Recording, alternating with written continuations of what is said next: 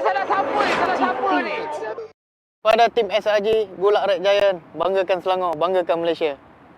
Champion juara wakil Malaysia di fight for N6 in Malaysia. Keunggulan ianya tidak hadir dengan mudah. Ia tidak menunggu sesiapa dan ia tidak memilih sesiapa. Keunggulan adalah potensi hebat yang tersembunyi dalam diri. Seperti benih yang menunggu masa untuk bercambah, sedia untuk mekar hingga berkembang indah.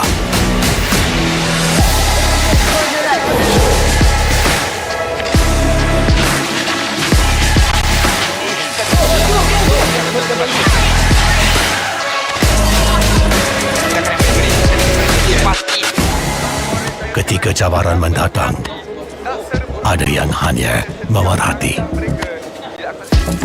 Kekuatan sebenar lahir dari dalam diri. Dibangkitkan oleh jiwa yang menyokong teguh tanpa henti. Kadangkala, saat kita rasa jauh.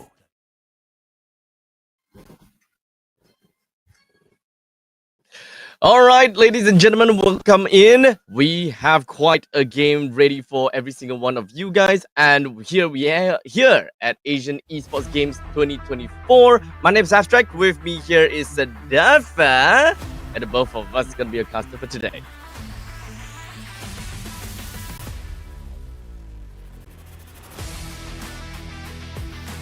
Once again, we're back here with you, Abstract, to witness what we are going to be seeing here today, right? By the end of the day, we will officially be crowning a champion for the Asian Esports Games Team Women's MLBB tournament. It has been a long journey this whole time, but it is finally coming to a close. Indeed, we are here at the final day. As such, we will be watching all 4 games run it down. And I gotta have to say, today is gonna be crazy, right? With the winners final that we're gonna have to watch, and then followed by the lower brackets. The lower brackets, I believe that we'll be looking at the semi-finals, followed by the finals, and then the grand finals itself. By the end of today, only one team will be crowned as the queen of Asian Esports Games 2024. Which team would it be? Because at this point in time, Philippines and Indonesia, the both of these two regions are at the top spot, waiting to be seeded into the grand finals. We've only got a few teams left here, and they are all true contenders among the entire Asia region. And like you mentioned, Abstract, we're going to be starting off with our upper bracket finals. Of course, we've got Philippines versus Indonesia. The winner of this will be able to go directly through to the grand finals itself, which is going to make life a whole lot easier. They're not going to have to drop into the lower bracket and face off against another team just to make sure they get to that spot. So both these teams going to be working their hardest to make sure they claim that direct ticket. Exactly. So the very first game itself, we are already going to be watching Philippines and Indonesia. And just so you guys know how they have gotten themselves all the way to the upper bracket finals, let's talk a little bit about this, right? Because it does seem as though when it comes down to Philippines, they did manage to find themselves with a little bit of a hurdle in the upper bracket semifinals, almost at a point of relegation against Cambodia. And Cambodia is definitely going to be a strong team that without Cyclops, gold lane, Odette, mid lane, all the kind of funny jazz, but it's a bag of party tricks, let's be honest here.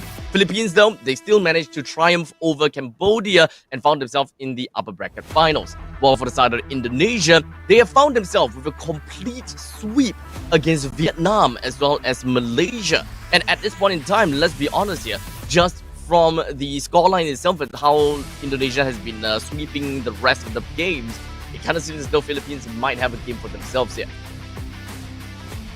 Yeah, and I think we've been able to witness a lot of really surprising things here, but many of the remaining teams are I think what fans would have expected to have been here towards the end of the competition, with I think one being the most obvious exception, that being Team China, a region that is very, very new and fairly fresh in the MLBB scene, and yet has been surprising us, not just in the women's tournament scene, but in the men's as well. I really I'm curious about how far they can actually make it, right? Philippines, Indonesia, they've been around a long time. Cambodia, also quite a wild card, can be a team that you really don't expect, but really catches you off guard when you do, right? But China has taken down some really notable MLBB mainstays, right? Even my country, Malaysia, we ended up dropping to them yesterday. So, we gotta give them some respect, This is a team that's done up their work. Yep, honestly, I think that a lot of us can very confidently say that China, even though they have entered the MLBB market only pretty late and pretty recently, they have done a fabulous job at dominating today's tournaments. Even though they did get seeded down over to the lower brackets, they still found massive amount of success down on the bottom side. Now, before we even we're now gonna be jumping into the draft right after, kind of like painting a narrative for you guys about the entire Asian Esports Games 2024. Here we have the very first game between Indonesia versus Philippines in a best-of-3 fashion with an Angela, Mathilda, Jusin, as well as a Su Yu Ban.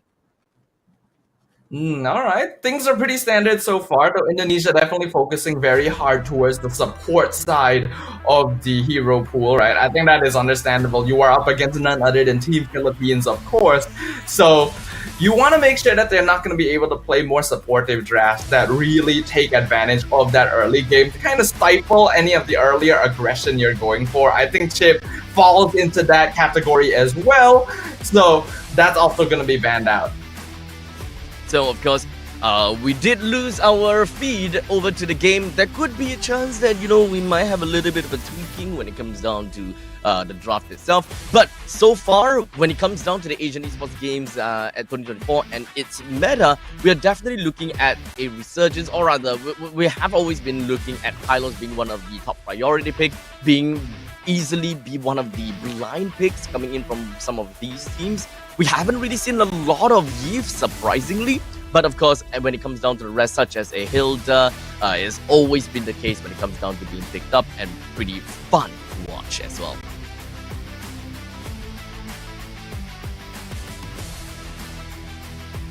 As such, it kind of seems as though we've got Chip that will be the third ban from the side of Indonesia. Philippines definitely going to be pondering a little bit, and there we go. It is going to be a Hilda. I'm actually kind of surprised at the lack of heroes like Eve, for example. But yeah, Hilda also going to be focused down on the side of the Philippines here. So with Susin, Suyo gone as well, we're not really going to be seeing any of the more notable power picks straight up. But yeah, like you mentioned, Abstract, I think with safe picks like Hylos and Datot are still going to be very, very popular. We do see options like teams going for junglers very early on as well, such as Alpha, because he is fairly safe in the meta right now. But outside of that, we don't typically see a lot of variation in the first opening. And yeah, as we expected, that's going to be the high-low start for Indonesia. Yep, nothing too out of the ordinary, I gotta have to say. Yeah, and typically when we see that if Hylos has been kind of like a B1 pick, it's relatively fair to say that R1, R2, we will always want to see a alpha based on the fact that, this Hylos needs to die, right? The amount of true damage that an alpha is able to dish out has always been pretty darn annoying. And Philippines picking out that Gacha is very good utility when it comes down to the AOG, great follow-up and counter-engage, and of course, it's a very good answer over to the Yves, which will now be a threat over to the side of Indonesia in the very event that they decide to pick up on the Yves. And now, unfortunately, they have to think about it again. Ladies and gentlemen, we are looking at the Kadita from the side of Philippines. Once again, Amores has been playing a great Kadita right off the start with a double revitalized tech, and I think that this is exactly what Philippines will want to go for in this game against Indonesia.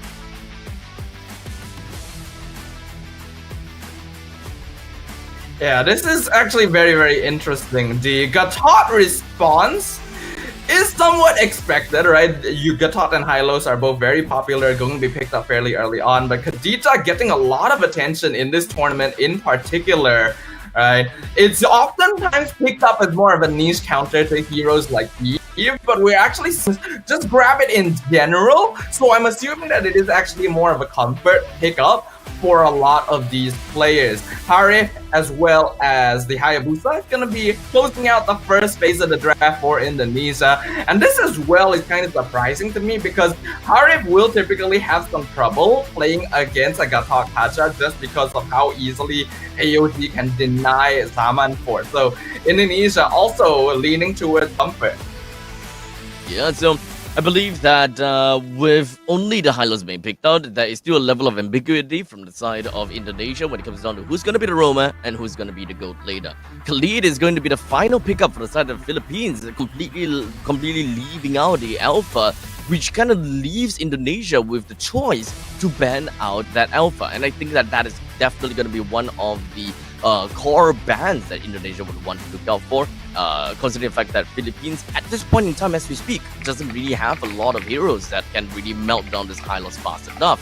Alpha, 1-1, two of these are very likely gonna be a very popular pick for the side of Philippines that will be at the top of their head. Yeah, I think so far the drafting is making quite a bit of sense. The Jawhead being removed as well, just to make sure that Indonesia doesn't have too much straight up early game aggression that the Philippines might have difficulty handling. Having the Khalid on their side as well means that Hayabusa is definitely going to get somewhat invaded in the early stages unless Indonesia can draft a proper mid-roam duo that can prevent the Khalid from being able to easily invade into their half of the map. There needs to be a little bit more lane priority, especially since Indonesia have got a very good idea as to who's going to be the mid laner, which in this case is going to be the Kadita. That means that they still have the option to pick out heroes such as an Aurora, Vexana. All of these are absolutely great in lanes in order to really just burst down these waves and just kind of get the ball rolling ASAP. Yeah. So far though, I do think that in terms of the hero pool we're seeing here in AEG, it is starting to settle around a certain degree of picks. While some meta options aren't getting a lot of spotlight, I think Fanny being the most obvious one, we are getting to see a little bit of the less common stuff. I think Kadita popping up in that mid lane, because up until now, it has been kind of standard, right? Even in the professional scene, where we will always see things like Vexana, Aurora, Eve, Valentina, also actually not seeing a lot of the light of day either. That's true. Yeah, the meta for this tournament is interesting. Yeah, so I would say that so far the players have been focusing quite a bit onto their comfort. Maybe a little bit different from the side of Cambodia did, because they have been whipping out a lot of different hero picks, and I think that is just absolutely hilarious and also very fun to watch as well. You know, Cyclops Golden, I absolutely hated that, but it's definitely a pain to watch. Considering the fact that they actually won that game. But moving on, Philippines, they have actually picked up a Ling for themselves. Well, Indonesia, a Ling, okay. I was definitely really expecting to see an Alpha, but hey, no, by all means. Yeah, I would have 100% expected something like an Alpha as well, right? You have a Hayabusa, you should be able to mess with him early on quite effectively. Ling does give away a little bit of that potential early game dominance, because the Hayabusa is the hero that you want to snowball on and should be able to do so quite easily early to mid game as compared to the Ling. But I do like to see it, right? It's definitely a hero that rewards displays of skill. Indonesia, though, going for the fair miss straight away to really prolong those team fights and even the Cho. So Ling has to be very careful about that way of the dragon. You know, there's quite a bit of a catch coming in from the side of Indonesia. They have very good mobility as well. So given the fact that that is a Faramis as well as a Cho, they are definitely going to be able to clear out the waves in the middle lane fast enough to kind of help and make sure that the Hayabusa will be able to farm in the jungle pretty much safe enough. As such, Philippines, because of the fact that they no longer have the alpha. They've decided to pick up a carry for themselves, and understandably, we actually don't see a lot of, not understandable, but weirdly, we don't see that much carry despite the resurgence of the Malefic Gun, especially since the Malefic Gun solves one of the more tricky problems from the side of carry in the late stages of the game, and that is going to be her range. You know, doesn't really quite have high ground and always have a little bit of problem trying to melt down enemies from afar. And the moment that you want to come into a fight, you are actually pretty close to the opponent's front lines where you might just be beaten down immediately. Yeah, I think it's generally because even though carry benefits a lot from Malefic Gun, there are a lot of gold lane heroes that benefit even more from it, alright? So that's why we see them being a bit more meta overall, but carry is still always a reliable fallback. Without further ado though, this is going to be game number 1 with Indonesia on the blue side, Philippines on the red side. Upper bracket finals. The winner of the series goes directly to the grand finals. Right off the bat, it does seem as though both Indonesia as well as Philippines, they would want to get themselves the lane priority in middle lane as much as possible. When Indonesia, both of their EXP laners are getting out of their lanes fast as well. So without further ado, with El Puerto is going to in first. Yep, El Puerto also going to be taking quite a lot of damage here. Change. Vivian on this show has already shown that she is quite capable on quite a high mechanic hero, and this is a hero that can do quite a lot of damage early on as well, so gotta respect that. Yeah, just right off the bat, it doesn't seem as though Indonesia, they want to be so overly aggressive. I mean, definitely great to see that they are just trying to ensure that Amoris would not be able to kind of wave clear fast enough with the Ocean Oddity as well as Breath of the Ocean. Ogi Shadow Kill on Vivero, but Revitalize will keep her alive quite easily. I think Indonesia expects they're not going to be able to get easy kills early on, but the more pressure they put, the better it's going to be. And just moving on forward, 1 minute and 50 seconds into the game, El Puerto makes his way down to the bottom lane. Yup, Purify forced out on Shell already, and that is going to be first blood. Perez, one final last hit, going to be landing on the heart. Vival coming in, does not have the Ogi Shadow Kill, sadly. Otherwise, that could have been a double kill. It could have been, definitely, especially since the turtle has just spawned up to the top lane. If the kill actually landed on the El Puerto, that is a crazy amount of shift that will be going into the hands of Indonesia. But unfortunately, that's not going to be the case. Philippines will still have got themselves a pretty good lead onto, or rather, a pretty good priority over the turtle all around, with only the Highlands just trying to defend it.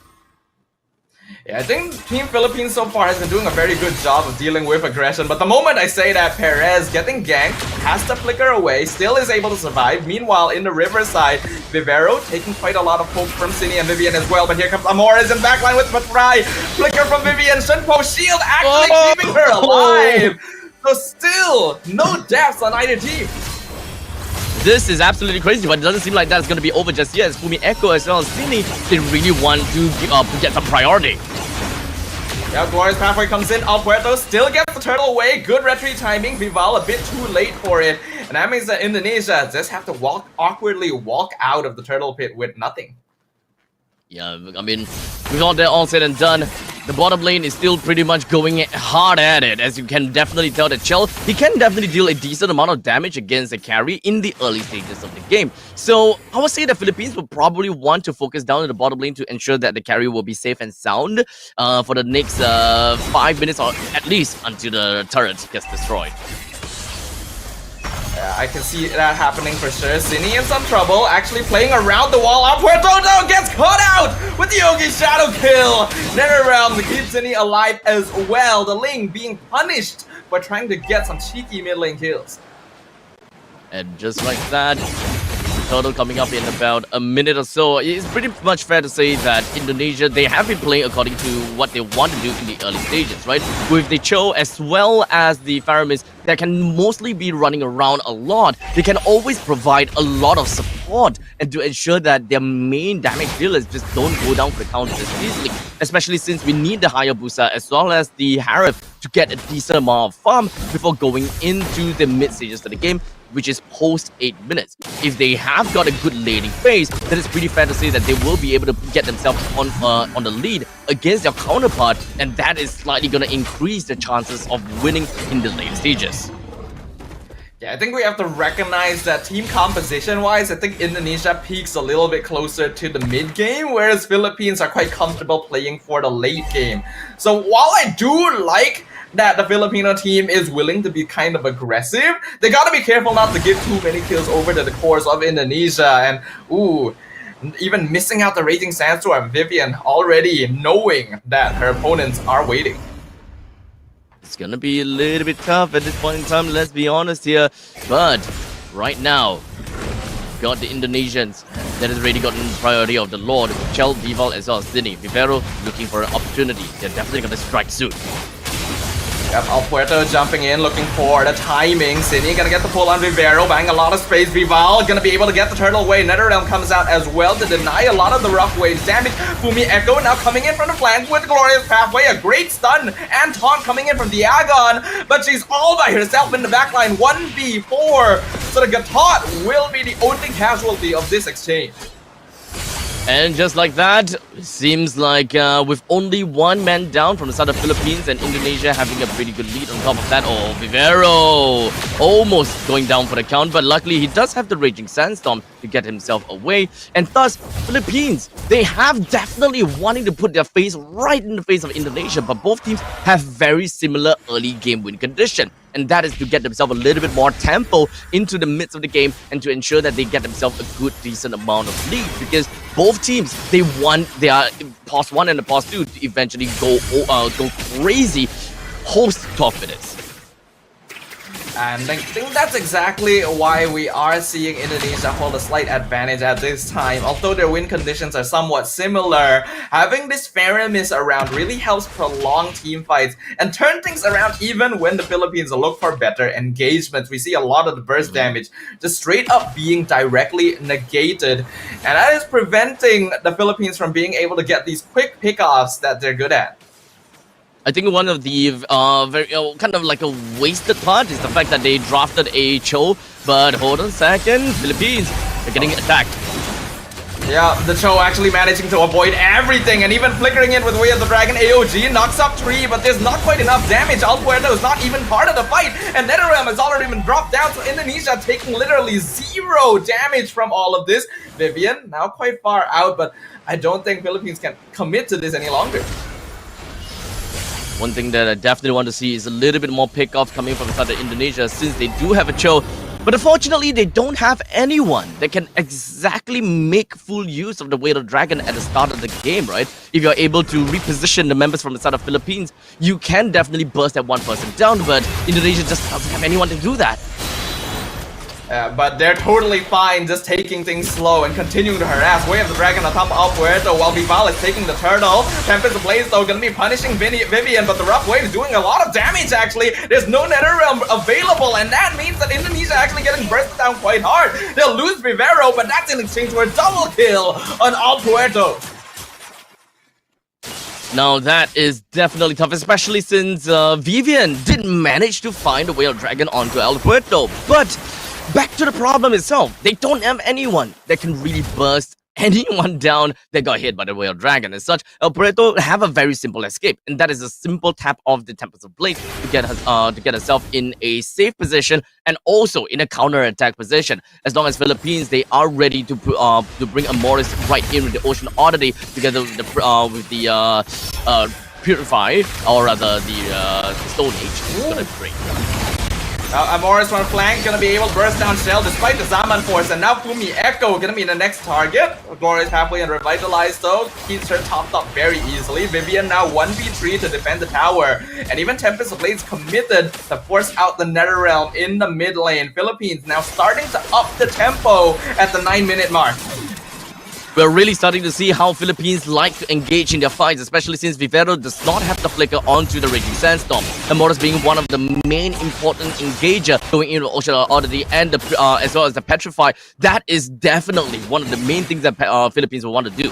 Bushwhack and just ensure that they catch the opponents completely off guard. As such, it is definitely going to be the brushes that will be their territory. The moment that they give Indonesia any form of control in these brushes, they, Philippines themselves, lose a massive amount of lead on as to how they would want to pick off the members from the side of Indonesia, and perhaps in this case, even on how they can start a fight. Yeah, both teams are actually surprisingly capable of going for ambushes, but I do believe Indonesia is a little bit better at just straight up team fighting due to that nether realm. That's why, like you mentioned, Abstract, Philippines cannot afford to give up surprise advantage. They gotta use flanks and angles properly so that they can bait out resources before fully committing to a kill. Especially since Kadita, oh, hold on a second, almost managed to find something on the shell, but there is a purifier that's gonna be immediately popped, but that's not all. Amoris. Now Fumi Echo with the glorious pathway trying to cut them off, but Vivero buying a lot of space and time. AOG on 3 members, Netherrealm and Revitalize all the way out, but Philippines still surviving all of it with our quicksand guard out from Vivero. The lanes are going to be popping out, killing spree for El Puerto as they're juggling power aggro beautifully on the Filipino side. Indonesia not being able to take the fight inside the own half of their map, but now the Summon Force comes out. Vivero finally punished for staying around a bit too long. Philippines, this may not be where you want to stay, and now Perez gonna be caught out by the beautiful flicker timing to avoid the Yogi shadow kill and disjointing it away. El Puerto jumping in, looking for the kill on Vival, but gonna lose her life in exchange. Shut down for Shell. Fumi Echo running away from Amores, also going to be able to escape. Philippines overstaying their welcome. Simply fascinating. Coming in from the flicker from the side of Paris. Didn't go down at all throughout the entire engagement with a very well-timed flicker, but Diagon decides to go in an AOG? Diagon's trying to delay this lord. He wants to buy time for El Puerto, but we have the dragon now onto Perez. Oh, that's a lot of damage right there. Ghostbusters finishing off Perez on the carry, and now the rest of Team Philippines being chased down. Mega kill for Shell as they continue diving into the PH side of the map. El Puerto able to get purple buff at least, but tempo and momentum has definitely shifted. There's definitely a very strong front from the side of Indonesia. They may definitely have a little bit of problem when it comes down to singling out people and getting the burst damage in the early game, but we have just ended 12 minutes. And this is where the Harif will definitely get a little bit more damage as compared to the counterparts of Carry, since Carry requires a lot more items before she's able to do anything remotely useful, being the Holy Trinity. While as for the side of Chell that's playing as the Harif, all you realistically really need is the Feather have happened, as well as the Stallium Scythe. And from that point onwards, your Stallium Scythe would do so much true damage. Vivian trying to get away with the dragon, uses the flicker, not quite the angle she was looking for though, and that means Philippines can chase her down and punish Vivian for that attempt. So the Lord still gonna be pushing up against them down in the bottom lane. Glorious halfway comes out from Fumi Echo once again. AOG gonna miss, unfortunately. Good positioning by the Indonesian side. Vival clearing up mid lane. The Philippines still gonna be able to hold on to all their structures. And just like that, with about a few more minutes to go until Perez gets all the farm that she needs in order to really just burst down this Hylos, because so far, Hylos has been really pesky and very difficult to take down despite only having a single Revitalize in the composition itself. Both Indonesia as well as Philippines, they are very front line heavy, and as long as they are able to find a way to just deal with the front lines, it will always be a problem solved. While both teams, they have answers to deal with the back lines. I'm honestly impressed at the retry timing from El Puerto though. So far, still been able to secure her purple buff despite the attempts from Team Indonesia to make sure that she does not have it.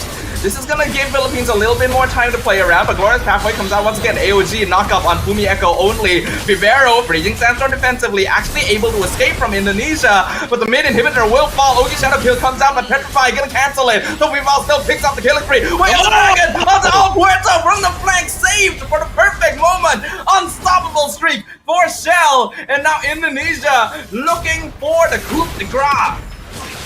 On Honey's side, probably not the best idea to go for the Tempest of Blades on the Joe.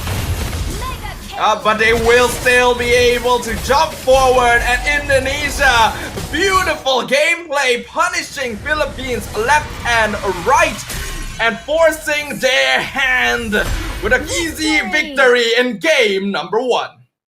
You can definitely see and tell the difference of when Indonesia found out that they have the power spike already. They have an internal timer that they told themselves, we need to play safe. and we need to play past them all the way from the start until I believe that it was about 10 minutes into the game.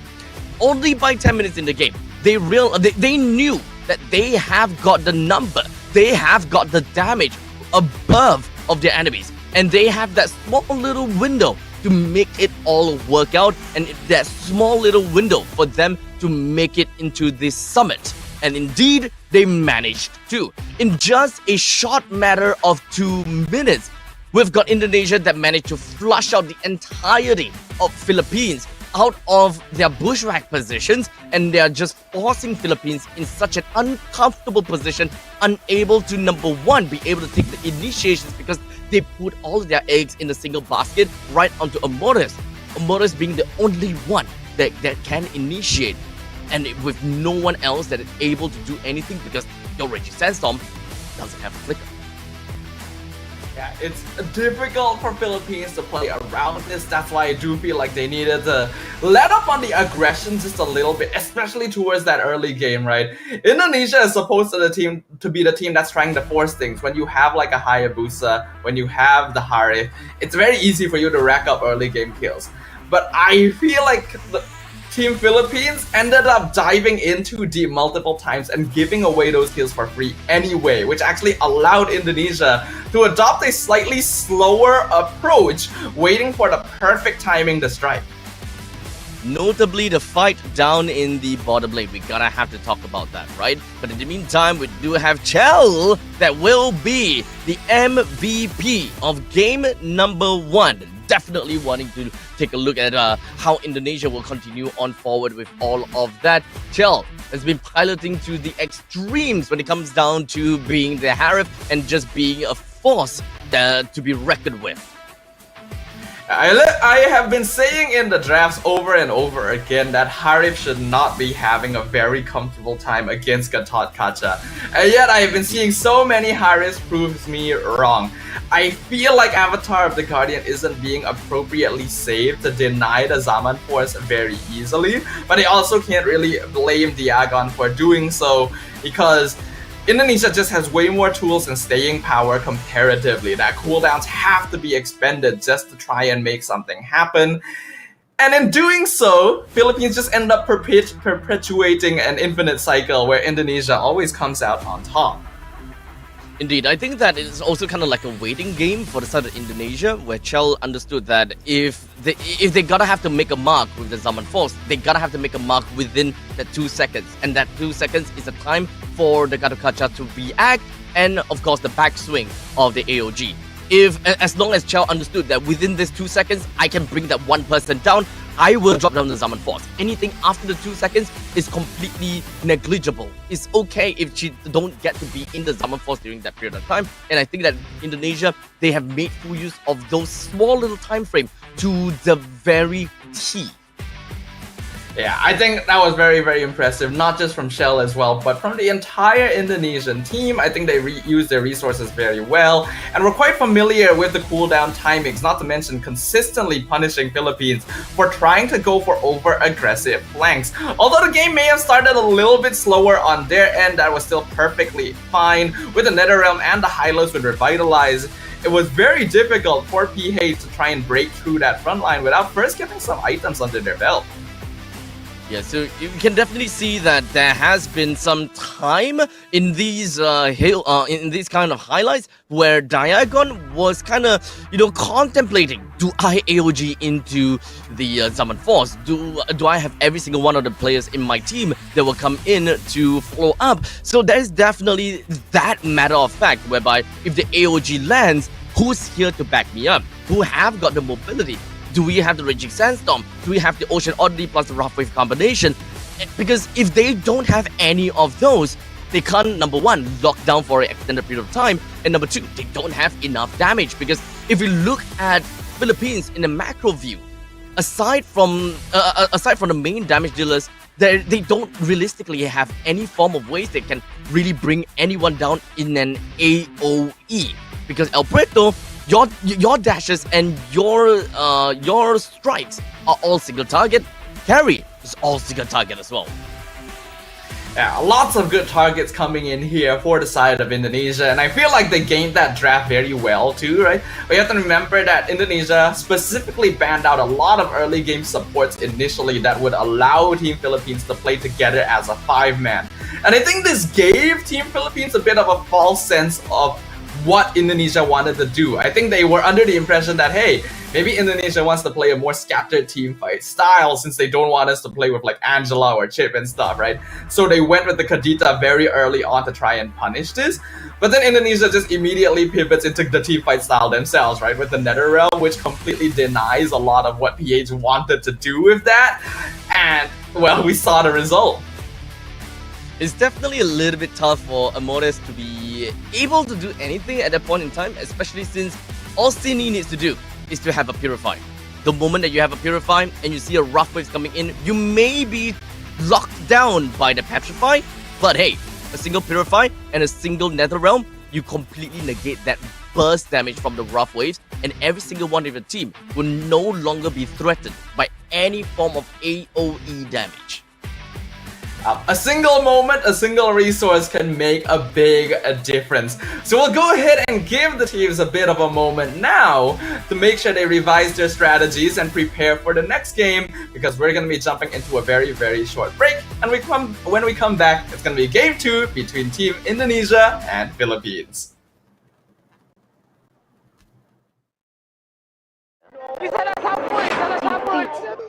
Pada tim SRG, Gulak Red Giant, banggakan Selangor, banggakan Malaysia. Champion juara wakil Malaysia diri. For N6 in Malaysia. Keunggulan. Ianya tidak hadir dengan mudah. Ia tidak menunggu sesiapa. Dan ia tidak memilih sesiapa. Keunggulan adalah potensi hebat yang tersembunyi dalam diri. Seperti benih yang menunggu masa untuk bercambah, sedia untuk mekar hingga berkembang indah.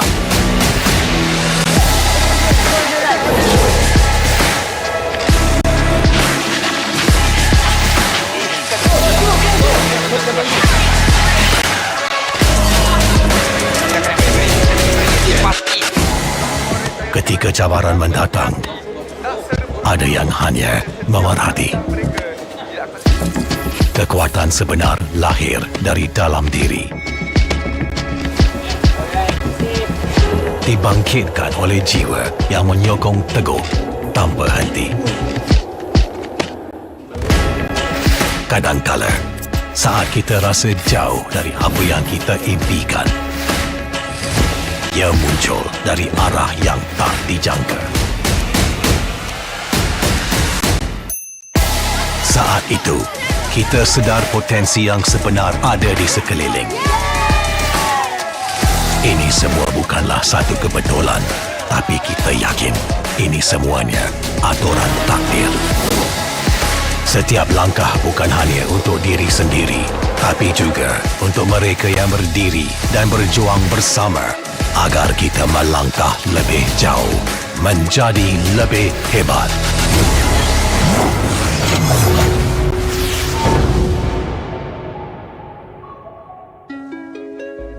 Bangkitlah rakyat Malaysia. Kita bersatu menyokong sepenuh jiwa demi jalur gemilang kebanggaan negara. Tiba masanya untuk menjadi greater than ever.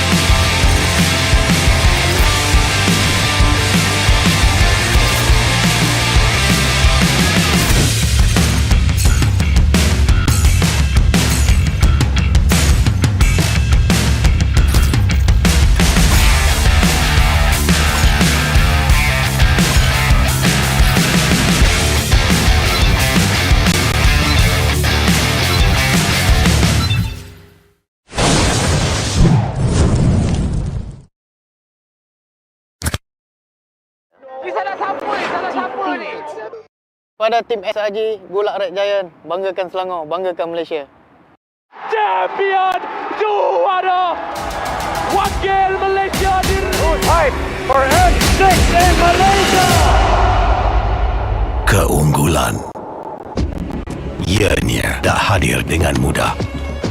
Ia tidak menunggu sesiapa dan ia tidak memilih sesiapa. Keunggulan adalah potensi hebat yang tersembunyi dalam diri. Seperti benih yang menunggu masa untuk bercambah, sedia untuk mekar hingga berkembang indah.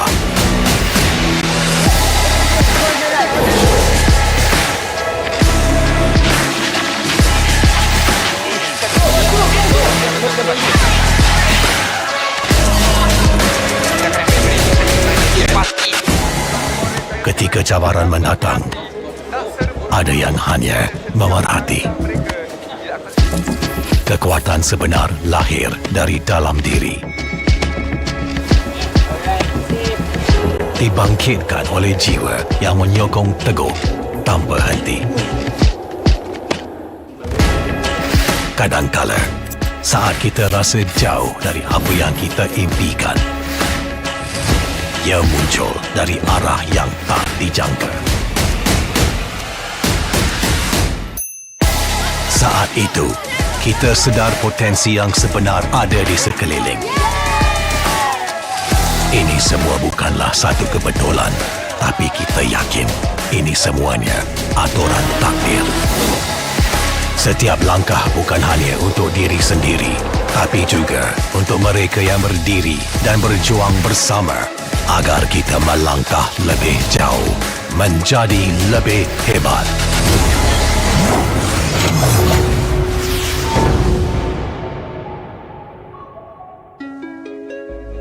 Bangkitlah rakyat Malaysia.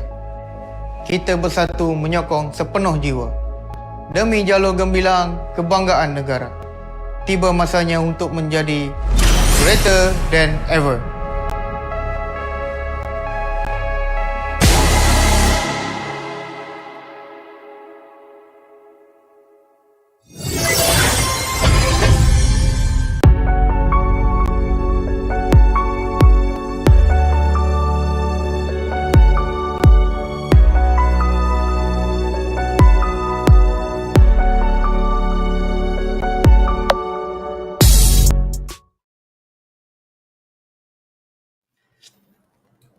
After an impressive performance in game number 1, Team Indonesia currently stands 1 game up against their opponents in the upper bracket finals here in the Asian Esports Games Bangkok. It's time to see whether Team Philippines will be able to bounce back as we jump straight into the draft for game number 2. So, excuse me. Now, we've already gotten the first 3 bans from both sides with the Angela, Matilda, Chip.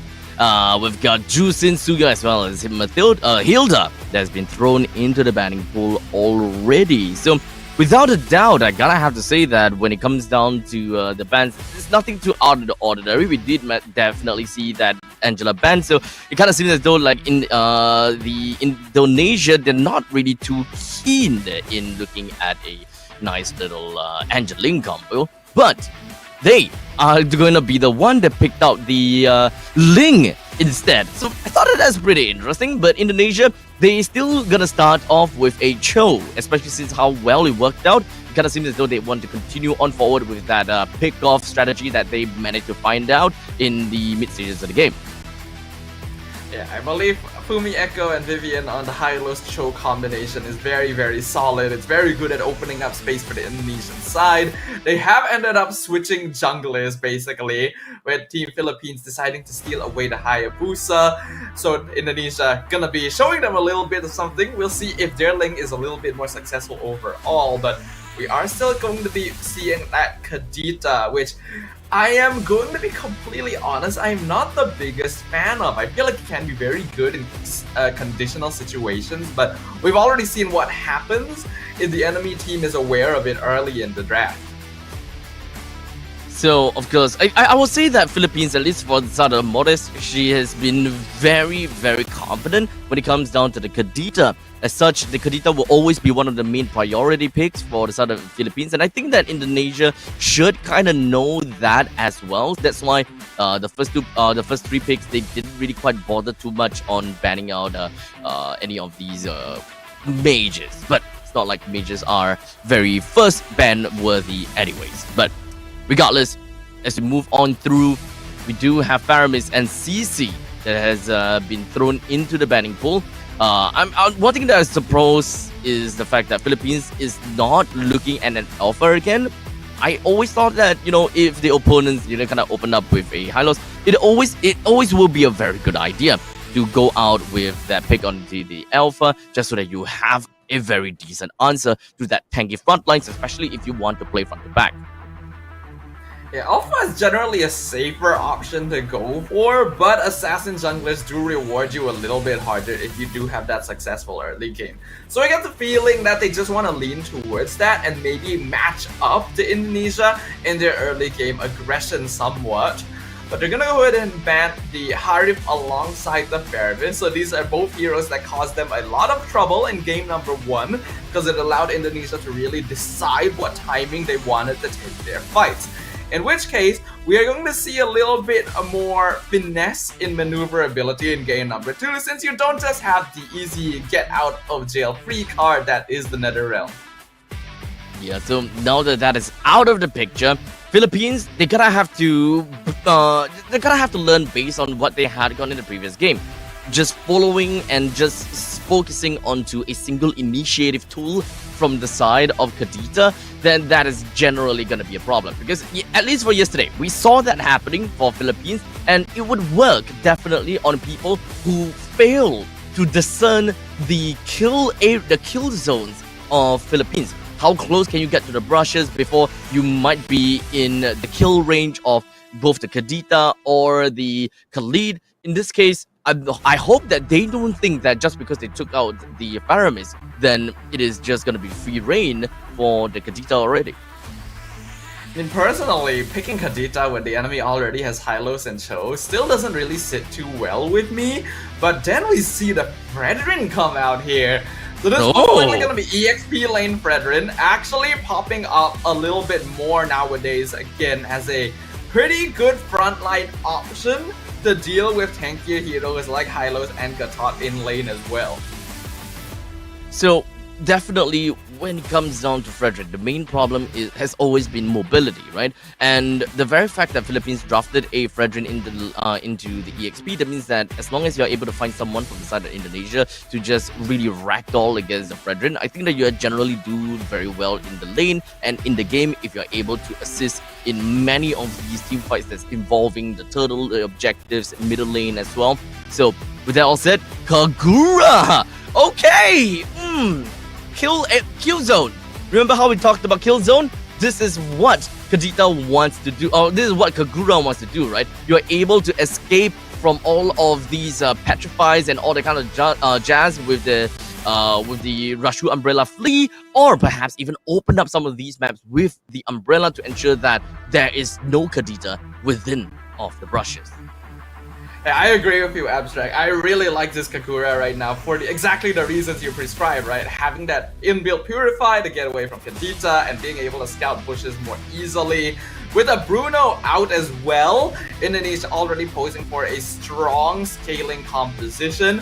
So Philippines have to be able to match that somewhat. We do see the Clint. So that at least is a hero that won't get bullied too hard by Bruno in lane. But it's also quite an easy target for Ling once you get later on into the game. So this is going to be a tricky one for Team PH. Yep, I'm not too sure how this game is gonna look like because both teams, they kind of have almost a similar kind of win conditions, except for lane priority. There's definitely a differing option when it comes down to Indonesia with a stronger lane priority. They have very good answers to the threat, the solar threat coming in from the opposite side. And to make matters worse, at least for the side of Philippines, is that they are still loving the double revitalized tech. So Diagon doesn't have the flicker that he can connect his taunt with anymore. He's all about survivability together with Vivero, but I'm not too sure if whether Philippines have got that AOE damage to really make full use of that beefy front lines and just healing for the back lines. Yeah, I think Team Philippines in game number 2 really need to try and focus on their mid trio specifically, because All Puerto is really the best player that you can maybe make something happen on early on, right? And if they're not able to do so, Indonesia just straight up has so many tools for getting away from ambushes. So the pressure is on here for Team Philippines as, already a lot of poke being done by Cine and Vivian. Yeah, you can pretty much see the Vivero. At least she does have got a quick stun guard, so moving around is not going to be too big of a problem. Now, Diagon, we talked about this, right? Diagon doesn't really quite have got a very good wave clear capabilities, especially since you're going up against a Hylos as well. Both of them are equally tanky. The only problem and the only difference is that when it comes down to Hylos, he does have got a Ring of Punishment that can clear waves very effectively, which will kind of push and force Diagon to be stuck in the lane. It means that Fumi Echo will be able to unlock herself from EXP lane a lot more easily and just generally has more mobility overall. Diagon on the Fredrin can actually be fairly sticky, right? Because Fredrin, the taunt is quite spammable. But Indonesia has so much mobility that the only real target that Diagon's going to be able to lock down is Fumi Echo most of the time.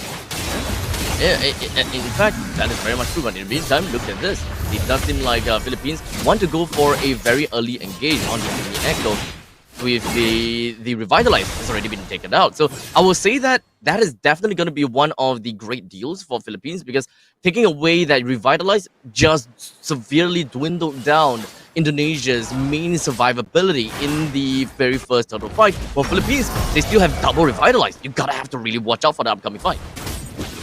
I like that Cine is even invading into the jungle alongside Vival here to try and steal the buff shell. Oh! Single hit! A beautiful trade happening between the gold laners as Shell somehow survives, sets up the kill for the rest of their team, but the Ogi Shadow kill, Al Puerto gonna be able to do an eye for an eye here and pick up Vival. And now Philippines, when it comes down to El Puerto, level 6. While in the meantime, Indonesia, okay, she's at level 6 as well. But the main thing is, Vival did lose a life once, and that means that the purple buff is currently unavailable for the next few minutes. Yep, and that means that Team Philippines have a greater control over the turtle pit right now. Al Puerto going for the slightly greedy route, wanting to farm every single jungle camp before contesting it again. But I guess they can't really blitz it down with Fumi Echo still providing a vision. So despite the kill at a really opportunistic timing, they're not quite able to get a free objective yet. Total priority over to the side of Philippines. Indonesia very likely is not too interested in taking it. And if they really want to take it, they're gonna have to wait for the purple to be taken down. Look at all the cooldowns being wasted on Fumi Echo. They're using literally every single ultimate on her, and they'll finally take out the Hylos. But what do they have left? Here comes Vival. Tempest Blaze comes out. Vivian also dropping very Al Puerto with the double, with the triple. That's the Hayabusa picking up 3 members of Indonesia. And Al Puerto surviving City's attempt as well. The flicker out of the Kagura. But she the Cyclone's Eye! Not gonna let this go. That is going to be 4 kills for the Filipino team. A series of unfortunate events. I gotta have to say that was painful. When it comes down to Indonesia, number 1, okay, maybe it's not exactly unfortunate events, but it was Amoris. Amoris, very, very comfortable. You can see that she timed the Breath of the Ocean perfectly. Perfect timing. So when Vival were to land on the Tempest of Blaze, and after going for the very first sword with the Defiant Sword, she's gonna be blasted up into the sky, and that was just perfect, perfect position from the side of Morris. While in the meantime, man, Cine wasn't able to get away with that Cyclone's Eye. Slightly misjudged the thickness of the wall. It is definitely a scalable wall with the Cyclone's Eye, but probably not the right angle. Now Vivian being caught out yet again. Unstoppable streak now for Al Puerto. 5-0 on the Hayabusa. The last thing you want to see if you are on Team Indonesia's position. Glorious Pathway comes out. Turtle being contested. Fumi Echo trying to stop Al Puerto from being able to get another one. But the Hayabusa immediately jumps onto the Kagura. Oki shadow kill gonna be shared around. Zinni actually jumping away from the breath of the ocean. But for how long? Turtle's been secured by Indonesia. But Philippines still healing back up. And Fumi Echo left all by her lonesome. Praises Wrath. Not able to find it. Actually finds the double kill. And the shutdown on Al Puerto. Very worth it for Fumi Echo. And you guys may think that the Ring of Punishment deals no damage, but hey, let's be honest here, the moment that you let Fumi Echo that high loss to stay alive for more than 5 seconds is gonna do quite a number to you. And now Vivero in a lot of trouble, went way too far to try and chase down Shell, and got punished by Vival's very opportune arrival. It's definitely a tough match over to the side of Indonesia this time. The roaming trio from the side of Philippines is definitely finding a lot of dividends with the greatness of these mobility. Honestly, I'm kind of surprised with the fact that Zinni have yet to find too much value out of picking up that Kagura. Haven't really been able to escape from these tough fights with the Rashu Umbrella Fleet, and perhaps even some of these crazy amount of burst damage that Zinni might be able to find. But hey, maybe just give her 2 more minutes and we should be able to see a little bit more of that. Shell able to get a free tower up top against the Yagon, but this is actually a very good timing for Team Philippines. Al Puerto just finished her Sky Piercer, and this is a 5-kill Hayabusa. It's gonna be quite easy for her to continue racking up those stacks unless Indonesia is able to stop that momentum. Otherwise, this is gonna be quite a snowball. As we can see, Philippines, they have got the priority over the lanes and they really want something here. Now Raging Sandstorm, multiple ultimates being spent. Shell, despite the Purify, not able to get away as she is just being ganged on. But here comes the rest of Indonesia. Zinni can be able to pick up on Morris as Perez has to flicker over the wall. Glorious Pathway comes out, slowing down the Philippines retreat. But Indonesia also taking a lot of poke damage. Diagon and Vivero actually very hard to take down. And Al Puerto from the flank picks up the first Sky Piercer kill, catching Zinni off guard. Now they're gonna look at things from the Philippines perspective. Double revitalize onto Fredrin is actually pretty nutty, especially since you have a lot of health to work with. You can keep healing up your health and it doesn't even deplete the gray health that you have gone, and you'll just be stacking up the gray health like crazy, like as though you have a Guardian helmet already. So honestly, as long as Philippines is able to land that Appraisal's Wrath will end up being one of the key ultimates that will be able to deal crazy amount of damage to an AoE effect over to the side of Indonesia. So Philippines, they gotta have to find a way to really lock people down all in one fell swoop, and for the Breath of the Ocean plus the Petrify combination, you gotta have to make magic work during that short amount of time frame. Yeah, so far, I think we're seeing a much better performance in Team Philippines in game number 2. Even though Indonesia should have a lot of tools for escaping from engages, BH is understanding that they can't. Oh, hold on, though. You had a Oh! beautiful timing from Vivian with that Way of the Dragon. Hayabusa not able to survive that one. Damn, oh damn. Vivian. Absolutely crazy onto the choke. And I don't think that that's going to be the end of it from the side of Vivian. Yeah, Fumi Echo in a lot of trouble. Revitalized, though, keeping her alive and even dodging the Raging Sandstorm. Amora is taken out by Zinni with an ambush in the backline. And Shell finishing Vivero off. Just 3 members of Philippines taken out in quick succession. Really fast movements and fast thinking for the side of Fumi Echo.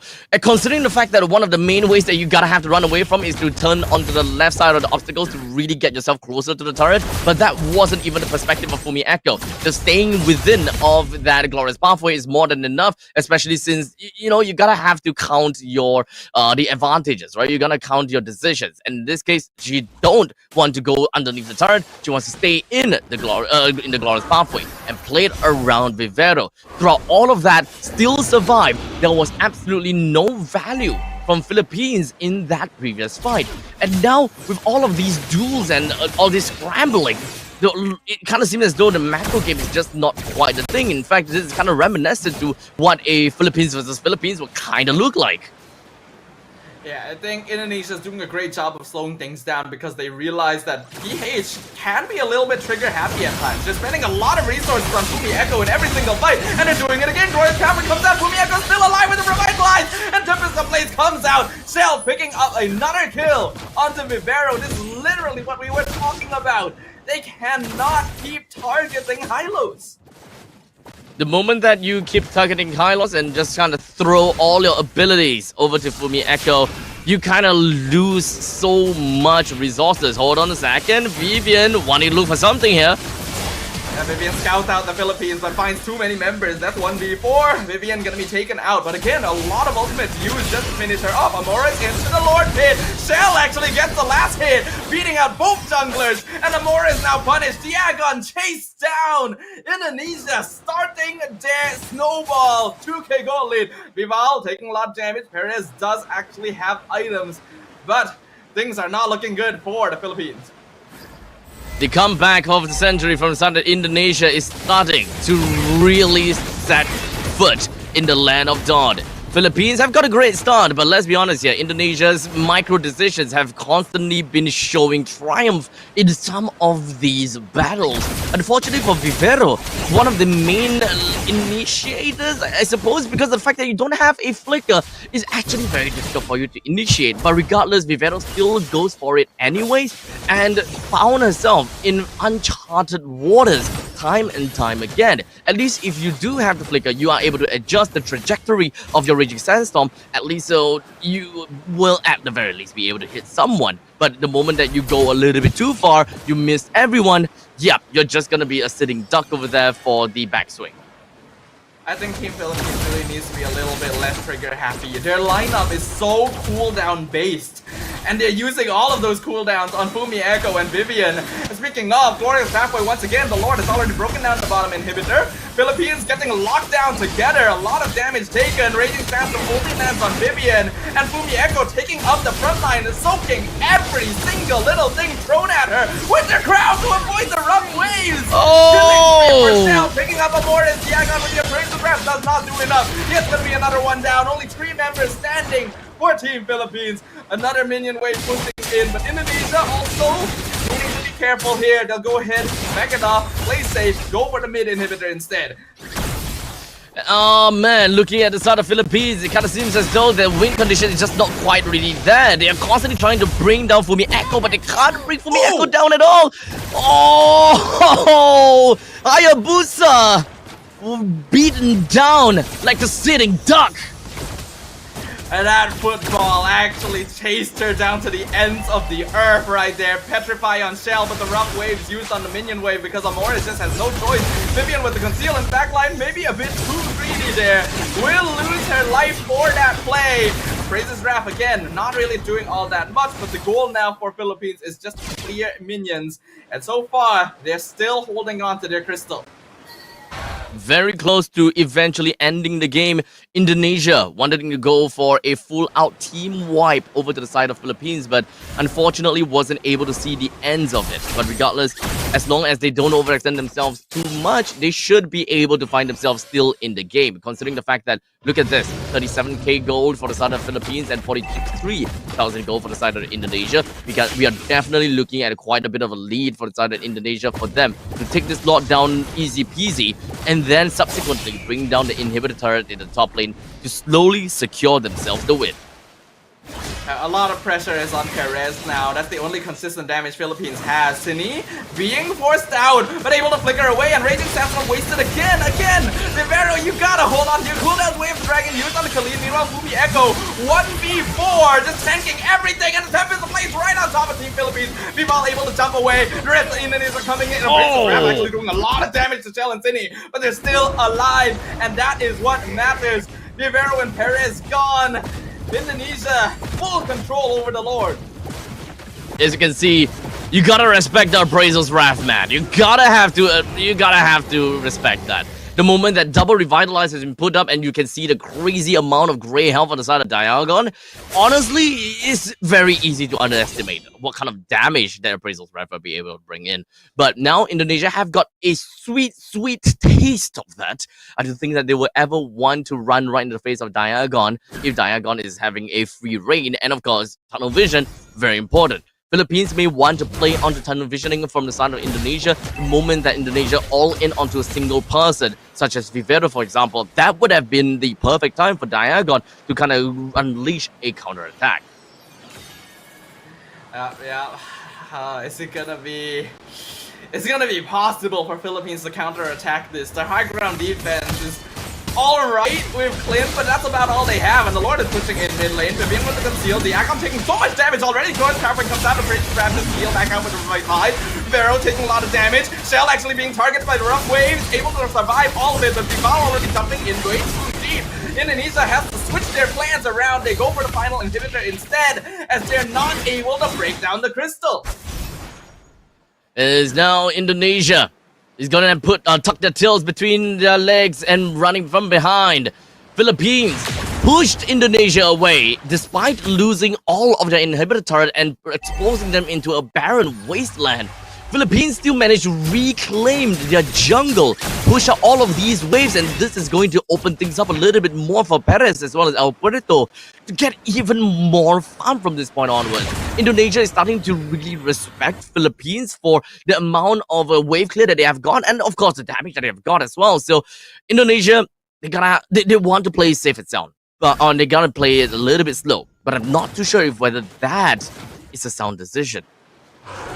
I think the best case scenario for Indonesia is just to continue playing as patient as they always have been, right? Because up until now, they've been able to win team fights consistently against the Philippines because the latter has just been spending all of their cooldowns before the fight even really starts. But in that previous one, because Indonesia tried to force their way through on top of the crystal, it allowed PH to use their cooldowns on more important targets.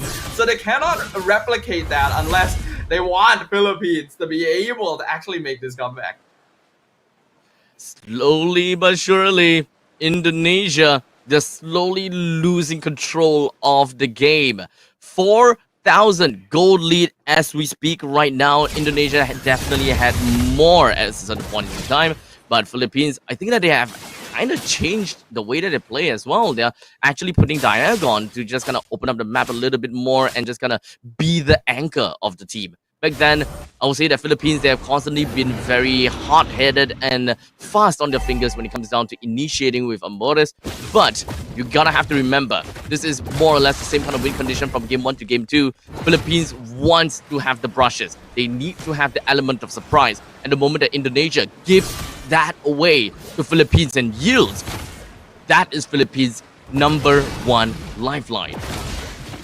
Yeah, I think Philippines, Amores especially, being able to find Shell in that previous base push really reduced the amount of damage they could have potentially taken. So if they're able to do that again, there is a perfect opportunity to make it back into this. Because all things considered, we're 18 minutes in, the net worth difference isn't actually that big. It's still possible to try and make this comeback, so it's gonna take a lot of finesse. As we now slowly see the slow pursuit of the Lord from both teams. Diagon really anchoring down and being that solid brick wall right in front of Indonesia. I would say that Vivero is doing the absolute same as well with the thick amount of HP that he has got. But of course, something's brewing. Oh! Flicker away of the dragon onto Diagon, right into the rest of the team, and the Ocean Shadow kill comes out, and already Shell has to back it off. Bival still gonna be able to secure the Lord away, and Cindy is in the backline with the Yin Yang overturn. Puerto bursted in an instant, and now Philippines can no longer escape. That's gonna be a double kill. Perez doing his best to try and survive, but look at how surrounded he is. Triple kill, Maniac! Oh my That's god! right. Indonesia wipes out the Philippines and takes the series and the upper bracket finals. Your first AEG Grand Finalist, ladies and gentlemen, is going to be none other than Indonesia. To win the game in 2-0 fashion is one thing. To win the game with the Lord completely unutilized is another thing. But to win the game 2-0, Lord unutilized, Maniac to Chell, that's a whole different thing, and a testament from the side of Indonesia to show that they are truly the Titans as they pose a heavy threat to every single team here in the Asian Esports Game 2024 as they stand top of the summit, waiting for the challenger to scale these mountains. I think anyone who's been following the women's MLBB ecosystem for long enough knows that the Indonesian women's team is one of the strongest in the globe, basically. And they are continuing to push that legacy forward. A 2-0 sweep in the upper bracket finals is a very shocking thing. And we can just see just how composed they were in that previous fight. An excellent display of skill as well by Vivian to start things off with the flicker way of the dragon. Shell, though, still going to be MVP 2 games in a row. It's tough to evade the MVP title, Shell. It's tough to evade that with that maniac to her name. Although we have got a definite title of MVP to the title, Shell, I still gotta have to say though, the team is absolutely phenomenal. And Vivian played such a crucial role in displacing the opponent's number 1 and being able to do an obscene amount of lockdown over to the opponent's front line, such as Diagon and Vivero, to make things so much easier for Indonesia to continue running right in like a double-decker bus. Unfortunately, I'm still not the biggest fan of the choice of going for the Kadita. Yes, there's times when you're gonna be able to burst important members, but if you ever fall behind, it's a hero that doesn't bring a lot to the table. And while I do like the option of going for the Fredrin EXP lane just to provide an extra source of frontline damage, I think Team Philippines really needed to kind of adapt their strategy and not just keep trying to throw bricks at a wall, because Fumi Echo and Vivian were tanking so much damage and so many cooldowns in every single team fight, which just left things open for Shell, doing literally almost half of the team's total damage by herself. And just moving on forward, as we do have the post-game statistics, there is definitely a lot that we could unpack. Now, I would have thought that Fumi Echo is going to be the one that have the most amount of damage taken, but surprisingly, it was actually Khalid. Now, I do really like what Philippines have gotten for themselves, but I gotta have to say though, Khalid might not be the best ideas if they are looking for a strong frontliner that is able to tank and also being able to engage at the same time while using the Revitalize. They gotta have to think about this again, right? They gotta have to change that game plan again. Do you really need that kind of mobility coming from the side of Khalid? Because in the early stages of the game, it did work out well, but it didn't really translate into anything. What I see is the main problem is the fact that they are unable to get their positionings right. And there is only one other EXP laner who doesn't necessarily need a flicker in order to find dividends in the ultimate. And that's gotta be a Terizla, with the innate passive to be so tanky and being able to have a faster gratification of lockdown. Terizla would have been a much better choice than the Khalid in both of these 2 games. I mean, we look at that with hindsight, but when you're in the draft itself, Khalid is still always going to be the safer meta opening option, right? Because of the way that he can be flexed. Terizla is always going to be EXP lane. Right? Always it's a EXP, bit hard to play in Rome. It's possible, but a bit difficult, and I don't think the teams are willing to risk that. I think the bigger issue is that they're not really using the Khalid effectively enough. Not to mention, pairing it up with the Kadita means that you are very dependent on specific timings. You're not able to invade the jungle as consistently as you would like against something like a Ling, which is giving Reval time to farm, and then you're not really able to effectively jump the backline because you're playing around with Fredrin instead of something like a Gatot Kacha. I think if you want to go for a lineup like this, and I think this is something all future teams playing against Indonesia need to take into account, that Cho may need to go. Vivian is actually cracked on it. I agree. Absolutely cracked. Like 2:4:3. We're finding so many of these Way Out the Dragon pickoffs that just puts the opponents in such on such uncharted territory.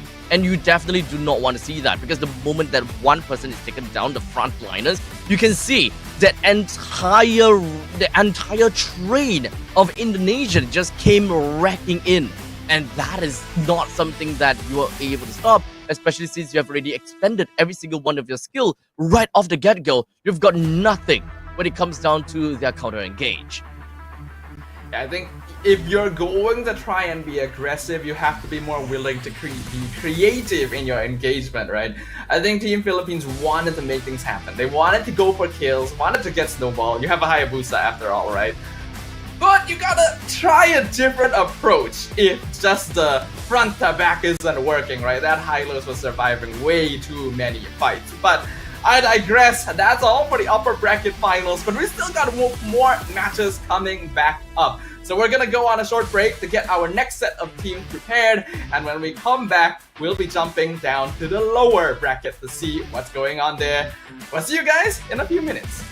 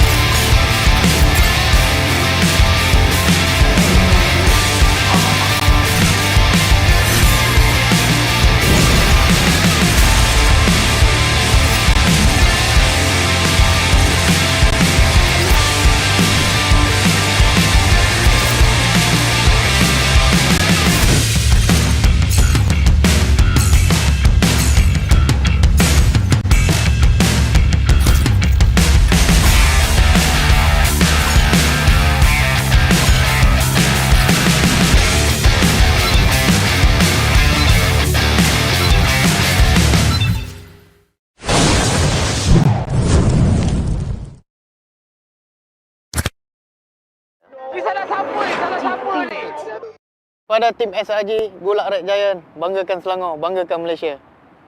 Champion juara wakil Malaysia fight for N6 in Malaysia. Keunggulan ianya tidak hadir dengan mudah. Ia tidak menunggu sesiapa. Dan ia tidak memilih sesiapa. Keunggulan adalah potensi hebat yang tersembunyi dalam diri. Seperti benih yang menunggu masa untuk bercambah, sedia untuk mekar hingga berkembang indah.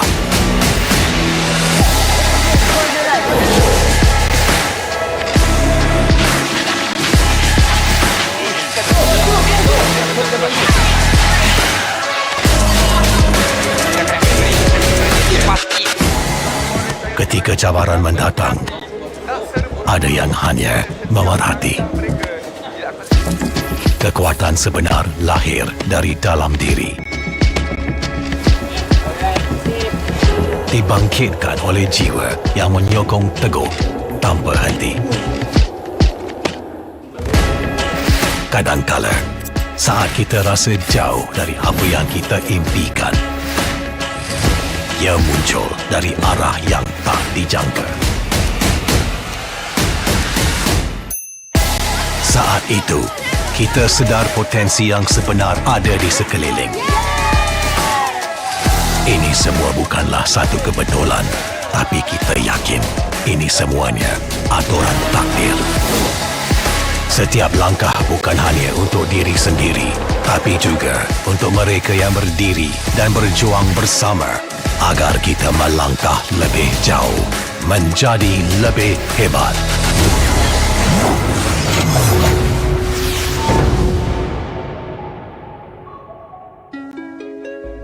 Bangkitlah rakyat Malaysia.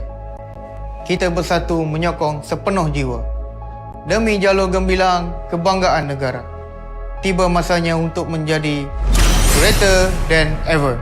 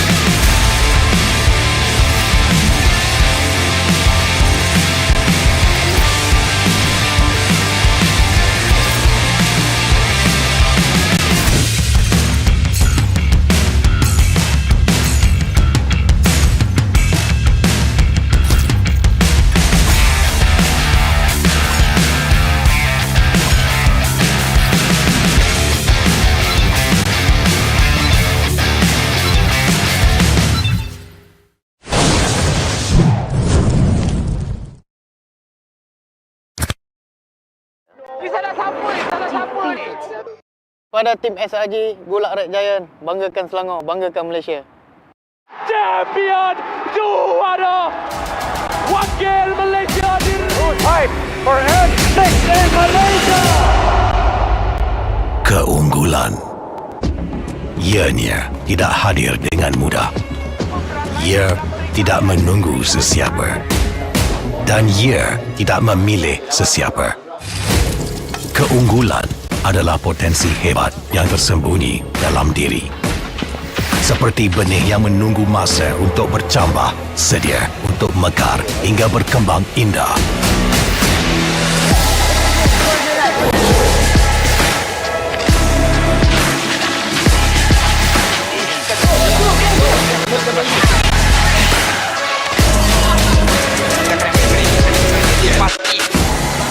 Ketika cabaran mendatang, orang hanya memerhati. Kekuatan sebenar lahir dari dalam diri. Dibangkitkan oleh jiwa yang menyokong teguh tanpa henti. Kadangkala, saat kita rasa jauh dari apa yang kita impikan, ia muncul dari arah yang tak dijangka. Saat itu, kita sedar potensi yang sebenar ada di sekeliling. Ini semua bukanlah satu kebetulan, tapi kita yakin ini semuanya aturan takdir.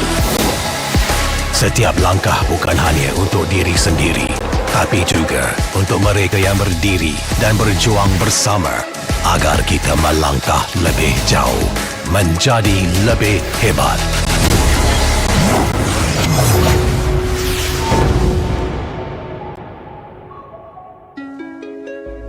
Bangkitlah rakyat Malaysia. Kita bersatu menyokong sepenuh jiwa. Demi jalur gemilang kebanggaan negara. Tiba masanya untuk menjadi greater than ever.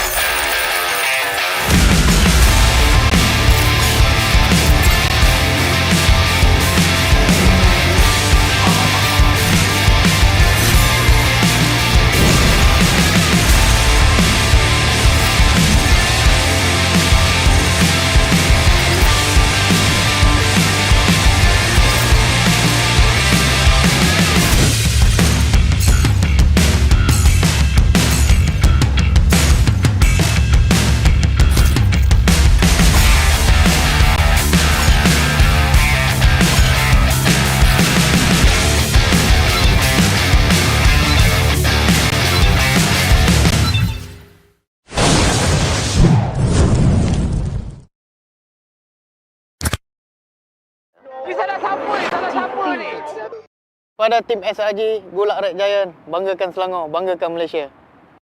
Champion juara wakil Malaysia fight for N6 in Malaysia. Keunggulan ianya tidak hadir dengan mudah. Ia tidak menunggu sesiapa. Dan ia tidak memilih sesiapa. Keunggulan adalah potensi hebat yang tersembunyi dalam diri. Seperti benih yang menunggu masa untuk bercambah, sedia untuk mekar hingga berkembang indah.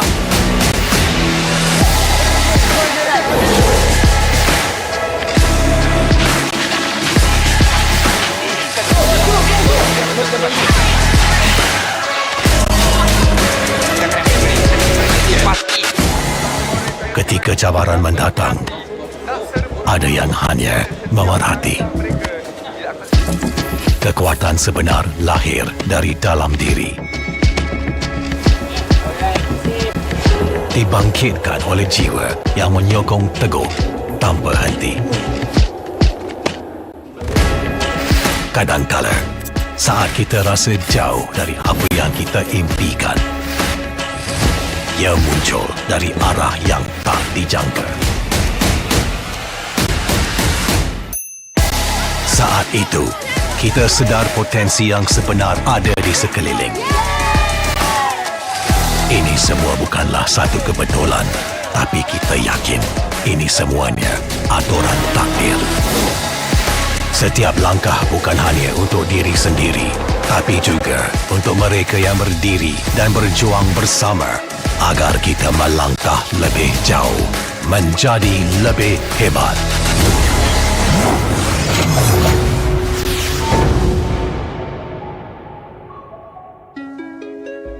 Bangkitlah rakyat Malaysia. Kita bersatu menyokong sepenuh jiwa.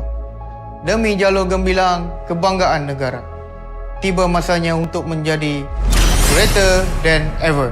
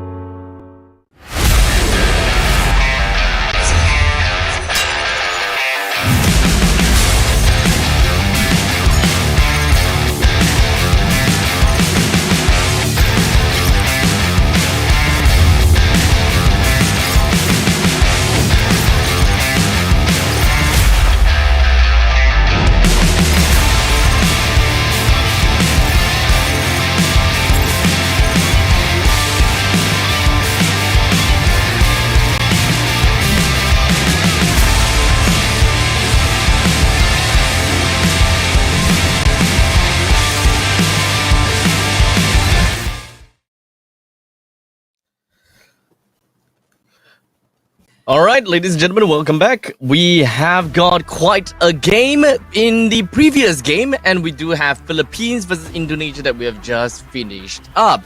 And of course, my name is Abstract. With me here is the and the both of us is going to be your caster for today's games. We're going to be looking at, I believe that it is China versus Cambodia. Cambodia, yeah. China versus Cambodia. Okay, so I need to be mentally prepared for what is about to come, because we all know what has happened yesterday. We don't have to speak about it any further. If they decided to pick out more rabbits out of the magic hat, then so be it. We just hope that is not a very specific hero. But regardless of all of that, so far we've got a great tournament thus far. Today is the last day for those people that have just came in. You guys are in for quite a show. As we have already concluded the first match, we will be looking at 3 more matches to go, inclusive of this upcoming one. And then what you have seen, or you can see on the screen, is Team China, which has been showing dominance in the lower brackets.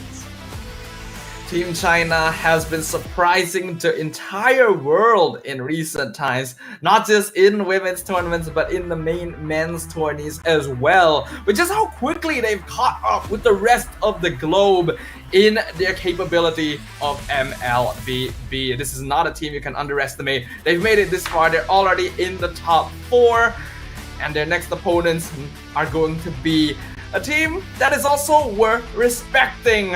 Also a region that has stood the test of time here in the MLBB ecosystem. It is none other than Cambodia. Honestly, I am afraid for what is about to come. Cambodia, although they didn't have that much of a very successful run thus far, as they did manage to get a 2-0 against Myanmar, but unfortunately not that well against Philippines. But hey, they did manage to get 1 point away from Philippines, and I think personally that is already a impressive feat going into the rest of the tournament. So these ladies, they are definitely going to be showing us one heck of a game today, and I'm not sure what the coach have got for us, but I am prepared and I am ready. I hope that we're ready, Abstract, because who knows what is going to be coming straight at our screens in this next matchup. As we all know, unlike the upper bracket finals we witnessed earlier between Philippines and Indonesia, this is a lower bracket match. That means that the loser gets eliminated from the competition in 4th place, and the winner gets to move on to the lower bracket finals, where they will be facing off against Team Philippines for a chance to meet Team Indonesia in the grand finals. So there is a lot at stake here. You've made it this far. You're in the top 4. You're this close to a podium finish. Just a little bit more. Just push it on for the final game to get the podium finish. Okay, guys? Or rather, girls. I am just looking to see what China has. Because when it comes down to Chokers has been a phenomenal jungler. And we have been seeing Chokers just going absolutely ham time and time again. And honestly, when it comes down to the lineup from China, they haven't been playing for all that long. Let's be honest here. When it comes down to the region, China hasn't been playing long, but they have single-handedly taken away Myanmar in a 2-0 fashion and Malaysia as well in a 2-0 fashion. Let's be honest here, we are all surprised. Yeah, like this top 8 in the AEG is filled with regions that have had extensive histories in the MLBB ecosystem. So seeing China, one of the newest regions to make it, get all the way to the top 4, taking down longtime mainstays like Myanmar, like Malaysia, is completely unexpected, but also a welcome surprise. Because we've always wondered about the potential of this country, of this region, and they are showing it full time. But of course, we have to remind you guys as well that right after today, when we've concluded the Asian Esports Games, the M6 Swiss stage for the M6 World Championship officially begins, and teams from all over the globe will face off to be greater than ever.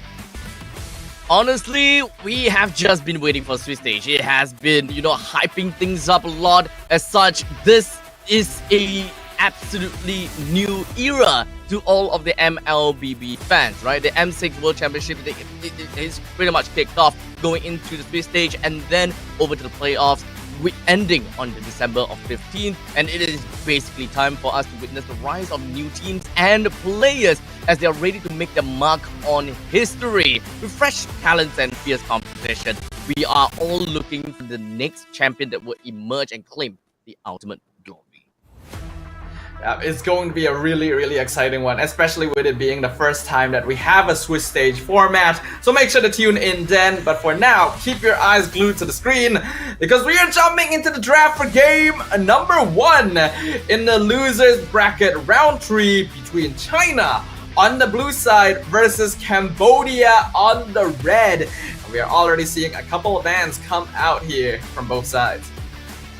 So what's it gonna be like and how is it gonna look like the drafting? Well, we're looking at Angela, Harif, Chip, as well as Gatokacha taken out. The Jusin as well as Suyo is not quite banned out yet, so that could still actually be a small little probability that could still appear. Yeah, with Ling banned out by China now, that means Cambodia is going to need to choose one to let through.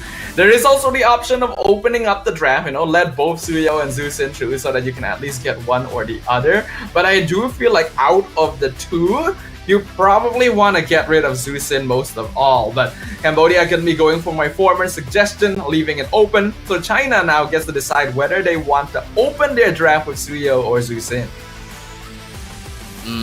I suppose that Jusin will always be one of a really good priority being picked out from the side of China for the B1 pick. If whether that is really going to be a case is always going to be the question from this point onwards. But I think that this is going to be an open-ended question which we're going to have to watch out. Yes, there we go. The very first Jusin I've casted in the Asian Esports games since yesterday. And I'm glad that we are finally going to be looking at something like that. Yeah, I did say that if Cambodia was gonna ban either one, probably should ban Zusin because I do feel like this hero just provides a lot more pressure overall. Suyo is still very strong, of course, but after the recent nerf, we see teams not really prioritizing him as much anymore. And it seems like Cambodia is the same. They go for the Hayabusa instead, but also lock in the Bruno, which I think is a pretty safe opening. But it also surprisingly means that both Hylos and Gatot, Gatot is banned. So Hylos is open for contention, Cho as well. So what's it gonna be like, ladies and gentlemen? Cho, as much as I want to see Cho, but Cho really just feels a little bit different when it comes down to all the other teams. Mostly it has always been picked out by the side of Indonesia and not really quite the other side, right? But you got, I think China does play a Cho, so I think that is not out of the question just yet. Oh, okay. We won't be seeing Cho then. Yeah, most likely not. The Hylos and Khalid are both flexible, but it means that one is Roman, one is EXP for certain. This already will create a very, very solid front line for China, and actually quite a difficult team to juke as well for Cambodia. But one thing that they're going to be lacking going into the next phase is burst damage, because all of these heroes do damage over time kind of slowly, with the exception of maybe Khalid early on. You gotta have consistent burst overall, and so ideally you want some more early game leading marksmen or junglers. I am looking at something like the Alpha right now for China. Alpha? Okay, I think that would be a good pick for them as well. That it pretty much allows them to have a very strong lead in the early stages of the game, considering the fact that Khalid is able to clear the wave together with the Jusin. So far, these first 3 picks pretty much pretty strong. While for the side of Cambodia, just looking at the Bruno, right? If we are gonna be looking at a Bruno in the gold lane, we would hopefully want to get some priority and kind of win in the lanes here and there. Edith is still ambiguous. Could either go to the EXP or the Rome at this point as we speak. But since we are going through the drafting, or rather since we're going through the bans, I think that looking at Mage might be interesting, right? How does Aurora sound like, considering the fact that China really seems like they want to initiate? Cambodia obviously is going to be banning out junglers on their side since China hasn't locked theirs in yet, while China will probably be focusing on the mid laners in response. Getting rid of things like Vexana or Aurora would probably make sense. I think you do get rid of Aurora here if you're really trying to focus down more on the mid lane. And since Suyo is still open, Cambodia banning it out is a good idea, but they opted for the Julian ban instead of the Alpha. So that means that option is still open for China if they want to go for it. And yep, just as we predicted, Aurora will be taken off the table. Cambodia will still have things like Faramis or Valentina, but they're a little bit less viable here. I actually think that depending on what is going to be the jungler for the side of China. If they actually happen to pick up a Alpha, then the Loi on the side of Cambodia might actually look pretty darn good. Especially since it's so telegraphic as to how China wants to start a fight because of the Glorious Pathway. That is pretty much setting up for the Loi to go for some insane passive damage even before the fight starts. Well, Cambodia bringing something interesting to the table instead though. We have the Nana mid lane on the side of Cambodia, which is going to be very, very interesting. It is true, Nana actually has a very, very long range, so she's not going to be too worried about getting poked by the Lantern Flare most of the time. It's very interesting, the idea that they brought here. Okay, you know what's the funny thing? Yesterday when Cambodia played in Game 2, they picked up an Odette to their composition. There was a comment that said, even Nana could do better. So I think that's where the inspiration came from for the side of Cambodia. It's like, let's try it out. I mean, why not, right? Inspiration can come from the most curious of places. So if that person is here, they're definitely saying, I told you so to everyone straight away. But the Moskov and Nolan are going to be the options for China. I did kind of forget about the Nolan here. Another early game assassin that should work pretty well, especially since with the Nana and Bruno now, there are actually some pretty squishy heroes on the side of Cambodia that he could go for the executes on. And if you combo it well with Zeusin and Hylos, it can create a lot of space for this Moskov to get scaled up.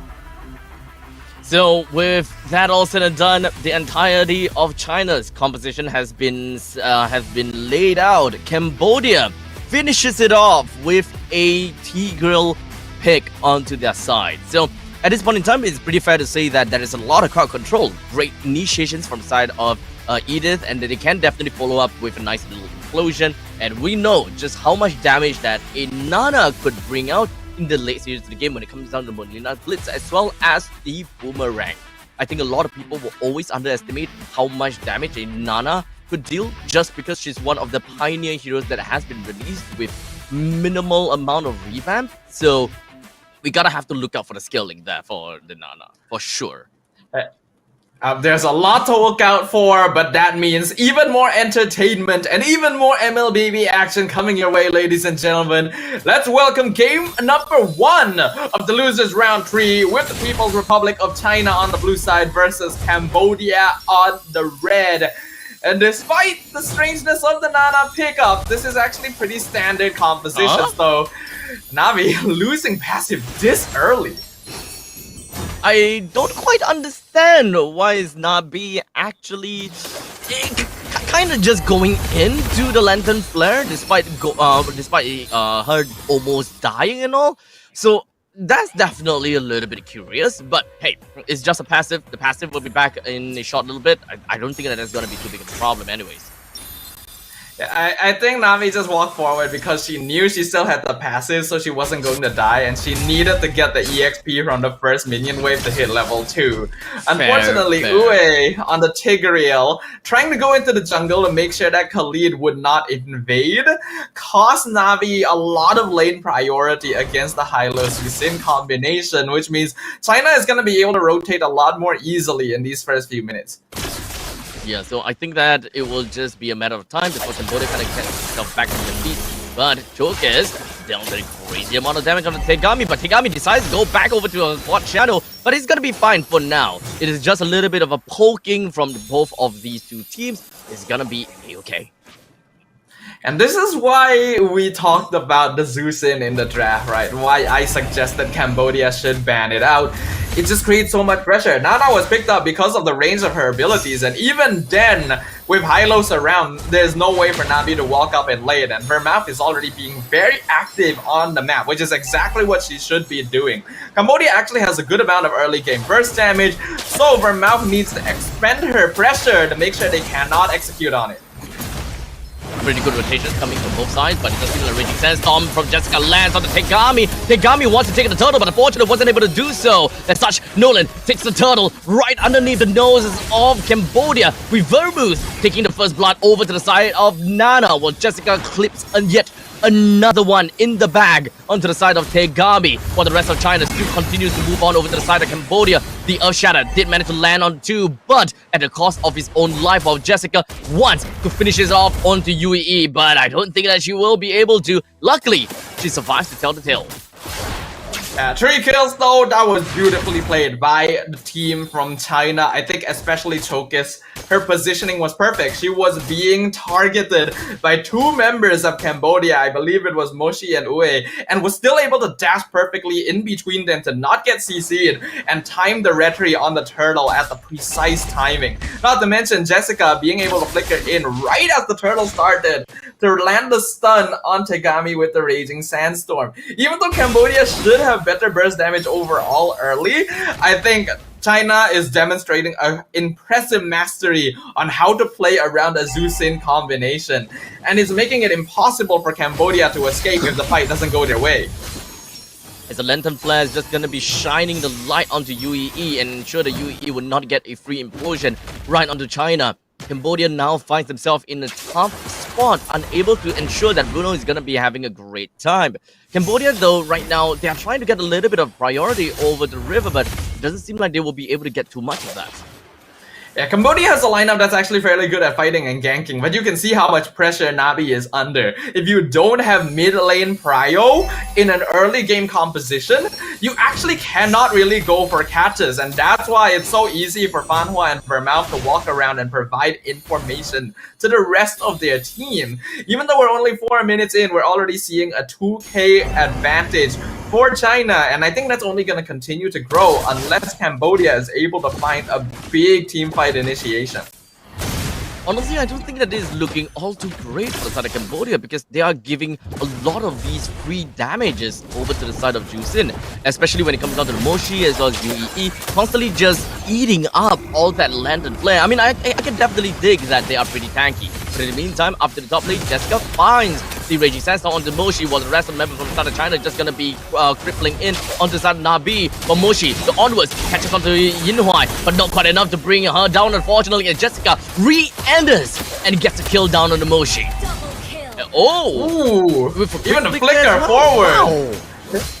Oh, a double kill for Jessica. China, I really love their controlled aggression. They're able to get the top tier 1 for free, but because it took them so long, Yui from Cambodia was actually able to get most of the gold shield and the tower down bottom as well. So Cambodia still able to match up somewhat, but I really gotta point out the effectiveness on Yinhuai on this Moskov, because that Spear of Destruction being used as a scouting tool, thrown to the bot lane, finding Tegami and Yui there meant they could initiate. Now, of course, the glorious pathway from the side of China wants to open things up on Cambodia, almost taking UEE down, but not quite yet. While Yinhuai does have the Spear of Destruction landing on someone, but immediately teleporting right into the middle lane, UEE is going to find himself dead to the Ring of Punishment from the side of China. China just controlling the momentum of the entire game right now. The Spear of Destruction being used the same way a diversion is, and even Tegami almost falling in a 1v1 to Jessica. The lead is starting to grow out of control, and Cambodia needs to find something on the map soon, else this is going to be a very one-sided game. Honestly, the damage coming in from Jessica despite building tank is kinda disgusting. I would say that that is almost illegal, considering the fact that a EXP tank build is actually doing quite a number onto Tegami, but I don't think that Cambodia wants to leave the sleeping dogs lie. They have rotated all the way down to the bottom lane, but let's be honest, Jessica on that sand is just moving way too fast for the members of Cambodia to eventually catch her out. I think Cambodia has already been forced into very reactive positioning, and you can even see the Spear of Destruction used to scout out their own jungle, because China knows that Cambodia is trying to set up for the ambush. Oh, Yin Hua in some trouble? Oh, doesn't seem like he will be able to stay alive though. But Chokes is back in the mix with a quick little fracture ought to do the job just to bring Tegami down. 1-for-1 trade between the pos 1 and the pos 2, but the most important thing is Cambodia doesn't have a jungler that will be able to bring this turtle down right now. The implosion is going to be landing down on the Chokes. Chokes wants to get away, but unfortunately wasn't able to, as Yui takes the kill, and that cycle ends up being favorable for the side of Cambodia. Jessica joins in the fray, hoping that we'll be able to land the Raging Sandstorm. Yes, he will be able to. Onto both Nabi as well as UEE, while UEE charges Fan Hua all the way to the back, allowing Nabi to get that kill. Jessica continues on forward, flickers, double flicker from both Jessica as well as Nabi, but Jessica still manages to find a kill again onto Nabi. Good play there from Cambodia. They knew that Chokes was up top, and they're gonna be able to pick up another one. Ogi's shadow kill in the mid lane on Yin Hua. This is what we needed. This is what I said. Cambodia needed to make something happen soon, and that's what exactly they were able to find. That's gonna even up the net worth lead a good amount. Unfortunately, Chokes mistimed the dash there, got caught by the Sacred Hammer Implosion combo, and so wasn't able to escape. And I think the rest of China were not the most effective at peeling them off, instead opting to try and continue on the fight when they no longer had their DPS members alive. Unfortunately, we're starting to see the power spike coming in from Yui, as I believe that both the Heart's Claws as well as the Berserker's Fury is more or less made on the side of Yui. So the damage should be coming in through right about now. Nabi should be having a decent amount of items as well. Tegami, let's not forget about Tegami. She's managed to get a total of 2 kills, but unfortunately 2 deaths. So that should be around there, right? Yui should be having the highest amount of gold, followed by Tegami, then Nabi. They're still gonna be able to start blitzing down the turtle, though. They know that Tegami is down bottom, so China should be able to get this for free. Yep, Chokes gets it, and Moshi gonna be sacrificed as the rest of Cambodia is just not close enough to follow up on this objective. With a quick little flicker plus implosion, it does seem like Nabi manages to find the kill right after that good catch from the side of UEE. Cambodia manages to barely just kind of equalize what they have lost. It's kind of a roamer for a jungler, while the Lord will slowly make his way over to the lanes and just do a significant amount of damage to Cambodia's structures, which I think that the middle lane turret is going to be the main important thing. Yeah, I agree with you. Mid lane turret, no, mid lane priority. We already talked about how much it can unlock the rest of the map for you. But honestly, Chokes did not need to die in that previous Lord fight. She actually got a bit too greedy. Thought that, okay, I just took the Lord, I can go split push top lane. But Cambodia cut her off. If Chokes had survived there, the game would have looked a lot more comfortable for China regardless. Oh, the sandwich play coming from the side of Cambodia. They really want to catch on the side of Vermouth, but this mage is just not gonna die! Fan Hua comes into the backlines and dealing quite a number on the side of Yui as well as Tegami. Yui even flickers herself out of the way, but unfortunately wasn't able to get herself away from the ring of punishment just well enough. It is a 2-for-1 trade, but unfortunately, we've got the marksman for the side of Cambodia that went down.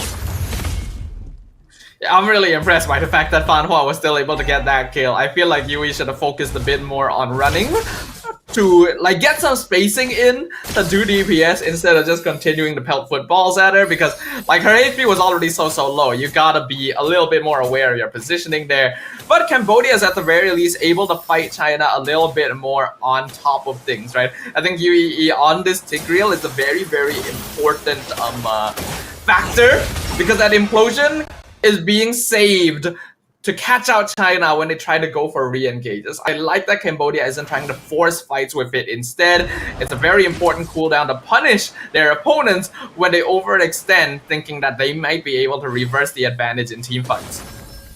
One thing that I do like as well is the fact that China had decided to force some fights. up in the top side, just so that they will be able to take the attention of Cambodia away from the middle lane tier 1. And now they're naturally pushing lane with the Mega Creeps in the middle lane brought down the T1 turret. That pretty much leaves Cambodia in a very difficult spot in trying to claim their own jungle. Yeah, it's gonna be hard for them to really walk up on the map, but it's also not too bad because I think both teams know at this point it's gonna be very dangerous if they end up having independent split pushers caught out on their own. Jessica gonna be able to find Yui up top though. Speaking of independency, it does seem as though we do have Jessica really wanted to start something, but Yin Huai follows up with a speed of destruction, landing pretty effectively and joining into the battles just that fast. China found 3 kills right as the Lord spawned, and Cambodia, unfortunately, they're gonna have a lot of troubles and problems trying to steal this Lord away because Tekami is still at level 14. Yeah, I really love the layering there from China. The moment that Jessica scouted out 2 players in that brush, the movement was instantaneous, right? Fan Hua cutting off the midpoint, and then Choka's going into the back to see if there would be any other members coming in to provide backup. That's how they were able to so easily split apart the fight and dispatch multiple members of Cambodia without them really being able to do anything about it. With the Lord now in their hands, like Cambodia, their high ground defense is not bad, but I don't think China is really going to be grouping up to allow them to catch them anymore. Like, they should be able to do quite a lot of tower damage with this next Lord. Without a doubt, I will believe that all of the inner turrets should be taken down by the hands of China, no doubt, no doubt. But in the meantime, Nabi did manage to pick up that Divine Glaive. So we talked about the wave clear, and Nabi has got that wave clear. With all of these boomerangs, you can pretty much expect that these waves will be threatened pretty darn fast. I'm not too sure about the Holy Crystal though, but we definitely got to look out for that. In the meantime, down to the bottom lane, Yin Huai, together with the Lord, takes down the inhibitor. And they should be able to get the mid tier 2 pretty soon as well. Oh, Tekami! Oh, Yin Huai catches and eats onto the Spear of Destruction as well as the Fracture, ending her life. And China will find this opportunity and hoping that they are gonna be starting something, especially since Jessica have both the Flicker as well as the Raging Sandstorm. The moment that they find anyone trying to overextend, that is going to be the go time. This is incredible pressure and positioning coming in from Team China right now. They are perfectly split apart, just far enough that they'll be able to back each other up when necessary, as well as cutting off every potential roam path that Cambodia has. Even though Tegami should be able to do some split pushing, she's not able to do it anymore, even in her own half of the map. The kill score 15-8, a 6k goal lead in favor of China. I think we are looking at the last few moments of this. The next Lord gonna be very easy for China to get, I feel. But Cambodia, at this point in time, they want Yui as well as Nabi to get the full items in their builds. And the moment that they do that, that is where the main pain will start to appear. Now, China, I don't think that they have managed to experience the full brunt of the damage from the side of Nana just yet. So honestly, I think that there is still a certain level of complacency that might still happen to the side of China unless they are that disciplined against Cambodia. To be fair, they have always played in a very disciplined way, whereby they have got significant amount of lead, but they will still prefer to end the game through objectives instead of trying to go for a 5-man wipeout. Yeah, I really like the discipline that's... Oh, look at Jessica's already in the backline. They're trying to completely pincer off Cambodia from their base. Completely cut off. As such, the first person that is about to be taken down is going to be Moshi, followed by Nabi, as that is going to be the passive that will be taken down. UEE is going to be the next one onto the chopping block as China, swift and decisive. They came in like a wrecking ball with 3 members for the side of Cambodia already been taken down. Tegami joins in with the quad shadow, but unfortunately wasn't in a lot of damage that he's able to do. Almost bringing Chokins down, or rather he did, but unfortunately at the cost of his own life. With a 5-man wipeout from the side of China, Cambodia lost 1 point, and China, they are 1 more win to victory. That was actually a work of art right there. Perfectly and flawlessly executed. The moment they see Cambodia try to walk up to push the wave. And Cambodia even specifically grouped up a bunch of them together to make sure that Yui would be able to at least push the wave out, since her team is around her, right? No, Jessica comes in, blocks the back line off, and even makes sure they cannot properly use the glorious pathway. The angles taken, the approach of China speaks to a team with so much strategic thinking and experience under their belt, despite being such a new region in the MLBB ecosystem.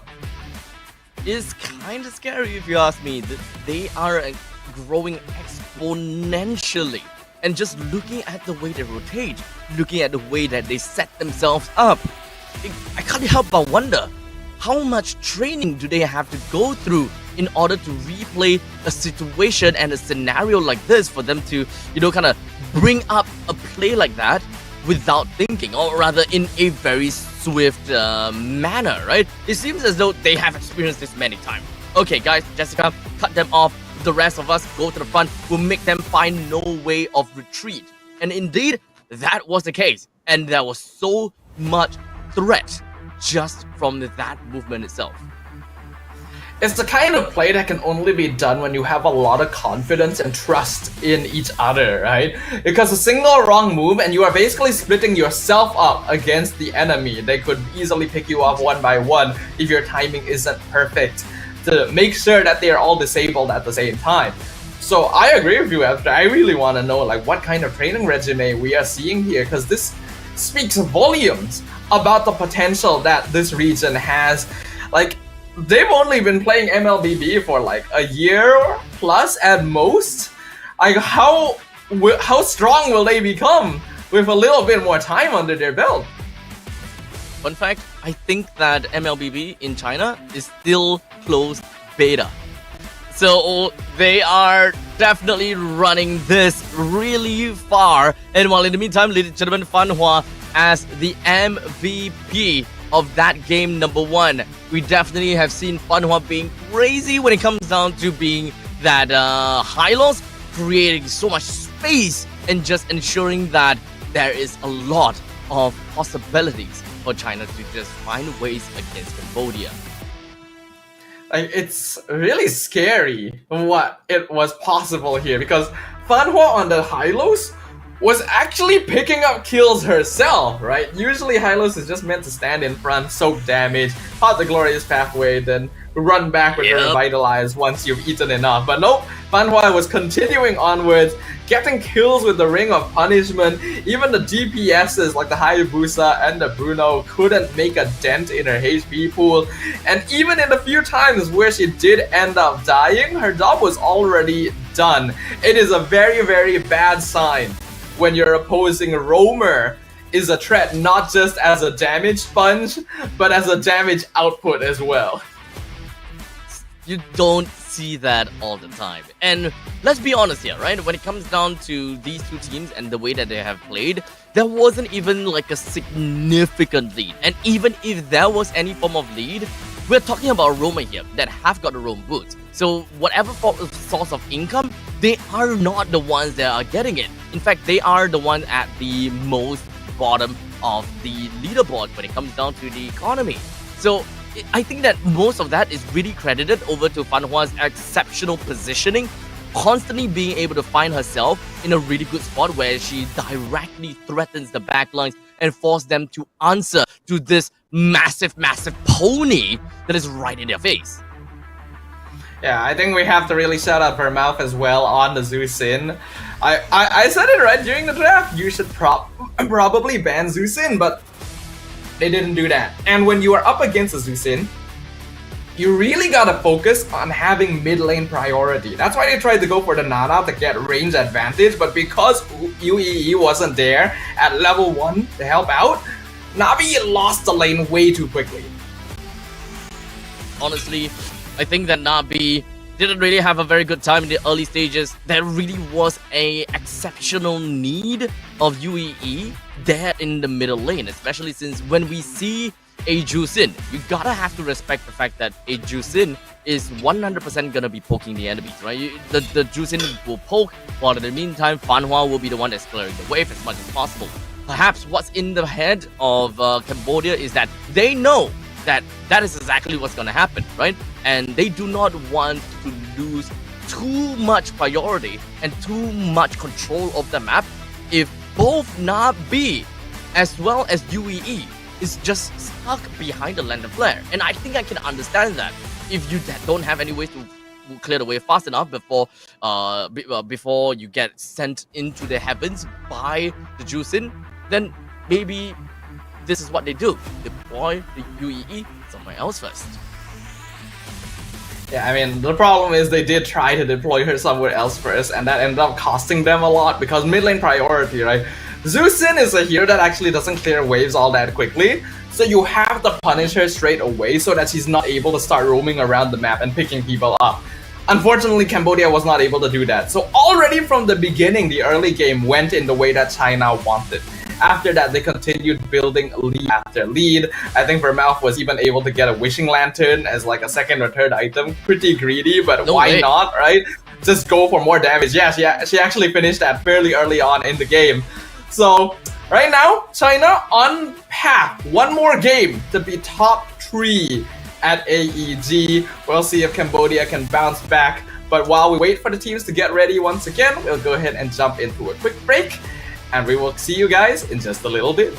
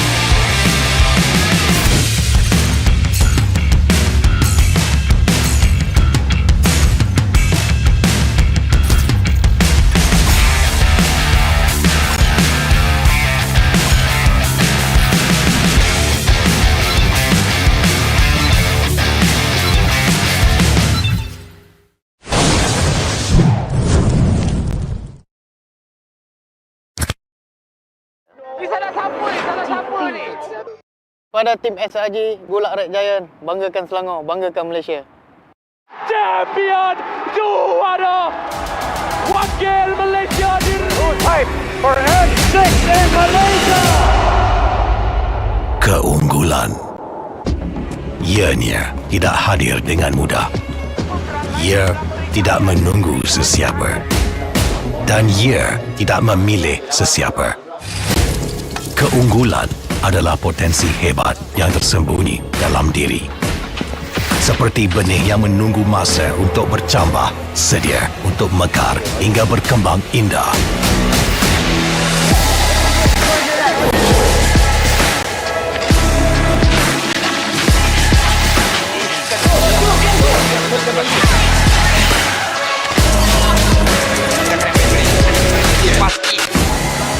Ketika cabaran mendatang, ada yang hanya memerhati. Kekuatan sebenar lahir dari dalam diri.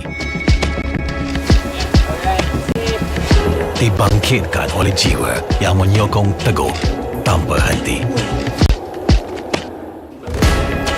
Kadangkala, saat kita rasa jauh dari apa yang kita impikan, ia muncul dari arah yang tak dijangka. Saat itu, kita sedar potensi yang sebenar ada di sekeliling.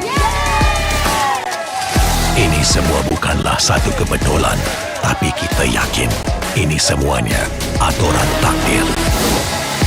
Setiap langkah bukan hanya untuk diri sendiri, tapi juga untuk mereka yang berdiri dan berjuang bersama agar kita melangkah lebih jauh, menjadi lebih hebat.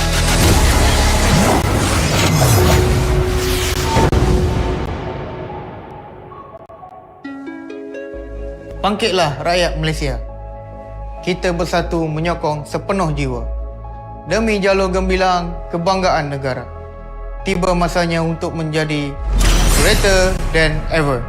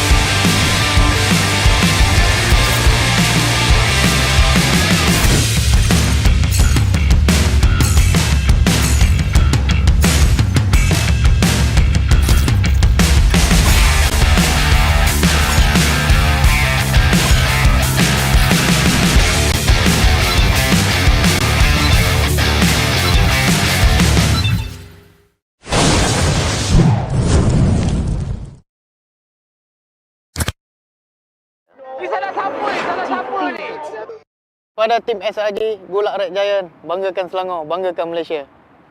Champion juara Wakil Malaysia di for N6 in Malaysia. Keunggulan. Ianya tidak hadir dengan mudah. Ia tidak menunggu sesiapa. Dan ia tidak memilih sesiapa. Keunggulan adalah potensi hebat yang tersembunyi dalam diri. Seperti benih yang menunggu masa untuk bercambah, sedia untuk mekar hingga berkembang indah.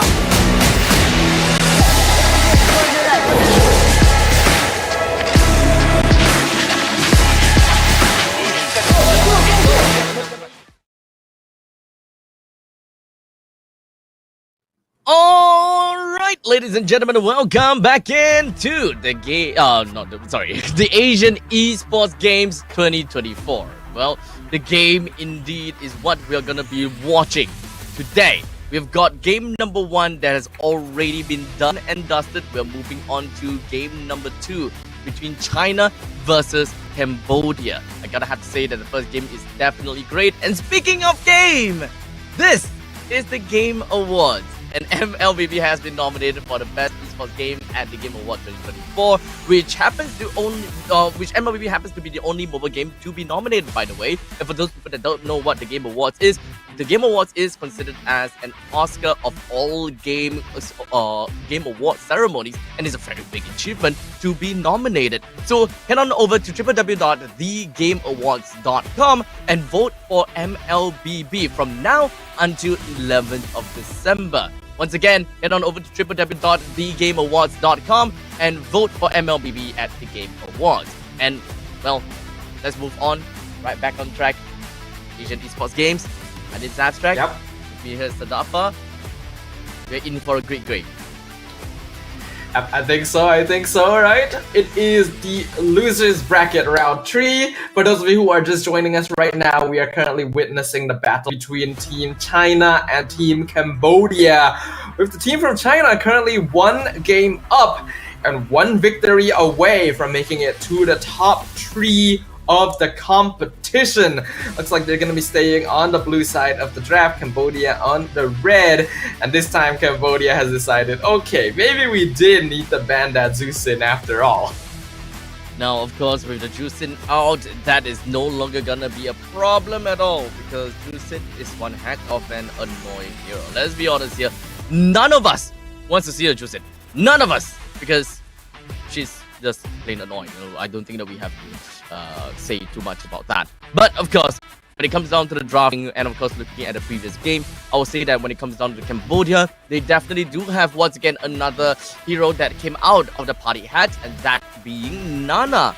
Now, Nana didn't really quite manage to see too much of, I guess, value or dividends. So I think that they are definitely going to be changing things up a little bit for Navi, especially since it has always been the magic heroes that has been looking at some nice little change here and there. So I think that this is probably one of the only few games that we are gonna cast, and we can actually just literally say any mages, and that mage might just eventually appear.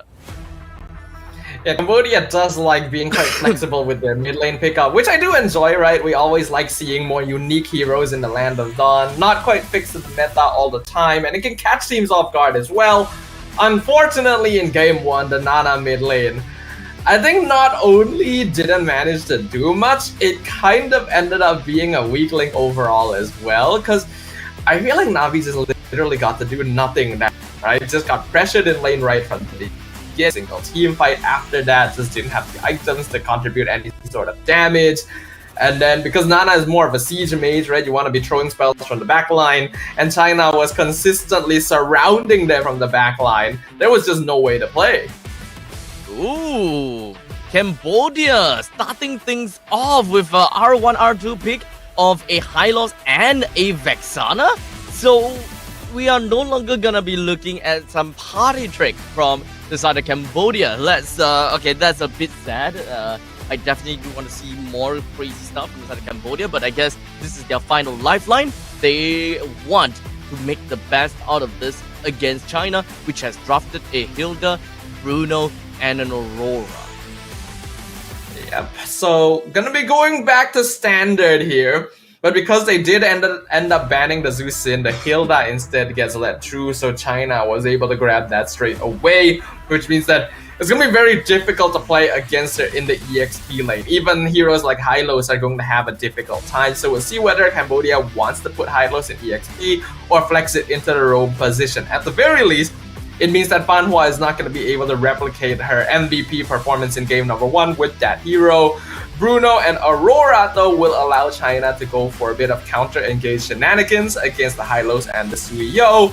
So, we'll see what happens.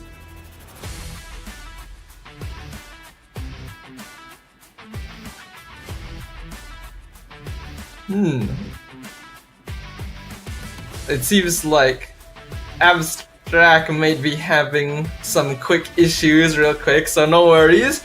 We'll go ahead and wait for him to come back. In the meantime, okay, we just got some issues. Yeah, he's dealing with some technical issues, so no worries. You guys still got me. So going into the second phase of the bans, we see the Khalid being removed. Makes a lot of sense from Cambodia because Khalid, Hilda, if you give a team both of these heroes, especially when they're as controlled in their aggression as China is, you're just never going to be able to play the game again. You cannot let that through. The Hayabusa is removed just to make sure they don't have Haya and Bruno to play for early game snowball kind of strategies. As for China, getting rid of the Wanwan is actually very, very interesting because you typically only really see this hero being grabbed when you are attempting to combo it with like hard CC. And Cambodia doesn't really have that right now outside of maybe the Law and Order. But it could be a sign that China is trying to go for more of a dive composition, right? Because Hilda is oftentimes going to be right in front. And Hilda, while she does have some maneuverability, is only going to be really effective at running down the first person she sees unless we see the ambush strategies. And Wanwan is one of the few marksmen that can actually escape from those ambush strategies as well. So China wants to make sure that whatever marksman Cambodia locks in, Hilda's going to be able to grab them from behind. This definitely will be kind of difficult for them to kind of work around now. So let's just take a look at what are the gold laners that is currently available. Clint, Nathan, Claude, I suppose, Carry. Honestly, I don't see a reason why they would want to pick up a carry in here, but based on their current comp, okay, completely forgot about Beatrix right there. But Beatrix is also going to be some great picks considering the fact that they actually do want to play. I mean, Beatrix is a hero that can really pivot around a lot. If you want to play for team fights, there we go. Nibiru Passion as well as the Bandit's Rage, that's fine and dandy. But in the meantime, if you want some basic attack, that's just plain Nibiru going on about. You can just do literally anything. If you want to siege, you've got a Beatrix. My issue with the Beatrix here, though, is that it kind of locks Cambodia into a very front-to-back siege kind of composition. And I think China has already shown they're actually particularly good at dealing with these kinds of comps, especially if they have heroes like the Hilda around. When Cambodia starts the engagement, they're gonna try to have Hilda hide in the back line and just jump on the Beatrix straight away. They just need a good front line that can buy time for them, and I think Tigreal definitely fits into that slot. The Julian as well will be able to match Suyo in levels. They both hit their peak at level 3, so you won't have to worry about being particularly behind in the first couple of minutes of the game. So far, I do really like what China is bringing. Definitely, we are going to be seeing this Hilda mess around in the backline, and so Cambodia needs a secondary form of defense to make sure that Beatrix and Vexana aren't going to be vulnerable when they're taking the fight from the front. So, how's it gonna be like with the Julian and the Tigro on the side? Great initiations, and of course when it comes down to the early game, it's very scary. Cambodia with the Gwyn in the roam. We haven't seen Gwyn in a long time, boys. We haven't seen Gwyn in a long time, and roam at that. Yeah, this is very, very... we know that Guinevere is a hero that has some serious lockdown potential. However, I'm wondering what kind of role they're gonna have her play. I think in the ideal sense, you want Hylos to take up the front line and Guinevere to maybe wait in the back to potentially ambush anyone that might try to jump onto Beatrix or Vexana. You could try to go for the opposite, but I think Hylos is a little bit less effective at stopping her. So we'll see if they decide to adopt that strategy, because Cambodia, again, bringing something interesting to the Land of Dawn. Now, of course, I think that when it comes down to synergy, UEE at least will have a pretty nice synergy together with the Eternal Guard, which does send people up in the air. So it really depends on who's going to be the one that initiates first. But in the meantime, Fan Hua starting things off very strong with a quick little charge, putting Nabi down to lower than half HP again. This early game should go just a little bit better now, since Cambodia don't have to worry about a Zusin. The ability of that hero to poke is just a bit insane. It looks like Chokas will be able to hit his level 3 just a little bit earlier, and that means that Litho goes over to the China side.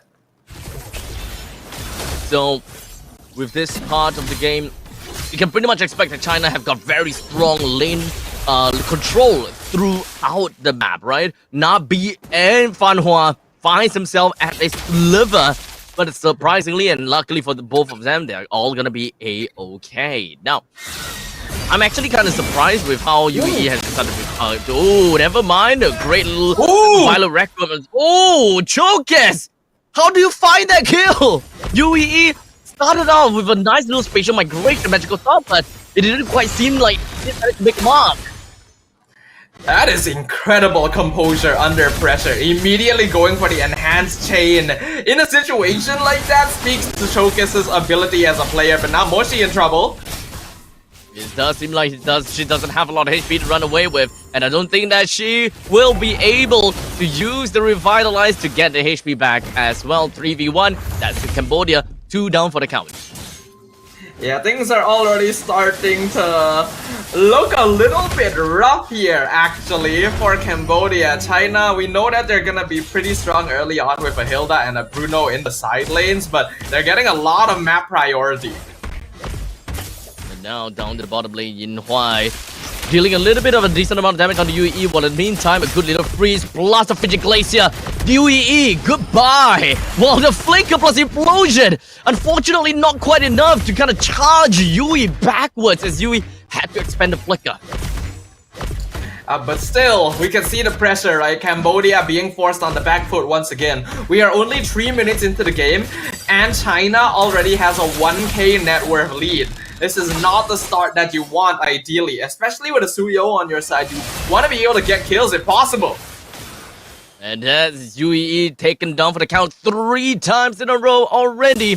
Unfortunately, does seem as though a Guinevere in the room is definitely gonna have a lot of problems with such an aggressive place off from the side of China. Look at this! China! You guys can't just do that right to Cambodia! Oh! They are actually insane! The aggression from China, too much for Cambodia to handle. You think they're focusing down the mid lane, all of a sudden they appear in bot lane. Vermouth even using the flicker in advance just to get the freeze onto Yui to secure an easy kill. The game is already going out of control. And now, we do see the combination between the Eternal Guard plus the Violet Requiem. Not quite the kind of combination we were expecting, but Nabi dies to the hands of Fan Hua as she identified the escape route for the Vexana, and the Vexana ate that entire slam from the side of Fan Hua. Oh, but at least Fan Hua is punished a little bit. Yui, any gold that she can get right now is going to be huge for Cambodia, because she is going to be that late game win condition to fucking bait and contest the buff on Cambodia's side of the map. But we are still looking at a 1k gold lead right now, being slowly evened up with the gold shield provided down here. I like that Cambodia is shifting their priority to making sure that Yui gets as much farm as possible, because right now that's the only player on their team that's actually getting some sort of advantage. They did manage to bring down the tier 1 at the bottom lane, sub 4 minutes. So I think that is sub 5 minutes, sorry. That means that is definitely going to be a little bit of a good amount of macro from the side of Cambodia. They're trying to look for reasonable trades across the map. Cambodia did lose a couple of players, but most of it were on the side of UEE. So I don't think it's that big of a deal. Well, in the meantime, up to the top lane, we do have a Bandit's Rage that's going to be falling around to Jessica. As such, Jessica is going to be falling prey to the hands of Moshi, while Yin Huai runs all the way to the turret. Well, yeah, Fan Hua with a 3-man implosion and a great little charge. Vermouth completely comes in. It comes down to the Frigid Glacier, but Yui did no advice from the side of China as she continues to run it down. And Yui, even a quick little dash, gets a double onto the side of Fan Hua. Might potentially be able to get a triple, but unfortunately Yin Huai brings her down before she even pockets the kill. I gotta be impressed with the discipline from China. They're still fighting. They're still trying to force trades even when they're in a disadvantageous position. Cambodia, not the best trade, but still something at least. I want to see more of this aggression from them. The willingness to take risks, the cutting off of the back line. They gotta play China at their own game because that's the only way that they can potentially out-tempo them. With now China taking the turtle for themselves, and Cambodia managing to kind of equalize the lead by a tad a little bit more. They're only lacking at 500 gold now. It's not that big of a deal. But unfortunately, for the side of China, we do have Yui that has just brought that Blade of Despair. So you can definitely expect a big amount of shift in damage in favor for Yui. Yui, we knew that this was gonna be the win condition for Cambodia. Cambodia themselves know it as well. That's why they're trying to involve her in as many kills and assists as possible to just speedline that farm up. Somehow Fanhua actually canceling the knockout right there. Tagami actually not actually in a bad spot. Actually 0-0-0, 7 minutes in. So I would imagine that the Trio's farm is actually not too bad either. That's another player that they could maybe work around. That is true. It is pretty much on a simple curve for the side of Tegami, while the rest of the members from the side of Cambodia, I think that their curve is a little bit lower than the 50% percentile. So generally, I would say that it is really just a matter of time. We just need to open up the space a little bit more for Yui, and as long as Nabi and UEE is able to do a decent job at controlling the front lines, I would believe that Yui should be able to get some really nice front-to-back action and just force China in a very tough spot. Yeah, but we know how China likes to play a little bit later on in the game as well. Once they have a bit more control towards the mid to late stages, they really like to go for flank and angle control. That is when Yui is going to be the most vulnerable, so Cambodia needs to be prepared for that. Because the Chokus finds himself in the tough spot and immediately might be going down. Wait, Chokus! Chokus! How are you alive throughout all of that? What? She did manage to find himself, or trying to find herself with the enhanced sword. Got herself right out of the action, got the spell vamp back in, continues on to the fight, and there we go. Chokus still more than 50% HP. What? How? I had literally stopped looking at Chokus because I thought for sure that she was already dead. I need to hold on. I'm looking at the replay real quick to see exactly the enhanced sword. It actually managed to get out and regen in time. A display of micro mechanics coming in here from Chokus and the rest of China, as that entirely reverses the momentum of a fight that looked to be Cambodia favored. Exceptional play from the side of Chokus. I mean, that has got to be the highlight of that game for sure. Almost going down, but then completely flipped that script. Boy, oh boy. Now, in the meantime, down to the bottom lane, Tegami unfortunately doesn't seem to have a lot of farm at all. As you can see, he tries to go in with a decent amount of damage when it comes down to an immortal form, but even when it comes down to immortal form, doesn't really quite have got the defense to really stay alive for long periods of time. But in the meantime, that is going to be the final record. In fact, every single one of the ultimates for the side of China is just going to be throwing themselves down over to the side of Cambodia, as Tegami as well as Moshi finds himself down for the count. China now has got a heavy push down in the bottom lane and the middle lane, while Cambodia's Yui, is all the way still up in the top lane. I like that Yui at least has the initiative to try and go for a split push somewhere on the map, because China's already making a... A bit of a mistake from Jessica there. She should have definitely been able to stop Yui, but kind of stopped paying attention for a split second, and that's all she needed. That would have been a huge kickoff. That is so unfortunate, man. I'm pretty sure that Jessica was swiping her screen to kind of look around, or perhaps to look at what's going on in the main fight, if whether she has enough time to kind of go for this kill onto Yui. But I think that she overshot, completely underestimated the movement speed of this Hilda. But in the meantime, Fanhua, 3-man, 2-man implosion. Cambodia, they're all together, allowing for a double kill for the side of the move. And now it's only left with Yui as well as Moshi. They have no damage coming in. How exactly are they supposed to defend this oncoming push from the middle lane? Oh, we're gonna jump straight into a pause after that here. A bit of a stop in momentum, but China is feeling themselves here, Abstract. That was a beautiful implosion and initiation. I have nothing to analyze. There's literally nothing that I can say. That was actually perfect. China is doing such a good job right now on making it so that Cambodia literally cannot do anything. Like, I don't want to call it too early, right? You know, there's such a thing as a caster curse, but I feel like the game is already over. Like, literally, there is nothing Cambodia can do. It's damn. Even I myself is speechless, because China, they are absolutely golden. And right after they came back from the pause, we've got Yui as well as Moshi. They have lost half HP. China went all the way in and gotten themselves the inhibitor turret in the middle lane.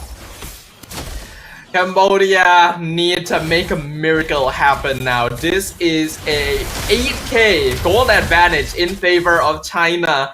Even with heroes like the Hylos, they are just not able to open the map at all. The angles, the control.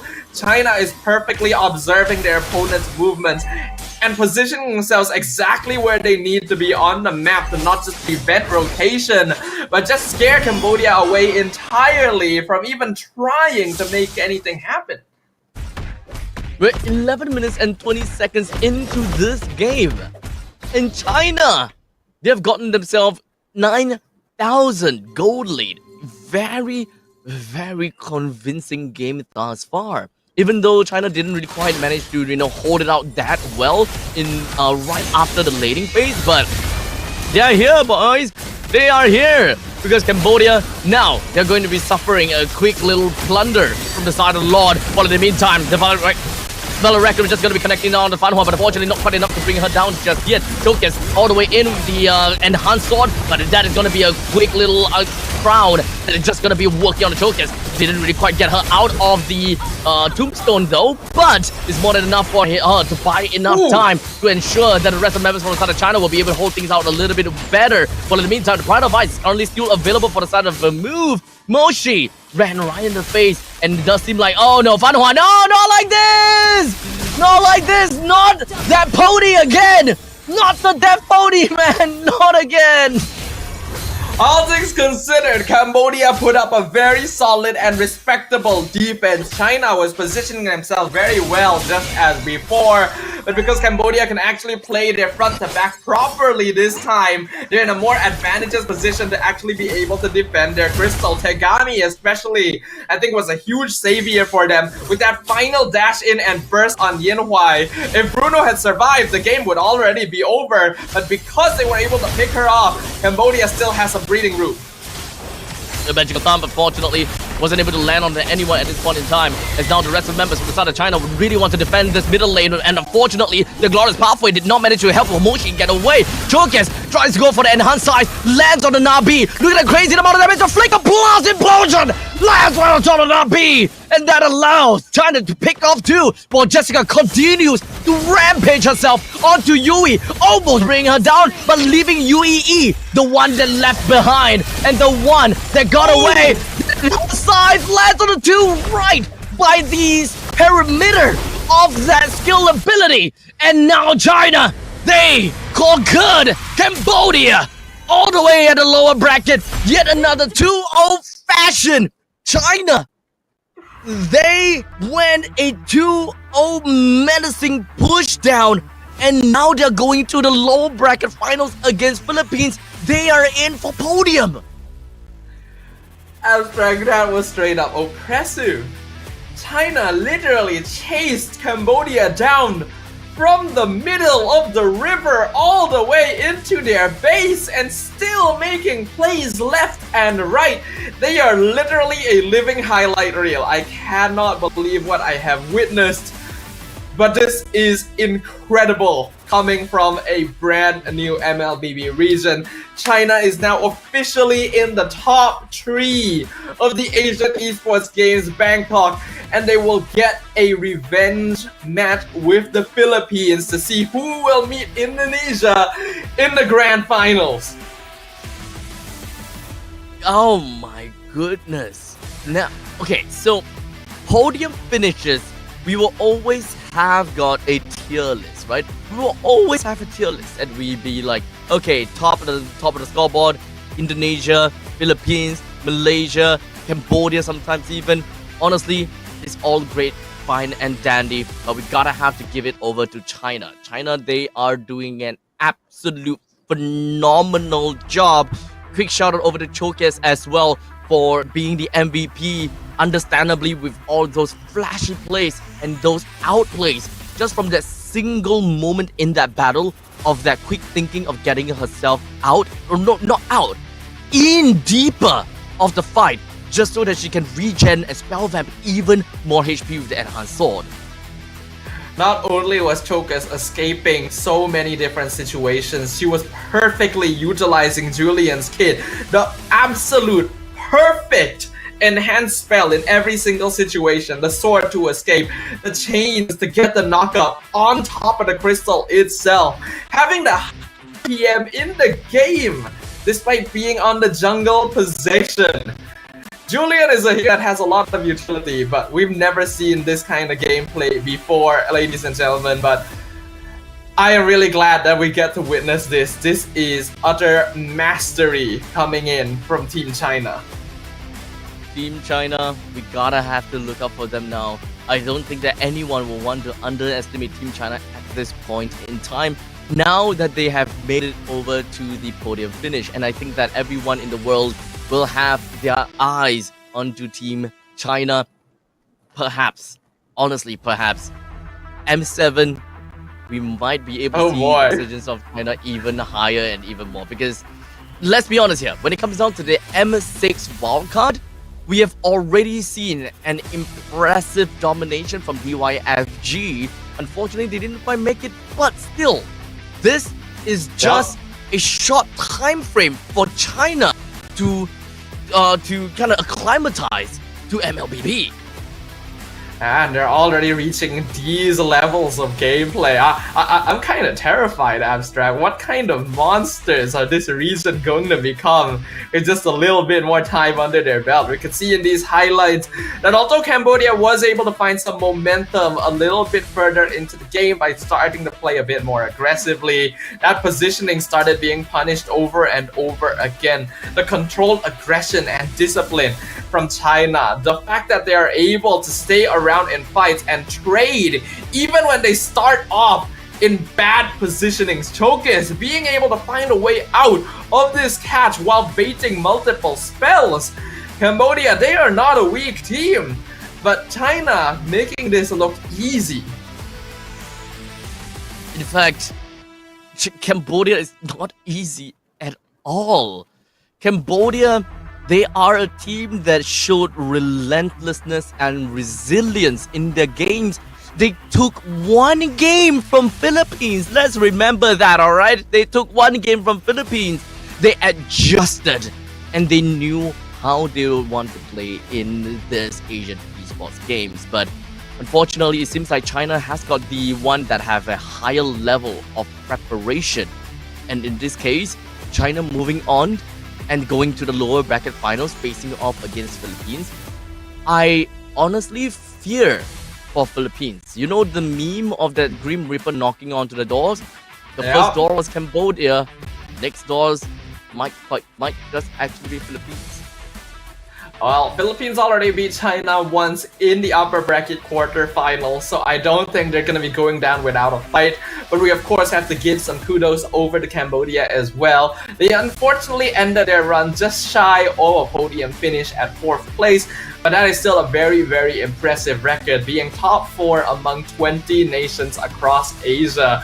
So I'm looking forward to them going back and coming back stronger the next time around. But with that, we are down to our final 2 matches of AEG 2024. The lower bracket finals and then the grand finals. Our top 3 teams. I am so excited.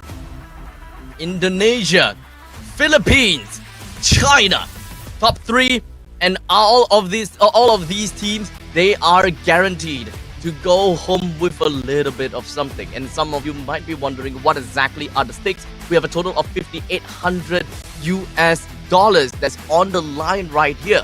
3rd place goes back home with $800. 2nd place goes back home with $2,000, and 1st place with $1,000. So there's definitely a lot on the line, a lot of stakes, not just in the cash prize, but also in pride. Now that you've made it this far, you gotta end up with that gold trophy at the very top of the mountain. But with that, we're gonna get ready for our next match, the lower bracket finals. That's gonna be super exciting. And that means that we're gonna jump to a short break to make sure that all of our teams and all of our players get set up and ready for it. So don't go anywhere, guys. When we come back, our top 3 becomes a top 2. We'll see you there.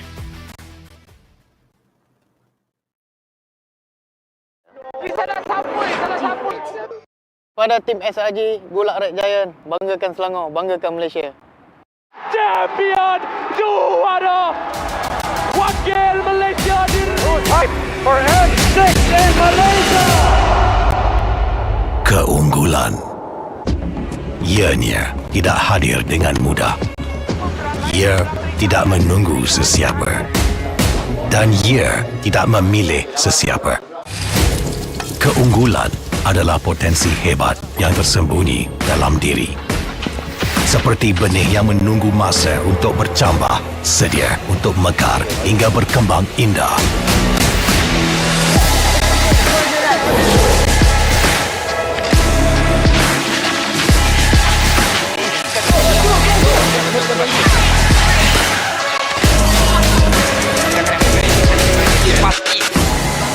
Ketika cabaran mendatang, ada yang hanya memerhati.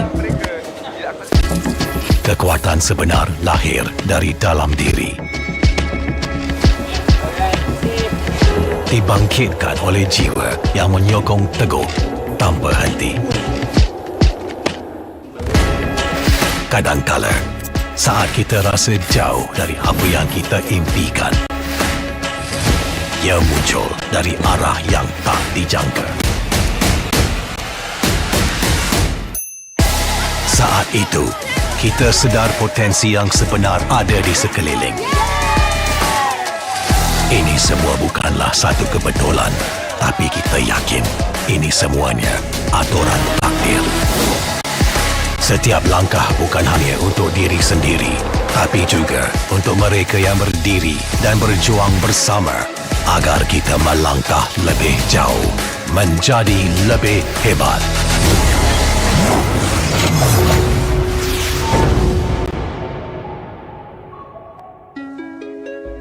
Bangkitlah rakyat Malaysia.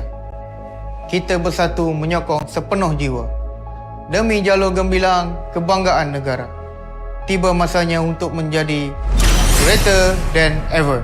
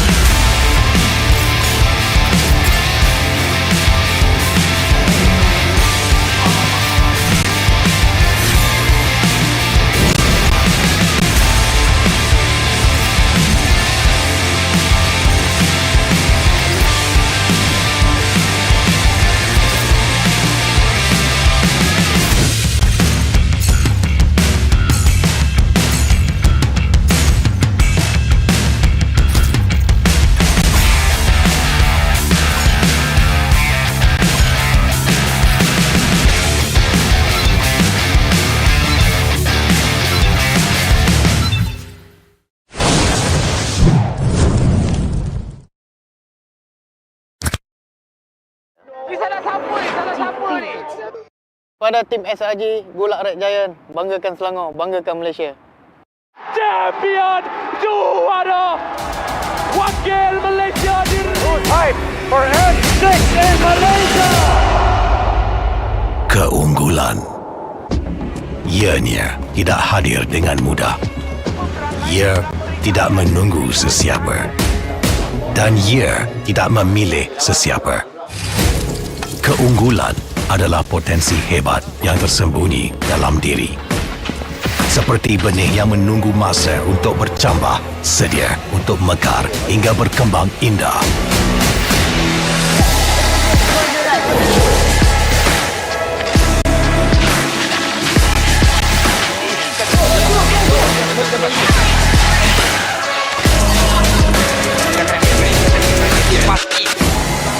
Ketika cabaran mendatang, ada yang hanya memerhati. Kekuatan sebenar lahir dari dalam diri. Dibangkitkan oleh jiwa yang menyokong teguh tanpa henti. Kadangkala, saat kita rasa jauh dari apa yang kita impikan, ia muncul dari arah yang tak dijangka. Saat itu, kita sedar potensi yang sebenar ada di sekeliling. Ini semua bukanlah satu kebetulan, tapi kita yakin ini semuanya aturan takdir. Setiap langkah bukan hanya untuk diri sendiri, tapi juga untuk mereka yang berdiri dan berjuang bersama agar kita melangkah lebih jauh, menjadi lebih hebat.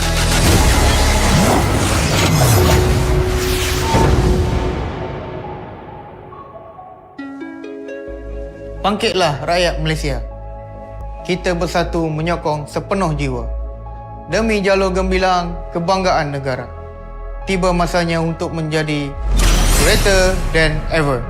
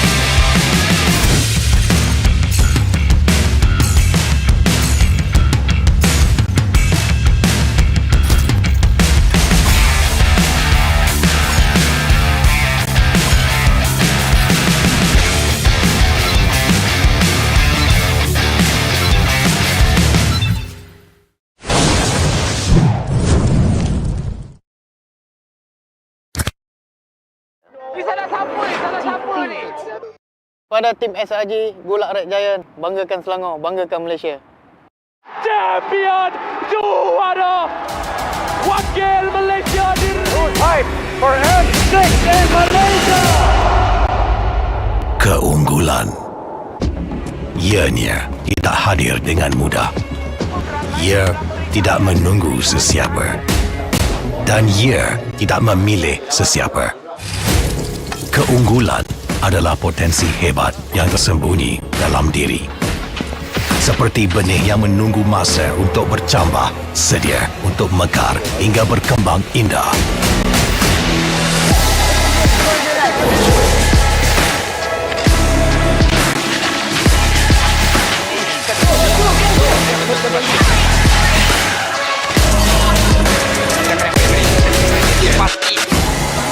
Ketika cabaran mendatang, ada yang hanya memerhati. Kekuatan sebenar lahir dari dalam diri. Dibangkitkan oleh jiwa yang menyokong teguh tanpa henti. Kadangkala, saat kita rasa jauh dari apa yang kita impikan, ia muncul dari arah yang tak dijangka. Saat itu, kita sedar potensi yang sebenar ada di sekeliling. Ini semua bukanlah satu kebetulan, tapi kita yakin ini semuanya aturan takdir. Setiap langkah bukan hanya untuk diri sendiri, tapi juga untuk mereka yang berdiri dan berjuang bersama agar kita melangkah lebih jauh, menjadi lebih hebat.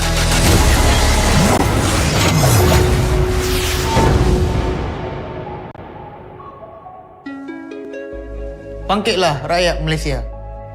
Kita bersatu menyokong sepenuh jiwa. Demi jalur gemilang kebanggaan negara. Tiba masanya untuk menjadi greater than ever.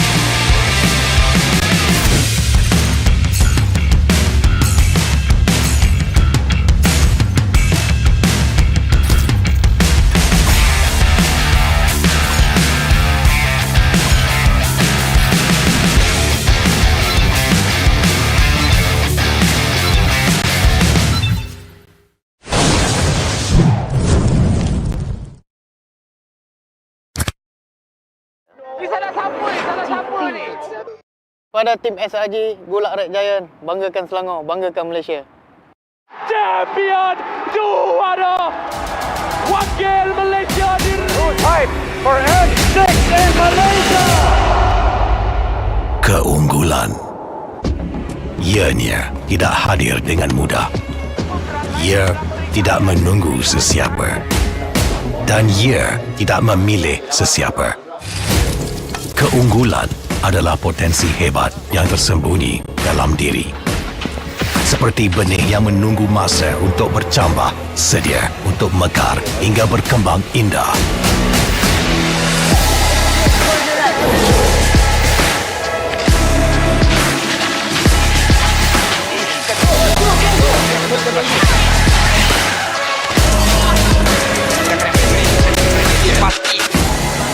Ketika cabaran mendatang, ada yang hanya memerhati. Kekuatan sebenar lahir dari dalam diri. Dibangkitkan oleh jiwa yang menyokong teguh tanpa henti. Kadangkala, saat kita rasa jauh dari apa yang kita impikan, ia muncul dari arah yang tak dijangka.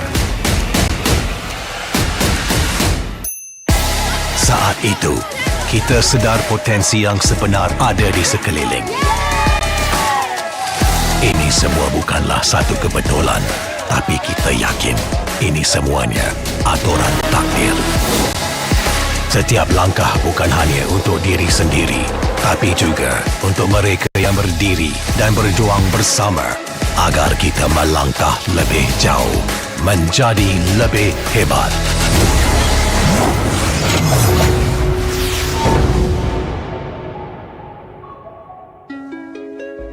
Bangkitlah rakyat Malaysia. Kita bersatu menyokong sepenuh jiwa. Demi jalur gemilang kebanggaan negara. Tiba masanya untuk menjadi greater than ever.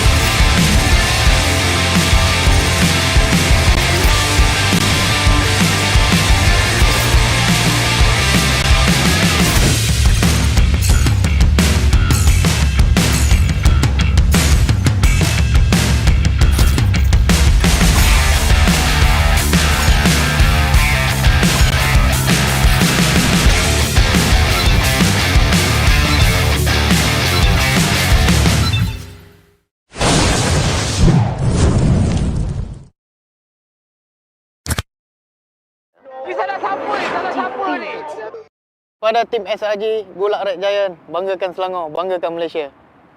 Champion juara wakil Malaysia fight for M6 in Malaysia. Keunggulan. Ianya tidak hadir dengan mudah. Ia tidak menunggu sesiapa. Dan ia tidak memilih sesiapa. Keunggulan adalah potensi hebat yang tersembunyi dalam diri. Seperti benih yang menunggu masa untuk cambah, sedia untuk mekar hingga berkembang indah.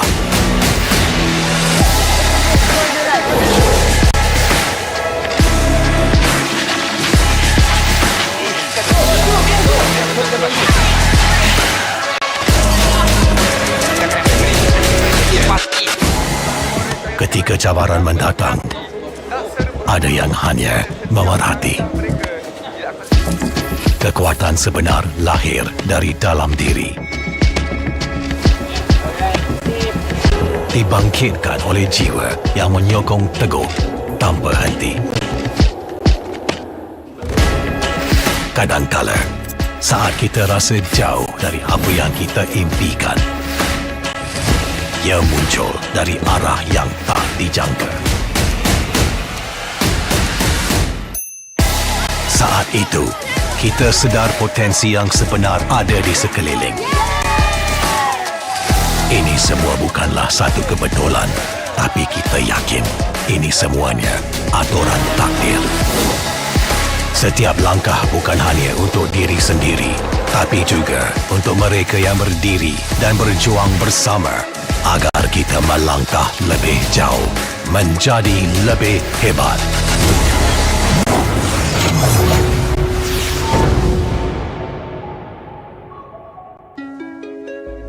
Bangkitlah rakyat Malaysia. Kita bersatu menyokong sepenuh jiwa. Demi jalur gemilang kebanggaan negara. Tiba masanya untuk menjadi greater than ever.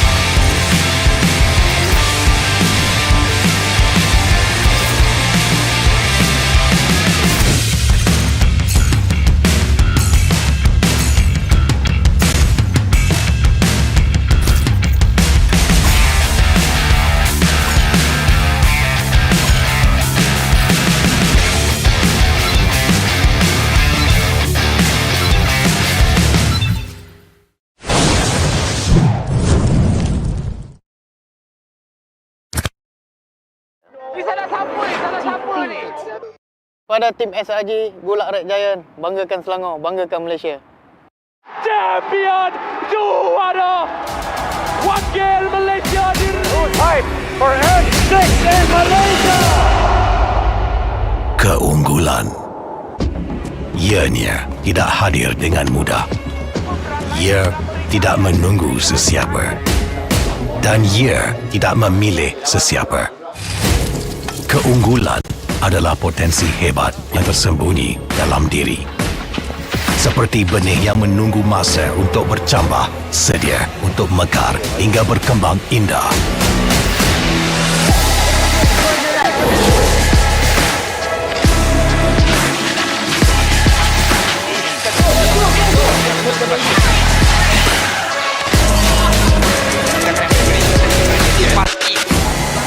Ketika cabaran mendatang, ada yang hanya memerhati. Kekuatan sebenar lahir dari dalam diri. Dibangkitkan oleh jiwa yang menyokong teguh tanpa henti. Kadangkala, saat kita rasa jauh dari apa yang kita impikan, ia muncul dari arah yang tak dijangka. Saat itu, kita sedar potensi yang sebenar ada di sekeliling. Ini semua bukanlah satu kebetulan, tapi kita yakin ini semuanya aturan takdir. Setiap langkah bukan hanya untuk diri sendiri, tapi juga untuk mereka yang berdiri dan berjuang bersama agar kita melangkah lebih jauh, menjadi lebih hebat.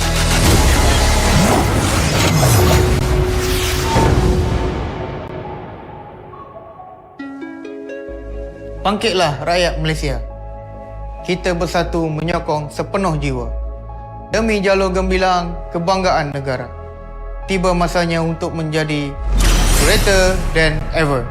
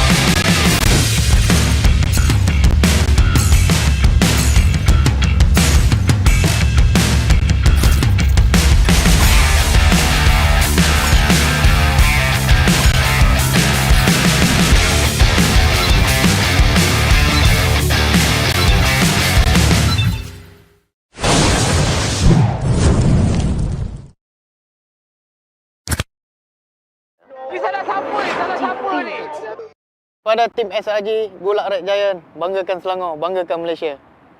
Champion juara wakil Malaysia fight for N6 in Malaysia. Keunggulan. Ianya tidak hadir dengan mudah. Ia tidak menunggu sesiapa. Dan ia tidak memilih sesiapa. Keunggulan adalah potensi hebat yang tersembunyi dalam diri. Seperti benih yang menunggu masa untuk bercambah, sedia untuk mekar hingga berkembang indah.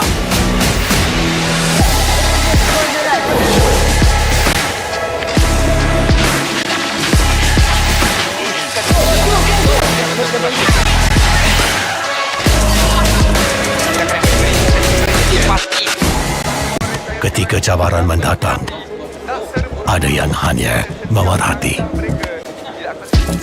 Kekuatan sebenar lahir dari dalam diri. Dibangkitkan oleh jiwa yang menyokong teguh tanpa henti. Kadangkala, saat kita rasa jauh dari apa yang kita impikan, ia muncul dari arah yang tak dijangka. Saat itu, kita sedar potensi yang sebenar ada di sekeliling. Ini semua bukanlah satu kebetulan, tapi kita yakin ini semuanya aturan takdir. Setiap langkah bukan hanya untuk diri sendiri, tapi juga untuk mereka yang berdiri dan berjuang bersama agar kita melangkah lebih jauh, menjadi lebih hebat.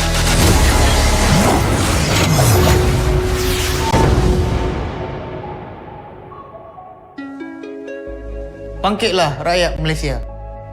Kita bersatu menyokong sepenuh jiwa. Demi jalur gemilang kebanggaan negara. Tiba masanya untuk menjadi greater than ever.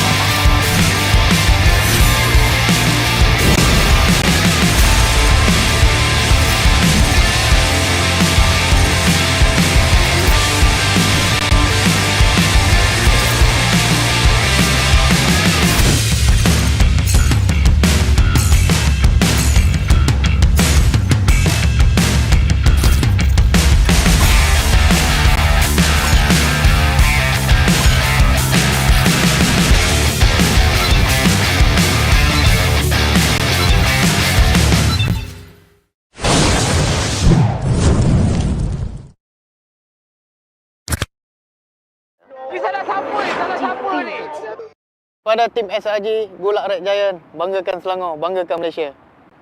Champion juara wakil Malaysia time for N6 in Malaysia. Keunggulan. Ianya tidak hadir dengan mudah. Ia tidak menunggu sesiapa. Dan ia tidak memilih sesiapa. Keunggulan adalah potensi hebat yang tersembunyi dalam diri. Seperti benih yang menunggu masa untuk bercambah, sedia untuk mekar hingga berkembang indah.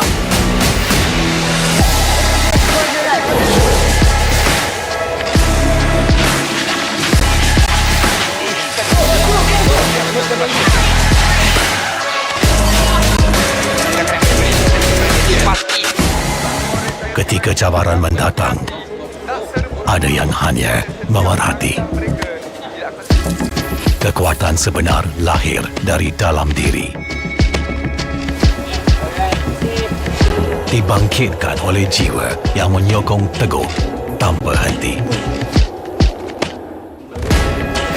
Kadangkala, saat kita rasa jauh dari apa yang kita impikan, ia muncul dari arah yang tak dijangka. Saat itu, kita sedar potensi yang sebenar ada di sekeliling.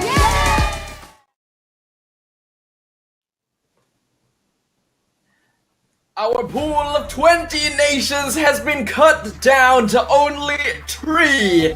Soon we shall know our top 2 as well, as we are about to witness our lower bracket finals at the Asian Esports Games Bangkok 2024 Team Women's MLBB.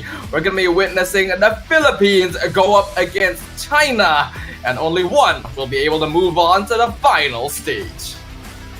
Now, we have went through quite a tournament throughout the past 3 days. And here we are coming close to the end. As now, we are gonna be looking out and to crown the 3rd place medal to either one of them, either Philippines or would it be China. China has went through one heck of a playoff stage here at the lower brackets, and it would be amazing to watch them climb all the way from the round 1 of the lower bracket all the way to the grand finals. Now that is the narrative that we're looking for. Absolutely. It's also a bit of a grudge match actually, because it was the Philippines who knocked China down to the lower bracket in the quarter-finals at the beginning of the playoff stage. So now that they have this rematch, they're going to be eager to prove themselves that they have learned from the experience and that they want to bring a glory on the stage. What do both of these two have got in store for us? Will China actually have an answer to what Philippines posed to them in the upper bracket quarterfinals? That is the question that we have all wanted an answer for. After a teen amount of matches against Myanmar, Malaysia, Cambodia, I'm pretty sure that they have gotten something, and they probably learned something and would want to apply that in this very crucial game. But it would be a massive statement to the MLBB ecosystem as a whole if China is able to take down the Philippines, one of the most established region in the entirety of Mobile Legends Bang. They have so much experience under their belt, and there is a reason that they have made it this far to be in the top 3. There is no way that they are going down without a fight, and I am particularly interested to see what the draft is going to look like, because this is going to be a really serious battle. Indeed. And of course, after looking at a teen amount of matches from the side of China themselves, I think that we all have got our eyes onto Chokers. Definitely, right? When it comes down to Jessica as well, that has been piloting quite a lot of the Khalid, as well as, I believe, Hilda.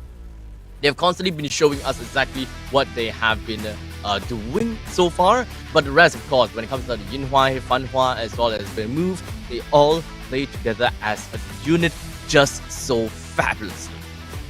The gameplay has been stellar, and we can see once again the playoffs bracket thus far.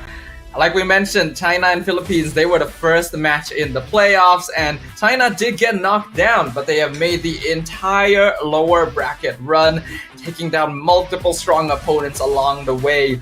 Will Philippines be their next target, or will it be the PH scene that shows why they have dominated MLBB for so many years? We gotta have to see whether the Grim Reaper is truly onto the side of China or not, though. Do note that I'm pretty sure a lot of you guys also know that China didn't have a lot of time to really acclimatize to the MLBB's competitive scene that long. In fact, I think give or take 1 to 2 years. But here we are here at the Asian Esports Games 2024 for the women's division. We are already looking at China being one heck of a force to be dealt with. And not to forget, when it comes down to DYFG in the M6 wildcards. Anything from this point onwards, we'll definitely start to see China being a strong region that will definitely triumph over some of the massive regions that we have in MLBB thus far, such as Philippines, Indonesia, and Malaysia. Speaking of Malaysia, you guys saw the standing just now. China did bring Malaysia home in the lower bracket quarterfinals. So they've already made a statement to the entire global ecosystem of MLBB. This is a region that has a lot of skill and potential at play. They've been familiar with the MOBA genre for a long time, even before MLBB was introduced. But if we're talking about a region that has been there since the very beginning, it would be none other than the Philippines themselves. So we've got a veteran Titan squad versus an emerging region. And as we jump into the draft for game number 1, I really want to see who will come out on top. Yeah, with the Angela Matilda. Oh, Kadita. Oh, China. All I can say is that Philippines Amores has been showing so much Kadita plays that China wanted to test that fact. If whether how comfortable Amores is on other majors. And now that the Kadita is taken away, boy oh boy, this is definitely gonna be a game for Philippines. And by the way, we also don't have Chip in the banning pool. Yep, Chip has been an interesting hero where some teams will contest for him and some teams will just ignore him entirely. It's a hero that really rewards good team coordination. I feel like both of these squads are capable of pulling that off, but it looks like China isn't gonna start off with that. Since Hilda was already taken away, they're gonna open things up with the Khalid first off. We know that they're a very aggressive team throughout the game, so having heroes that can make that front line happen will be very valuable for them. So with the first pick coming in, it is going to be a Khalid that have been thrown into the pool for China. Philippines, they have responded with a Bruno to the mid.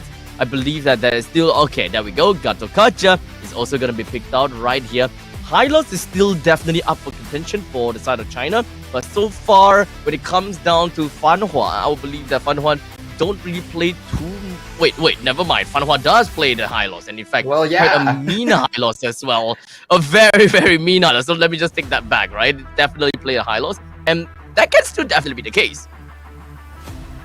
Yeah, I feel like Hylos would be perfectly fine here. It would unfortunately reveal your Roman EXP fairly early on, but considering it's Khalid and Hylos, I feel like it's still fairly okay to go for. I feel like you also have to kind of maybe respect the Eve somewhat, right? Because Eve Gatot can be a very powerful combination, but China can go in completely opposite direction, going for the Aurora and the Moskov instead. So, what do we have here? Moskov and the Aurora so far wants to play a little bit of a counter-engage when it comes down to the Aurora with great amount of control of the leads as well as global presence with the Spear of Destruction. Philippines now have got a ball onto their court. They have only the Gato Gacha which can flex over to both the Roam as well as the EXP. They do not want to break that ambiguity on the EXP and the Roam just yet. So at least for now, they're still going to be going for a Vexana, and that is going to rival against that Aurora in the middle lane. Alright, then going into the second ban phase, we should be seeing a good amount of attention towards the jungle picks because it's quite rare that we see both teams not locking in their jungle within the first phase. So there's a lot of heroes that still need to be respected somewhat, right? We have the Alpha, we have the Nolan. Tigreal actually going to be the one banned out first by Team Philippines so that China aren't able to play with that two-pronged engagement that they have so far made a name for themselves with.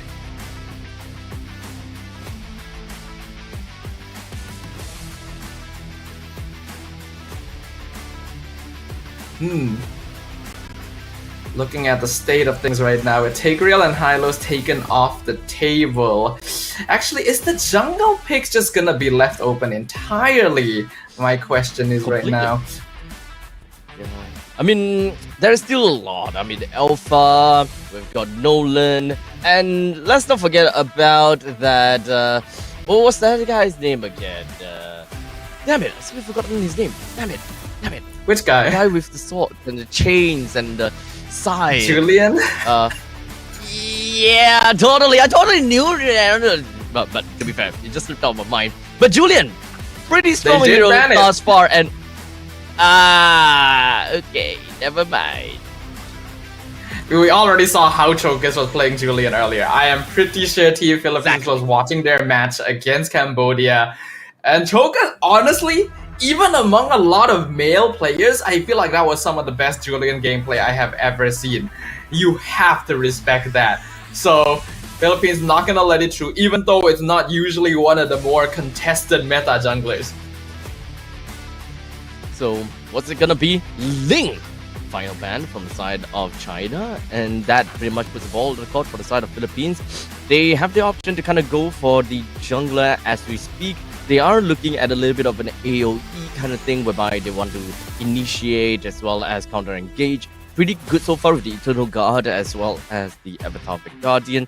But of course, when it comes down to the junglers, it has always been very independent. Do they want to play more on the mobility? That's the question. Because at this point in time, Vexana clears ways fast, and when it comes to Katukacha, might be Rome. If that's the case, then the middle lane should be relatively fast, and it should be in tandem with that Aurora plus Khalid in the middle lane. So if they want to have more of an early game, I was about to suggest a little bit more of the Nolan, but Hayabusa is pretty okay. Yeah, I was wondering whether Philippines would go for the Hayabusa here. There was a chance it was risky because that Khalid could go into Chrome and then suddenly you just get harassed. But Gatota and Vex are actually a pretty solid mid lane duo, so it's unlikely that China will be able to very safely invade anyway. And Team Philippines are quite comfortable with playing more of the assassin junglers. So I think this is fine, especially if they're able to get snowballs going. China now definitely needs a secondaries form of frontline. They're very good at splitting apart fights, but they need to have another hero that is able to take up the rear. Khalid by himself, we've already seen, is not going to be enough. So I wonder what kind of heroes they're going to be targeting here. Minotaur! We actually don't see Minotaur all that much, and at least for the side of China, they still have got the Nolan. Minotaur plus the Aurora in the middle lane does have a little bit of that prior, so it is still pretty much neck and neck against Philippines. It's really just all about who's going to be the more aggressive one. But considering the fact that there is a Nolan that can join in the roaming trio a lot faster and a lot earlier, I would definitely say that China has got the early game, especially for the turtle and the river control, pretty darn early. I think China's level 4 is definitely not bad at all, but Philippines are also quite good in terms of flanking and damage output. They're going for the CC so that they can get lane priority against the Khalid, and that means that Al Puerto will be able to farm jungle just a little bit more comfortably. But I am kind of worried about this Minotaur pick. The whole reason why we don't see a lot of him anymore is even as a frontliner, he really isn't that tanky. So I feel like Philippines have more than enough damage to deal with him somewhat, but hey, we could be surprised. Honestly, one thing that I'm looking out for is mostly about the main tankiness of what a Khalid is capable of bringing out. And of course, if the Khalid does buy... Oh, hold on a second. So fast! Wow! Very, very quick rotation right here from the mid duo and the EXP laner.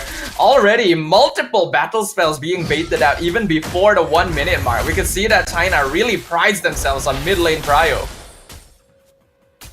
So we've got very early aggression coming in from both of these teams. We're expecting to see that China should have lane controls throughout the lanes. As such, I would still definitely believe that Khalid can lead the lanes still definitely faster than the CC. CC can definitely pose quite a bit of threat, right? Since CC is a master at 1v1s, dealing quite a lot of damage, especially to the tanky heroes. But eventually, that is where the CC won't be able to do too much, right? Once the CC gets out of the lane, gets into the team fight, you pretty much see that non-existent control from the CC. Yeah, we already see Chokers coming over and doing some good poke damage over to Diagon. The turtle is coming up in 20 seconds, so they want to unlock their EXP laners as fast as possible so they can participate in a team fight. But here comes Al Puerto, gonna be targeting Jessica. Unfortunately, not in range for the Ogi Shadow kill. So at least when it comes down to Philippines, they still got themselves quite a bit of control in the top lane still. They want to make sure that Jessica is not going to be a problem. As you can see, damn, oh damn, Diagon, as long as the yo-yo trick is constantly off cooldown, Jessica would not be having a great time. Yeah, but instead, China instantly shift their strategy into blitzing the turtle as fast as possible, even bringing Jessica over so that they can take it down before Al Puerto is able to finish off her buffs. They are off-tempoing the Philippines here. So one thing that I'm surprised is the fact that Diagon at the EXP lane, the main thing that Diagon wants to do is to just kind of keep Jessica in the lane, and if anything, trying to shove the wave as fast as possible just so that she can leave the lanes fast enough, just so that she can be slightly faster than Jessica. But we all know that Khalid moves fast, so in the end of the day, the both of them will probably reach their destination almost at the same time. But Diagon is not really leaving the lanes at all, while Jessica is making very full use of the control that she has got thus far. Yeah, in fact, we can see up top that Jessica is going for the lane cutting here so that he can actually leave lane, but that also means that Diagon is going to be able to do a lot of damage to her. The flicker unfortunately misses the wall. There are minions though, so Jessica is still able to find a safe way out. Oh man, but okay, so at least there's nothing too difficult to work with at this point in time of the pause, but we're going to be dealing with that technical difficulty ASAP while the team on the ground find out what's going on here. But throughout, and of course so far, I would say that the game has been relatively safe. Is it on the safe? Well, they're all aggressive, but they're not getting a single kill, which is kind of funny. I gotta have to say, both teams, they want priority, they want to go for kills, they want to make full use of mechanics, and they just want to brawl, but no one is bloody dying. The thing is, with China and Philippines, I feel like these two teams actually have a surprisingly similar playstyle in that they want to practice more controlled aggression. They're not all out brawling the same way you would see from teams like Indonesia. So while you will see that their movements are very aggro and they're looking to get ganks and kills, both teams are disciplined enough to know when they've hit their limits. And because of that, there aren't a lot of mistakes for either side to actually punish. Extremely eccentric going on for both of these teams possibly here. Fanhua might be the first one to be taken down from the side of China. Wow. Yeah, 1v3, but Fanhua actually still able to get away, and the final bounce from the Bruno ult actually does not connect. Good spreading from Yinhuai. My, oh my. 4 minutes into the game and we still don't have a single death just yet. Quick little flicker plays from the side of Fanhua, but you're right about that tankiness. At least when it comes down to the early stages, you can't really expect too much from a Minotaur. Minotaur can always just hide inside of the brushes and wait for perfect and opportunistic times to go in with the Minoan's Fury. But unfortunately, with the fact that there's no more flicker here, Philippines will take the opportunity to take the turtle away off of the hands of China.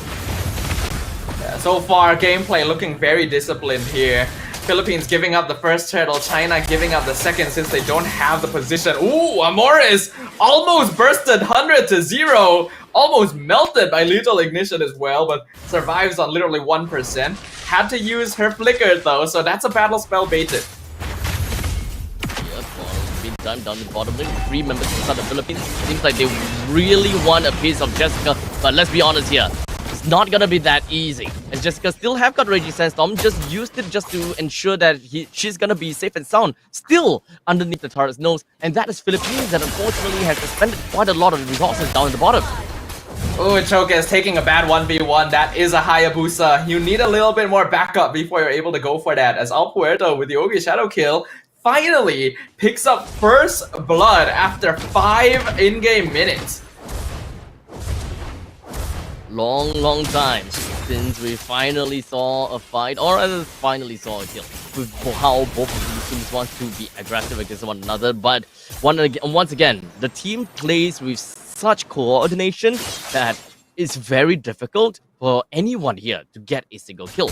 And the moment that if they were to push and kind of force a kill, that is overextension. And both teams knows very well where each of these teams and players' kill zones really are. The moment you get a little bit too close, you don't even have to expend a flicker, you don't even have to do anything, and boom, you find yourself losing too much health with all of that crazy plethora amount of lockdown that could potentially come in. We are in a meta where there is just damage flying around everywhere, so you gotta be respectful of that. A single mistake and you just instantly lose your life. That's why positioning becomes that much more important and snowballs become so much more prevalent.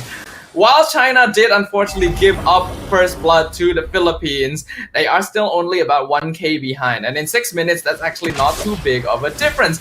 They're gonna now try to contest the turtle. Vivero gonna be targeted but gets the taunt in. Minnow and Fury pops out. AOG lands on 2.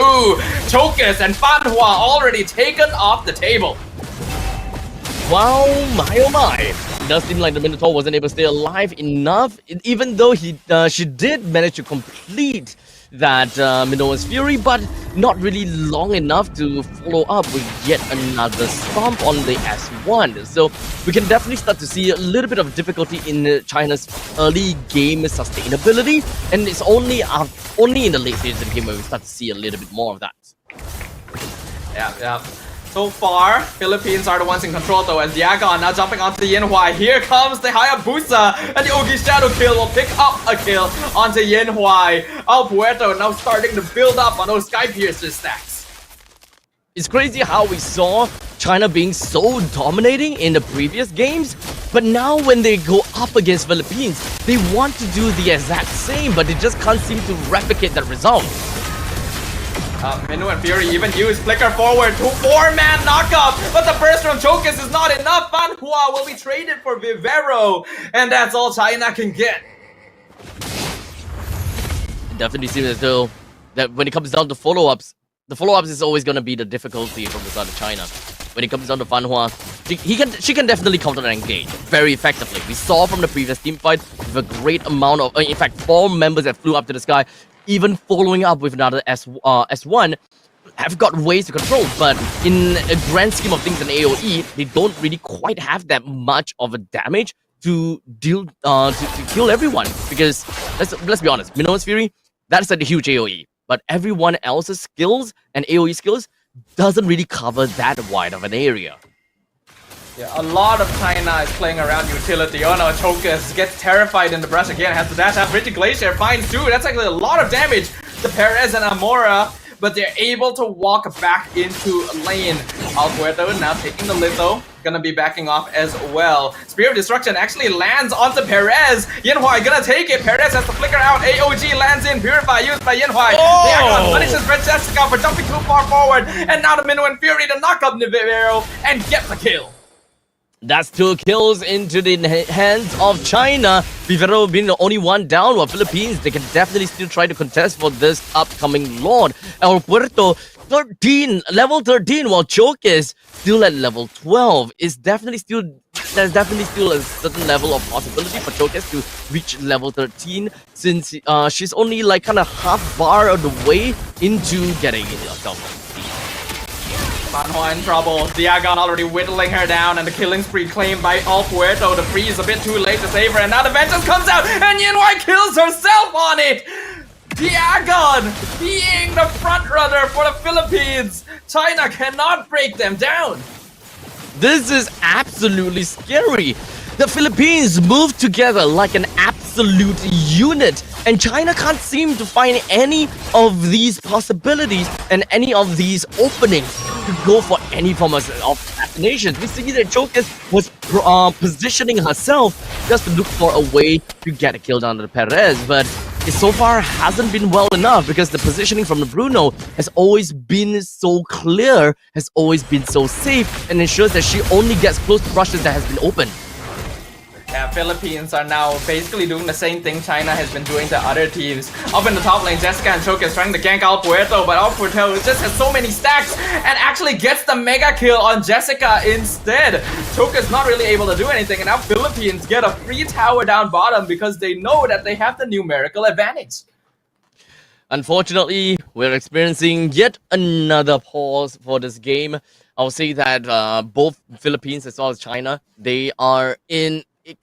Okay, at least for China, they are in a little bit of a pickle here, right? We're looking at about 4,000 gold deficit, while in the meantime, they are also losing quite a little bit of turrets in here. Okay, to be fair, the turrets are kind of equal. It's 2 for 2 thus far, but because of the fact that the Lord is actually going to be fighting for Philippines up in the top lane, it's pretty fair to say that the T2 in the bottom lane definitely destroyed. T2 in the top lane should be down by the Lord, and the middle lane, that's the question. The middle lane turret was last seen close to about half HP with an imminent push in the middle lane. That more or less should signify that the control in the jungle for China is about to be lost completely. Yeah, and this is a very unfamiliar position for them, right? So far, whenever we've been witnessing China's victories, they have so much control over the map, their aggression and discipline on full display, but Philippines just seem to be superior in both those aspects right now. I think the draft, unfortunately, not the best for China. I still do think that Minotaur is a little bit lacking overall, and we could see that because of that, they're just not able to hold that front line long enough, right? We have the CC, who is doing an excellent job by herself with the Vengeance of tanking damage from 2 or 3 people, but Fanhua cannot do the same, and that means that we are seeing a far cry in the gameplay that is enabled for China here. Yeah, it's all about the sustainability, right? At least for Fanhua, she can always have a very good amount of heals to the rest of the team, but the rest of the team is not the one that's specifically facing any form of damage. It has always been Fanhua. While in the meantime, Jessica has always been trying to throw her bodies over to the side of Philippines just so that she can peel a little bit more and kind of share the burden together with Fanhua. And knowing how we have seen Jessica in the previous game, she have built her Khalid to be an absolute monster of a tanky hero. So it is only in the later stages of the game that we will start to see a little bit more dividends coming in from this lineup, especially since we're looking at Yin Hui playing as Moskov. I would only believe that China will start to hit back real hard, maybe 15 to 16 minutes into the game. But that's also depending on whether or not they can actually extend the game that long in the first place, right? I do feel like China's composition is a bit, like it puts a lot of pressure onto Chokis and Yin Hui on the Moskov because they are the only real forms of consistent damage, right? In this case, you have an Aurora. You usually will lean a bit more towards utility than DPS unless you're like super ahead. So otherwise, you're hoping that Nolan is able to burst people down early and then Moskov burst people down late. Nolan has already failed that task, unfortunately. Philippines just had better positioning and Chokas got consistently punished over and over again, which means Yin Hui is literally the only win condition that China has left. They gotta make as much space as they can for her to farm. Otherwise, this is just gonna be a complete snowball, especially since El Puerto should have a lot of Sky Piercer stacks by now. I suppose that with 4 kills and 4 deaths, 4 kills and 4 assists, that's definitely quite a bit. While in the meantime, Chokes found a death onto herself, and that definitely did not bite well for the members from the side of China. The Lord is pushing in, middle lane and the bottom lane is eventually looking at an imminent push as well. They do not have a Nolan for this upcoming fight. How exactly are they supposed to stop this crazy push? Well, Jokers will be back up in 8 seconds, but Philippines are gonna be able to start whittling down the towers before that. They do still have the holy defense, so at the very least there is that wave clear that China can play around, but the Philippines will be able to keep piling the pressure on. Every single wave pushed at the same time, and all their forces split up. Jessica somehow alive after all of that. Fragilation lands. Minnow and Fury, is it gonna be used up? No AOG to get away. Chokers taking a lot of damage, but he with the double team on Yinhuai will be able to trade for Perez, and that's actually a really crucial pickoff for the side of China. Here comes Al Puerto. Ogi shadow kill on top of Yinhuai, jumps over to the minions, not able to get the kill, but they are able to clear both top and bottom inhibitors. Now, with a 7-kill lead for the side of Philippines, as well as close to 7,000 gold lead, Philippines slowly back themselves off after getting a sound victory of getting themselves inhibitor turrets at the top lane and the bottom lane. With that all said, that means the macro game for Philippines will start to rack up even more, as wherever the Lord were to spawn, there will always be a naturally pushing lane on the opposite side, which will make things so much more difficult to play. Because now, China, they have a timer on their head. It's not something... I don't think that they would want to casually just allow Philippines to take the Lord away. The only way that they could challenge or to stop Philippines from taking out the Lord is to jump onto Philippines first. Be the one that engages. But however, this is not exactly a team competition that is super great when it comes down to initiating. And with the amount of goal deficit that they have, it is just setting themselves to a doom. Yeah, I think Philippines knows that they're very close to being able to claim the victory now. They just gotta make sure they don't make any mistakes going forward. And so far, they've been doing that exactly. It doesn't really help China that their front line simply isn't tanky enough to allow them to prolong team fights. And the Philippines are making good use of that. Macro play is probably the best direction right now. But there's also the risk, right? That's why you need information. Unfortunately, the taunt on Fanhua, that's going to be unstoppable for Al Puerto. Crazy amount of burst damage that Philippines have got in their arsenal. And with one of the main tanks from the side of China gone. Hey! Jokers! The steal on the Lord! The retry timing was perfect! And still able to get out with Jessica tanking most of the Ogi shadow kill. Yinhuai even finding the tier 2 tower up top. In a single second, China has actually found a lot of space for themselves on the map, and they have a Lord to play with as well. Vivero being bursted down, Revitalize already used, but Fracture will miss. Mid-tier 1 being contested by China. The Terrify onto Jessica from the flank. Unfortunately, ends up with her being taken out. That's gonna stifle their push. That was quite a steal, and now China have got a lot pushing up in the top lane. They will be able to kind of minimize the amount of damage from this 14 minutes onwards. Remember how we said that China, they gotta have to wait for a little while until they get themselves a good amount of defense and damage? Yup, now's the time. A good Winter Crown from Chokers there. She needs to dash out as much as possible. Fanhua, even with the knock-up and then flicker backwards to support the retreat. We are really seeing the coordination from the Chinese team right now. Philippines gonna be a little frazzled after that, but they do still have the goal lead and the structural advantage entirely. Should still be an easy game to close out as long as they keep their wits about them. So let's take a look at the items here. Oh, Aurora is already 3 items built in, and likely gonna be looking at either the Divine Glaive or the Holy Crystal next. There is quite a bit of items that's still required from Vermouth, unfortunately. So I guess the 15 minutes is just not quite enough. But regardless, from what, 7,000 gold lead, it has changed and dropped down to a good 4.5 thousand gold.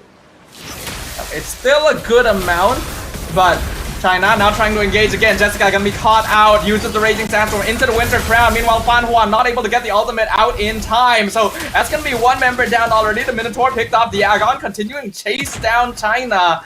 They'll immediately make a retreat. 3-13, Philippines still on the onslaught, and they still have got the lead. They still have got that coordination that knows who are going to be the first few people that goes down. As you can see from just that short little fight, Fanhua went down and Jessica found herself at an all-time low. Puerto jumping in on Yanhuai, Wind of Nature used on the Moskov. This mid inhibitor gonna fall very soon. Raging Sandstorm Flicker lands on Vivero, forces out Wind of Nature on Perez, but it's a tiny bit of HP. They will back it up. China will be able to hold on to their final tower. But the question is, for how long? We're 16 minutes and 25 seconds into the game. The Lord will be coming back in 5 seconds. Then Philippines, they can't allow Chokers to just run right in and steal the Lord again anymore. They need to deal with China, and they need to possibly just hopefully bring one person down to discourage China from moving on forward. But they don't have Jessica anymore, and Fanhua already took half her HP and damage, so they simply cannot contest it at all. They have to give it away. It's too much of a risk to try and throw any bodies in for this. But that means that Philippines have a kill angle. Only one tower standing between China and defeat.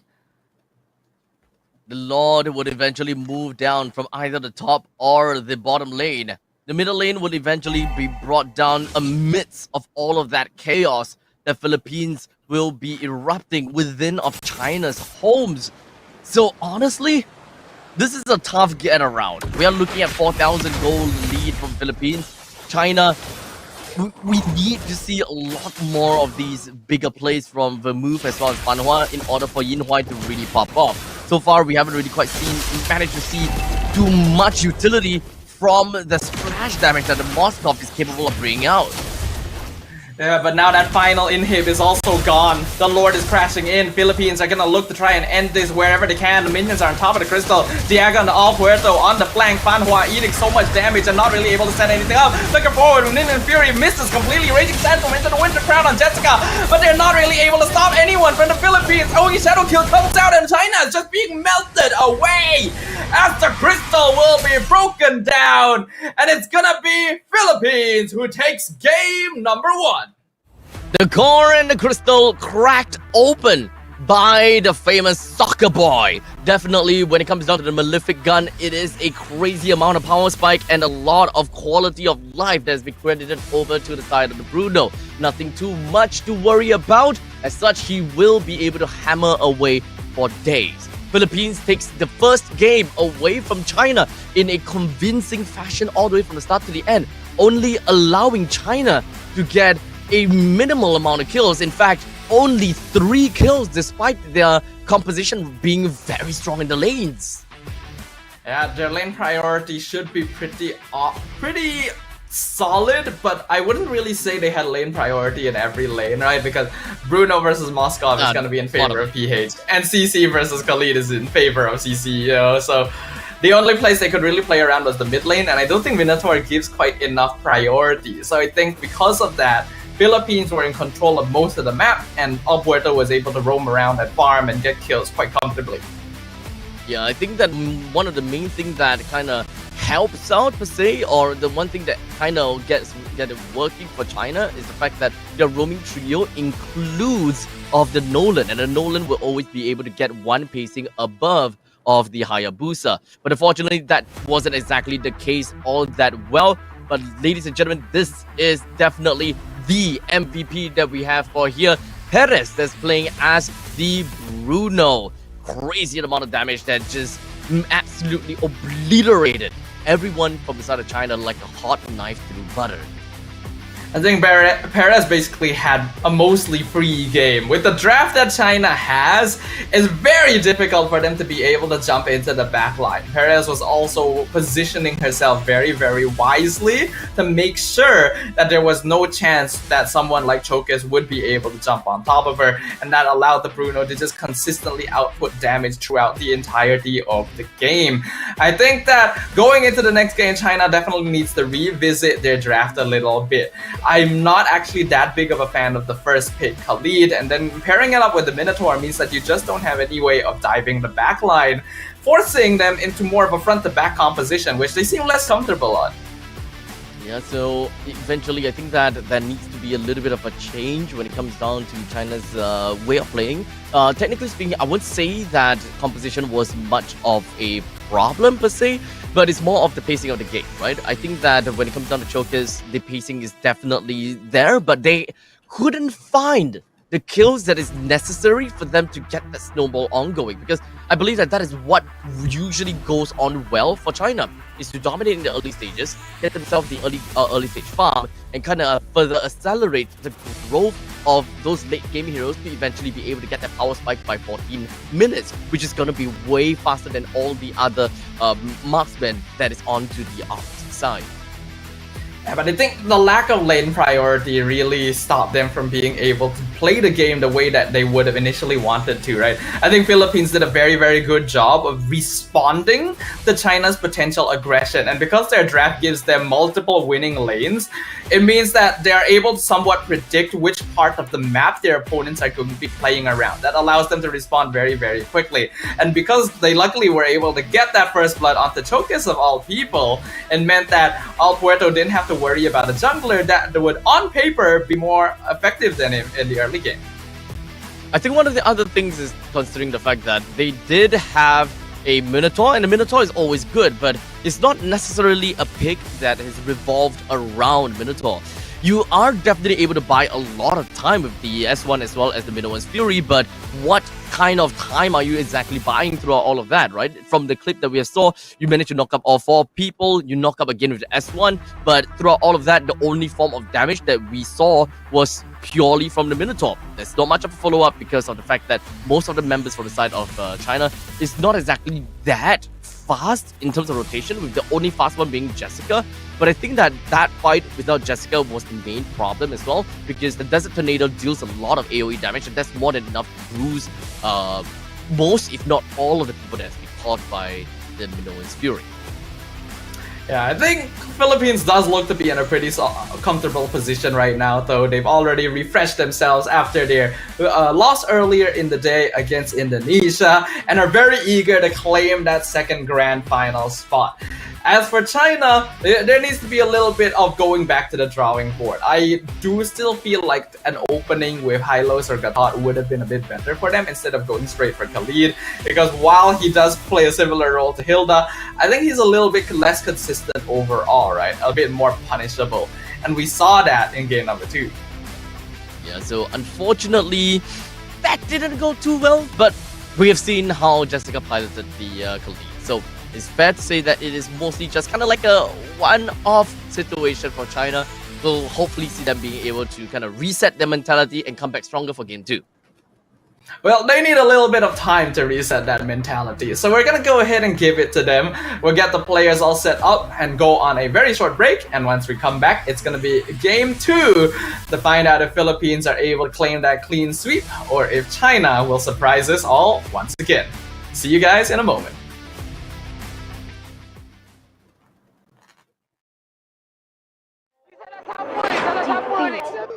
Pada tim SRG, Gulak Red Giant, banggakan Selangor, banggakan Malaysia. Champion juara wakil Malaysia time for N6 in Malaysia. Keunggulan. Ianya tidak hadir dengan mudah. Ia tidak menunggu sesiapa. Dan ia tidak memilih sesiapa. Keunggulan adalah potensi hebat yang tersembunyi dalam diri. Seperti benih yang menunggu masa untuk bercambah, sedia untuk mekar hingga berkembang indah.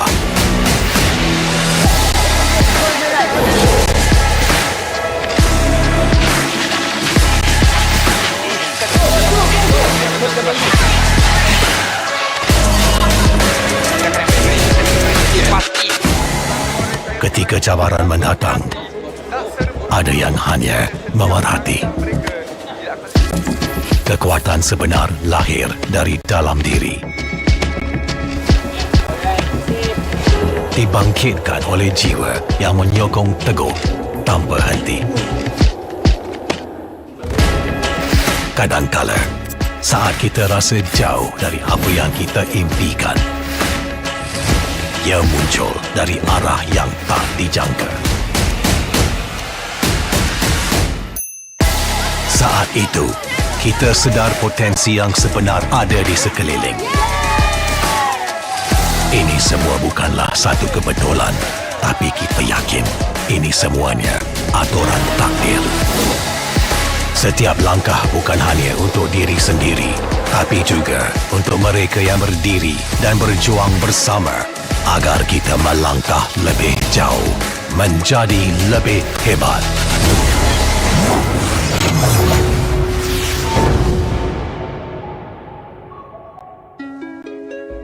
Bangkitlah rakyat Malaysia. Kita bersatu menyokong sepenuh jiwa. Demi jalur gemilang kebanggaan negara. Tiba masanya untuk menjadi greater than ever.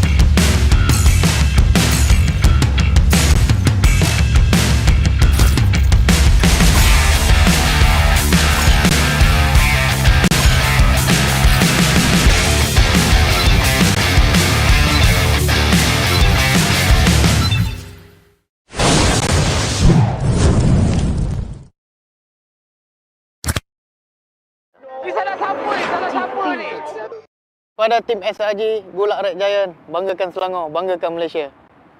Champion juara wakil Malaysia di time for N6 in Malaysia. Keunggulan ianya tidak hadir dengan mudah. Ia tidak menunggu sesiapa dan ia tidak memilih sesiapa. Keunggulan adalah potensi hebat yang tersembunyi dalam diri. Seperti benih yang menunggu masa untuk bercambah, sedia untuk mekar hingga berkembang indah.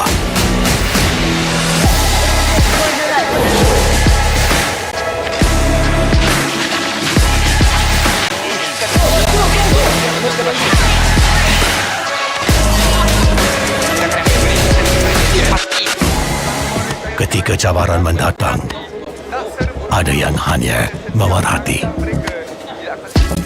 Kekuatan sebenar lahir dari dalam diri. Dibangkitkan oleh jiwa yang menyokong teguh tanpa henti. Kadangkala, saat kita rasa jauh dari apa yang kita impikan, ia muncul dari arah yang tak dijangka. Saat itu, kita sedar potensi yang sebenar ada di sekeliling. Ini semua bukanlah satu kebetulan, tapi kita yakin ini semuanya aturan takdir. Setiap langkah bukan hanya untuk diri sendiri, tapi juga untuk mereka yang berdiri dan berjuang bersama agar kita melangkah lebih jauh, menjadi lebih hebat.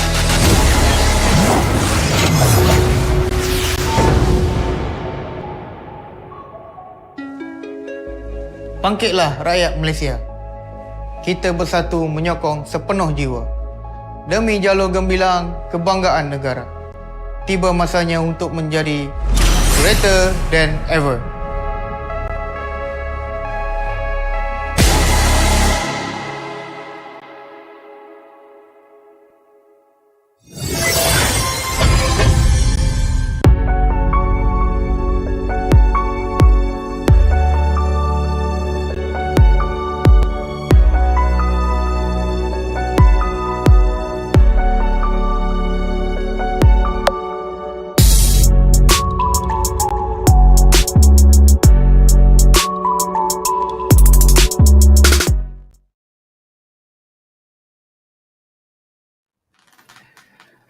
Will this be the end of the road for some promising new faces, or just the beginning of a brand new story? We're gonna find out as we're about to jump into Game 2 of our lower bracket finals between Philippines and China.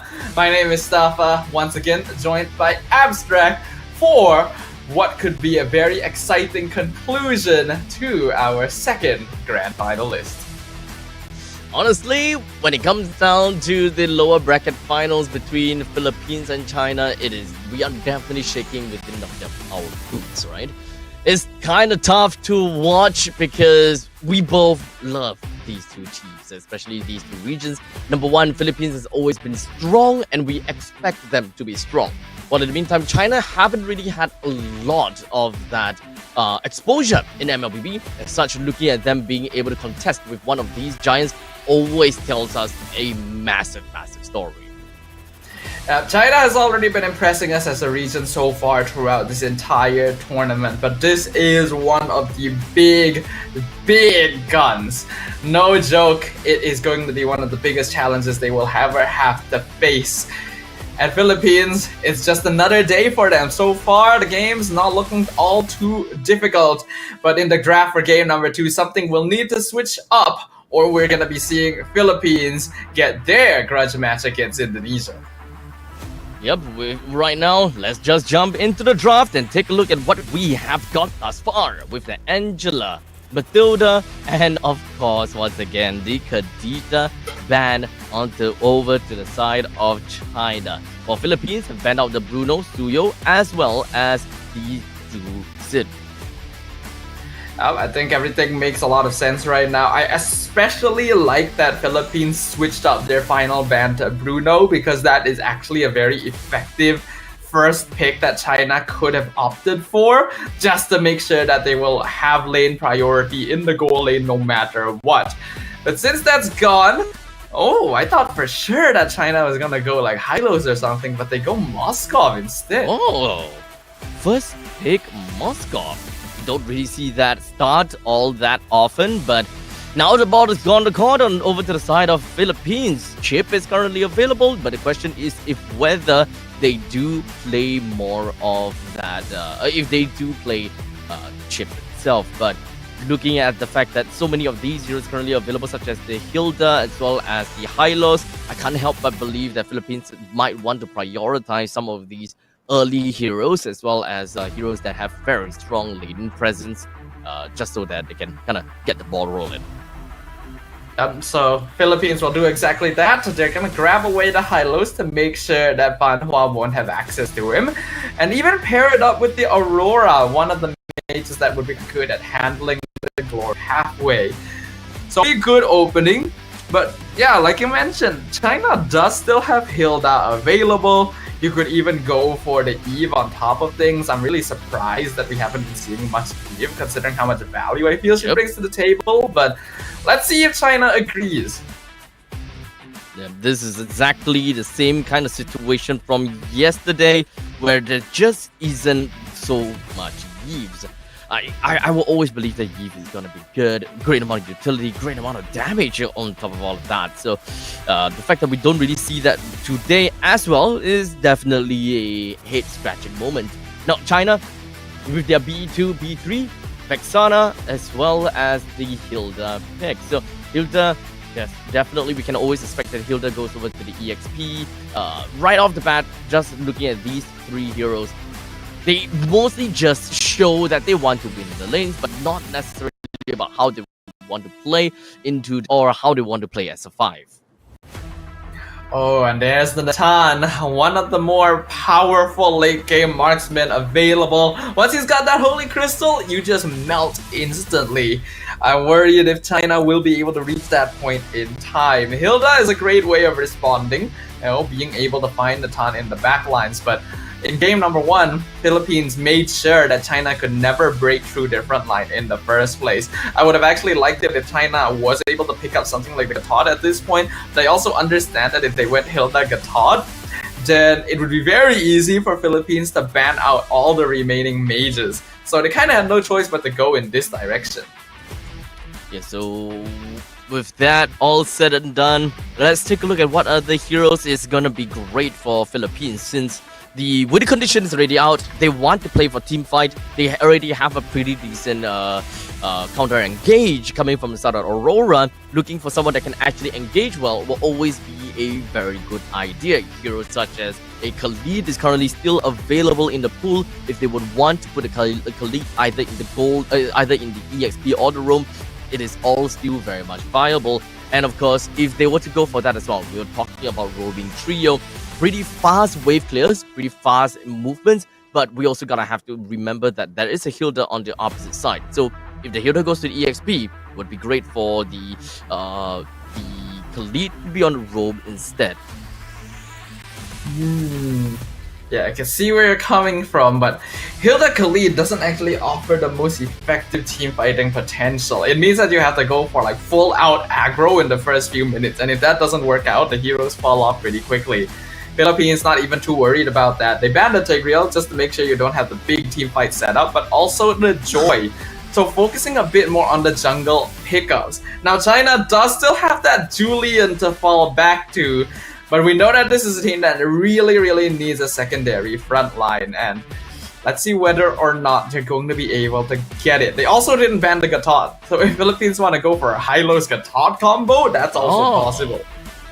Yeah, I completely forgot about that possibility, but I still believe that having someone with lesser backswing might be a good pick for Philippines. But for now, higher booster taken away, so Ling is going to be the case for Philippines, and that means that their roaming trio is not necessarily all that fast. And not to forget, this is a very expensive composition, very greedy if you ask me, with the Natan as well as the Ling in the same team. You gotta have to have enough firepower in the early game just to stay afloat. Yeah, personally speaking, China could actually go for the Hilda Khalid since there is a Ling Natan on the opposite side and just try to run Philippines down as fast as possible. But I'm okay with the Gatod. I think that is probably the safer option. And yes, they will fall back to the Comfort Julian as well. So a pretty good lineup from China. I think it's much more comfortable than what they were playing in game number 1. So, we take out the Kacha as well as the Julian! Julian's back in the hands of Chokers! This is definitely the game that we all want to watch. The moment that you see the Julian on the Chokers, you can just immediately remember that highlight play from Chokers right underneath of the Lord's pit. Now, the ball is on the court onto Philippines. and they have decided to pick up on over to the Terizla. I definitely talked about this before, right? If you between two of the EXP laners, either Khalid or the Terizla, Khalid is a hero that definitely requires more help with the flicker. While in the meantime, if you were to pick up a Terizla, at least you'll still be able to flex enough to pick up the Revitalize in the event that you want to run that double Revitalize comp in order to keep everyone alive. Personally, as a Terizla player, I always do prefer going Flicker because the Flicker penalty zones are just really satisfying, but you can't deny that this is a meta where Revitalize does have a lot of value. Looks like the Agon will go for Flicker in the end. And that means that both of these teams actually have pretty solid front lines. It's just that Philippines will have a later game scaling curve. Very late. So, the ball is on the court for the side of China to take dominance in the early stages of the game and just really ensure that Perez as well as and El Puerto don't get any form of farm just right off the bat. So how is that going to work out? We shall see, right? The EXP lane between the Terizla as well as the Hilda is pretty fair to say that the Hilda will always clear the lane fast enough because she puts so much threat over to the side of Terizla. And not to forget, S1 moves fast. Chokas almost gets caught but is able to dash away, and now Vivero is the one stuck behind the wall. The Revitalize is going to be able to keep her quite safe, still absorbs a lot of hope from China as now they're upping the momentum to do exactly what we said, right? To make sure that El Puerto cannot farm. So China has already immediately started to raid into Philippines jungle and took a very simple range creep away from Philippines. That is just going to ensure that Philippines, if especially if the league have decided to rotate down to the bottom side, that is one of the creeps that she will not be able to make full use to get to the level 4. But I don't think that that's going to be a problem at all because Philippines, at least for El Puerto, the rotation starts from the purple buff and up to the top side. We can definitely see the difference in EXP already though, with Choquest already one level up on El Puerto, so the invasion and stealing of jungle camps has already been quite effective. And in the bottom lane, as expected, Jessica can be winning out the trades against the Agon. So right off the bat, with the turtle currently available, the priority seems to go to the side of China. Fanhua wasn't able to get the taunt in, but I'm pretty sure that Philippines would want to jump the gun soon. Diagon does hit her fall. Oh, and there it is, the Flicker penalty zone. Vermouth actually secures the turtle away, but Choka is going to be caught out between all the members of Philippines. The Tempest Blade comes out as well. Fanhua tanking a lot of damage with that Revitalize, but Vivero doing the exact same thing. And finally zone China out. A turtle for a kill. So one for a turtle is pretty safe, I gotta have to say. The death comes from the side of Chokis, so I would say that it is still definitely a pretty equal trade coming in from both of these two teams. For Philippines to have a little scaling into the game and still somehow being able to get the kill down onto one person on the side of China, especially since it's Focus, I would definitely say that that is quite a bit of a hope, especially since we're talking about Amores, right? Playing as the Aurora, you definitely should not underestimate the damage from Amores, as well as the hammocks from Diagon.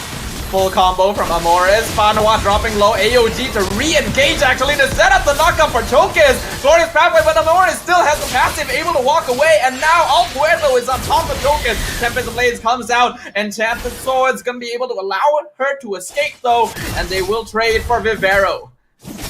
Takes crazy amount of trust from the side of Fanhua to know that the team will be able to trade eye for an eye. Because typically, if it's me, let's be honest here, I'm using the AOG to save myself, man. I'm not setting up anything at this point in time, man. But I have the opportunity to run away, I'll run. But China, they knew exactly what they wanted to do. It is an eye for an eye, is Roma for Roma. Definitely very nice to see. But it also means that if you're trading evenly at this point, the Philippines are actually in a pretty good spot, right? Because this lineup just has less burst overall and wants to play towards the late game. So unless China are able to build up a sizable lead, they are actually behind. Yeah, so China would want to have favorable trades just so that they can slowly start to snowball over the later parts of the game. And the moment that they keep on having fair trades, then it's just going to be equal to Philippines game. Yeah, looks like Philippines was a bit too late to contest this turtle. China identifying the opportunity and just immediately melting it down as fast as possible. And we are already seeing a bit of a lane swap as well. Jessica going up into the top lane to try and give Yanhua as much space to farm as possible. Jessica gonna be 1v3, actually doing a lot of damage over to Philippines. And now the OG comes in, a two-man taunt on top of Fanhua and Vivero. Vermouth flickers in, does the damage, drops the nuke. Amor is gonna be punched down, crushed by the Gatot Kacha as Jessica buying a lot of time and space. Tempest Blaze will finally finish off Fanhua though. And Jessica gonna be trapped away from the rest of her team. Now Vermouth in a lot of trouble. Not gonna be fast enough to run away from Vivero as the Law and Order gets in the stun. Perez with the final blow picks up the third kill on China, but dies to the tower. That is unfortunate. Ran into the turret and down to the bottom lane as well. More trades going on for the side of China. Oh boy, definitely a series of technically unfortunate events, I gotta have to say. Throughout all of that fight, we have got China that lost a total of 3 members, being Vermouth, Jessica, as well as Fanhua. While for the side of Philippines, they lost Amores as well as Perez throughout all of that situation. And in fact, down the bottom lane, they also lost Diago. So it's been a flat out 3-for-3 kind of trade-off.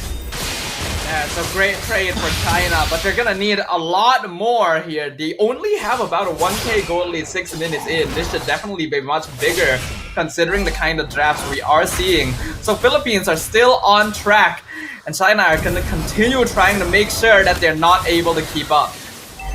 Considering that it is also 6 minutes into the game, if you want a sizable lead, you should always try to aim for 500 gold every minute in the first laning phase, and only after like 8 minutes or so you will want to aim for 1000 gold per minute. That is the most realistic amount of lead that you want in order to put a game against Philippines. Oh, the AOG knockup is beautiful. Alpuerto still gets the turtle, but Philippines is completely surrounded, and Diagon's already down, but Fanhua can be traded back as Alpuerto picks up the double kill. Chokes as well, not gonna be lucky enough to survive. Yanhua took the Spear of Destruction over, but Philippines has already backed it off, so they're not able to find anything more.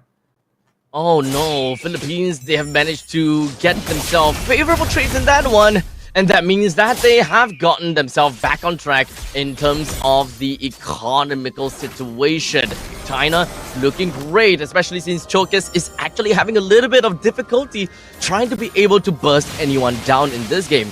I mean, we can definitely understand, right? When it comes down to being a Julian, the first things that is in your face is gonna be Vivero or perhaps even Diagon. You can't possibly burst these 2 members down. You have to play around your team so much so that Philippines finds heroes like Amores as well as Alpuerto in a bad position in order for Chokes to really capitalize on it. I feel like Philippines is a team that's hard to bait out of position though. They are very, very disciplined, and you can really see the experience show itself in their gameplay. You are gonna need to make something really big happen to try to frazzle them, and that is the challenge for China right now, as basically the new kid on the block, right? Are they able to make the Philippines lose their composure?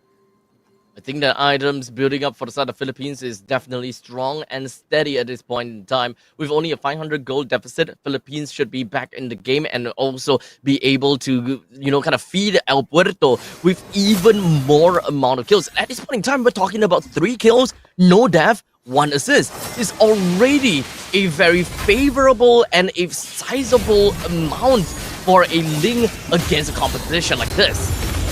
They're continuing the pressure regardless. Jessica actually stealing the orange buff away from Alpuerto. So that's actually a small win for China. Yeah, small win. But that also means that Philippines have to really make use and get this lot for themselves. Otherwise, holding back onto the retribution ended up in bigger fish that they could not catch. Oh, Flicker Belly Zone on 3, right into the freeze, and Chokes is gone. Jessica and Fanhua trying to buy some time in the back line. Jessica actually doing a lot of damage. Tempest Blaze comes up from Alpuerto. Fanhua still alive to revitalize, but Jessica not so lucky. Perez gonna be whittling her down, and that is a 2-for-0 trade in favor of the Philippines. 5-man strong. This is gonna be a free lord. The game of big fish, small fish.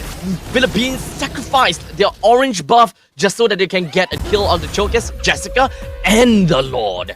Philippines, they're already there. They've got a crazy damage from the side of El Puerto.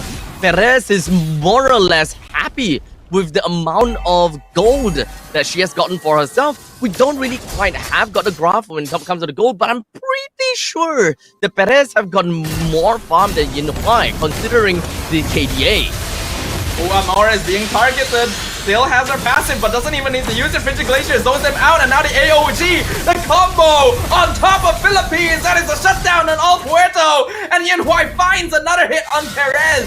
Viagon and Vivero have to run away, but they're not going to be able to make it as Chokes picks up a double kill of her own.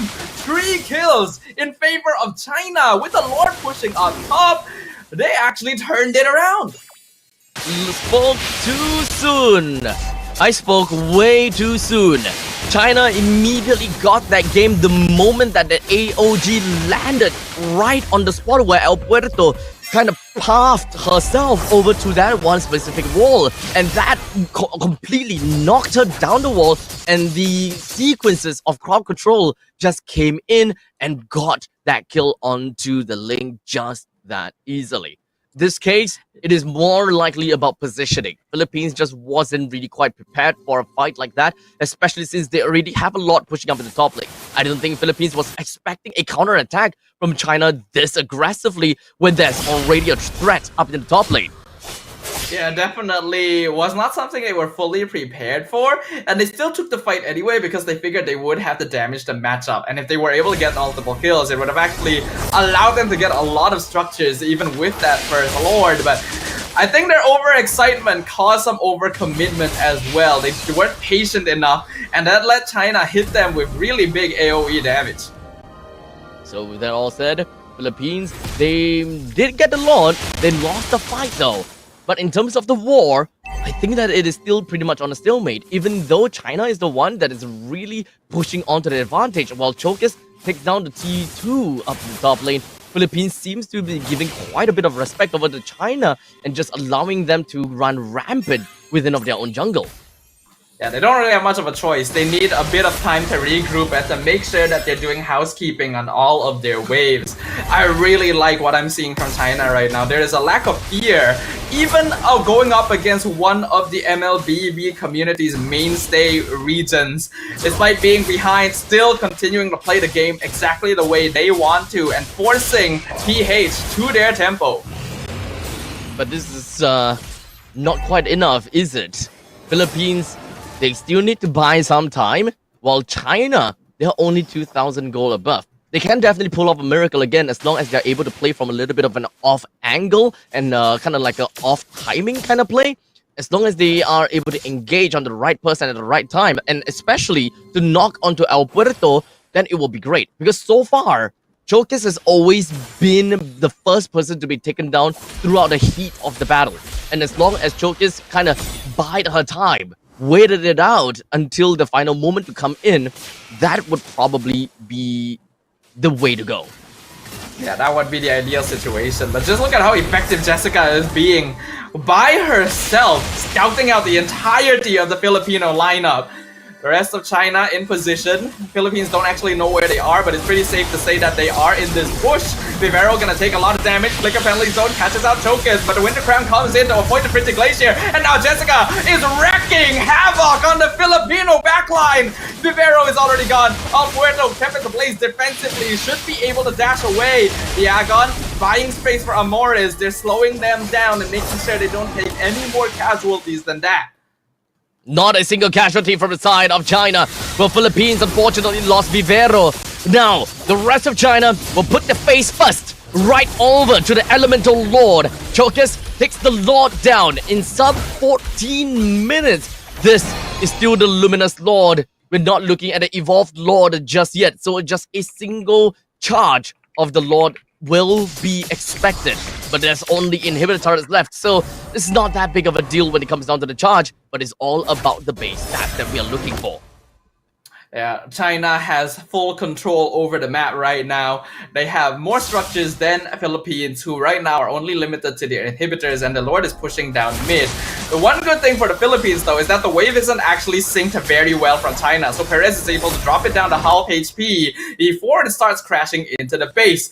China now gonna be looking to see if they can shove in with this one. Lord crashing in middle, with the rest of them working on the top and bottom inhibs, but with Perez, they're actually able to clear up the push very, very quickly. Wow, that's fast. I didn't expect that.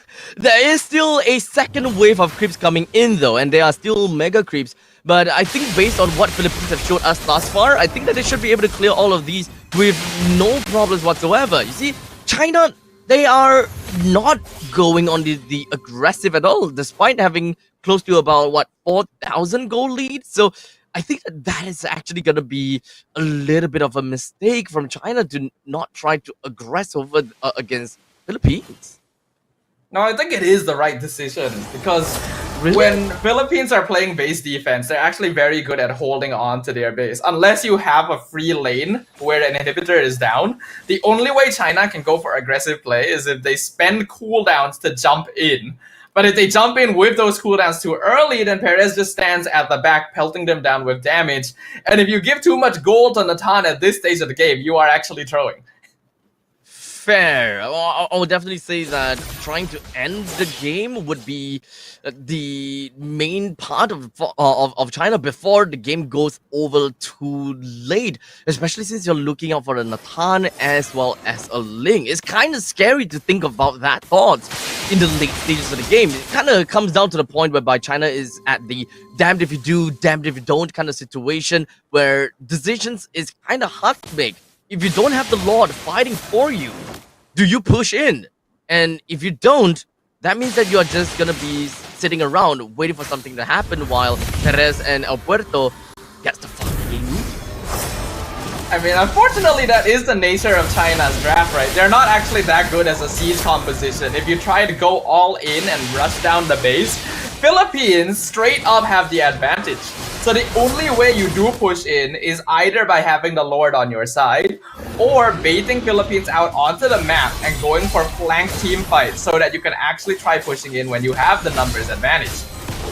Perhaps a little bit of macro game would be great, as middle lane is just going to be pushing right in. The Philippines completely missed out on that fact. As such, that's a free inhibitor turret in the middle lane, very likely, while China takes control of the river right around the Lord. Yeah, a little bit of mistaken housekeeping, but Philippines just wanted to try blitzing the Lord down before China realized they were there. China already on top of the ball game though, and making sure that they're not able to get a free Lord when they're not paying attention. Now we see Jessica walking into the brush, having a lot of cooldowns used, but the Winter Crown denies all of it, and the AOG comes in, knocks up Vivero! Eternal Guard on Perez, that's a killing spree for Jokas! Philippines is falling apart as China picks off 3 without even any congestion! And now, the Lord is free for the taking for the side of China. While Philippines, they have a good 30 seconds cooldown onto the death timer for the side of Philippines. With a small little ballista and a small little army behind of this ballista, China will want to end this game right here and right now. 4-man in. Now the crystal is exposed, Amores is the only one in base. El Puerto a bit too late to respond. And that means, ladies and gentlemen, our lower bracket finals is going into a full series where one game decides whether China or Philippines moves on to the grand finals. Boy, oh boy, this is the kind of BO3 series that we want to watch, where both teams go 1-1 and we are down to the final game. It's a best of 1 from this point on. Whichever team that find themselves the win is gonna go on over to the grand finals and face off against Indonesia. China, oh boy, it seems like their patience paid dividends, and indeed, it was the right choice to just stay back and wait for a team fight. I'm not too sure about Philippines though. I think that it was eventually a gamble from Philippines to want to catch China off guard, because we talked about off angles and off timing plays. because that is what caught Philippines off guard once, and I think that they wanted to recreate that against China, because there's no way that you are expecting a full 5-man composition for Philippines to just run straight to the Lord while China is just setting up for the Lord. Maybe that's what they were thinking, but China wasn't setting up for the Lord, and that backfired on them crazily. Yeah, I really gotta give props over to Jessica as well. That Hilda play running into the brush at the back into 4 members of Philippines and then baiting out all their spells with the Winter Crown so that they basically did nothing. That was what cemented the victory. Regardless though, MVP still gonna go over to Yinhua, the gold laner. Being able to find that farm, being able to keep up in momentum as well as scaling against a much more late game centric comp. Another lifeline for the side of China, and they are just one more game away. Let's talk a little bit more about the post-game statistics for this match itself, with a massive amount of kills that has just been credited over to the side of China, with a total of 12 for themselves and Philippines with 10. Philippines held on for a long period of time, and this very greedy draft unfortunately didn't come into fruition by the later stages. They just don't have enough items to really allow Perez as well as El Puerto to kind of go ham by the final minute. Yeah, I think by now a lot of the teams that are watching this can quite easily identify that China has a very comfort play style where they have a double front line, one of which is effective enough to dive into the back line instead, and then proper scaling as well as assassin. They're so good at finding angles with these sort of team compositions. You could tell that they were uncomfortable in game number 1. In game 2, when they got the draft that they liked playing, it's a completely different ball game. This is absolutely crazy. Right off the bat, 3 minutes into the game, we've got a lot of close shaves coming from both sides. Just from this team fight alone, we're looking at, okay, that fight, we completely forgot about that one. But fair enough, there is still a lot of close shaves. 1:2, a lot of trades going on, top lane, bottom lane, and even when it comes down to Diagon. This is especially one of those team fights that we saw how Jessica stayed alive for so darn long. They threw all of their resources on over to Jessica, and all Jessica needed to do was pop a single revitalize, and she stood tall for that long. Philippines did their best to try and counterplay what was coming at them from the side of China, but like you've already highlighted, Abstract, their draft is a little bit late game centric, right? So they don't quite have the burst necessary to be able to take over the early game. Their goal is just to be able to try and slow things down and maybe give El Puerto and Perez some kills here and there. Because of how aggressive China was though, they were not able to play at the speed they preferred. So I think going into game number 3, there needs to be some adjustments there. I think mainly, you cannot let Hilda go through. It's kind of a tough call to kind of leave the Hilda into the hands of Jessica. In fact, we've seen Jessica kind of rocket with the Hilda as well as the Khalid a teen amount of times, and with great success throughout of the lower bracket as well. We are so ready to crown China as the lower bracket queens, but they still have got this one final game that they gotta have to conquer. And that happens to be Philippines, and we know for sure the kind of accolades that Team Philippines have got to their name as a region and even as a team. For them to see China be able to take yet another point away from Philippines, and in the event actually winning against Philippines, oh boy, it is a brand new era. That would be an incredible story to see, right? Because we are now seeing China potentially one game away from making the full lower bracket run right from the beginning.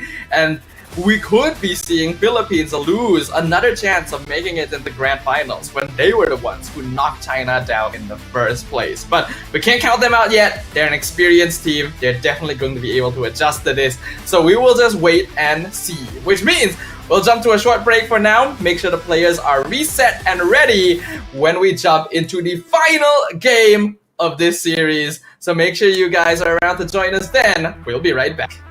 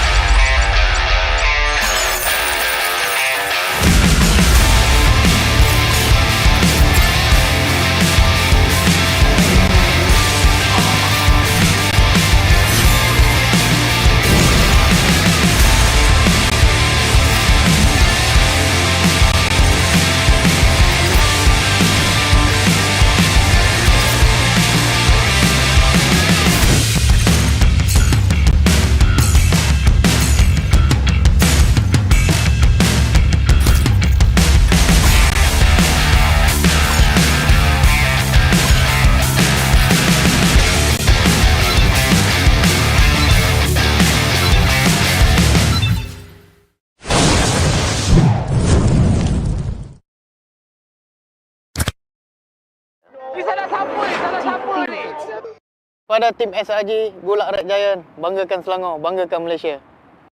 Champion juara wakil Malaysia fight for N6 in Malaysia.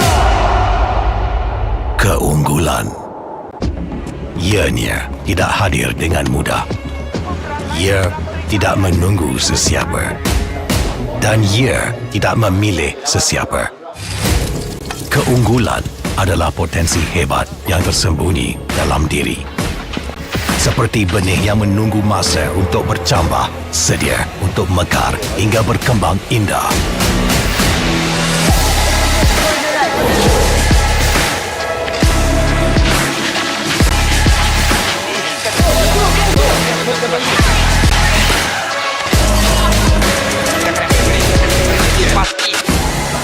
Ketika cabaran mendatang, ada yang hanya memerhati. Kekuatan sebenar lahir dari dalam diri.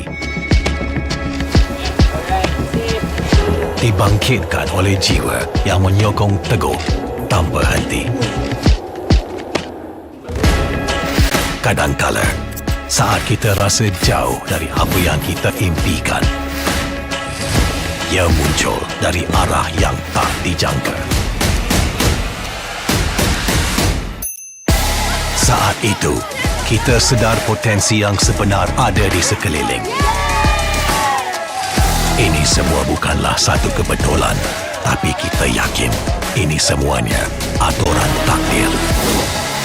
Setiap langkah bukan hanya untuk diri sendiri, tapi juga untuk mereka yang berdiri dan berjuang bersama agar kita melangkah lebih jauh, menjadi lebih hebat.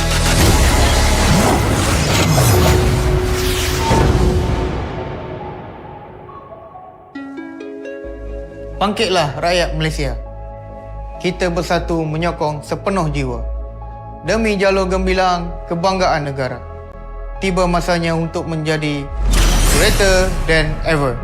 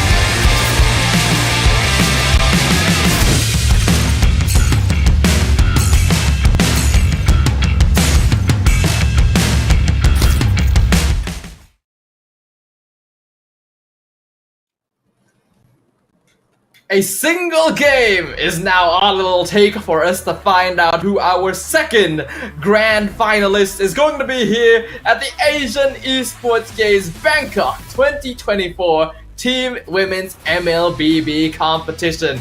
Is it going to be Philippines or China who face off against Indonesia in the finale? My name is Stafa, once again joined by Abstract for this momentous event. Now, here in the Asian Esports Games 2024, I gotta have to say that looking at all of these ladies come in together to just fight it out to the summit has pretty much been quite a showing, right? This has all been very entertaining, and of course, it has been quite a showing as to how strong they all are in the MLBB scene as well.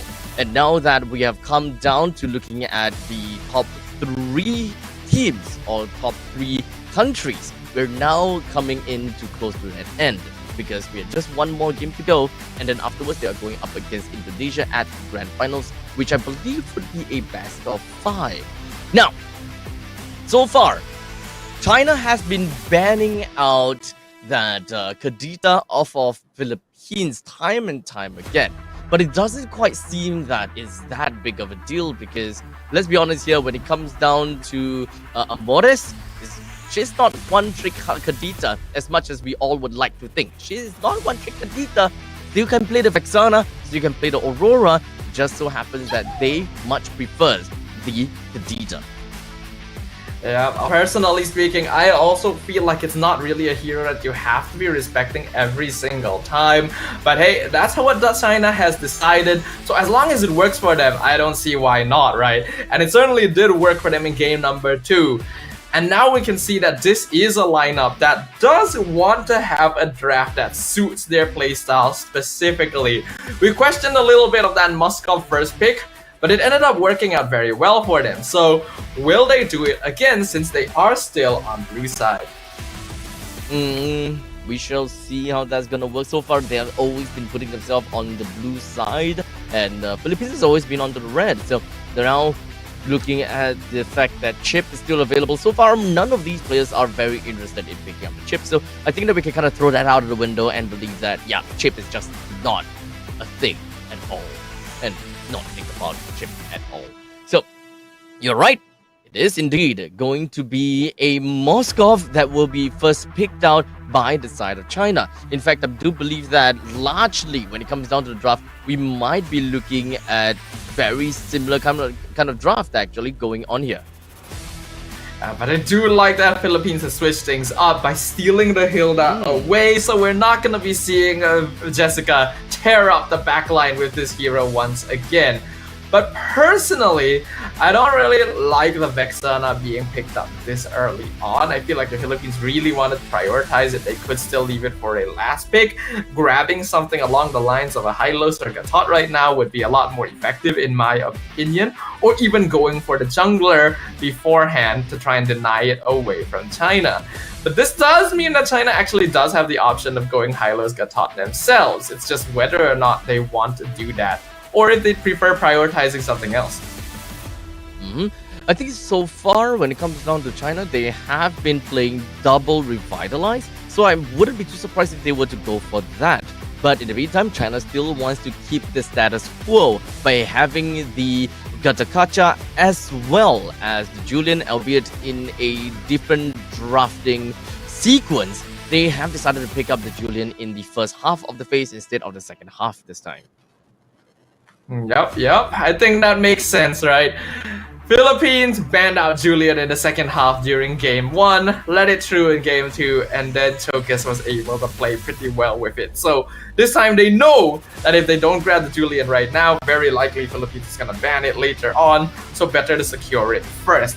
I am kind of surprised that China would decide to ban out CC themselves, because I feel like it wouldn't actually be a bad hero for them to pick up, but I suppose since Philippines has first pick in the second phase, they just don't want to give that away. No threats from the CC is probably best to see. You know, at this point in time, with the Tigreal taken away, there is definitely quite a bit of respect over to Fanhua. We can definitely still see a ban onto the side of Hylos anytime soon, and very possible to be seen at this point in time. But I'm not too sure about this. Like, what exactly is going to be the next few picks from the side of China? What is possibly going to be great? I still would want to see the Hylos being picked out and then leave the gold lane up for suggestions, since we will want to see what is going to be the blind pick coming in from Philippines on the R4. Yeah, we're gonna go ahead and wait and see what exactly is gonna be coming out here. But I do like what we're seeing so far, right? China definitely wants to lean more into the gameplay style that they're comfortable with. They've grabbed 3 of the same heroes that they won with in game number 2, but the Hilda was definitely a crucial part of that, so they're gonna need someone that can fill in that gap. And while Khalid is an option, I don't feel like it's quite as consistent overall.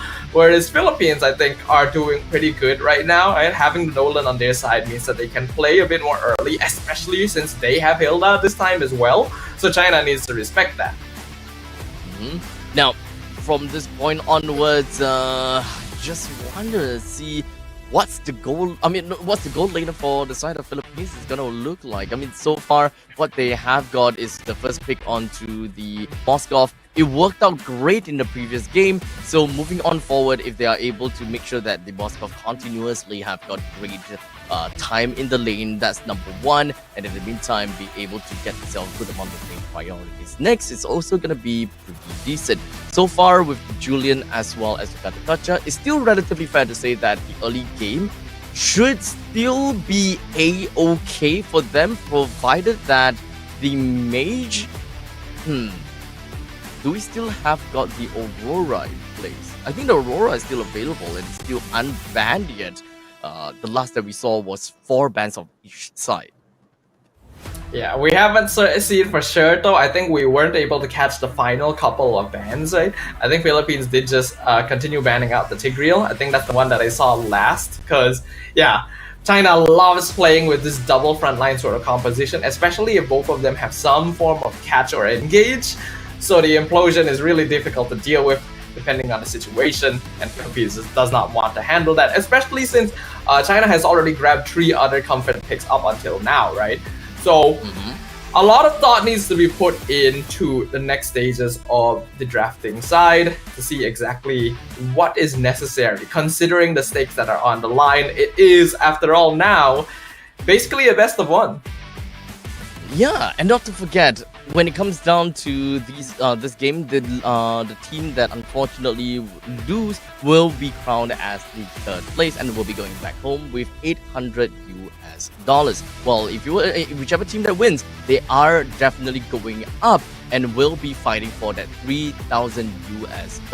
Definitely something that is a huge leap and a huge jump in terms of prize pool. You don't want to settle for 3rd.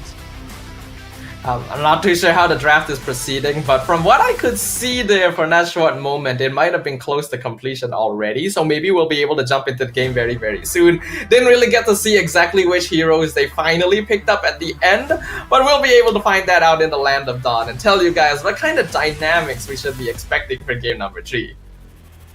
So, honestly, now, Sadafa, looking at the trends and looking at the playstyle of both China as well as Philippines, completely blind shot in the dark, which one would you support and which one would you think goes on to the grand final? That's tricky. I would probably be able to give a better answer if I actually got to see their full drafts. But unfortunately, hold on, maybe we'll be able to see that. We are able to see that. And already we see Vivero at 10%. As Jessica did indeed go for the Khalid in the end, it looks like. And not to forget, we also got Perez that picked up onto the Nathan and finished up with the Edith. So let's not forget about how both teams would eventually play within of their lanes. I think it's pretty equal, isn't it? Yeah, I think the drafts are pretty balanced overall. But China does look like they have the same kind of comfort style that they had in the previous game, so I might be inclined to lean towards them somewhat. We shall see how that works out for now. We got 3,700 gold over to the side of China. Right off the bat, when it comes down to the early game rotations, definitely China is taking a little bit more gold away from the side of Philippines. But of course, it's all just early parts. But the game is not going to be that fundamental, or rather not that big of a pivot. But regardless, it is more about how both of these teams eventually leave their lanes. Now, for sure, when it comes down to China, it seems like, okay, it's relatively equal when it comes down to the middle lane. They're clearing up the wave just as fast. Yinhuai, while in the meantime, down to the bottom lane, wants to be fairly aggressive over to the side of Perez, as long as Perez missed out a skill. Yeah, I think the most obvious lane difference is going to actually be in the EXP lane, because although Hilda and Khalid are both very aggressive early game laners, Hilda is still a little bit more difficult to deal with overall. So Philippines should have a bit more priority up there. I think that's why you already see China rotating people to make sure that Jessica can participate in the turtle fight. And as I mentioned, that Jessica is able to zone out El Puerto. Diagon and Vivero coming in from the flank. China actually a little bit surrounded in this position. The taunt going to this Spear of Destruction lands on Amoris. Turtle dropping low. Choke is going to be able to scare it away. Yinhuai actually jumps in. Vivero, though, is the one who gets first blood by picking up Jessica. Avatar the Guardian knocks up Diagon. But I don't think China wants to continue this fight any longer. Yinhuai did join into the battles, but unfortunately that wasn't anything that they've managed to do. In fact, it has only contributed to the amount of gold that Perez managed to net into the bag. So that little macro movement from the side of Yinhuai very unfortunately backfired over to the side of China.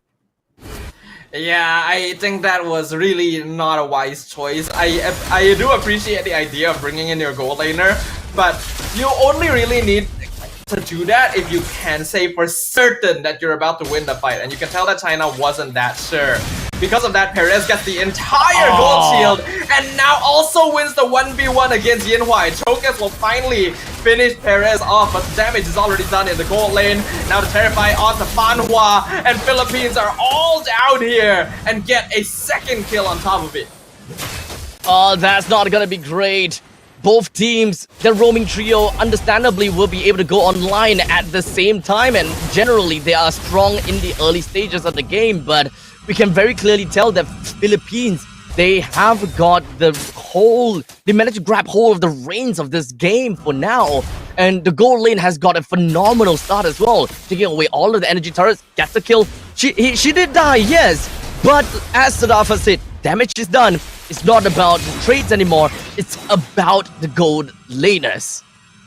Yeah, Perez being able to get the full gold shield and then an extra kill is huge. And now Vivero will find the Julian. Pops the Primal Wrath. Fear of Destruction lands in the backline. Yinhuai gonna jump behind Amoris, but he's able to flicker away. Now Diagon being chased down by 3 members of China. Make that 5 as Jessica and Yinhuai will join them.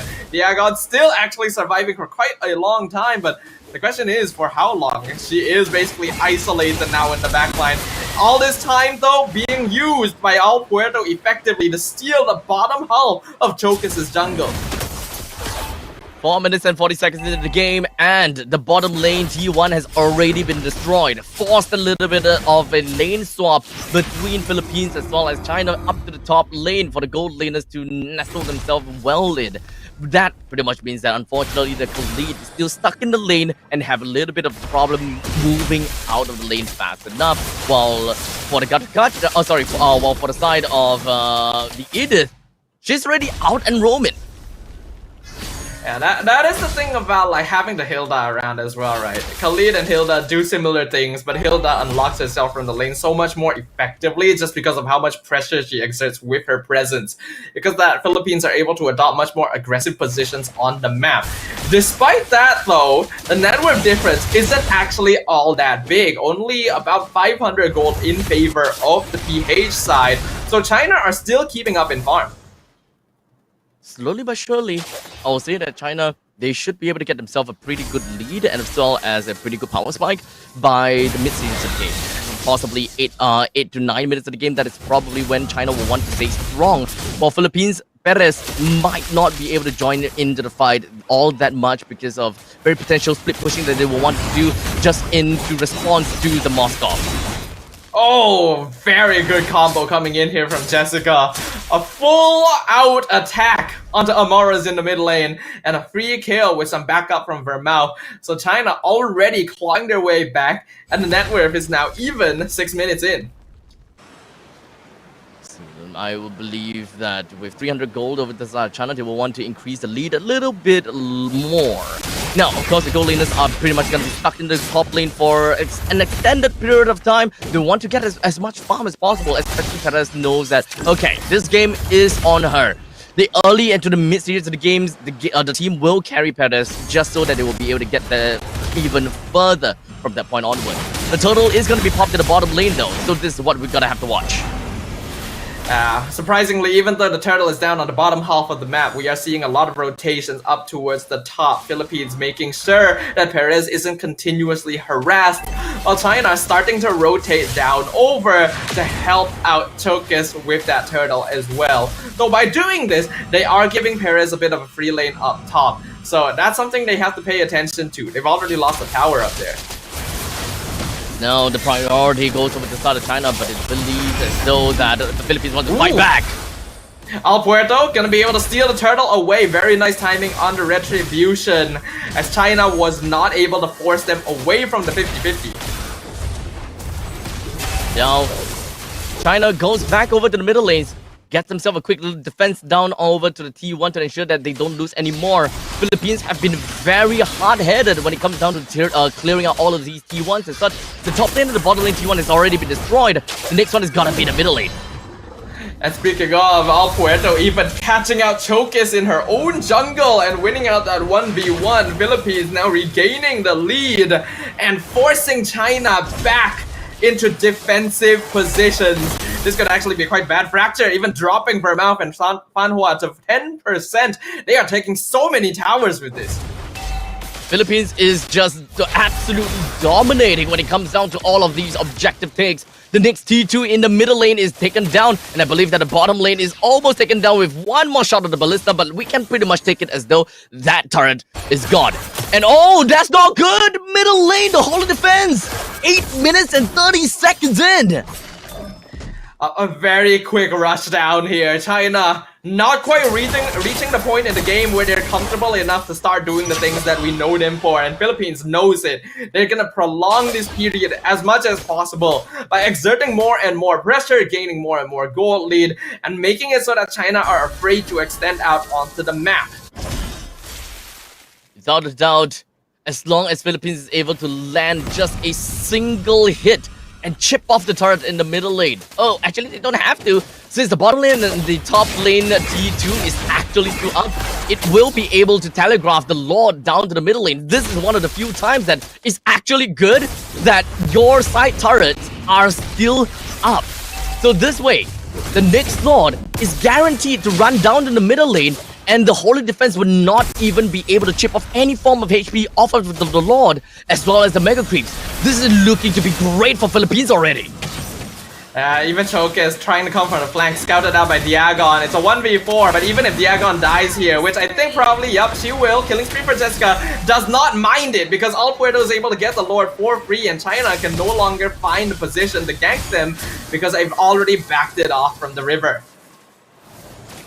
So now with the Lord that has been taken down already, Philippines, they have got a very strong lane that would eventually be pushing down in the middle lane. 10 minutes into the game, it's kind of come to the point whereby I wouldn't even be surprised if the inhibitor turret in the middle lane gets taken down. Philippines just need to continue with their onslaught and their crazy pushes.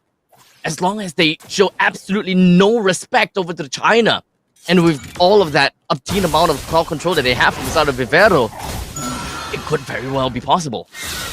Yeah, Philippines still has to be somewhat careful about grouping up a bit too hard, because there's still a lot of AoE for China to play around. Oh, Raging Sandstorm dodged. Good flicker from Amoras. Choke is trying to get for a kill, actually, but gets knocked up by the Eternal Guard and punished! Oh, Puerto comes in! Whacks Chokis real hard. Lord now pushing down middle lane. Yanhuai already able to take it down 30%. China doing a good job of whittling it down, but not quite enough, and Philippines is here to make sure that it crashes into the tower. But it's only the first Lord of the game, so not too much damage done for now. No charge and just a single swing. Philippines, I don't think that they will be able to make full use of this Mega Creeps in the middle lane, as well as they have suffered quite a bit of damage coming in from the combination of Yin Huai as well as Vermouth. But the top lane, there is definitely a little bit of a collection of creeps, but there's still nothing that China can't deal with. As such, Philippines, unfortunately, even with the Holy Defense down that early, they didn't really quite manage to capitalize on that. So good thing for China. One worry for China, though, is that we can kind of see them getting just a little bit desperate. Chokas jumping in that far just to kill Amoris. Like, even if she was actually able to get that kill, I don't think sacrificing yourself at that point in time would be particularly worth it. So there needs to be a bit more composure going into this. As for the Philippines, they are perfectly content to continue this stalemate.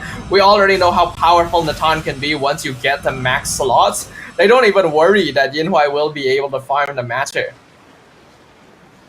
And now Yin Huai picking up the core holy trinity. All three items with the golden staff being the last one being picked up is now in their arsenal. China might be able to take this fight a little bit better now, especially since now the anti-cuirass has also been made from side of Fanhua. So a little bit of tankability joined into the fray, a little bit more damage into the fray for the side of Yin Huai. The moment that China kind of holds down the fort well enough and just kind of capitalize on mistakes from the side of the Philippines, the comeback could still be very real. Yeah, it's not impossible. That's why the Philippines still needs to be somewhat wary, though they can definitely afford to be a bit more on the aggro side. They're gonna start by initiating on Fanhua, who really just has no backup. China is not prepared to try and engage on that with all 5 members of the Philippines. Not great at all. Now Philippines have gotten the Lord for themselves. And now, oh boy, China unfortunately have to gonna play around with their back against the wall. They're completely stuck and they are teetering on a breaking point. Yeah. Right now, that point getting closer and closer. With another Lord pushing down the mid lane, China are gonna have a very difficult defense. At the very least, they still have their inhibitors standing, but this is probably gonna take down most of them, as the Philippines are actually properly syncing up the waves to make sure that they're able to do as much damage as possible. Oh, hold on, they did find the Agon. Revitalize comes out. Yin Huai so close to taking it out, but here comes El Puerto! Chokes explodes! Double kill for El Puerto as Yin Huai follows quickly behind. With that, China, there's no way they can hold on anymore. But Huai just throws herself at them, and the crystal is exposed. Ladies and gentlemen, your Asian Esports Games Grand Finals will be between Indonesia and the Philippines. The gamble to hope that they will be able to bring down the Hilda unfortunately just did not go down so well. The moment they realized that the Hilda slipped right through the gaps of their fingers, they knew that the game was over. There was definitely a bit of desperation at play once we got into those later stages. China knowing that they're not in a good spot, and if they lose this match, they won't have a chance to make it to the top 2, but they can't afford to be making mistakes like that. They can't be getting too greedy. And the Philippines just kept themselves disciplined and made sure to capitalize on it every single time China showed weakness.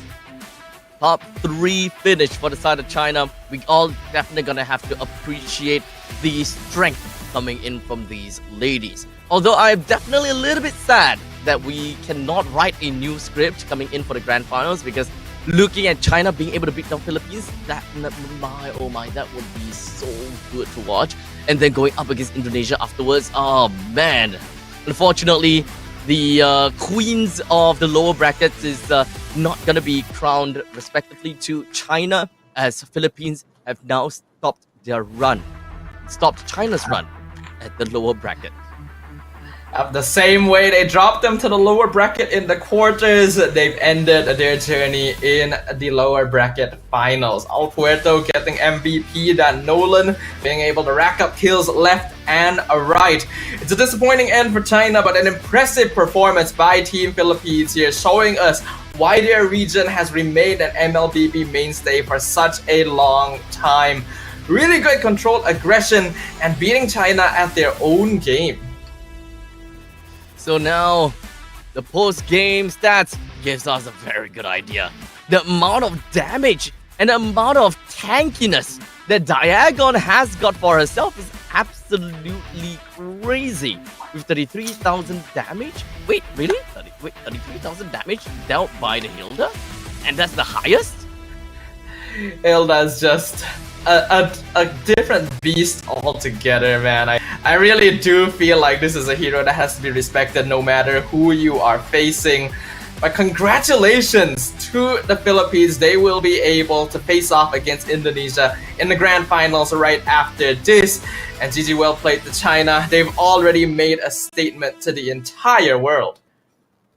Yeah, we're gonna have to really keep our eyes glued in for the highlights that will be popping up later on. But boy, oh boy, I think that we have yet another year for China, and they will be exponentially improving. I just want to know, when will be the end of that learning curve? At which point does China starts to reach their peak, right? Because I'm pretty sure that this is not the peak of China. This is just their learning stage coming into professional MLBB. Yeah, I know a lot of people are probably thinking, hey, we're talking a lot about China, but they really have surprised us a lot, you know? They deserve a bit of time in the spotlight for what they've been able to achieve in such a short time. I'm honestly terrified. Once they have like that extra year, once they have a few more years down the line, maybe they become the new Titans, but we can't say for sure. For now, we can have a look at the highlights here, where in the beginning, it was actually a fairly close game, but Philippines had a more complete lineup built with more burst damage and more crowd control, as well as lane priority across the map. Indeed. I mean, if we take a look at both of the teams, when it comes down to the roaming trio plus the EXP laner, it's pretty fair to say that it is a lot of emphasis over to the side of Philippines, except that Perez just needed some time to really pop off into the later stages. And I think that has been piloted to a T based on what Philippines have been doing thus far. They have been very aggressive and they have put a lot of priority in the gold lanes. Small little mistakes coming from China, a small little gamble coming up from them, trying to play a little bit more macro game and hoping that they will be able to get some numbers up on top of China, numbers up on top of Philippines. Didn't go well, gave a little bit too much space for Philippines as they cracked open the bottom lane so early and then cracked open the top lane early as well. It just moves on, and that crippling amount of time that's just working onto China is just not that favorable. Yeah, they're a strong team, definitely, but I think we can tell from all the games that we've watched so far that they do also somewhat rely on certain pocket heroes to be able to really open up the map for them. And a good team will be able to spot that from miles away and deny it, the same way that the Philippines did here. So now we're gonna jump into a short break, and this is gonna be a very important one. Philippines, they just lost 2-0 to Indonesia earlier today. Now they're gonna be playing a much longer series against them in the grand finals. So anytime they can take to prepare is time that they need to use crucially.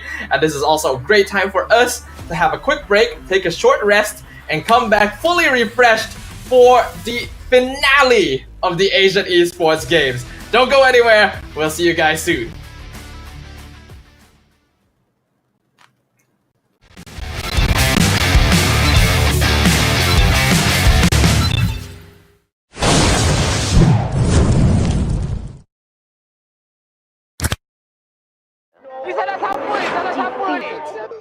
Pada tim SRG, Bulak Red Giant, banggakan Selangor, banggakan Malaysia. Champion juara wakil Malaysia Time for M6 in Malaysia. Keunggulan. Ianya tidak hadir dengan mudah. Ia tidak menunggu sesiapa. Dan ia tidak memilih sesiapa. Keunggulan adalah potensi hebat yang tersembunyi dalam diri. Seperti benih yang menunggu masa untuk bercambah, sedia untuk mekar hingga berkembang indah.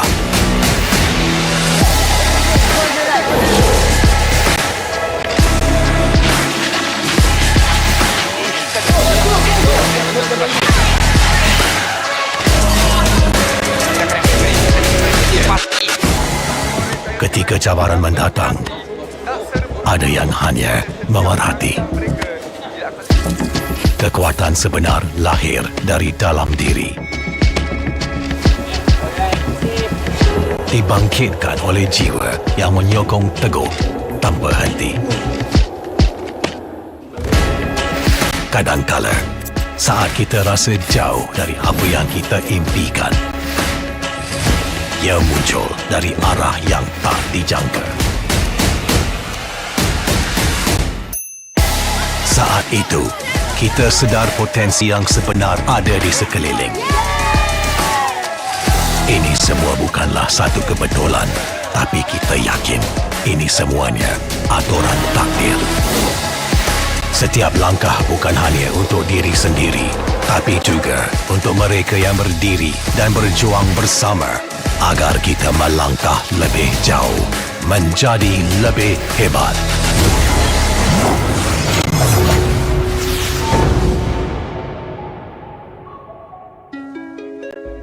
Bangkitlah rakyat Malaysia. Kita bersatu menyokong sepenuh jiwa. Demi jalur gemilang kebanggaan negara.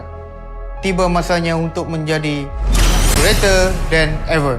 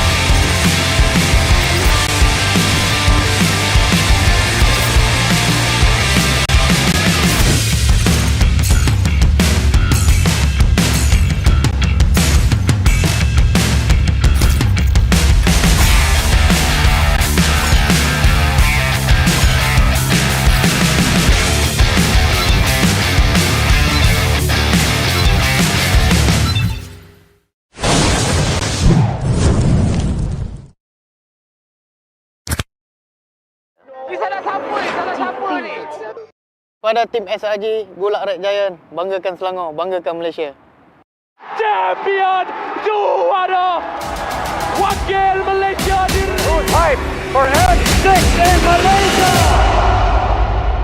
Keunggulan ianya tidak hadir dengan mudah. Ia tidak menunggu sesiapa dan ia tidak memilih sesiapa. Keunggulan adalah potensi hebat yang tersembunyi dalam diri. Seperti benih yang menunggu masa untuk bercambah, sedia untuk mekar hingga berkembang indah.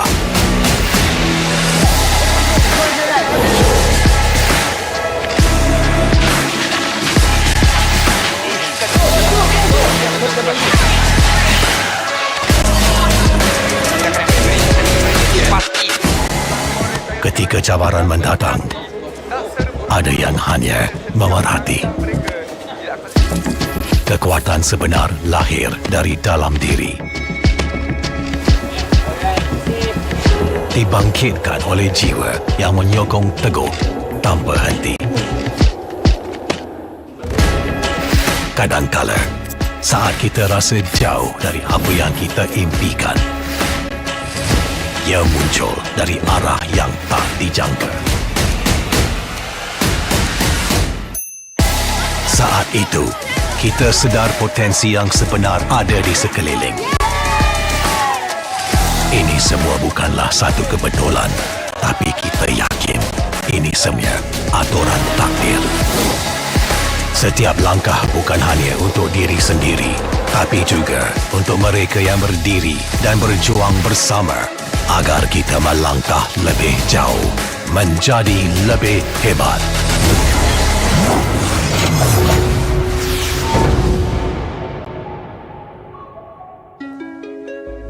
Bangkitlah rakyat Malaysia. Kita bersatu menyokong sepenuh jiwa. Demi jalur gemilang kebanggaan negara. Tiba masanya untuk menjadi greater than ever.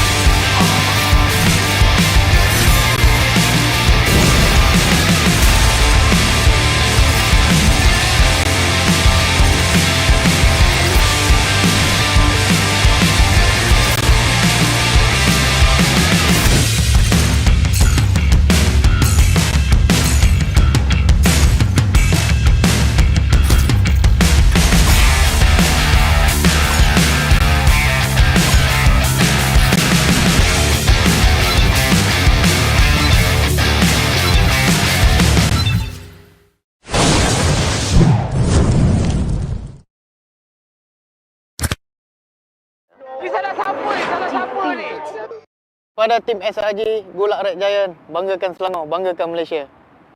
Champion juara wakil Malaysia Hype for N6 in Malaysia. Keunggulan ianya tidak hadir dengan mudah. Ia tidak menunggu sesiapa dan ia tidak memilih sesiapa. Keunggulan adalah potensi hebat yang tersembunyi dalam diri. Seperti benih yang menunggu masa untuk bercambah, sedia untuk mekar hingga berkembang indah.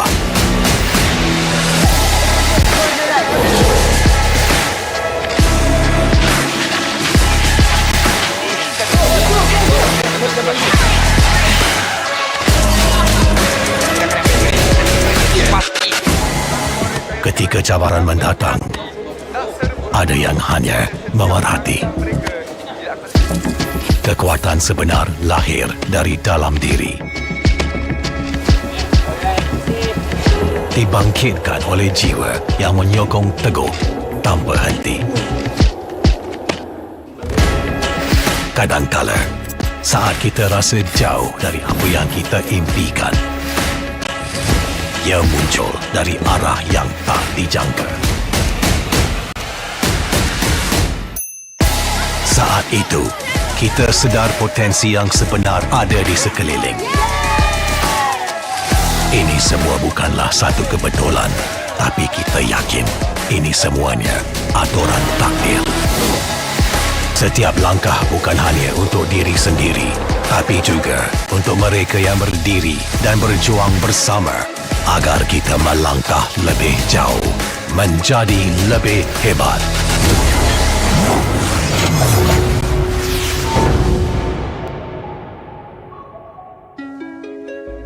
Bangkitlah rakyat Malaysia. Kita bersatu menyokong sepenuh jiwa. Demi jalur gemilang kebanggaan negara. Tiba masanya untuk menjadi greater than ever.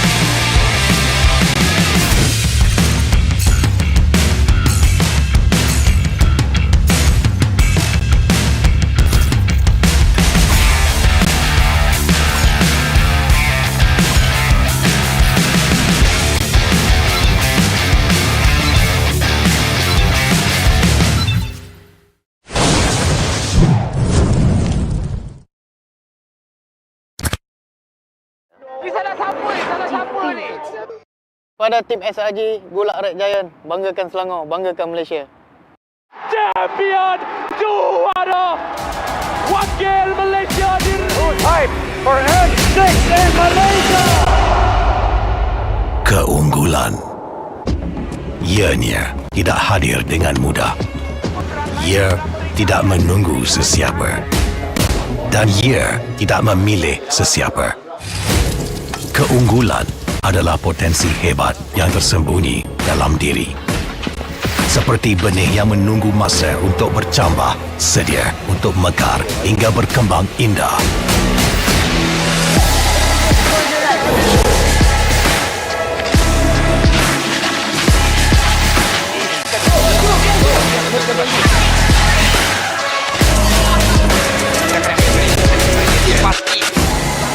Ketika cabaran mendatang, ada yang hanya memerhati. Kekuatan sebenar lahir dari dalam diri. Dibangkitkan oleh jiwa yang menyokong teguh tanpa henti. Kadangkala, saat kita rasa jauh dari apa yang kita impikan, ia muncul dari arah yang tak dijangka. Saat itu, kita sedar potensi yang sebenar ada di sekeliling.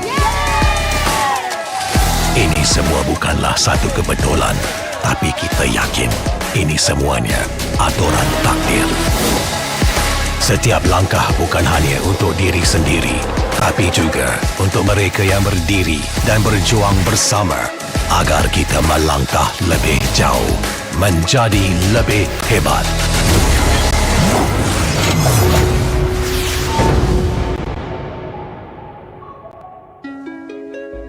Bangkitlah rakyat Malaysia. Kita bersatu menyokong sepenuh jiwa. Demi jalur gemilang kebanggaan negara. Tiba masanya untuk menjadi greater than ever.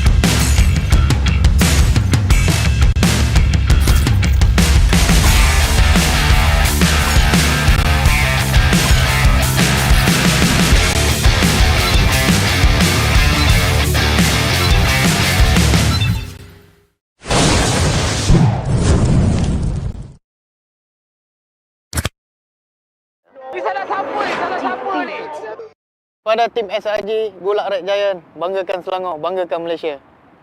Champion juara wakil Malaysia Time for N6 in Malaysia. Keunggulan ianya tidak hadir dengan mudah. Ia tidak menunggu sesiapa dan ia tidak memilih sesiapa. Keunggulan adalah potensi hebat yang tersembunyi dalam diri. Seperti benih yang menunggu masa untuk bercambah, sedia untuk mekar hingga berkembang indah.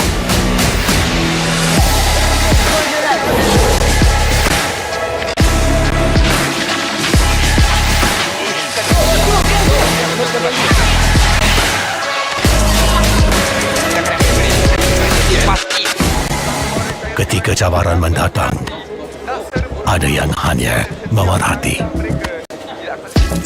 Kekuatan sebenar lahir dari dalam diri. Dibangkitkan oleh jiwa yang menyokong teguh tanpa henti. Kadangkala, saat kita rasa jauh dari apa yang kita impikan, ia muncul dari arah yang tak dijangka. Saat itu, kita sedar potensi yang sebenar ada di sekeliling. Ini semua bukanlah satu kebetulan, tapi kita yakin ini semuanya aturan takdir. Setiap langkah bukan hanya untuk diri sendiri, tapi juga untuk mereka yang berdiri dan berjuang bersama agar kita melangkah lebih jauh, menjadi lebih hebat.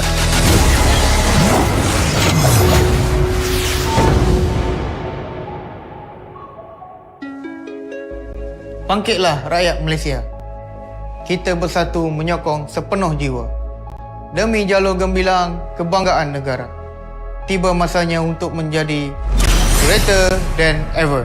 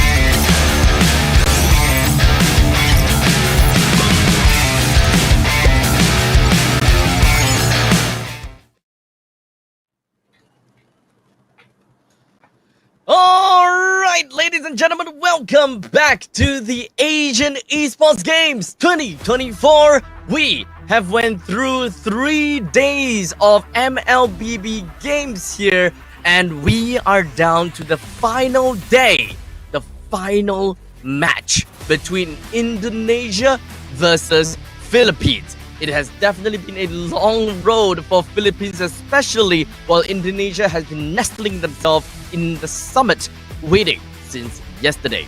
My name is Abstract, and with me here is Sadafa.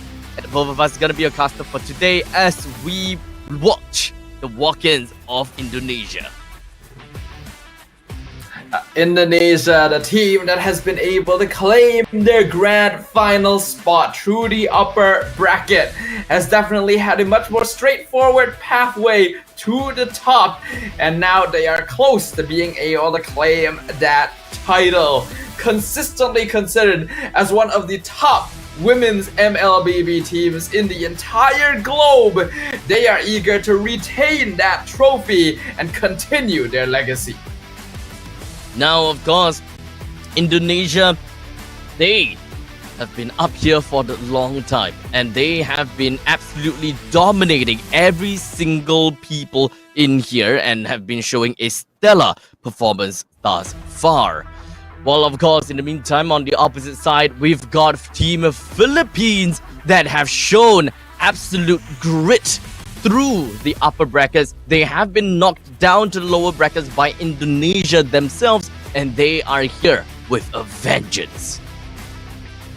A team hailing from a region that has held the title in MLBB, who has been considered among the best for many, many years, now eager to claim it among the women's competition.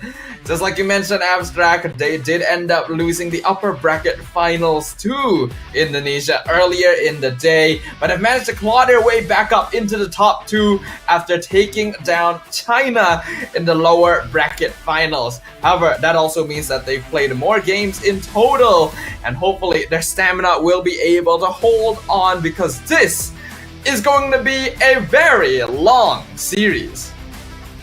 Oh boy, yes it will be. A total of BO7.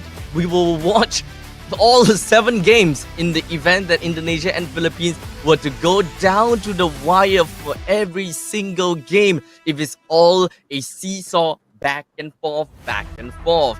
We definitely want to see just how close this match would be. But I don't think that it would be all that simple, because Indonesia, they are quite a bit of a titan. And like I said before, they have been at a summit. They have been at a peak for the longest time. We've known just how much of a peak performance they have been thus far. Philippines, they have a lot and a very big shoes to fill. Yeah, very big shoes indeed. But I think both teams are very, very eager to fill those in. After all, it is not often you get a competition of this scale for the women's side of the ecosystem. So they want to be the ones that can claim that top spot. Looking at the playoffs bracket, the path that these two teams have taken to get here, it has not been an easy road for either side or for any team. But these two already came in as fan favorites from day 1, and I think it is only expected that these would be our competitors in the gold medal match. Oh man, it's tough to watch. It will definitely be tough to watch. The fact that we saw China bowing out in the lower finals is already so difficult to watch. I think that looking at the team that will win in this gold medal match is also gonna be, there will be this sense of euphoria for sure. But imagine going through all of these, but to land up onto silver medal, I will say that there is definitely this certain level of happiness. However, you are here to get the big win. You are here for the gold medal, and I'm pretty sure the Philippines, they will bring out every single thing that they have showed thus far in this final game. Yeah. This is going to be the pinnacle of women's MLBB up here on the main stage right now. It has been many grueling days of competition. We've been having pretty long days overall. So hopefully they have the energy, they have the spirit, they have the drive to push through all the way to the end. Because in a best of 7 series, stamina, endurance going to be the main issue, and how well these teams are able to adapt to one another through a series of grueling battles. Now, I'm gonna throw this very blind question to you again. BO7, what's your score like? Ooh, that's gonna be a tricky one. I feel like, as much as I'd like to say, hey, let's go all the way, 7 games, I do feel like Indonesia has been showing impressive dominance so far. So I'm gonna go ahead and say it's gonna be 4-2. 4-2. Okay. I think I see that there's quite a bit of respect there for Philippines. I think that Philippines, they definitely did manage to go all the way through, and I think that stamina might be the issue here for Philippines. I might be counting onto that. I'm not too sure whether I will be right or not, but I believe that Indonesia is definitely strong, and they will be able to make full use of the fact that they have been watching Philippines games. As such, a 4-1 victory might be the case here. Yeah, ooh, you're actually okay, so you're going for it. Even more Indonesia favored score than I am. We'll see how this could end up going. Heck, even a clean sweep, we never really know what the future may hold. Or Philippines could even surprise us entirely, right? Maybe they've been hiding some secret pocket strats this whole time, but we'll only find out after going through the draft. And I think at this point, we've also started realizing that there are certain hero picks that both these teams are particularly comfortable with. So the question would be if whether Kadita is going to be picked by the side of Philippines, because so far I think only China has been respect banning onto the Kadita, and whenever the Kadita was not banned at all, Philippines have been picking that up. So the question is, will they pick it? Yeah, because Kadita may actually be a surprisingly contested pick between both these teams, right? It's not just Amores who likes to play it. Cine was one of the first players to bring it out and really do very well with it. Not to mention, we also have Vivian, one of the few players in the tournament that pops a cracked show. Almost no other team will typically contest this hero, but against Indonesia, you have to always be thinking about it.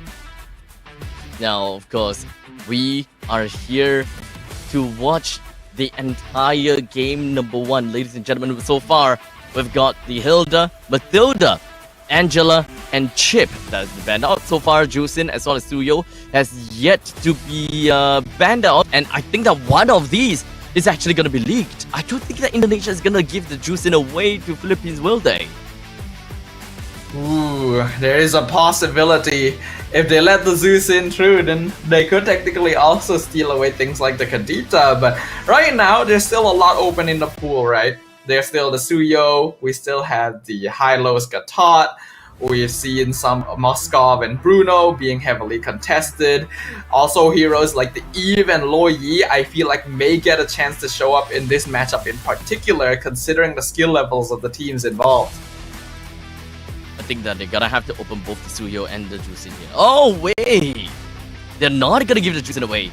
So now the Suyo is actually up for grabs, at least for the side of Philippines. Now, will Alberto actually pick up that Suyo? Because I actually don't really quite remember if whether she played the Suyo at all.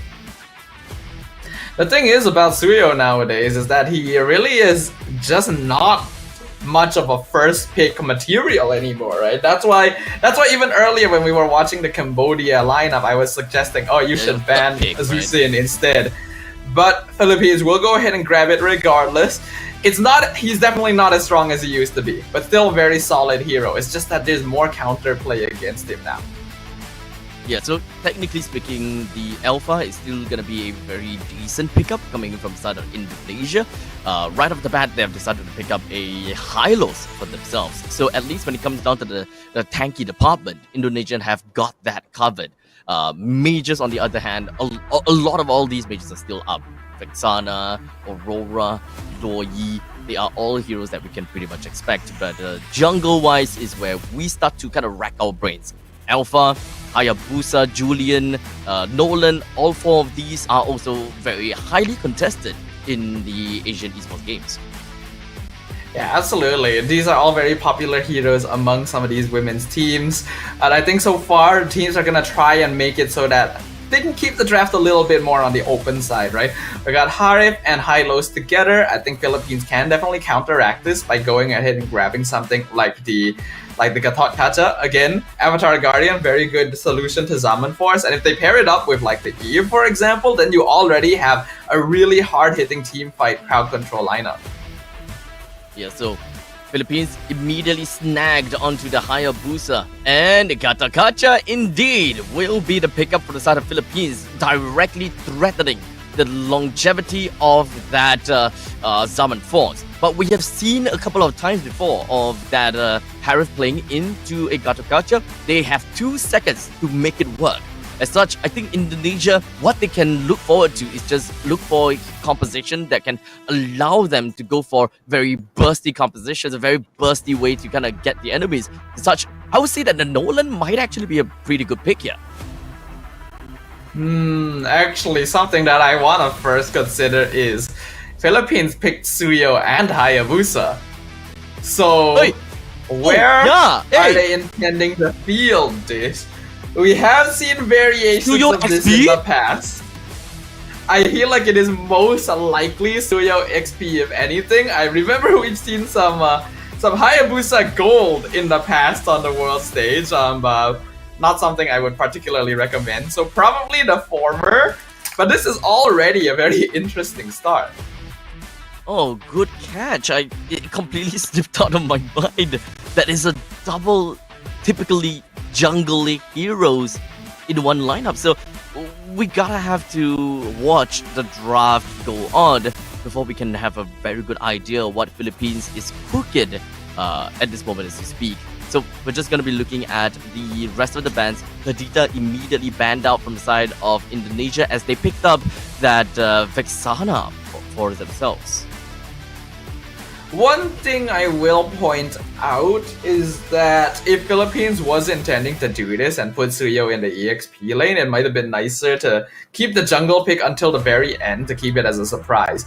Most likely they ended up locking in Hayabusa at this point because they just want Hayabusa specifically and don't want Indonesia contesting it away, but it is a bit of a waste that you are like showing this surprise so early on, right? But in the second phase, we do see the heroes we talked about earlier, Kadita and Cho, both being banned out.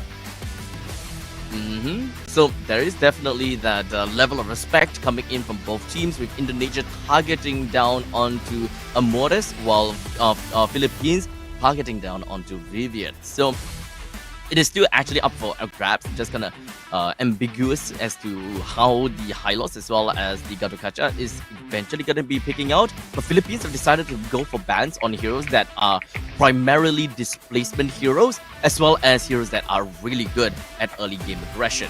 As you can see, literally all 5 heroes that Philippines banned out for are all early game heroes that can really put a number onto any late game compositions. I think that's very smart of them, right? Like, the identifying feature of most Indonesian gameplay is their early game aggression and how good they are at snowballing leads right from the first few minutes. So they don't want to give them that sort of comfort play. It's sad that we won't get to see Cho or Jahid. I think those are both very fun heroes to watch. But Indonesia gonna go in the opposite direction here, it looks like, with the Ling. So actually leaning a bit more towards the late game stage. Indeed, it kind of seems as though Indonesia just be like, yeah, you're banning out so many of the early game heroes, then okay, let's play the long game. If you don't allow us to play the early game to beat you, then we will use what you like to beat against you, and that is the late game. Yep. So there is some risk to that, of course, right? Ling today has had his ups and downs being picked up by teams here and there. Yeah, mixed success, I think, is a better way of describing it. If you're not able to get that early lead, things can be quite tough for you. And Philippines really bringing something interesting to the table here. Aurora And Ixia, I'm not sure I agree with this. I feel like Ixia is alright against Harif in lane, but is very vulnerable to Ling. What? What is Makarabon actually cooking in here? Ooh. With the Ixia in the mix of Philippines, they have very good ways of counter-engage with the Frigid Glacier as well as the AOG, but that means that the team fight will be extremely rooted down. But in the meantime, you gotta have to expect the Ling that would eventually come over to the back line to really deal with Ixia. That means that you actually need a very strong anchor from the side of Philippines that kind of plays as the shadow of Ixia. And unfortunately, that shadow might actually just be that Aurora. So they might actually just keep the Frigid Frost or Frigid Glacier specifically for the Ling in the event of a big fight. I mean, that's gonna be hard to do though. That's one of your main forms of setup when you draft something like this.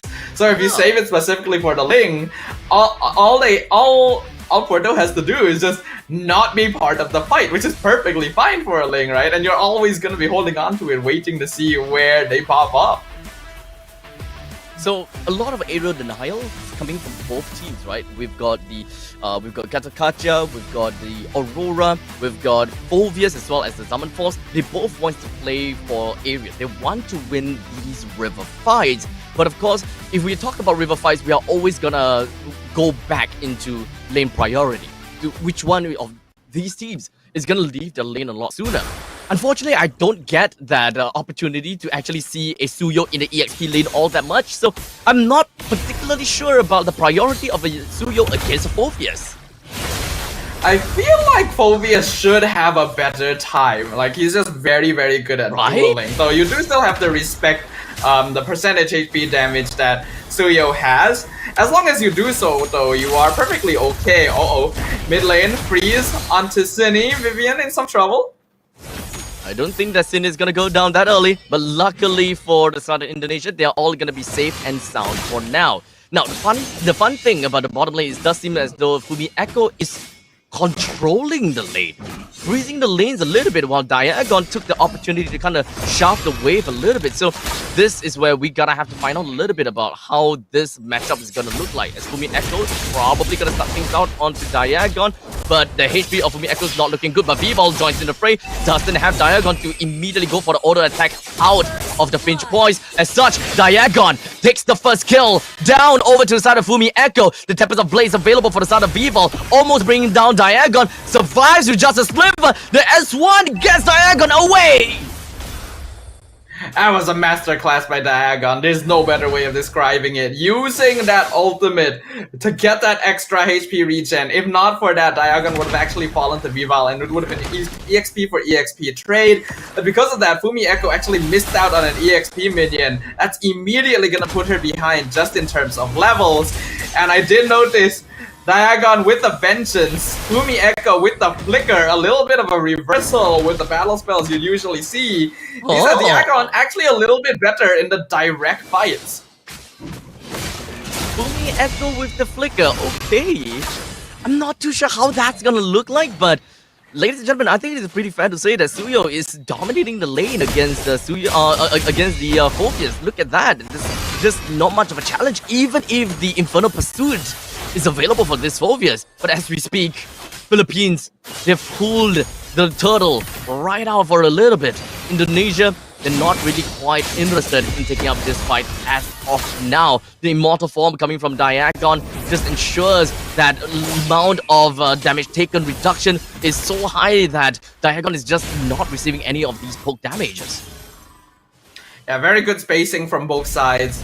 I feel like Philippines are in a better position to try and go ahead and contest this turtle, especially considering Diagon's a lead on Fumi Echo right now, but they don't really know where Vival is on the rotation in the jungle yet, so it's a bit risky to try and blitz it without that information. As now Vivian opens up the glorious pathway, hoping they will be able to find something at the end of it, but wasn't able to do quite much as Philippines continue onwards when it comes down to Frigid Glacier. He did manage to land on the Vivian while Vival gets herself away with the Tempest of Place as they continue and engage. Vivero is going to go down as now it's going to be a 1-for-1 trade. Fumi Echo quickly flickers away from Diagon at the brink of death. And Diagon again! Not the S1 again! Not the S1 away from Ling again, man. Seems like Diagon might actually be pretty comfortable on the CO EXP lane. I'm seeing very impressive micro mechanics from her so far, and both kills on the Filipino side belonging to this Suyo. Not a good sign for Fumi Echo. As EXP laners, we know how bad it feels to be behind in lane at this stage. Oh man. So what can we exactly expect out of this? Philippines, they have got a pretty strong EXP lane at this point in time. Ling has constantly been trying to head down to the bottom to get a couple of free kills, but just couldn't find any dividends from all of that. And this is just not looking too great from inside of Indonesia. I mean, to be fair, they're not exactly an early game composition, I get that. But it's more about the fact that going into the late stages of the game, how is that going to look like? Because I just want to see how this Ixia will fare in a 5v5 battle against Indonesia, because I'm pretty sure that Rival will be the pain in the ass for Perez once the ultimate is just called out. One thing I will say is that Shell is not going to have a good time this game. The moment you see that Zaman Force comes down, the AOG or the full barrage is just going to be laid down covering it. But they're going to try and defend this top tower. We haven't seen the full barrage from the side of Perez just yet though. But we have a 3-man pop up in the top lane of Philippines. With a quick little flicker from the side of Perez. This is just going to be a Ixia that's going to be safe and sound for now. Forced to revitalize over to the side of Vivian. And it looks like in the bot lane, Vival not really able to duel Diagon very comfortably either. Tempest of Blaze comes out, the Vengeance gonna be used. Vengeance as well as kind of getting away from the center with the Evil Queller. Absolutely fast pacing from the side of Studio, but in the meantime, quick little flicker from the side of Fumi Echo just to get herself away from the main parts of the team fight. And now, of course, with the full barrage, it didn't really quite do any number on the side of Indonesia. So that is one big ultimate that has been expended from the side of Philippines. This means that Indonesia should be able to take this turtle with no problems whatsoever. That was actually very well played by Indonesia there. They positioned themselves and used cooldowns that made it appear as if they were going to start and force a fight, which caused Perez to pop out the full barrage. But the moment they saw that, they just backed it off and left Philippines without enough resources to continue battling for the objective. And so they were able to take it without too much contention. We can definitely see the maturity coming in from these teams. Indonesia really wants a piece of Perez, but it doesn't seem like things are going to work so well as the AOG plus the Frigid Glacier lands onto Vivian and crediting the kill over to the side of Perez, while the Zaman Force is just going to be popped. Chell wasn't able to find any opportunity to do anything against Perez as she opens up the full barrage, deals a decent amount of damage over to the side of Chell, while it is going to be the Quad Shadow plus the Ogre Shadow kill from the side of El Puerto to just immediately chain it up over to the next person. Unfortunately, Perez is going to be the first person to be taken down for the side of Philippines, followed by Vivero. And now Indonesia, they are happy with the fact that it is a 1-for-2 trade. Yeah, Indonesia is very happy about that one. In fact, with just a little bit more HP, Vival could have probably gotten 1 or 2 more kills there as well. That was really perfectly timed. Although El Puerto got a great angle flank with the Ogi Shadow kill, Shell managed to jump away from it, allowing Cine to tank most of it. And then Cine herself was able to flicker out with the perfect timing to disjoint the ultimate ability from the Hayabusa as well, with Vival timing her arrival to do as much AoE damage as possible with that Tempest of Blades. The Philippines should have been in full control of that gank, but Indonesia actually turned it around on them and ended up trading positively. So with all that spoken, there really isn't much of a gold difference 8 minutes in. we gotta have to take note that the bottom lane T1 has already been taken down from the side of Diagon. So all the way up to the top lane is gonna be where Diagon is at this moment as we speak. With the turtle, with the Lord that is currently available in the bottom lane, Ixia can join into the battle pretty effectively, but I don't think that she will be able to do too much. Maybe pokes a little bit here and there with the full barrage, but it is all just a matter of time if the Philippines is ready to take up this fight. As now, jungle versus jungle. We'll take a look at that. Level 11 on the side of El Puerto, while for the side of Vival is at level 12. So Indonesia, they do have a tad bit of a lead if they want to take on the Lord, but it's not as easy as that. Yeah, I think Vival definitely got a big EXP injection with the 3 assists that she was able to get up in the top lane. And Indonesia right now is in a pretty good spot in terms of fighting capability. But I think the Philippines also recognize that they're very independent and can go for split pushes instead. So we can see Indonesia being dragged across the map to try and housekeep against the minion waves. And now the glorious pathway is just gonna be making its way right in the face of Vivian, while the Eternal God sends Vivian up to the sky, and the full barrage unleashes onto Vivian, and it is definitely gonna be a dead Vivian right now. The rest of the members for the side of Philippines, they are going to be coming in to scramble and pick up the pieces, as Shell is gonna be the next one down, while Diagon picks up double kill down on the Fumi Echo. Impressive gameplay there from the Philippines. And this is what we're talking about, right? Using the macro presence that they have to split up Indonesia. And then when Indonesia try to go for the fight, when they think that not all of the PH team are around, Diagon is able to rotate right over. Vival not even able to approach the Lord Pit here, as this EXP lane Suyo is actually messing with them really hard. So now, Indonesia didn't really quite get too much kills from that previous fight itself. Doesn't seem like they managed to get any form of control within of the Zaman force. In fact, Chell has mostly been trying to run away throughout the entire engagement. So Indonesia gotta have to find ways to really hold down the fort. I think that the main thing is that they used the Eternal God a little bit too early, and they wasn't able to stop literally anyone from walking out of the Zaman fort, or perhaps even stopping Chell from dominating within of the Zaman force. Yeah, it's just been very effective gameplay so far from the Philippines. Indonesia being forced into very defensive action right now, but they're gonna continue fighting.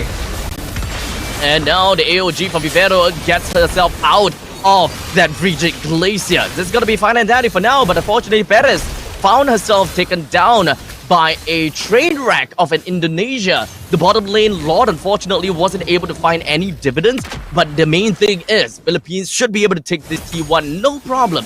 As such, granting themselves entryways into the jungle is to be expected. A kill onto Perez there is pretty nice for Indonesia. This is what we mentioned as well. Ixia is particularly vulnerable to Ling, but I don't think Philippines minds that too much. El Puerto was pushing up top lane the entire time, already got a free tower off of it, and they still have a 4k gold lead at this stage. Indonesia need to buy more time for Shell and Vival to come online, otherwise Philippines are in full control of this.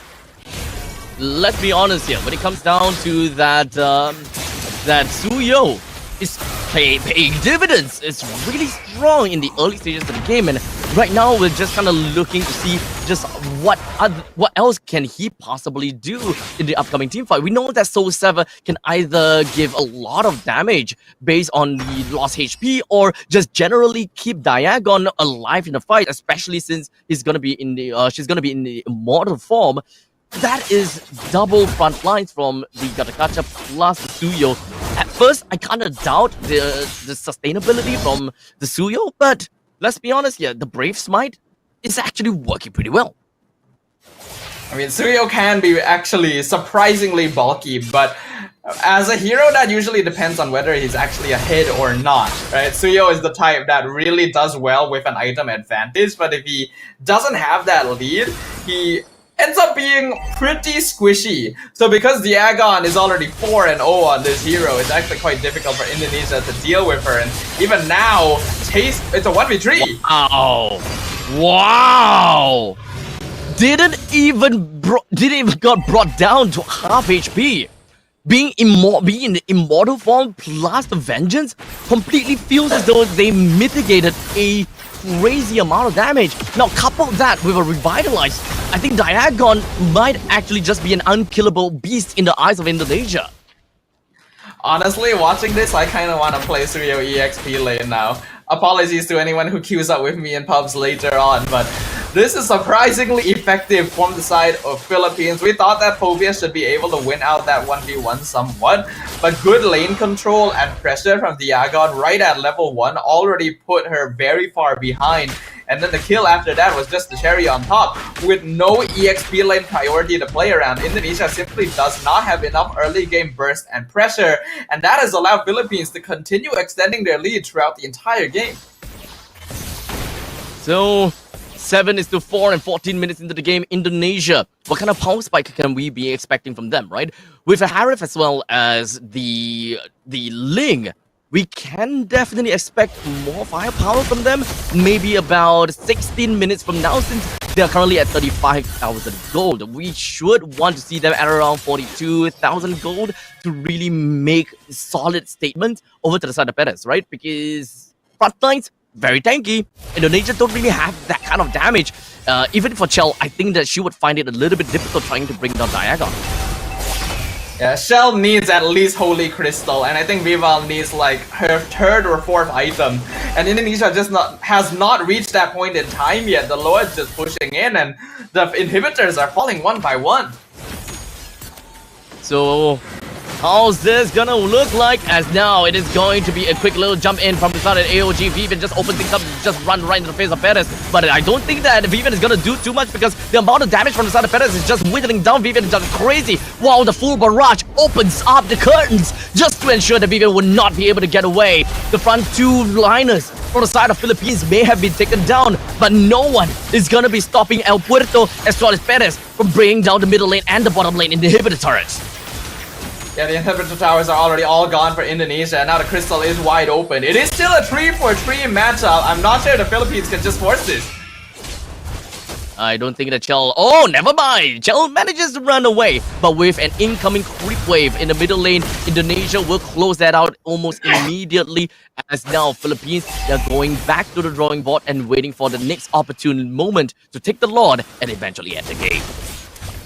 This has been an unexpected situation. This Suyo, despite it not being kept as a secret for too long in the draft, seems to be something that Indonesia wasn't particularly prepared for. I guess they would be under the impression that it wouldn't be the most effective overall, considering it's not a hero you'd ever see in that lane picked up. But so far, Philippines are using it to its fullest extent. It is creating so much space alongside Vivero to set up for Al Puerto on this Hayabusa. Indonesia, they just need more time, but with no structures left on their side of the map, it's gonna be very, very dangerous for them to push out at all.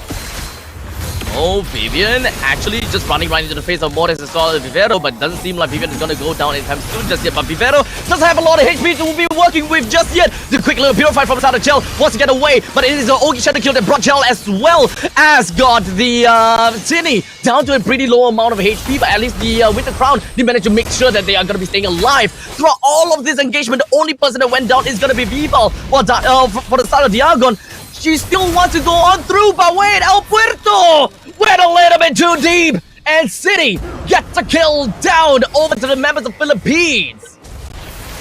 Sydney definitely the MVP for Indonesia in this game. 6-0 on the Vexana, just staying alive and prolonging the fight, popping Purify and burst damage over and over again. That's the only way Indonesia is able to stop Philippines from just steamrolling over them.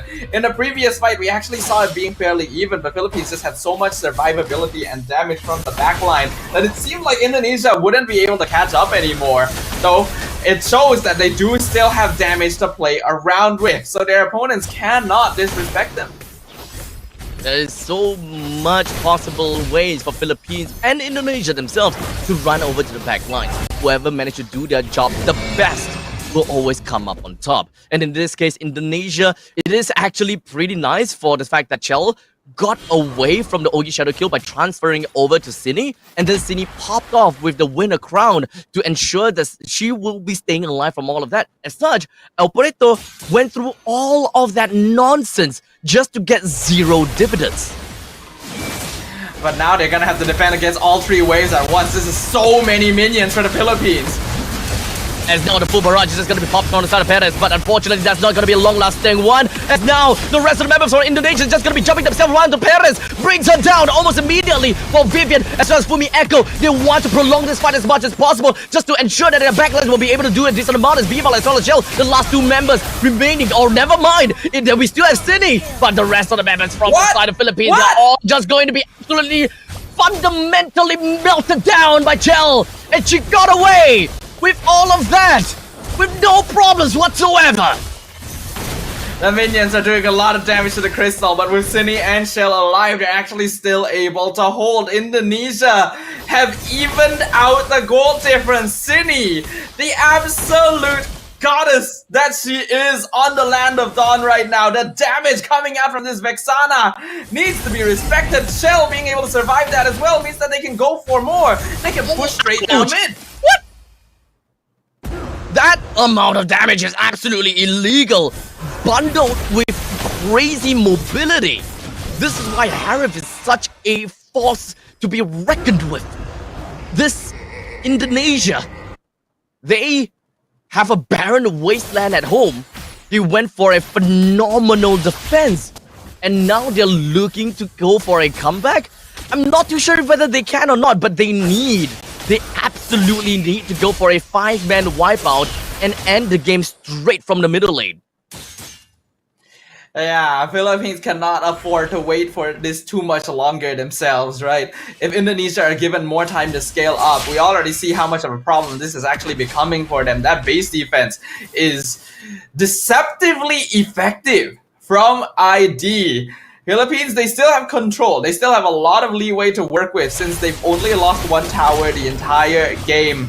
But death timers at this stage are going to be so long that if you end up losing crucial members at the wrong times, the game is just over. So, with the Lord currently available for both of the teams to take, it is all about the engagement and, of course, all about who's going to be the one that pulls the trigger first. Now, Vivero hides within of the pixel brush, looks to go for a coordinated attack together between Vivero and Amores, but wasn't quite caught up by Vivian.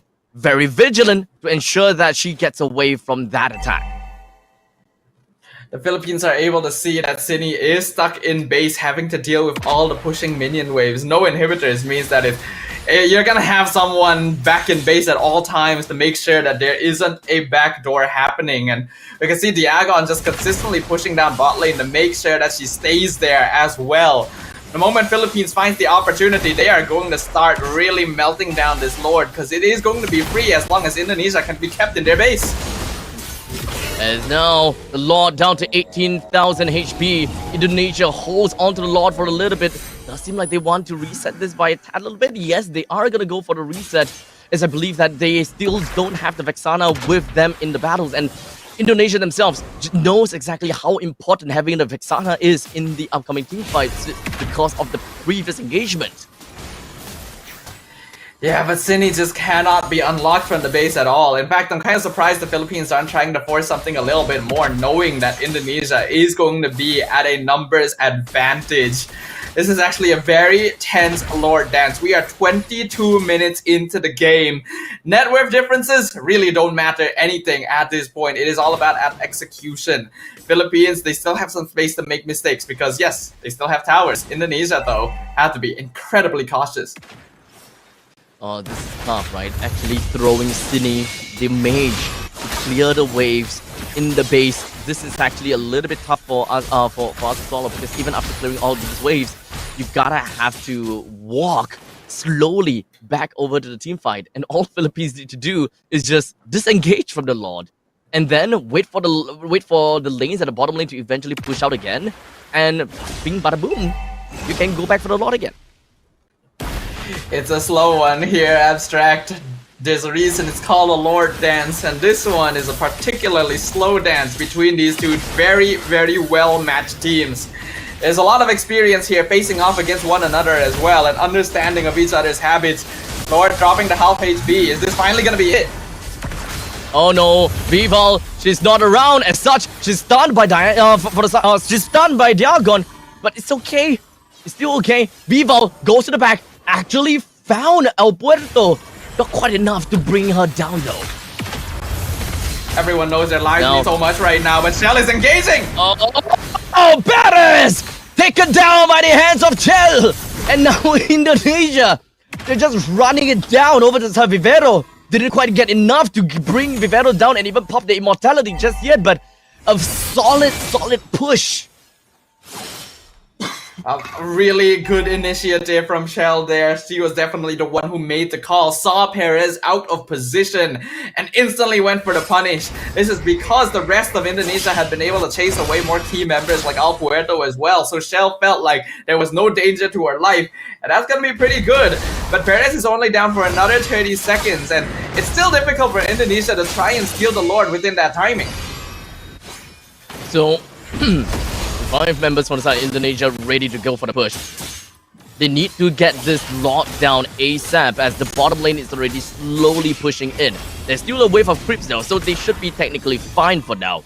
But they are really afraid of the initiation coming in from both Vivero as well as Amores.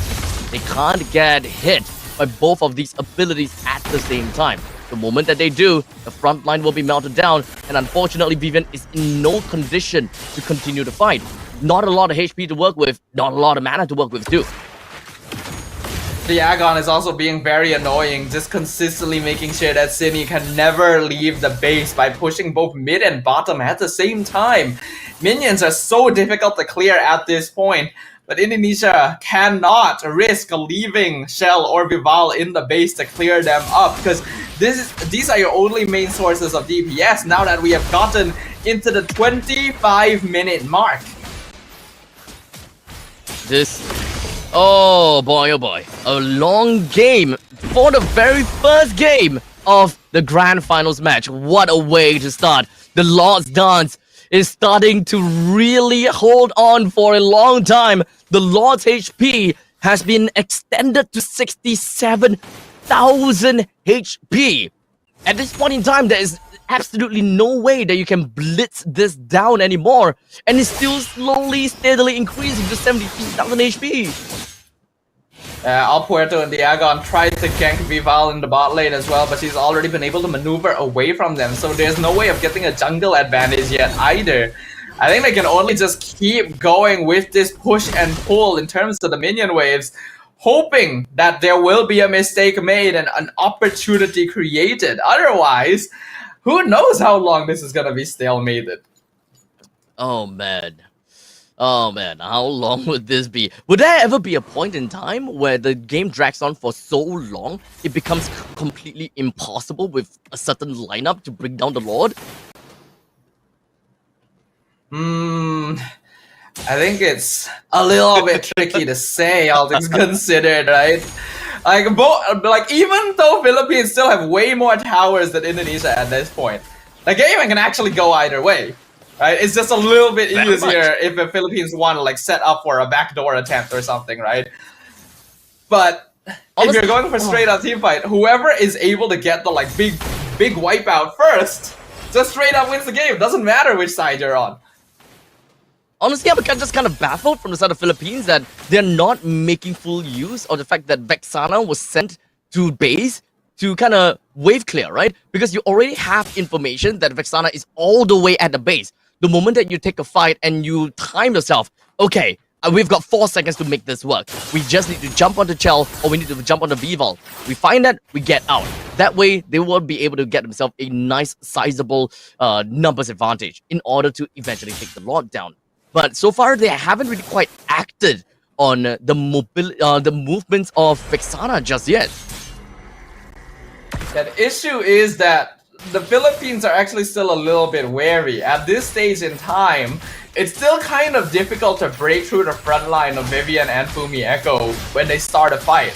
And if it takes too long, then Cine is going to be able to make it from the base regardless, not to mention the amount of resources they would have to spend while also having to be careful of Shell. Philippines does have good damage, yes, but a lot of their lineup is front to back.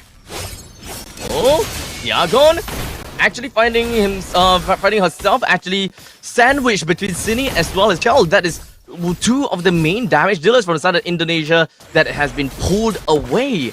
But Philippines might actually find an opportunity here. A quick little freeze over to the side of Viv. They have eyes on the Fumi Echo, but really nowhere else the rest of the damage dealers are just yet.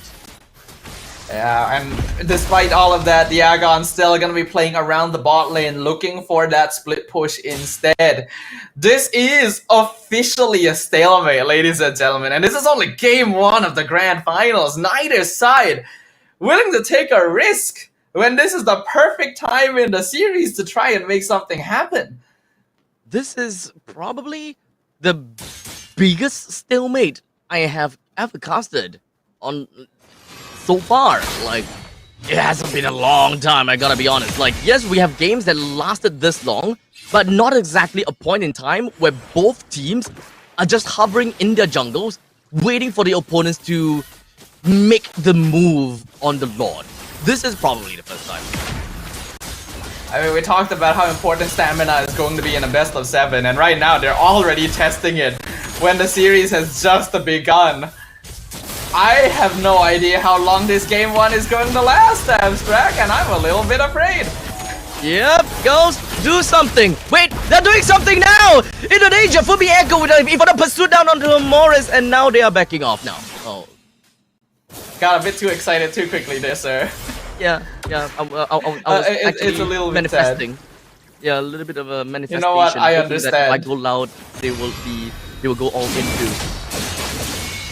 The issue is that Philippines actually don't have that much damage overall, since like some of their heroes are gonna start falling off at this point in the game. At this point in time, I'll just take any form of glorious pathway as just kind of like a psych. I'm not gonna engage. I'll wait for you to come in kind of situation, right? And okay, City has got a lot of damage. That's not even the ultimate. The Wishing Lantern is actually doing quite a lot of true damage over the side of Vivero, and they should really look out for the mages, let's be honest. Yeah, they're definitely looking out. In fact, both teams are looking out so much that they're just not willing to do anything, right? Indonesia actually kind of has the advantage just in terms of team fighting, because now that they've scaled up, Harif and Ling both hit incredibly hard alongside the Vexana. Whereas Philippines only really have Perez to play around in this late game stage. That's why even when Cine is stuck in base dealing with wave clear the entire time, they're not willing to take the 5v4 because they know that if Perez goes down, they cannot actually prolong the engagement against Indonesia anymore. That's why it was so important for the Philippines to end the game when they had the opportunity. But Indonesia was able to hold, and because of that, they are back in this. We have no idea how this is going to go. There hasn't been a kill for the last 10 minutes. Exactly, and I believe that this might be a lead up soon. As now Perez, and there we go, Vivero! Running right into the face. On to Fumi Echo. Then with the crowd just gonna be popped, and in the meantime, he was hoping they will be able to go away from all of that crowd control, but that's not gonna be the case because the Frigid Glacier caught on the Fumi Echo with a 70 seconds death timer, and now this is where the domino effect goes down. The moment that you have managed to rumble onto a breaking point, this is where a team starts to shake. And Indonesia lost the Phobias. Philippines now have got the numbers advantage, and they resetted the Lord. I don't know what Philippines is doing actually. They should totally be blitzing this down right now, especially after that one. Okay, now it's go time. Now we're talking. You got two members down on the opposite side. Indonesia, they are running for the hills. And now you have a big, beefy Lord that will be marching in from the middle lane. Ladies and gentlemen, I don't want to say anything about jinxing, but let's be honest here. Philippines took a long time to take that Lord down. A very long time. So, Indonesia will have a lot longer time to bring that lot down as well. So I'm pretty sure that this game is over by then, but we're just going to be taking a look all the way to the final moments as Indonesia just going to be going for a counter attack. We've got Vivian all the way to the back lines, surviving with that a little bit with the Ring of Punishment. Not going to do too much. Cine still going to be A-okay as she flickers backwards. She's going to be fine for now, but both teams went all the way in. No one has died yet. Okay, no one has died. While Indonesia, Fumi Echo almost running away. The AOGs is going to be landing, but the winner crown just going to be popped from the side of Chell, losing the immortality and immediately buying the rose gold meteor. But that's not quite enough because survivability is not what they want. They want to bring the lot down.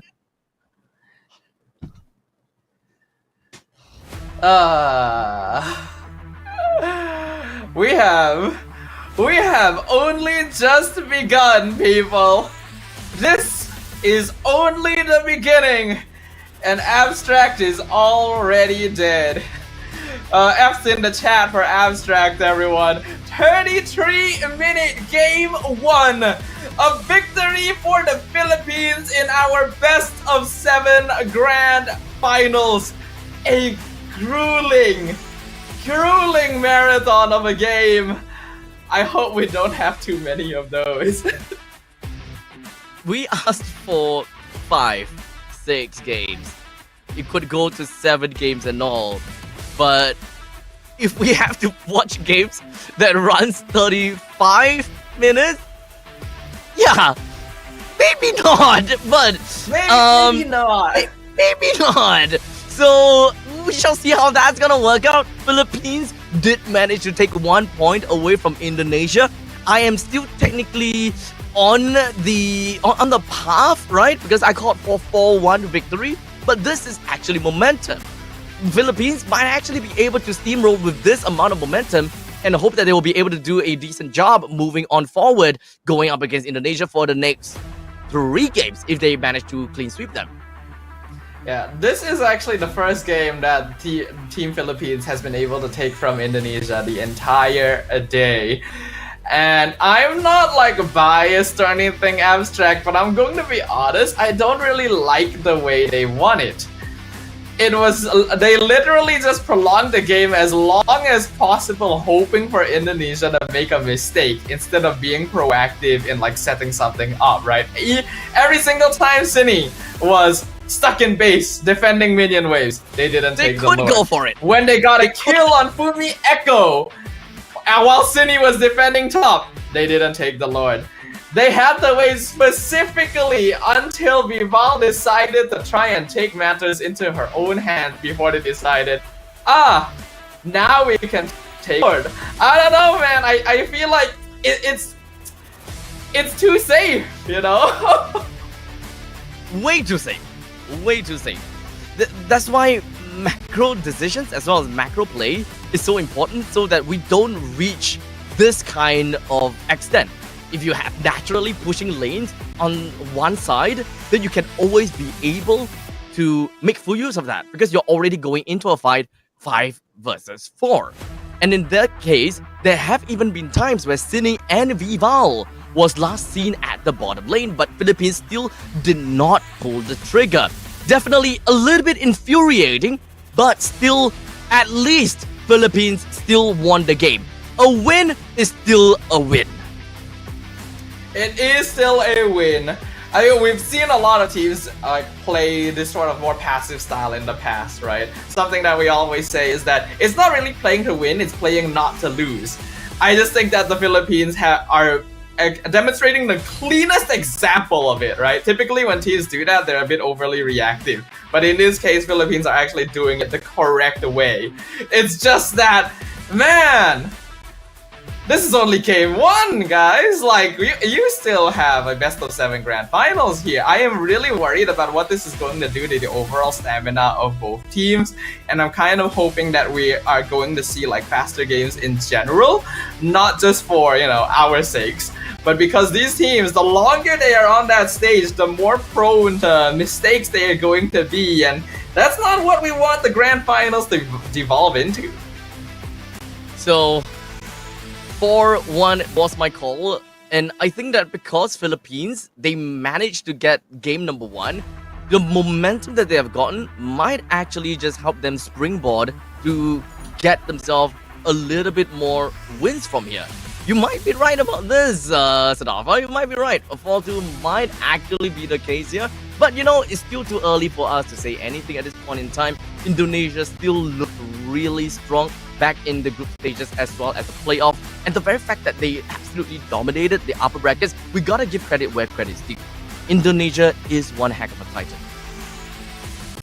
I mean, both of these teams are a heck of a titan. But even titans will have time when they need a rest. And I think after that game, a little bit of rest is very necessary. So we're gonna give that time to them, jump into a quick break, and when we come back, it is gonna be game 2. See you guys there.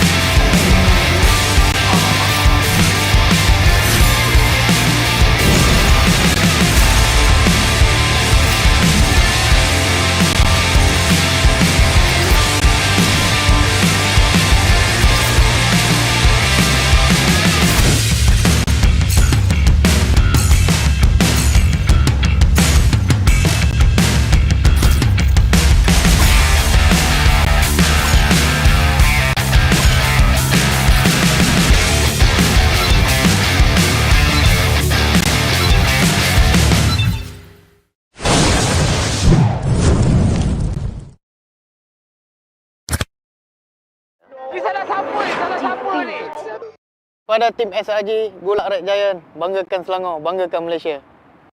Champion juara wakil Malaysia Fight for N6 in Malaysia.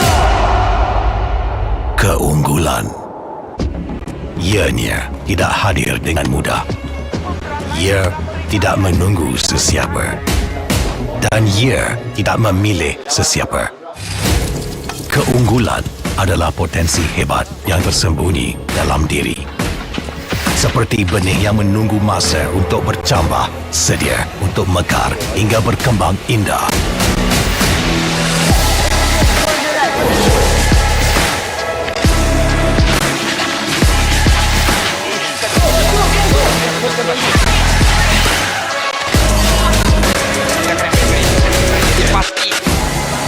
Ketika cabaran mendatang, ada yang hanya memerhati. Kekuatan sebenar lahir dari dalam diri. Dibangkitkan oleh jiwa yang menyokong teguh tanpa henti. Kadangkala, saat kita rasa jauh dari apa yang kita impikan, ia muncul dari arah yang tak dijangka. Saat itu, kita sedar potensi yang sebenar ada di sekeliling. Ini semua bukanlah satu kebetulan, tapi kita yakin ini semuanya aturan takdir. Setiap langkah bukan hanya untuk diri sendiri, tapi juga untuk mereka yang berdiri dan berjuang bersama agar kita melangkah lebih jauh, menjadi lebih hebat.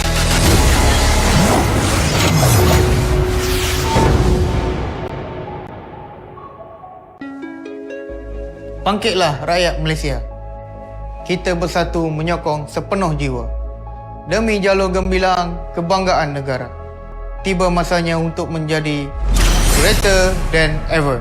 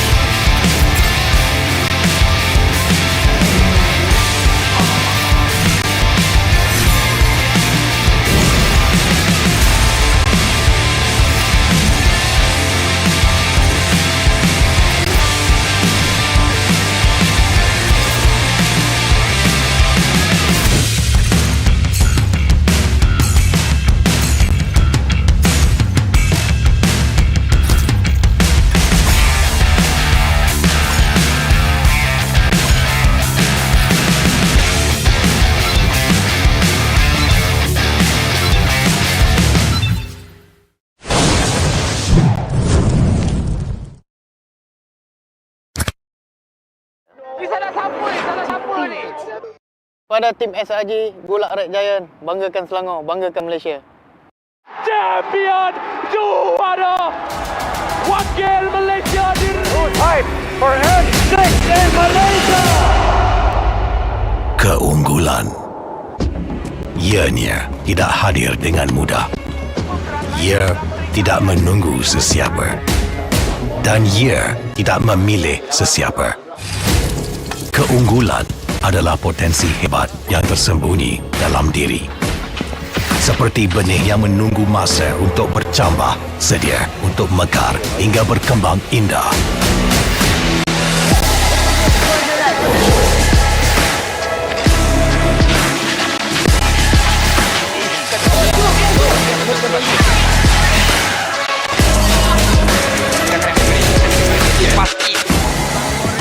kecabaran mendatang, ada yang hanya memerhati. Kekuatan sebenar lahir dari dalam diri.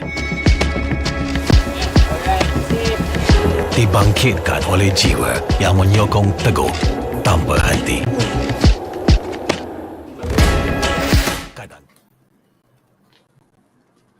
Alright, ladies and gentlemen, welcome back in once again over to the Asian Esports Games 2024. We have come back from the break after a very long, grueling game between Philippines versus Indonesia in match, or rather, game 1 in the grand finals in this best of 7 fashion.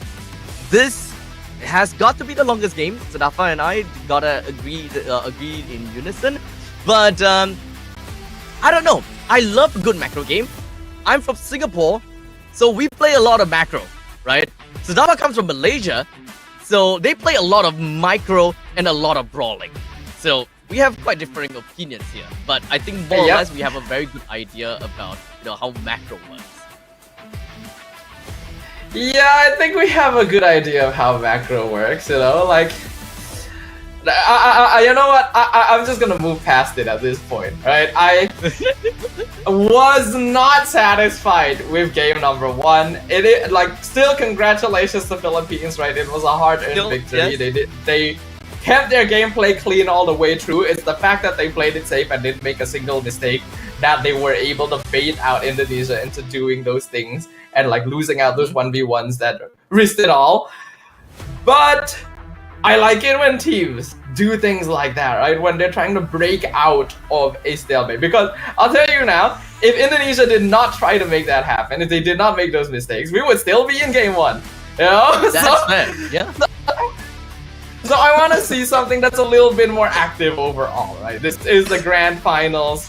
Game 1, that was a slog, but Philippines has the momentum now. Let's see if they can use that to take over game 2 as well. Alright, so let's see how things is gonna be. I would love for Philippines to be able to prove me wrong with my predictions, because let's be honest, we love to be proven wrong. And that means that the players has shown how strong that they are. And especially when it comes down to Suyo in the EXP, right? There's definitely doubts because we don't really see Suyo in the EXP that often. And Philippines, boy oh boy, can we just say that Diagon, she played that Suyo to such absolute finesse that she dominated in the EXP lane. That makes me want to play Suyo in the EXP lane even more from here. Yeah, I said the exact same thing as well, sir. I feel like we're gonna see a little bit more of that in pubs starting from now on.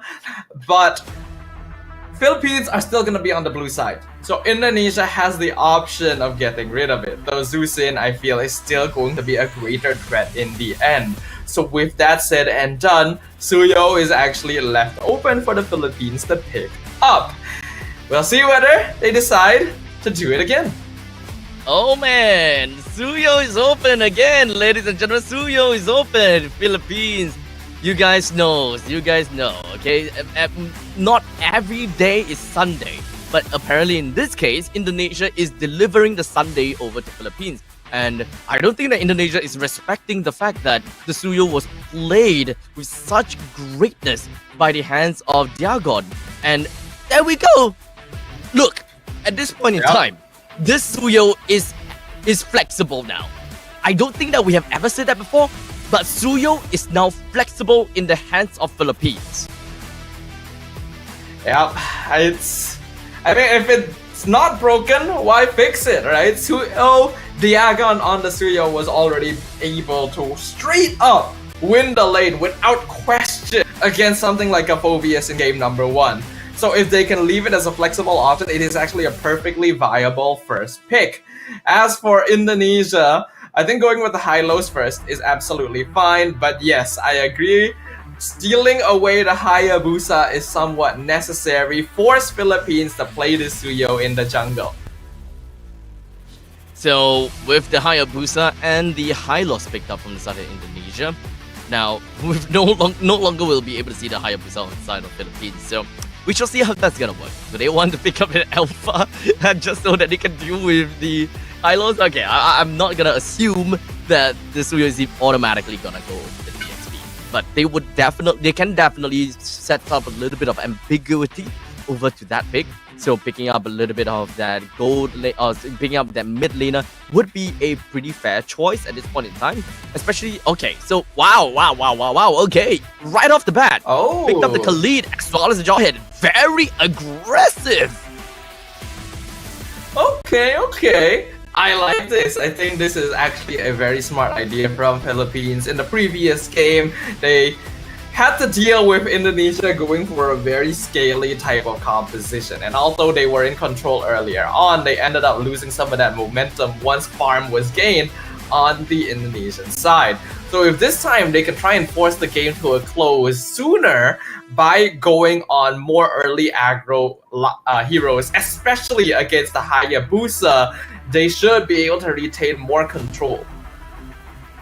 So how will this look like for now? I gotta have to say, so far, with these first 3 picks, Philippines have got a very strong composition already. They have got lane priority in the EXP lane from the side of the lead since the Hilda is not gonna be seeing the light of days.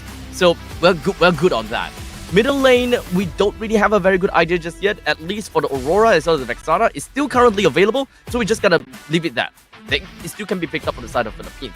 While the aggressiveness coming in from the Jawhead, I'm pretty sure that when it comes down to who was that again? Vivero. I'm pretty sure that Vivero should be able to do a pretty decent job in being able to catch up some of these heroes, especially if Hylos would just draw the curtains and immediately put down the Glorious Pathway. That is the point in time where you can actually bring the Hylos even deeper, where everyone can just crunch down onto him. Yeah, what Philippines will need from this point onward is a little bit more burst damage that can really follow up on the Jawhead. I think grabbing things like the Vexana is totally fine. Kadita is actually quite good as well when combined with the Jawhead, because they just want to have that strong mid-roam duo that's able to start affecting the map straight from the beginning. As for Indonesia, looks like they're going to be focusing a bit more towards the gold lane side, banning out that Moskov, and basically trying to limit the Philippines specifically to early game gameplay so that Harif can have lane priority and is a little bit harder to gank even with more aggressive heroes. So with the CC being thrown into the banning pool from the side of Philippines, we've got a Moskov as well as Vexana taken away from Indonesia. Aurora is still currently available. Philippines may choose to go for an Aurora ban if they do not want it to go over to the hands of Indonesia, because the Harif has already been taken. So the moment that you actually pair the Harif together with the Aurora, that pretty much just means that they have a very solid answer to anyone that tries to run away from the Zaman Force. Or in fact, it is a great follow-up just so that they will be able to extend the longevity of Harif in the Zaman Force. Yeah, I agree with you there. I am thinking of like other mages that can be picked up here for both of these teams actually, and I am still very, very surprised at how rarely we have been seeing Eve and Loyi. These are two very highly contested mid laners on like the general professional scene, the Valentina as well, right? And we just never get to see them. There is a greater priority for things like Kadita in exchange, right? And why not go for the more reliable heroes that can really open up the map, set up team fights, set up ganks more easily, and just generally have good scaling? Yeah, so now the ball is on the court in Indonesia. They have decided to take the Kadita. Definitely not what I expected at this point in time. That means Philippines have got quite a lot of choices that they can go for when it comes down to the mages. You mentioned about Loyi, and I always thought that Loyi is also and always a very strong pick, especially going up against the Harif. It is the kind of invisible damage that you gotta have to really respect, especially if there's a big beefy front line such as the Hylos that is constantly over there. This way, you will always be able to stack those yin and the yang constantly and bring everyone together. That is probably what is one thing that would get the Harif to be really afraid of continuously chrono dashing within of his own Zaman force just because of the rotation. But they go for the Faramis instead. Also fairly popular around here when most of the other more common options are no longer viable. That should definitely deal with the Kadita quite well, actually. As long as the Faramis tracks Zinni's position, then the NetherRealm will always be able to deny a free kill on the rough waves regardless of situation. I'm not too sure how I feel about the carry pickup because she really isn't that effective anymore. But it can still definitely work. Like her dueling ability once she has the Trinity is actually kind of hard to deal with. So carry to really deal with the Hylos, so they would have an answer to the front lines, especially since they picked up a Faramis who is not necessarily super good at being bursty to one person and would have a lot of problems to actually take down this Hylos. While Indonesia, they finished it up by picking an Arlet. So that's an initiative tool from the side of Indonesia. We've got a pretty tanky front line from the side of Hylos. Wow, honestly, it's kind of tough for me to really put a finger on this. Like, how is this gonna look like and how is this gonna work out? Lane priority on it, Jazz. What do you think, Samantha? I do still kind of like the Filipino lineup just a little bit more because it permits more active action against something like a Hayabusa. So if it's successful for them, they can immediately start messing with things. Because to be honest, Hylos Kadita doesn't offer the best mid-roam lane priority overall, so they can actually start by invading if they choose to. But Indonesia can be pretty good at snowballing, and with the Arlet Hylos combo, they actually have a surprising amount of teamfight control that could set up for really big rough wave plays. Honestly, all I'm looking out for truly is the early game as to how are they gonna be snowballing a tempo towards their lead, right? With Philippines that have very strong control in the EXP lane and will be able to unlock pretty early. You got El Puerto that's playing as a Suyo along with Vivero that's just working along onto that jaw ahead. I think it's relatively fair to say that Indonesia's mid lane might be a little bit afraid for whenever the Suyo and as well as the Khalid decides to head to the middle lane. I find that Zinni might be in a lot of threat by the hands of Philippines eventually. Yeah, I agree with you. We've already seen how difficult Kadita can be to play if your opponent has the right tools. So far, we can see Philippines actually gonna be trying to be aggro on Vival. That's exactly what they should be doing. And now it's just gonna be a complete lockdown on the side of Diagon. Immediately taking Diagon out. Definitely not the situation that we were expecting. Since Indonesia now took one kill away from Philippines, even though Philippines is the one that's technically speaking supposed to be the aggressive one. And hold on. Ooh, Vivero, next one on the count, flickers herself away, and she's gonna be fine for now. But unfortunately, that is a very big battle spell that has been expended. Yeah, that's a lot of resources used by the Philippines and they don't really get anything. Not to mention, Diagon is the EXP laner and became the first blood, so that might mess with her EXP a little bit. No, actually the lane was already frozen, so Diagon, luckily, not gonna be affected too much from this. But I do think that she probably made the call to go and harass Vival without waiting for a response from the team. Now, there's a quick little NetherRealm for the side of the Mortis.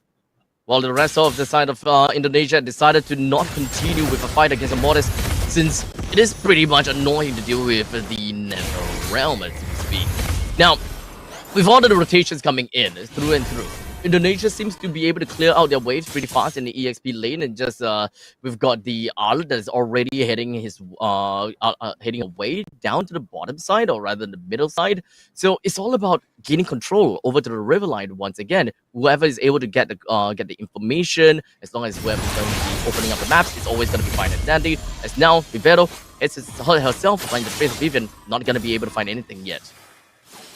A little bit worried for the Philippines here. With the draft that they have, they really should have gotten 1 or 2 kills under their belt by now, but Indonesia has been doing actually a very good job of just freezing them in place in these first couple of minutes and not really allowing for overextension into the jungle. Oh, almost there, but the NetherRealm keeps Morris alive, at least for now. It's a lot of intense as well as very aggressive plays from the side of Indonesia, but unfortunately haven't really quite found any dividends just yet.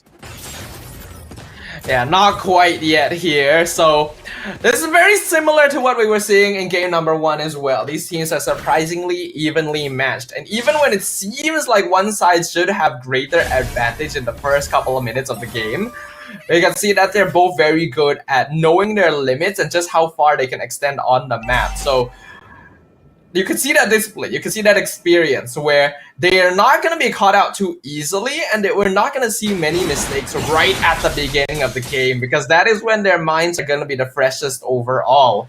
So an endurance of battle is what ends up wearing down the wits of these two competitors.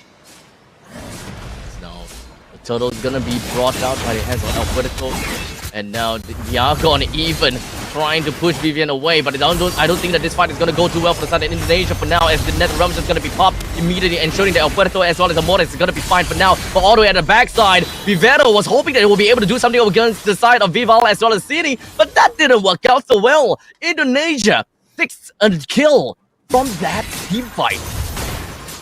I'm actually very impressed by Vival's timing in that one. Vivero specifically committed Unstoppable Force onto her in the way back line to try and make sure that she was stunned when the turtle dropped her retry timing.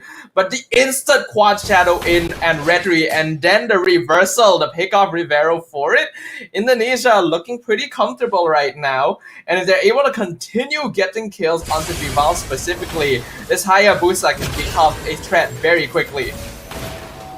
A quick Laura's pathway, which unfortunately did not quite connect very well.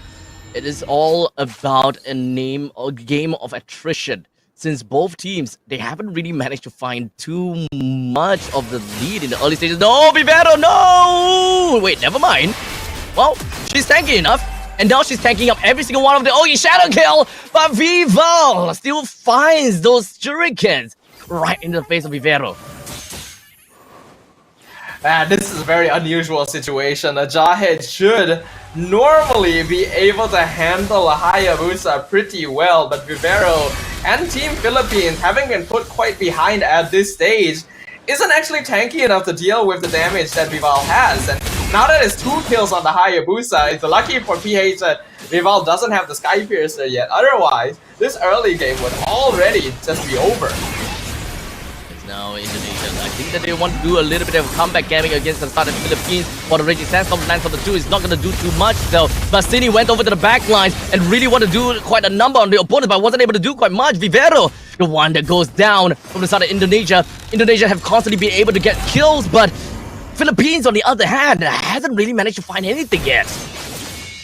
Yeah, the team fights from the Philippines are actually incredibly messy. We are now starting to see a little bit of the team Indonesia that has gotten this far into the grand finals through the upper bracket. They are so good at these scrappier team fights and at identifying weak points in the enemy formation. Cine being able to find Amores in the middle of all that chaos before the Netherrealm could be popped instantly won the game for Indonesia. So Philippines needs to take a more structured approach to this. They gotta make sure that they have information on all of their opponents before they full commit. Oh, Amores. Oh, gets taken down by Fumi Echo with the final slash. Alberto joins into the fray, was hoping they will be able to do a decent amount onto over to the opponents, but with that all said and done, it's not gonna be looking all that well at all. It's gonna be tough for them to even do anything from this point, as Philippines lost the tier 1 turret. Yep, things are going exactly how Indonesia wants them, and I feel like every single time we say that we like a particular draft a bit more, that draft ends up not doing very well. It's a very weird situation because Indonesia should not really be that strong early on compared to something like a Jawhead and Khalid, but they are outplaying Philippines in every turn. Now Indonesia, they don't have got the Summon Force available for the next upcoming fight, but you can definitely tell the Philippines, they are finding themselves in a difficult spot. And take a look at this. Cine timed the rough waves as the Mortis took time to get out of that Nether Realm silenced state. That is why it's so difficult to play against a Kadita, and in this case, Sydney is just piloting that Kadita to a T. Based on the few Kaditas that I've seen throughout this tournament, I personally feel like Sydney is actually just the best performer on this hero overall. So, if Philippines are gonna continue down the line banning Kadita, I would agree with it somewhat. The ability to identify opportunity is strong in this player. And the fact that she was able to get that previous kill even without relying on Petrify means that she has the ability to go for another combo.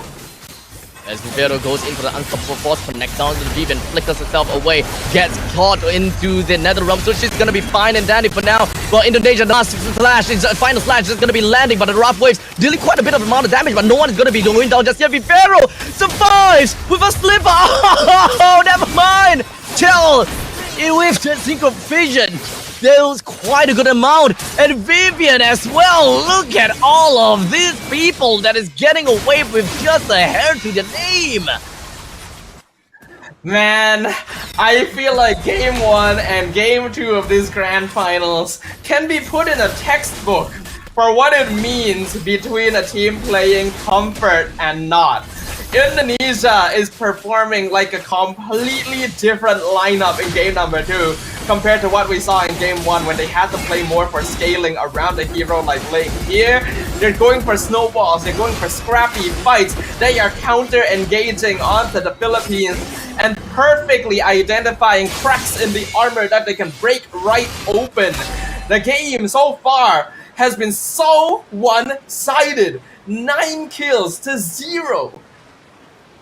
One thing that I also have realized is the fact that it is a Brave Smite that has been picked by Perez. So this is a little bit of like a kind of like an old-timer carry back then, where we started to see a little bit of that tanky carry being picked up. I think that is more about just the lading phase, and that's why the Brave Smite has been bought. But all the itemizations and all that kind of stuff is still gonna be your significant and your typical Holy Trinity. So working his way, as long as Vivero is able to find those nice catches right onto Perez, I think that there could still be a chance for Philippines to be able to play a little bit more of that that pick-off composition against Indonesia. Since Indonesia really wants to play together as 5, we need to look out for Philippines being able to find these small little pockets of victory.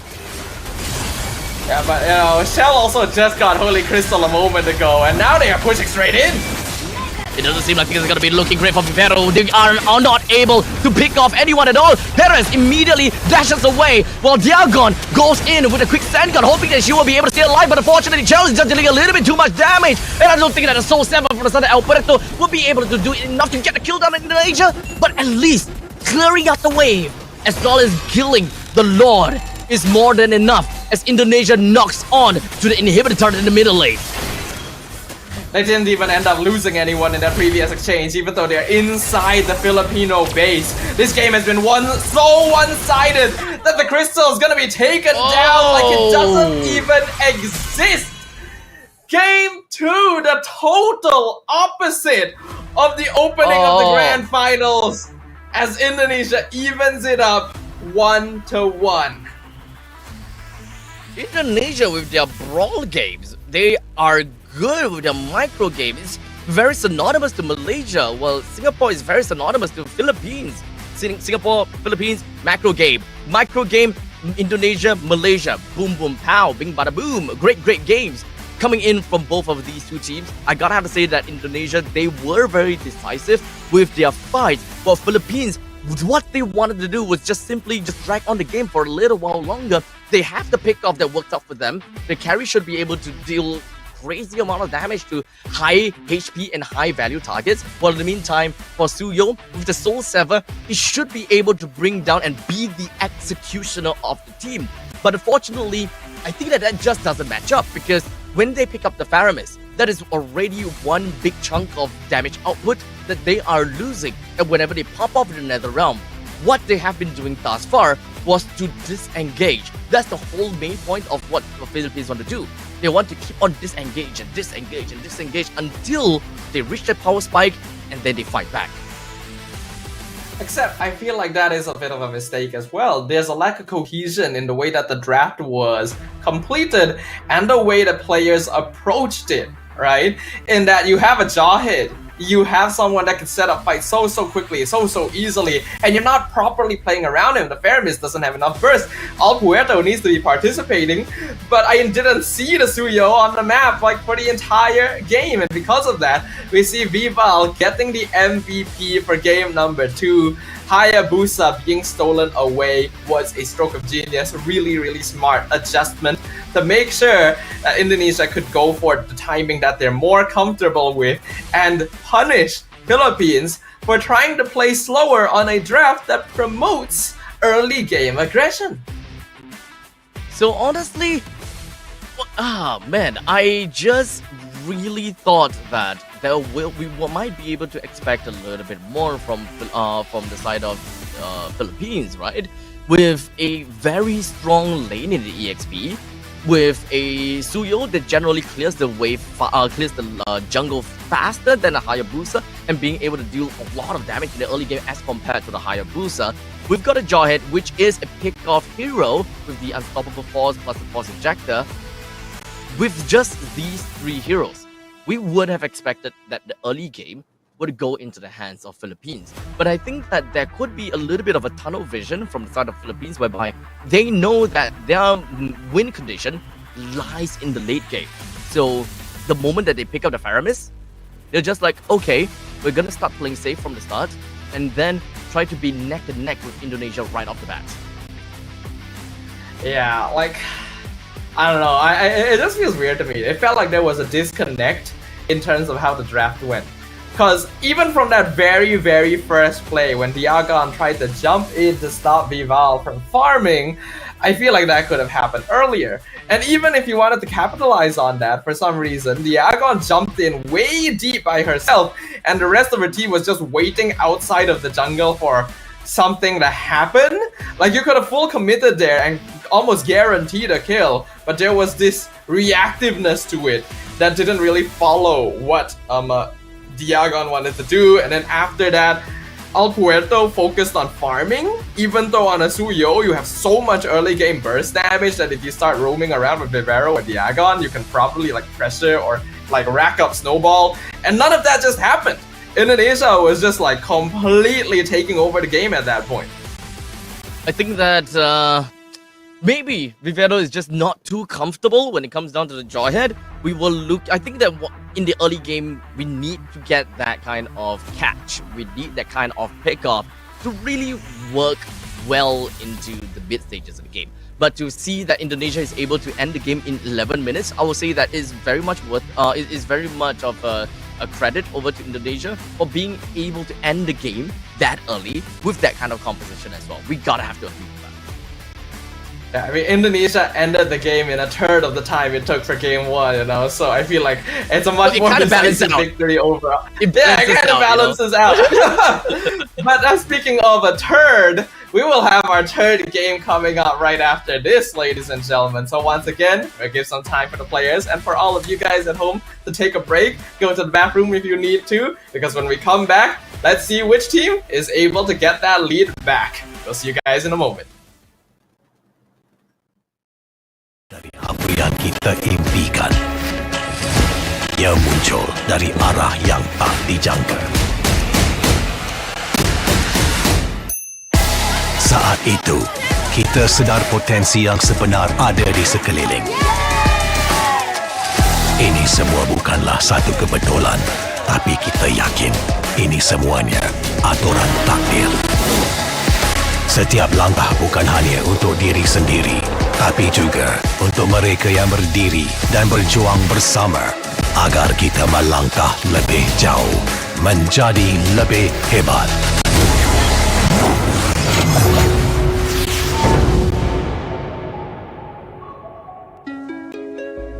Bangkitlah rakyat Malaysia.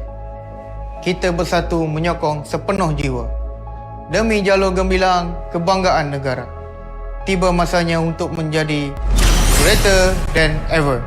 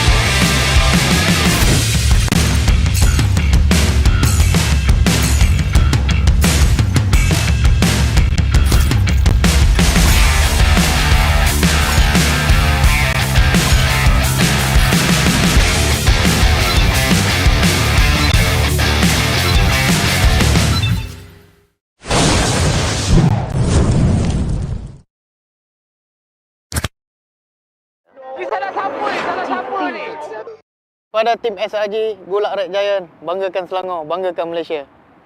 Champion juara wakil Malaysia Time for N6 in Malaysia.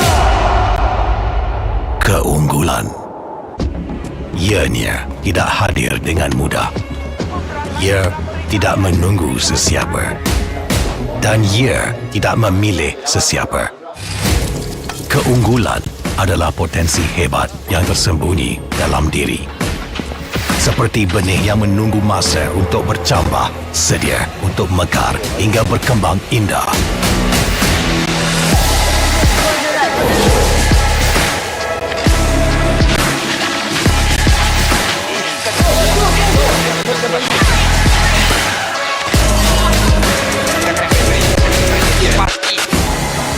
Ketika cabaran mendatang, ada yang hanya memerhati. Kekuatan sebenar lahir dari dalam diri. Dibangkitkan oleh jiwa yang menyokong teguh tanpa henti. Kadangkala, saat kita rasa jauh dari apa yang kita impikan, ia muncul dari arah yang tak dijangka. Saat itu, kita sedar potensi yang sebenar ada di sekeliling. Ini semua bukanlah satu kebetulan, tapi kita yakin ini semuanya aturan takdir. Setiap langkah bukan hanya untuk diri sendiri, tapi juga untuk mereka yang berdiri dan berjuang bersama agar kita melangkah lebih jauh, menjadi lebih hebat.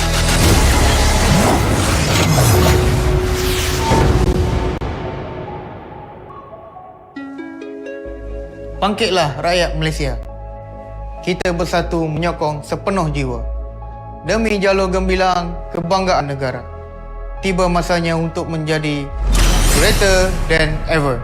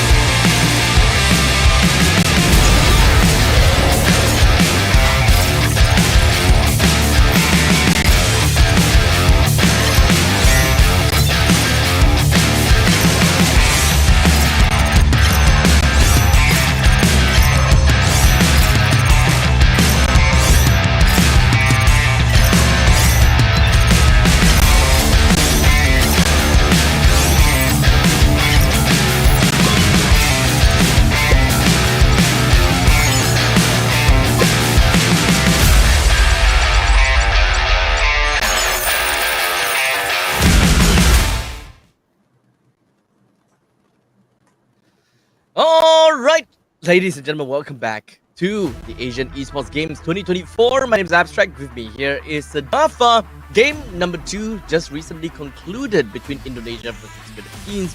Game number 1 ended in a very long fashion, and that primarily comprises with PH capitalizing on the mistake of Indonesia, which took, I think, the game all the way to 35 minutes.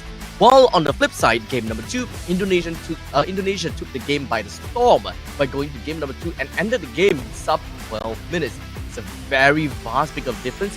So at this point in time, the game could quite literally go either way. If Philippines were to take the early game and able to hold out well, I think the macro game is imminent, and Philippines might be able to drag on the game once again and just capitalize on the mistakes of Indonesia in the late stages again. But what this does mean is that now that both teams have had a taste of what their opponent is capable of, we're going to start seeing a bit more adaptations overall, right? I think it's pretty clear that certain players are particularly skilled in specific heroes. I do think that hero pools are a very good place to target, and teams have already been doing it so far, right? Where we do see a lot of bans onto like Cho when they're up against Vivian specifically, or banning out the Kadita against ID and PH specifically, right? So we need to see just a little bit more of that. I think now that PH is on the back foot a little bit since they just lost game 2, what they need to do is figure out that, okay, ID are actually very, very powerful if they're playing more of an early to mid-game scaling kind of team lineup. So if they're able to prevent them from being able to achieve that, it should allow them to secure victory just a little more easily.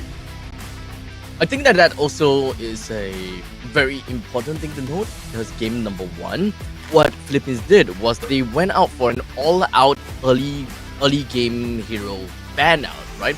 Matilda, Cho, Jawhead, if I remember correctly. I think Khalid, was it Khalid or was it in the mix? I think we had Khalid in that game. Yeah. Let me just rewind it. Yep, we did. Oh yeah, Khalid was bad. Yeah, Khalid was bad. So that was the draft for Philippines, and I think that is a step towards the right direction against Indonesia. So maybe, just maybe, we might be able to see a replication of that from Philippines. Yeah, the main thing that I just did not like very much from the Philippines in the last game was that there was a pretty obvious disconnect in the way they started their draft and the way they ended it, right? Because I believe they did start with the Khalid and the Jawhead, but then later on, we saw them shift into things like the carry and then the Faramis to try and be a solution to the Kadita. But because they were forced to react defensively with their draft, there was no longer a very clear link between what the heroes all wanted to do, and that led to mistakes in gameplay as well as an unclear power window for their composition to take advantage of. So ideally, this draft, that does not happen. We shall see how this is gonna work out with the Chip, Angela, Hilda, as well as Jusin that has been thrown into the banning pool. Now, my question is, of course, is that Indonesia has been leaking Suyo all the way. Will Philippines leak the Suyo over to the side of Indonesia? That's the big question. Yeah, Suyo, we've already seen what Diagon from the Philippines can do with the hero, can be flexed into the EXP lane, but in the previous game, once the Hayabusa was stolen by Indonesia, Philippines no longer felt comfortable doing the same. So it might be a very specific combination that requires both of these parts in order to work them most effectively. I'm pretty sure that Indonesia should have picked up on that themselves by now. Looks like we're going to have the Suyo left open, with the Harif being specifically banned out here by the Philippines. Honestly, I feel like Indonesia could even open with Hayabusa if they wanted to. Really? With a Hayabusa, I suppose with high loss still available and all that kind of mix, I don't think that, personally, I wouldn't think that Indonesia will kind of lock their junglers in that early, unless it's a Suyo. I still believe that Suyo has got this level of priority in the drafting phase, but not necessarily for Hayabusa. Oh my goodness! Call yourself a sage. Take it, Sadako, take it. I will reflect. I will go over to the corner and I will reflect right now, this very instant. I had a feeling here. That was a gut feeling. For once, the caster curse, not actually doing the thing we expected to. But yeah, having the Hayabusa is a two-pronged spear because it not only disallows Philippines from going for that specific Suyo Hayabusa combo, but it's something that Indonesia is very comfortable playing around. So I felt like they could actually go for it first, and since Philippines doesn't usually go straight for like high-lows gatot afterwards, Indonesia would still be able to pick one or the other in the second phase. In fact, Philippines go for the Cho and the Bruno. Ooh. The Cho is a pick that I would have expected over to the side of Indonesia, but I can't help but believe that that was more of a deny pick from the side of Philippines, not wanting to give the Cho away to Vivian. Because Cho has pretty much been leaked out from the drafting phase, from the banning phase, and I think the Philippines is just like, oh crap, do we even give that away? But that also means that the Suyo is currently available. I don't think that Indonesia will pull off of Philippines, right? I don't think that they will want to play the Suyo in the EXP, given that there are still a lot of EXP options, like Hylos, Khalid, all of that is still up for the grabs. Yeah, they go for the high-lows, which I think is fine. Might be a little bit harder to play the high-lows when there's a Cho around, since if you overextend, you're just immediately going to get kicked, but still a pretty safe and open option. And they're going for Clint as well. I think at this stage, we know that Indonesia as a team likes their early to mid-game prio, so that means you need to have winning lanes, or at the very least, even lanes. It's hard to have a winning lane against Bruno, so Clint is about as close as you can get, at least going even in that regard. But I kind of feel like they could have optionally went for Kadita as well here, because I feel like it actually works good against the heroes that the Philippines has picked. So we do have at least both of the goal laners that could pretty much excel in the early to the mid stages of the game with very early power spikes. Both varying with playing around with the crit damages and all. So I will always have got a little bit of bias towards Bruno. And I will always say that Bruno is, of course, a more consistent damage dealer as compared to a Clint, which is more of a bursty marksman, you know. But regardless, we've got Indonesia that's finished their lineup with a Hayabusa, Hylos, as well as the Clint, while Philippines is looking at a Cho, Bruno, as well as a Vexana. Still very likely Philippines may actually be able to draft towards the early game. Yeah, Philippines right now has a very open draft with the three heroes that they selected here. I do like that they're banning out the Kadita. They are actually kind of vulnerable to it right now. So since Cine kind of goes hard with the hero, better not to have to risk it at all. That does actually limit the mid lane hero pool a good amount as well. I don't actually think Aurora is that good in this situation. So I would still like something like the Lo Yi. Eve would be great as well. The Suyo gets banned from the Indonesian side. I think that's very respectable too. I think that looking for heroes. Excuse me. I think that looking for good, heroes. sir? Yeah. For some reason, my throat is ticklish. But yeah, I'm thinking of heroes that is able to just kind of deny Cho from being able to just casually and just have free reigns from walking all around. You know, we have talked about the Jawhead. The moment that the opponent's Cho got a little bit too close, you can always yeet them towards the turret, so on and so forth, punish them for coming too close. And that's the kill range that I always talked about. So I think that Jawhead roam is still a very viable thing for the side of Indonesia, so that they could at the very least have an answer to the Cho. Jawhead roam. Yeah, I'm okay with that actually. Jawhead roam would not be too bad at all. In the past as well, people would oftentimes pick up the Ruby because they both have a lot of CC, but it's a bit harder to play Ruby in the current meta right now because of what it really necessitates from you. So I'm not too sure if that's what they'll go for. They can actually still optionally go for the Hylos Gatot combo as well. It would lead them very heavily into the front to back sort of lineup, so they need to play carefully around the Cho, but it gives you a lot of AoE to play around with. Oh, Khalid actually hasn't been banned out either. So there's still plenty of good options. Indeed, a lot. Like, even for Philippines, I have a feeling that they would want to pick up the Khalid for themselves. I mean, it is a Khalid going up into a potential high loss in the EXP lane. I don't see a reason why they wouldn't pick that up. It's very good follow-up from the Way of the Dragon, but in the meantime, it's also very good ways to start off the battles and perhaps even to reach the Clint in most of these team fights. You have the range, you have the damage, but Philippines have decided to pick up a Joy in R4.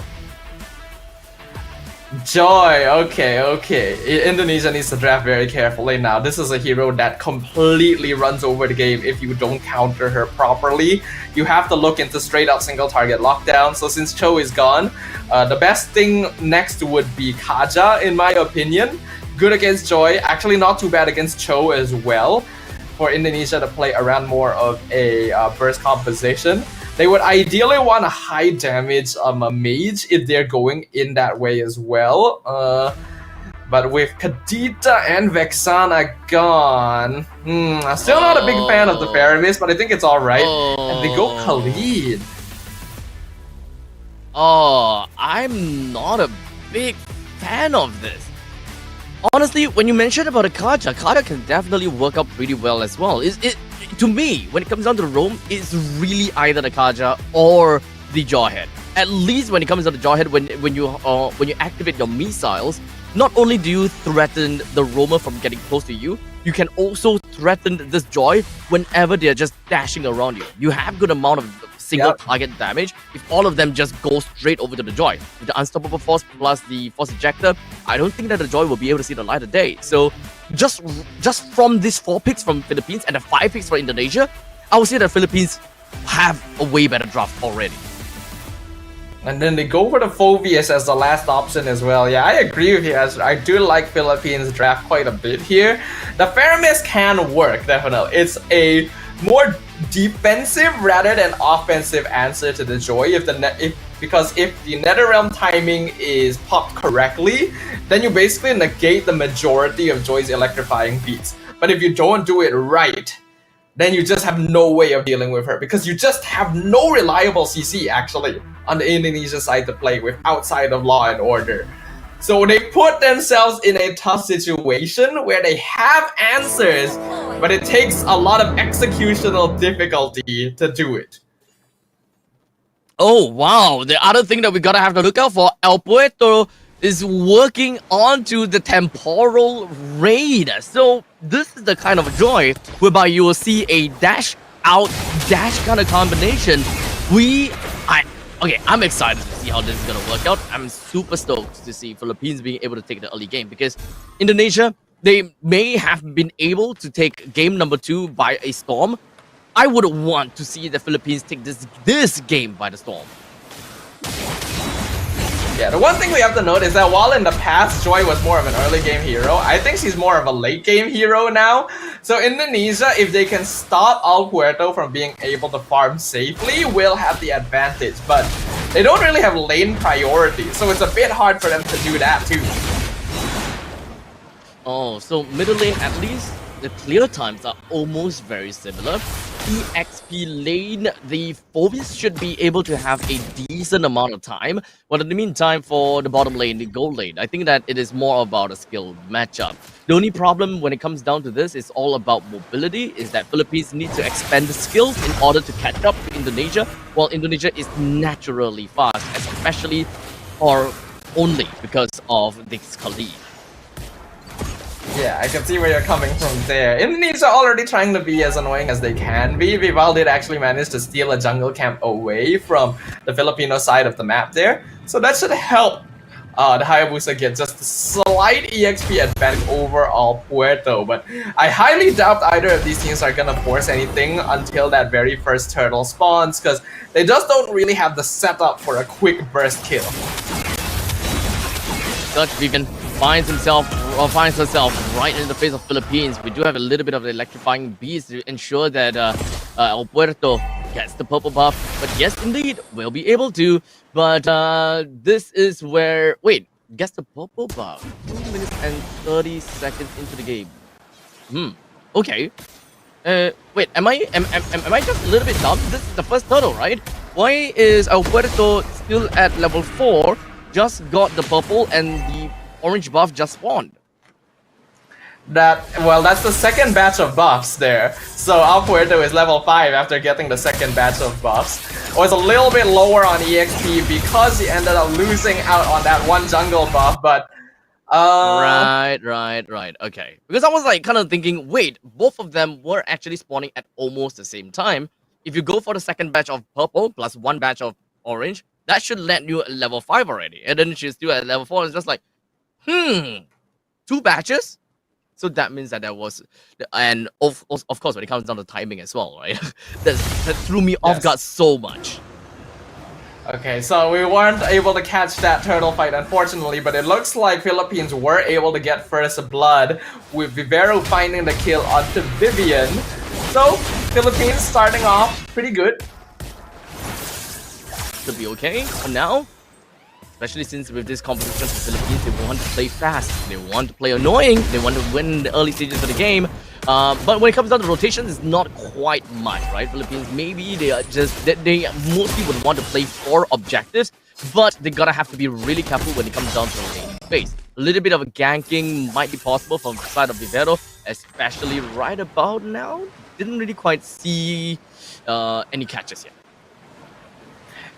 Yep. So, let me think about how this is gonna go. Indonesia, despite being the more scrappy and aggressive team, actually prefers playing for the mid-game timing. You actually won't see them going for like super hard invades in the first like 4 minutes, unless like they're already in full control. Oh, hold on. There we go. We have the dragon connecting down on the Vivian with the Infernal Pursuit, as well as the Eternal Guard that manages to finish up Vivian. This is very much in line to what Philippines would want to do, and very much in line to what their team can do in the early stages.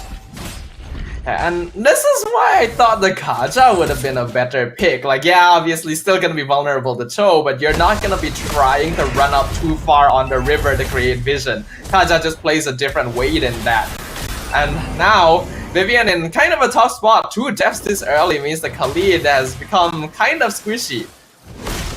I'm not sure whether Vivian will be able to do too much in this upcoming fight as well. Let's not forget about the fact that when it comes down to the jungle, Vival is only at level 7 while Alberto at level 8. So there is definitely that retribution disparity, but we have a little bit of a difference in terms of priority, because Cho is all the way down to the bottom lane. Wait, hold a second. Here we go. Alberto still managing to find the turtle, despite it being kind of like a split up of kind of a team fight. Now Vivian finds herself in a tough spot while just straight out tanking the entire electrifying beats. Okay, that was well played by Indonesia. I was wondering why they were trying to force the turtle contest so hard when Vival was not around, but they were trying to delay it for the Hayabusa to arrive. And since Alberto already got it, they immediately started shifting and splitting them apart so that they could grab a kill at least, and they did on Diagon. So it's a slow burn from Indonesia, but if they're able to keep up this trend, then we can definitely see the same mid-game that we expected from them before. But for the Philippines, you have to note Perez and Alberto have been undisrupted in their farming. So I would imagine they have a good amount of gold lead right now compared to their counterparts. So with that lead, I think Philippines would want to slowly but surely, kind of make their way over to 8 minutes in the game and hopefully be able to get themselves a maximum lead from that point on, right? 1,000 gold per minute kind of advantage. But objective is still definitely something that we gotta have to look out for. Philippines did manage to successfully take down the T1 in the bottom lane. The next one they gotta have to look out for is the top lane. While in the meantime, up in the top lane, Alberto seems like there's a good amount of dashes to actually get her away from all of this team fight, while Indonesia sees that opportunity and take the T1 up top. It's actually quite an interesting parallel because we literally saw both teams' junglers escape from a multi-person gank in opposite halves of the map. But now in the mid lane, immediately Alberto, because of the temporal range, will be able to get himself away from all of that. But here we go, Vivero just with a quick little knock-up over to the rest of the members for the side of Indonesia, but it doesn't seem like they managed to get any kill. But Chill flickers up forward, gets the kill down on the Perez.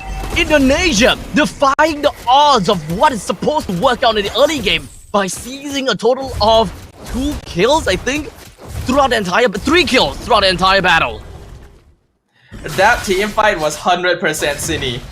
Just 100%. The NetherRealm timing was to the millisecond perfect to catch Philippines off guard, where they thought, oh, Indonesia's low, we can full commit. The NetherRealm comes out, and then suddenly, uh-oh, we cannot go anymore, all our cooldowns are gone. I am so impressed with the micro timing from Cine so far, and now this is gonna give Indonesia a bit more space to actually rotate around on the map.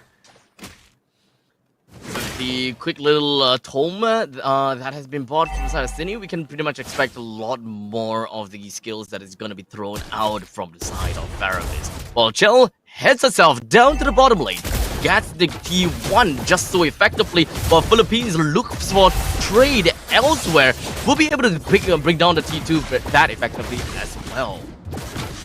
Yeah, oh my God, we're seeing a lot of tower trades right now. Yeah, like a lot of the outside turrets have already just been taken out by opposite map plays. However, Philippines is still holding on to their top tier 2 because Indonesia wasn't able to get. Oh, hold on. Oh, glorious power play for Fumi Echo, just going to be running right into the face of Mortis as well as Perez. As such, that is going to be allowing Vival to immediately get a kill down on the Mortis. But that might not be all, because Vivero comes in with a vengeance, brings her down. And now the rest of the fight is just going to be left with El Puerto, still having the electrifying beats, brings Zinner down. And Philippines, they lost 2. Indonesia, likewise, lost 2.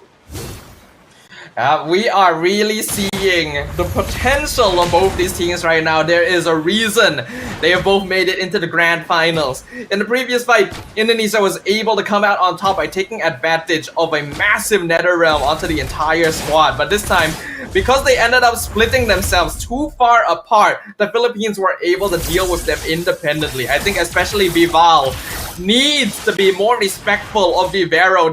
She is not thinking about the way of the dragon when she goes in for Perez. And because of that, we can see that Indonesia having some difficulty in terms of their positioning, because that NetherRealm cannot come out before Joy's ultimate. Joy is always going to be waiting for NetherRealm to run out before the electrifying beats is popped. If you use it before her, you lose the fight, straight up.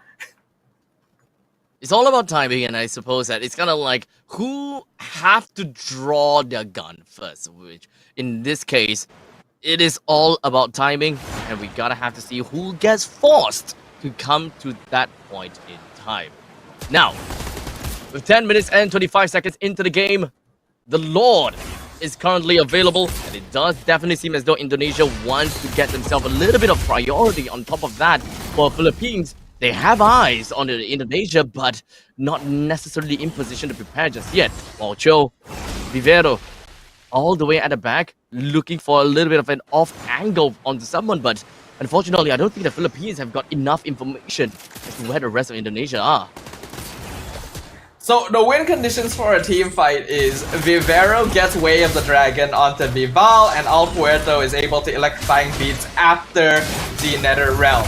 Indonesia by now should also recognize these, so these are also the conditions they have to avoid in order to come out on top in a battle. I feel like they can potentially take it a little bit slower for now and continue farming up. If Vival is able to continue getting some kills under her belt, then Philippines actually don't have a lot of tools for managing that. If possible, I want Indonesia to actually play a slightly more reactive position here and try to force Vivero to be the one to start the fight with the Way of the Dragon. Now it's constantly just going up for rotations, and the Lord is going in and out of the Lord's pit. It's just gonna be dancing with the I don't know. It's just dancing with the players at this point in time.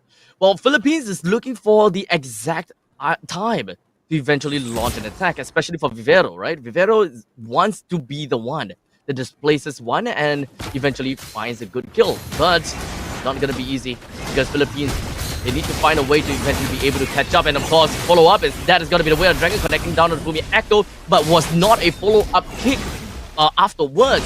That means the Philippines have lost one of the most important tools within of their arsenal when it comes down to bring anyone down from the side of Indonesia.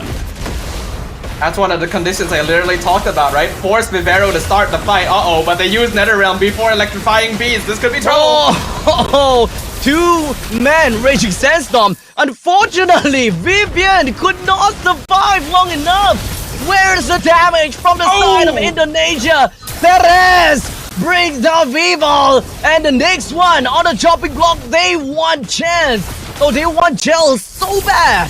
As now Philippines, they take the Lord. They take the T1 in the middle lane. This may very well be a snowball from the Philippines team. And this is gonna be tough for Indonesia to play around with. Yeah, that's the decisive fight that Philippines have been looking for to finally break open the game and start taking tempo. And it's literally what I said as well for Indonesia. Do not use the Netherrealm before the electrifying beat. Sini's timing was so good with it in that fight in the mid-river. But this time they just popped it straight away. I really don't understand what the thought process was there. If they had managed to stun Al Puerto, alright, sure. But they didn't even know where she was. That is just straight up a mistake. There was no reason to take the fight there. Vival wasn't even ready. We gotta have to remember that that is not necessarily a answer from the side of Indonesia against El Puerto. So the moment that El Puerto finds that opportunity where Cine has already popped the Netherrealm, that's perfect. Oh, Cine! What a pull! When it comes down to the Stampede, immediately put Diago in such a bad spot and such brings her down. Vivero's gonna be the next one on the chopping block as such. Gel takes it down pretty easily. While all of that was happening, the Lord was marching down onto the inhibitor turret in the top lane. Was that worth it? Well, Philippines definitely were caught off guard with that one. Gotta give props to Cine again. Definitely making up for her previous mistake with the overly early Netherrealm. If they didn't do that, I feel like Philippines could have actually just pushed in and ended on the spot. So in the next few seconds, while Vivero is still coming up, Indonesia wants to find something, but most of the wave clear heroes on the PH side are still alive, so they're not going to be able to get too much from this outside of a bit of breeding root. So back over to the macro game, especially since the Lord is going to be spawning at the bottom lane, or rather the bottom side of the map. While the top lane, they have a naturally pushing lane. The moment that Philippines sees that Vivian is clearing up the wave, or perhaps even sees Vival clearing up the lanes, that is when Philippines can strike, because this time their composition is different. Their composition allows them to single one person out. That is the pickoff, and even follow up with even crazier amount of damage from the side of Perez. That's why the Cho can be such an effective hero, and it feels kind of sad that it doesn't seem to be in the hero pool for many of the regions here in this competition, but it definitely is for Indonesia and Philippines. So now that Indonesia have gotten a taste of what it's capable of in the opponent's hands, I'm sure they're not going to let it go so easily in the next couple of games. But first, they're going to need to resolve this one. I think it's very unlikely that they're going to be able to challenge a direct team fight anymore, but they also cannot afford to give up the Lord to go for split push because they don't have structures left.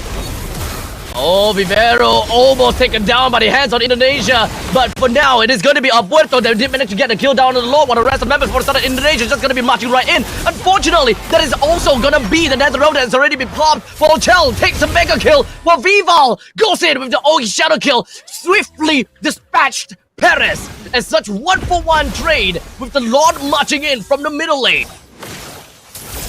Definitely not a bad trade, mid laner for goal laner. Unfortunately, it was a little bit too late from the Indonesia side. I like the decisiveness from Philippines.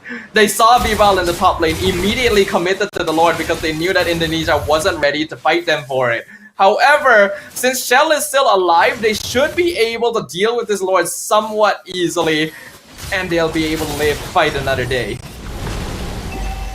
Oh, and here we go. Even though the Lord has been taken down, they did not have Perez that can eventually be able to successfully siege the turret. So unfortunately, despite having that, they can't exactly push down the waves fast enough. Oh no, Indonesia, please. Oh, okay. Ooh, they managed to come into the body block for the ballista fast enough. Otherwise, that could have been a dead inhibitor turret in the bottom lane. Yep.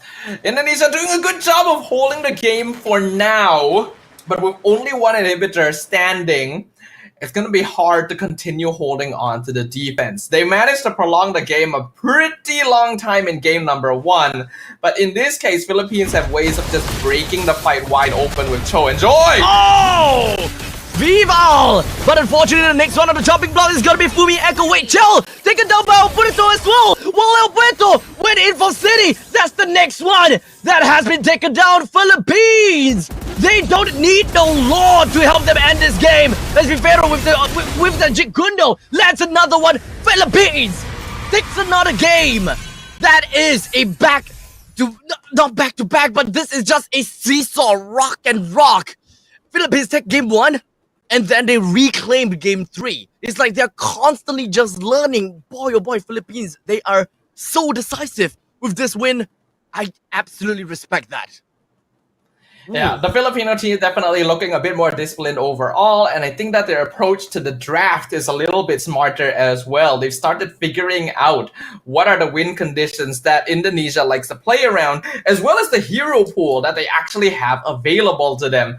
I really feel like the draft could have been better from Indonesia. Akaja would have changed everything, because I really don't feel like the Khalid did anything this game. Like, there was no reason to go for it. I'm okay with the Faramis somewhat, because Cine actually popped off real hard sometimes, but I did not like the Khalid.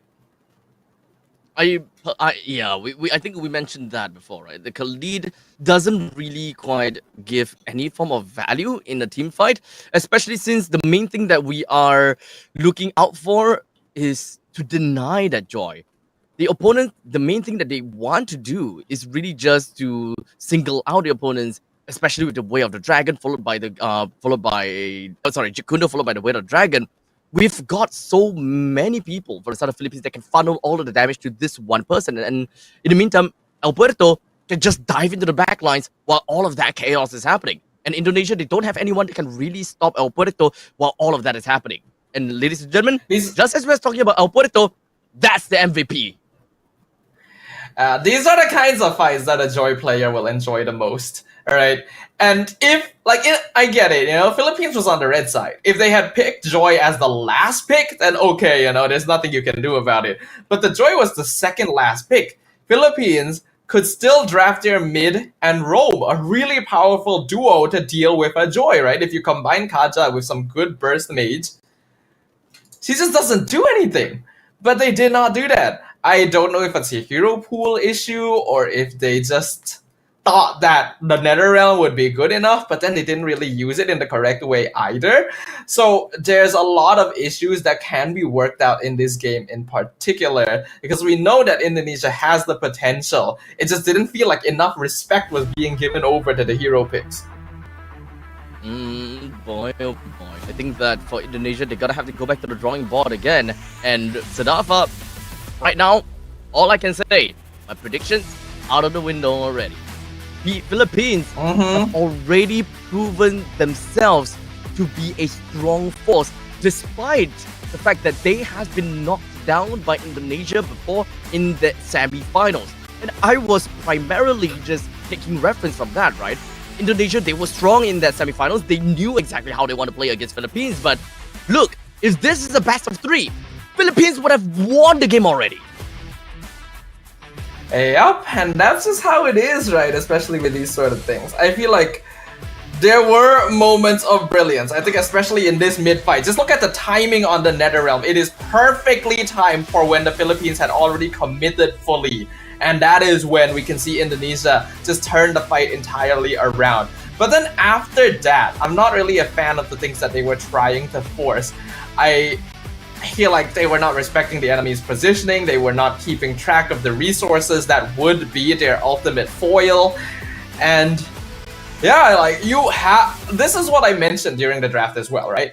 Indonesia has the tools to respond to the Philippines, but they have to be very smart in how they use them. It's very difficult to determine the timing on them.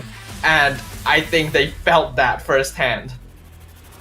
Oh man, and especially in this fight, very decisive plays. While they are just dealing with Fumi Echo, it is El Puerto that just went all over head over heels through the back lines. And this is what we're talking about, right? Indonesia, all they have is a single defensive mechanism in the name of that nether realm. But aside from that, you don't have anything that can realistically be able to lock the Joy down. Sure, you may be able to survive, but you're just going to allow the Joy to just simply run away. So in the event that your team throws a lot of skills to try to bring Joy down, realistically, because it's a Joy on the temporal rain, she can still dash away right after the electrifying beats. Joy alongside with Fanny are two jungle heroes that completely punish you if you don't draft correctly against them. And I think that's what happened here. I just didn't see the respect from it. I hope that this is a learning experience because now Philippines looking like they have good momentum. But it is a best of 7. So it is a first of 4 who wins. There's still time to figure this out. And for now, we're gonna jump into another break before we come back with game number 4. So hopefully you guys don't go too far because we'll be right back.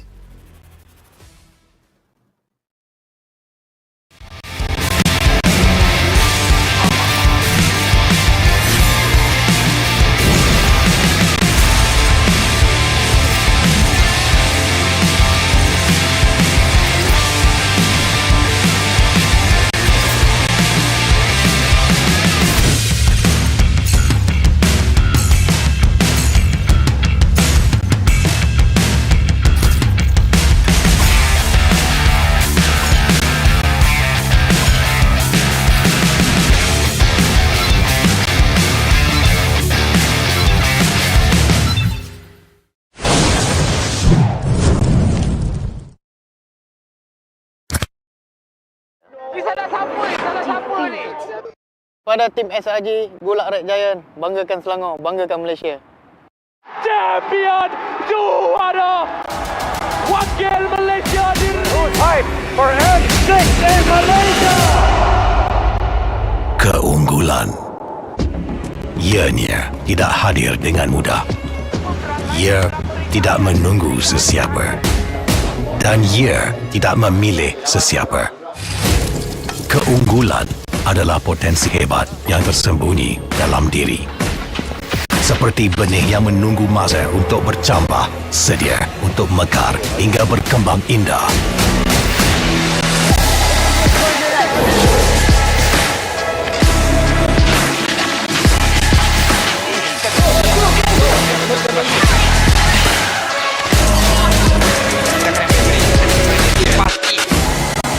Ketika cabaran mendatang, ada yang hanya memerhati.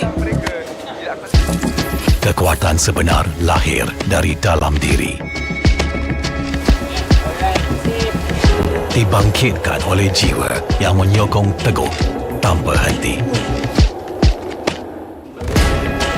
Kadangkala, saat kita rasa jauh dari apa yang kita impikan, ia muncul dari arah yang tak dijangka.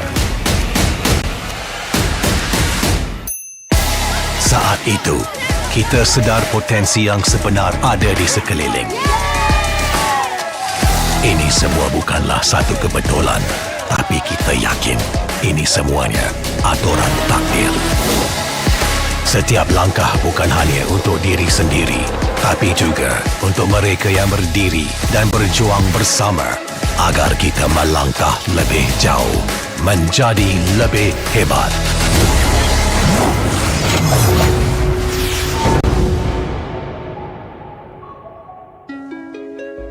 Bangkitlah rakyat Malaysia. Kita bersatu menyokong sepenuh jiwa. Demi jalur gemilang kebanggaan negara. Tiba masanya untuk menjadi greater than ever.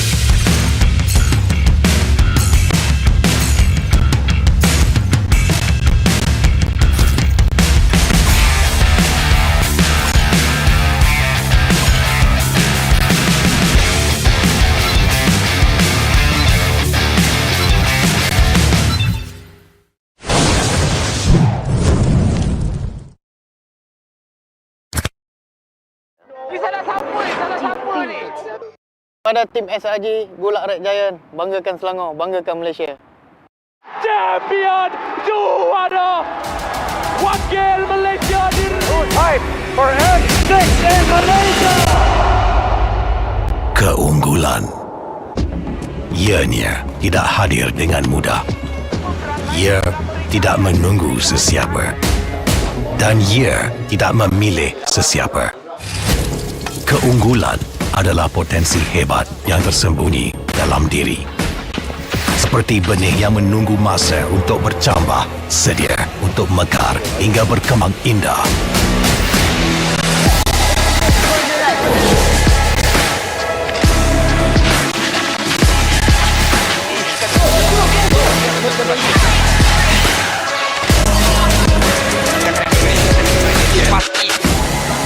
Ketika cabaran mendatang, ada yang hanya memerhati.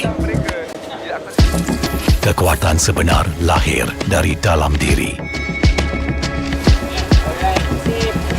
Dibangkitkan oleh jiwa yang menyokong teguh tanpa henti. Kadangkala, saat kita rasa jauh dari apa yang kita impikan, ia muncul dari arah yang tak dijangka. Saat itu, kita sedar potensi yang sebenar ada di sekeliling. Ini semua bukanlah satu kebetulan, tapi kita yakin ini semuanya aturan takdir.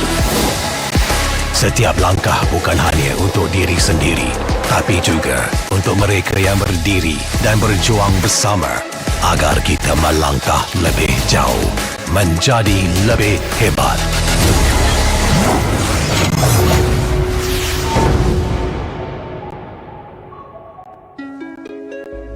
Bangkitlah rakyat Malaysia.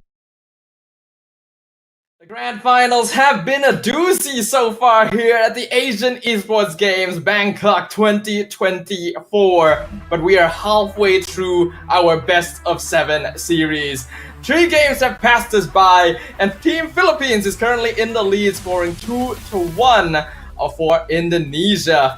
My name is Stafa, alongside with Abstract. We're going to be bringing you the rest of this match and hopefully the conclusion of an incredible event. Now, 2-1 is the current scoreline between Philippines and Indonesia, with Philippines having a lead. So far, it's back and forth. It's a swing. It's a seesaw. So, if we're going up with the trend and based on, statistics, then yeah, Indonesia's taking the next game. But let's be honest here. Philippines, they seem to kind of got a pretty nice little understanding as to how they want to play against Indonesia, and it's very different from what we saw in game number 1, right? It feels as though game number 1 is more of a kind of like a calibration period. They're just trying to understand what's going on. Game number 2, they're testing, and then game number 3, they got it. So from this point onwards, don't be surprised, but maybe Philippines might already have the answer to deal with Indonesia. Well, that is how a series like this works, right? When you go up to best of 7, when you have to play so many matches against the same opponent in a row, you really start to understand their core mechanics, their habits, their hero pools, their play styles, and where you can really get under their skin. We know that Indonesia, as a lineup, really likes going for those early to mid-game brawls, but it also means that there's timings that you can leverage. Timings before the first hurdle, where you can catch them off in rotations, as well as towards the late game, if they're being forced into more of a scaling composition, they have a bit of a difficulty catching up. I think that there is a lot still for the side of Indonesia. They did manage to have one game very nicely as well, 12 minutes plus minus. Game number 3 was around 15 minutes, if I remember somewhat correctly. Let me just kind of like look back at it once again. Yeah, it's about 18 minutes. Yeah. Okay. So that's all nice and dandy. But anyways, believe that we are got the next game upcoming. Sadafa, you also mentioned that it's a 4-2 in favor for Indonesia. Do you think that's gonna change now? Now that I've actually witnessed some games with these teams, I feel like there is that possibility. The Philippines have this composure that I did not expect on them based on how they were going in the upper bracket finals before. I think what is for sure is that you have to be very, very respectful in the draft itself. This is a meta where a lot is possible, but because a lot is possible, certain more niche heroes that require specific counterplay also become a possibility. Joy being an obvious one from the previous game that Indonesia did not respond to too well. So going into this next one, there needs to be more of that thought process going in. So with the drafting phase, we are looking at a Suyo. We are looking at Suyo, Cho, Harif, Chip, and Ju Sin that has been banned out and taken away. Indonesia is looking for that one final hero to go for the ban, and so far, I think based on trend as well as based on what we have seen before, Indonesia likes to ban out the Angela as well as the Matilda. But they're starting to go for things a little bit differently because they are now starting on to second pick, second ban. So being on the red side, they are working on denying some of these key heroes that they don't want to pick up. Yeah, we see the Cho banned out by Philippines alongside the Suyo, but Indonesia getting rid of the Hayabusa themselves. And this is a hero that they had previously locked in as a first pick. So there's a lot of respect there in that they don't want Philippines to be able to do the same, but by doing so, they have opened up the floor for the Hilda. And we know that Philippines does like playing this hero a good amount. If they're able to get into your backline, can really mess things up for you. And yeah, it could stifle the early game momentum that Indonesia wants to play for. Oh, Indonesia's taking a little bit of time to consider what is going to be the first two pick for them, and in this case, Alpha and the Matilda. Now that Matilda finally has been leaked out from the banning pool, immediately picked together with an Alpha. What a combination from these two.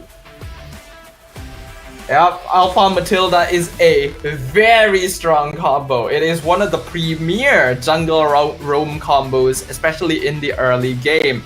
So if Indonesia was worried about this Hilda potentially invading and causing problems on their half of the map, then Alpha Matilda is already a really good way of handling that. I think what Philippines needs to do right now is to grab heroes that can either go for the big AoE lockdown so that Matilda can only choose like one target to save, or something that's able to at the very least match that mobility and pressure, right? They go for, there we go.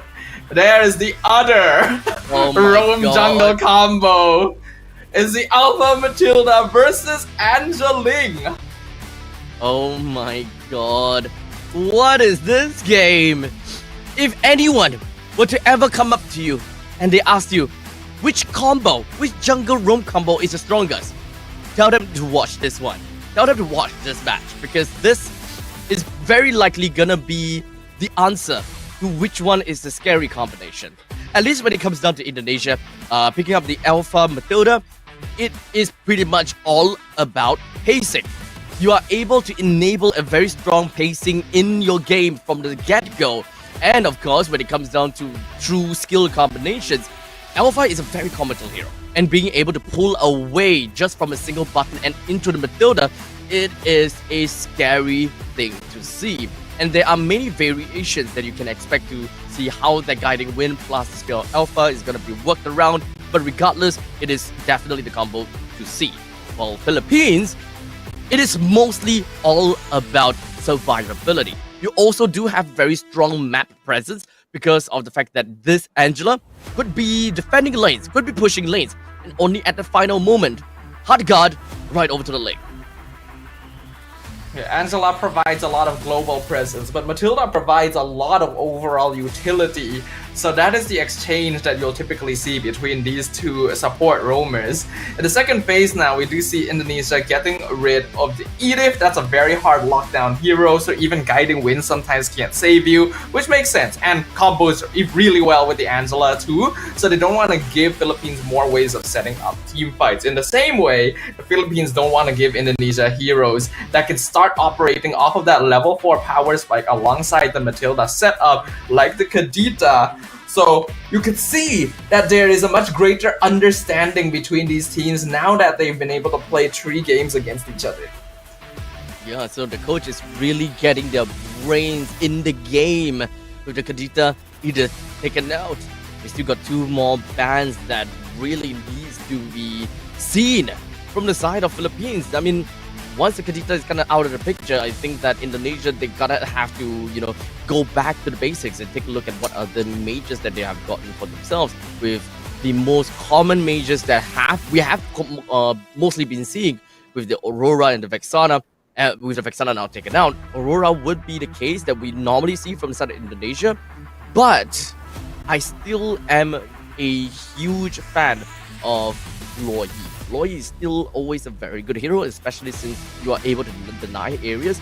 And since we have got the Matilda, with the Hilda that's running around real fast, imagine being able to just get a diversion faster than the Hilda. I agree with you. I feel like Loyi would offer Indonesia a way of matching the mobility that Philippines can play around at. Even the later game macro that Ling might throw at them. But, ooh, that's interesting right there. Going for the Lunox instead. And yeah, this is actually a surprisingly flexible pick, right? It can be mid lane, it can be gold lane. So they're trying to keep things open, but I'm a little bit worried still because I don't feel like Lunox is the best mid laner overall. Still kind of a better gold laner to me. So Philippines might draft around that idea. We shall see how that's gonna work out. So now, this blind pick from Indonesia surprisingly might work very well for them. While for the side of Philippines, now they gotta have to play around with this, right? They can't exactly drop the gold laners to kind of pair up against this Lunox. Harif is currently unavailable, and I mean, you shouldn't want to pick up the Harif anyways. But regardless, it is gonna be a Melissa as well as a CC. The CC is gonna be a very good answer to that Hylos in the EXP lane. Leaves lane fast, deals with front lines pretty easily, and in the meantime, you can pretty much expect that Melissa has always been a bully in the gold lane. This is gonna be a tricky one. You can still optionally flex the Lunox into mid lane. I'm kind of surprised that Bruno has made it this far. Still a very powerful early game marksman, especially if you combine with the Matilda too. But then you fall into that issue where I personally don't like the Lunox much mid. So, you are dealing with a Angela mid, it looks like. That's a Hilda roam, so it would still actually work, right? Lunox doesn't have the best mid lane priority, but against Angela, you're basically even. No problem. So yeah, Indonesia will go for another gold laner instead, and this time it is the Iritel. So that does answer some of their mobility issues. Yeah, so that is actually fine, right? Looking at the Iritel, you actually do have pretty good fight against the Melissa. Both of you will constantly be training one another, and not to forget, the rain of arrows coming in from the Iritel should pretty much be able to clip right onto the Melissa, but Melissa is always trying to get the muddles out, all the needy and greedy stuff. But regardless of all of that, ladies and gentlemen, we are gonna go into game number 4 between Philippines versus Indonesia, as now we do have Philippines starting on to the blue side and Indonesia starting at the red side. Both junglers starting at the top half of the map, and they will end off in the gold lane. Yeah, I think gold lane priority is going to be pretty good in this game. Philippines does not need to gank EXP lane at all. Diagon should get lane priority against Fumi Echo every day of the week. So if they can focus on unlocking mid and gold lane, they're going to be looking very good in terms of scaling. But Indonesia has high mobility with the Matilda, so we'll see what happens. And now, right off the bat, look at to see that an Angela having priority and really threatening Zini as the Lunox. It's kind of funny. I mean, that's why I said, right? Lunox really isn't that good in the mid lane. You clear waves all right, but you can't really poke and can't really stand too safely in front either. That's why as a goal laner, she feels a lot more effective. Honestly, I would really think that the Starlight Pulse would be able to give a decent amount of heal over to the Lunox, but we'll see how that's gonna go. As Vivol is gonna be running right in with the Spear of Alpha, dealt quite a number over to the side of Vivero, but not exactly enough to get killed down the Hilda just yet. Yeah, this pre-level 4 timing gonna be very important for both teams because this is where Indonesia wants to make things happen, and we can see Vival roaming around, providing pressure into the EXP lane to make sure that Fumi Echo will be able to assist with this first turtle. As now Mortis does have quite annoyingness in the middle lane, but Vivian is constantly just roaming around and just constantly ensuring that Cine is gonna have a decent time in lane because we know of Angela being the first blood queen when it comes down to the puppet strings, but unfortunately, right off the camp, we've got a first blood in favor of Cine.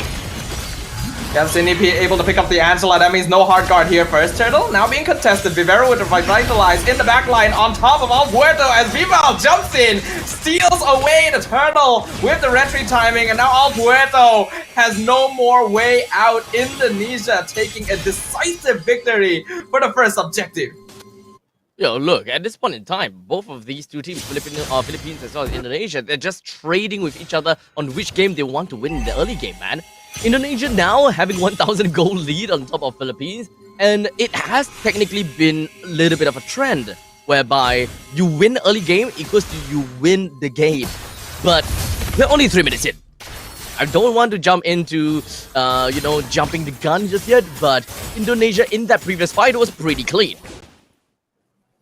Yeah, but Philippines is a team that's actually surprisingly effective more towards the mid to late stages, and this time they have a Ling and a Melissa and a CC, so their scaling is pretty good. Indonesia trying to go in on Vivero, but the Hilda is fast enough that she will avoid the Spear of Alpha.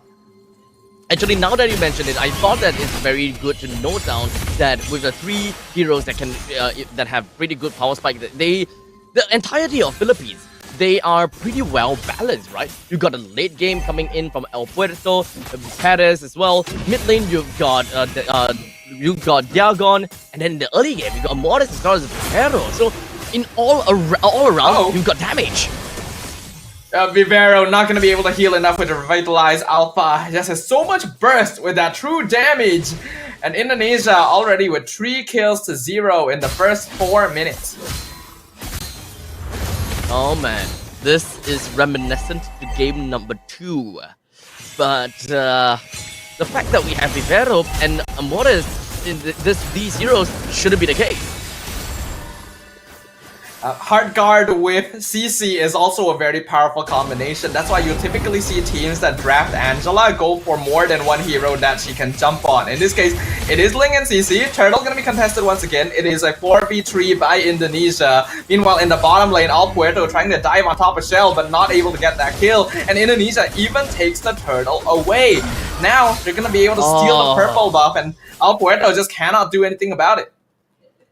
Philippines is losing controls of the lanes and losing controls of the jungle. You can see just how much threat Cine has got. Apostines reaching at level 4. Sure, Abortus can bully the heck out of Lunox in the early stages. That is why Vivian has put so much emphasis in the middle lane. But the moment that Cine reaches level 4, immediately that's a dead Angela.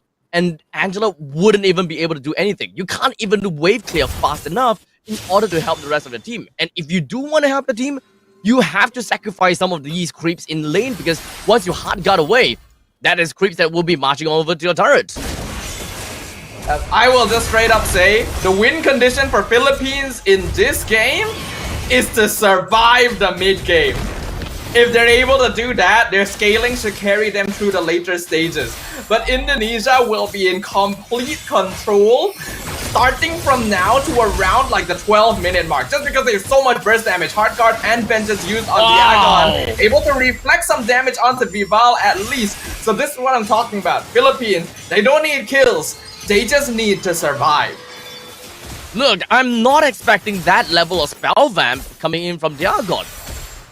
I know I can expect quite a bit of heal coming in from the hard waves from the side of Angela, but just going out of the way and just popping the vengeance and healing all the way back up, that is kind of insane.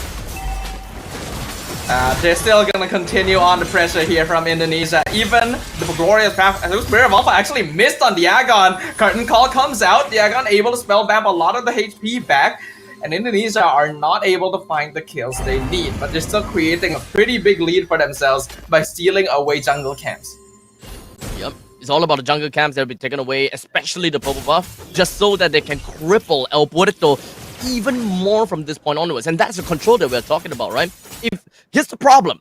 When, at least for me, right? I always have a problem when it comes down to that mid lane Angela plus that jungle Link, because Link is so reliant onto the purple buff. If you put a Angela in the middle lane, of course there are people that manage to deal with this quite easily. You'll lose purple buff a lot.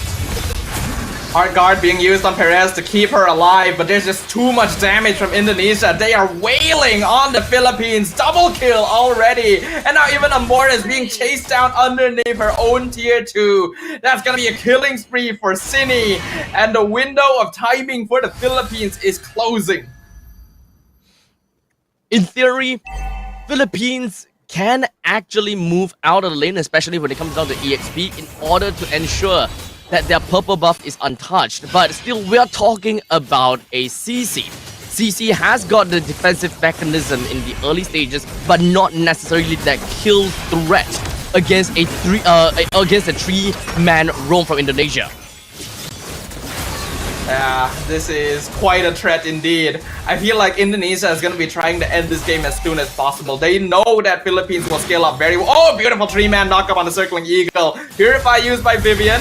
Actually dive very deep to get that kill, so will sacrifice her life. Diagon with the Vengeance able to get out. Not too sure if the Heart Guard needed to be cancelled, but Indonesia still in the driver's seat. Yeah, so at least Philippines didn't manage to get a single kill out of that engagement. They're not exactly out for the count just yet, but also not exactly out of the woods yet. So Indonesia, they're gonna have to make full use of the upcoming Lord that will be spawning in 30 seconds. Indonesia has constantly just look at that, it's just constantly been right in the opponent's jungle. Philippines lost control of their jungle, and that's just really hard to watch, especially seeing a Ling on that suffering end. But it's exactly what should and need to be doing. Barrow in the mid lane, getting chased down, getting kicked on in a bad spot as well. Meg now already. Indonesia in full control, and they need to be. If they don't end this game before like the 15-16 minute mark, Philippines are actually able to bounce back once they have their third or fourth items. Their damage actually becomes quite insane. So Indonesia cannot let up on the gas. They literally have to just keep pushing in until that crystal is broken. Because Philippines, like I've already emphasized multiple times, their goal this game is just to survive. They don't need to do anything more than that. But the moment that they lose out all of the outer and the inner turret, we will then look out for wave clear. The moment that you are stuck in your base, you want to look out for high ground, number one. Number two, AoE to be able to clear all of these creeps. And unfortunately for the side of the Philippines, they don't have anyone at all that have that kind of capability. Oh. Spirit of Alpha in, Diagon just melts into a puddle. The Vengeance are literally doing nothing to stop Indonesia. As we are 10 minutes in and every external tower is gone. Lord pushing in mid lane. Philippines has no farm. There is an 8k goal difference. This is going to be a very, very short game unless they can make a huge defense here. Even the Glorious halfway coming out. Mid inhibitor is gone. Minion waves being cleared up. Vivero stuck in an awkward spot. Monster kill for Cine. Heart guard on All Muerto, but what can she do? Tempest plays defensively to clear the Lord. But the damage coming in from Indonesia is too much. The flicker forward from Cine. That's a mistake actually. Shut down from Diagon. The Philippines will just barely survive for now. I would have believed that that was a GG go next kind of situation for the side of Philippines, but they are still defending this pretty effectively. But Chell, that's crazy. Went straight in with the explosive arrows that dealt a crazy amount of damage to the main bodies of Philippines, and now they found the inhibitor in the bottom lane too.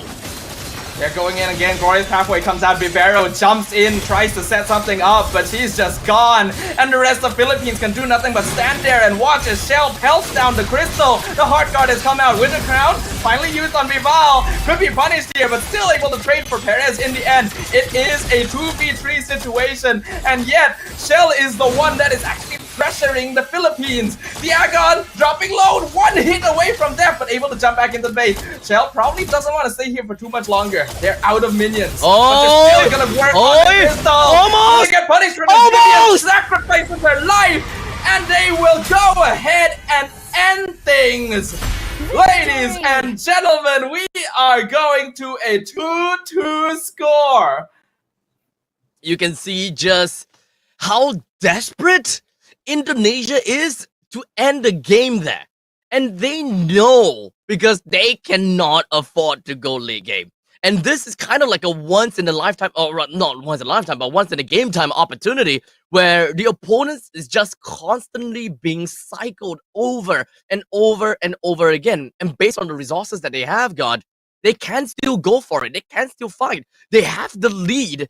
And in Indonesia, they're just capitalizing on that lead and they're playing according to the lead. So I absolutely love that.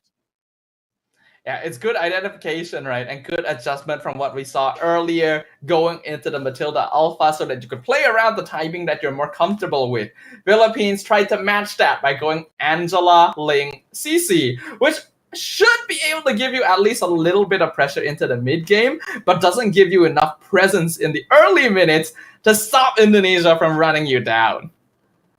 Realistically speaking, if we're kind of looking at the roaming trio being the Ling, Angela, as well as the Hilda, it is relatively fair to say that they actually pose a lot of single target threat.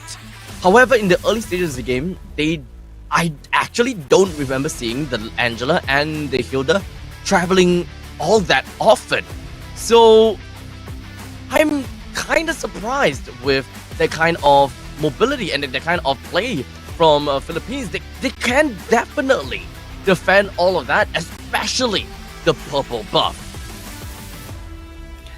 They could have, but it was just too difficult to do so once Indonesia a little bit of lead under their belt, and a lot of that given over to our MVP Fumi Echo, being able to open up the map and create a lot of space. There is a reason why heroes like the high-lows are often picked up, right?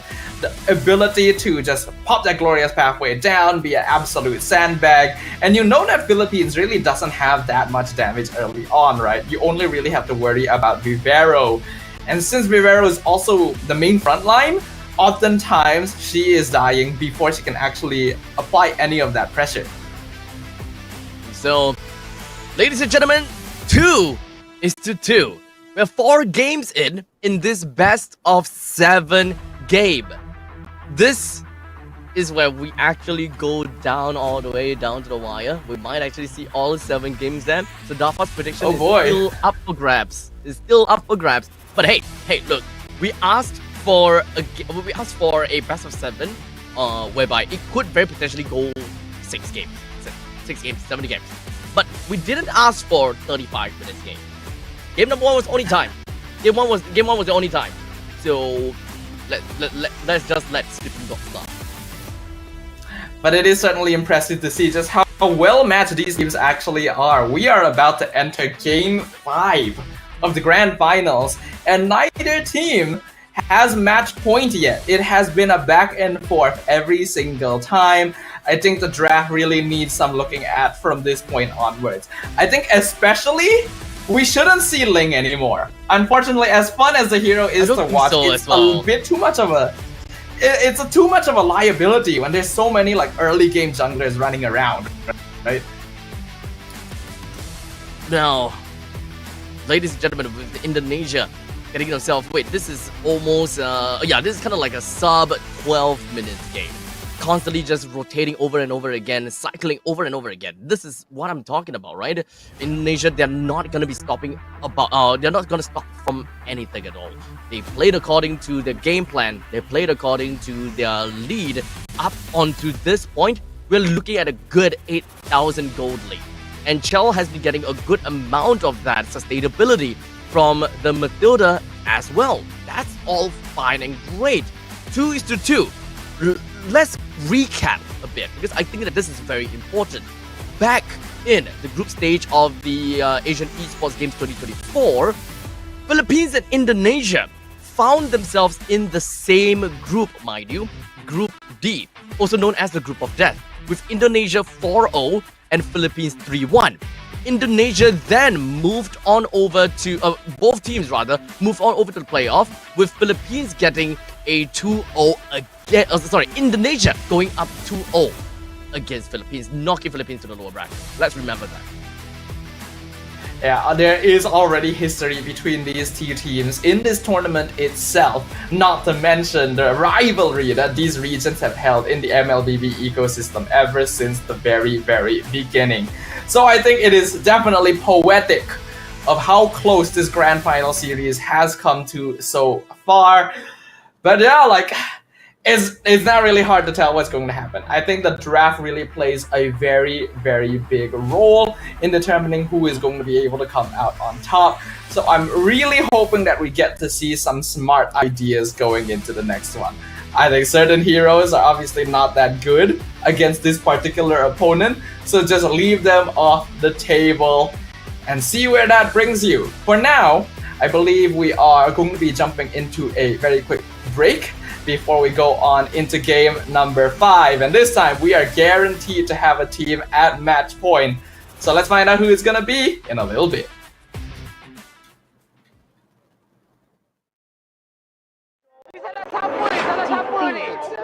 Pada tim SRG, Gulak Red Giant, banggakan Selangor, banggakan Malaysia.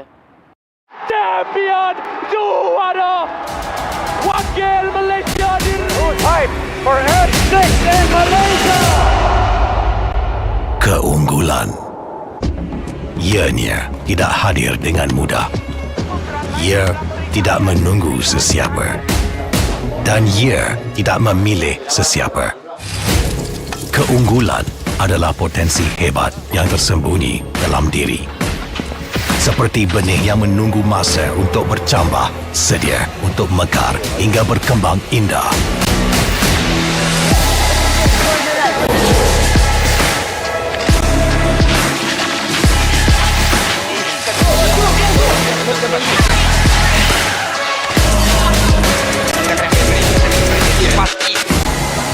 Ketika cabaran mendatang, ada yang hanya memerhati. Kekuatan sebenar lahir dari dalam diri. Dibangkitkan oleh jiwa yang menyokong teguh tanpa henti. Kadangkala, saat kita rasa jauh dari apa yang kita impikan, ia muncul dari arah yang tak dijangka. Saat itu, kita sedar potensi yang sebenar ada di sekeliling. Ini semua bukanlah satu kebetulan, tapi kita yakin ini semuanya aturan takdir. Setiap langkah bukan hanya untuk diri sendiri, tapi juga untuk mereka yang berdiri dan berjuang bersama agar kita melangkah lebih jauh, menjadi lebih hebat.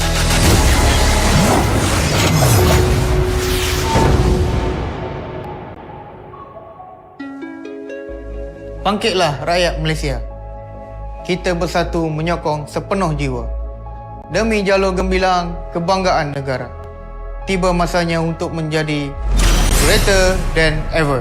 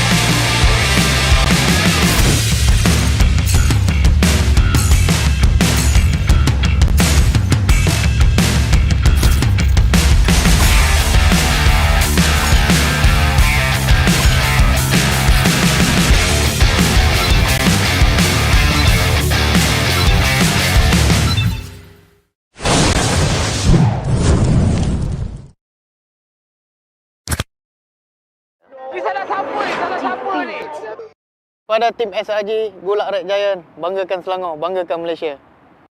Champion juara wakil Malaysia diri. Time for F6 in Malaysia. Keunggulan. Ianya tidak hadir dengan mudah. Ia tidak menunggu sesiapa. Dan ia tidak memilih sesiapa. Keunggulan adalah potensi hebat yang tersembunyi dalam diri. Seperti benih yang menunggu masa untuk bercambah, sedia untuk mekar hingga berkembang indah.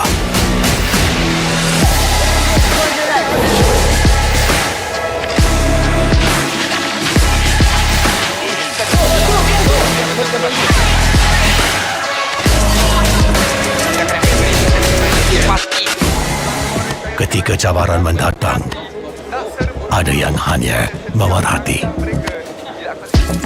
Kekuatan sebenar lahir dari dalam diri. Dibangkitkan oleh jiwa yang menyokong teguh tanpa henti. Kadangkala, saat kita rasa jauh dari apa yang kita impikan, ia muncul dari arah yang tak dijangka. Saat itu, kita sedar potensi yang sebenar ada di sekeliling. Ini semua bukanlah satu kebetulan, tapi kita yakin ini semuanya aturan takdir. Setiap langkah bukan hanya untuk diri sendiri, tapi juga untuk mereka yang berdiri dan berjuang bersama agar kita melangkah lebih jauh, menjadi lebih hebat.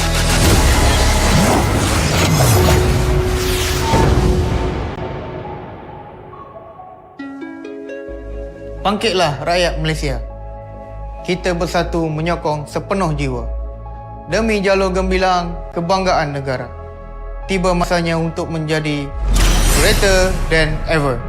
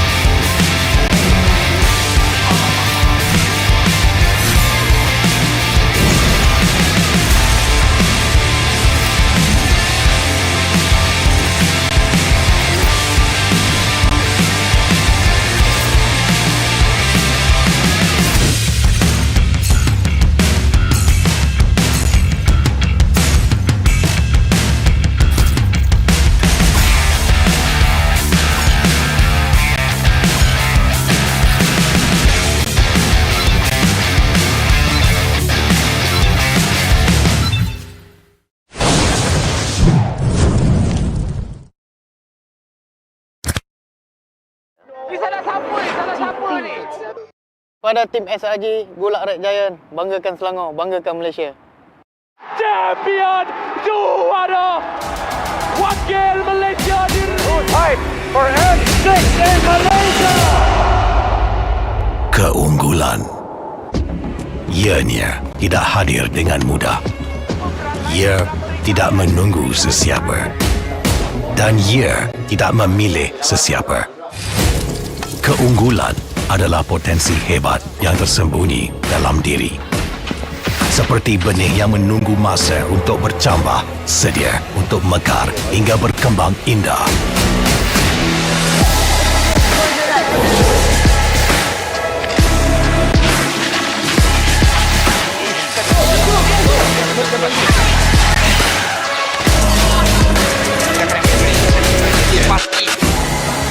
Ketika cabaran mendatang, ada yang hanya memerhati.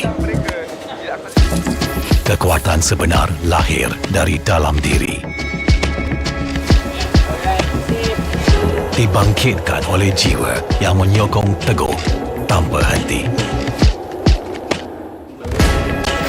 Kadangkala, saat kita rasa jauh dari apa yang kita impikan, ia muncul dari arah yang tak dijangka. Saat itu, kita sedar potensi yang sebenar ada di sekeliling. Ini semua bukanlah satu kebetulan, tapi kita yakin ini semuanya aturan takdir. Setiap langkah bukan hanya untuk diri sendiri, tapi juga untuk mereka yang berdiri dan berjuang bersama agar kita melangkah lebih jauh, menjadi lebih hebat.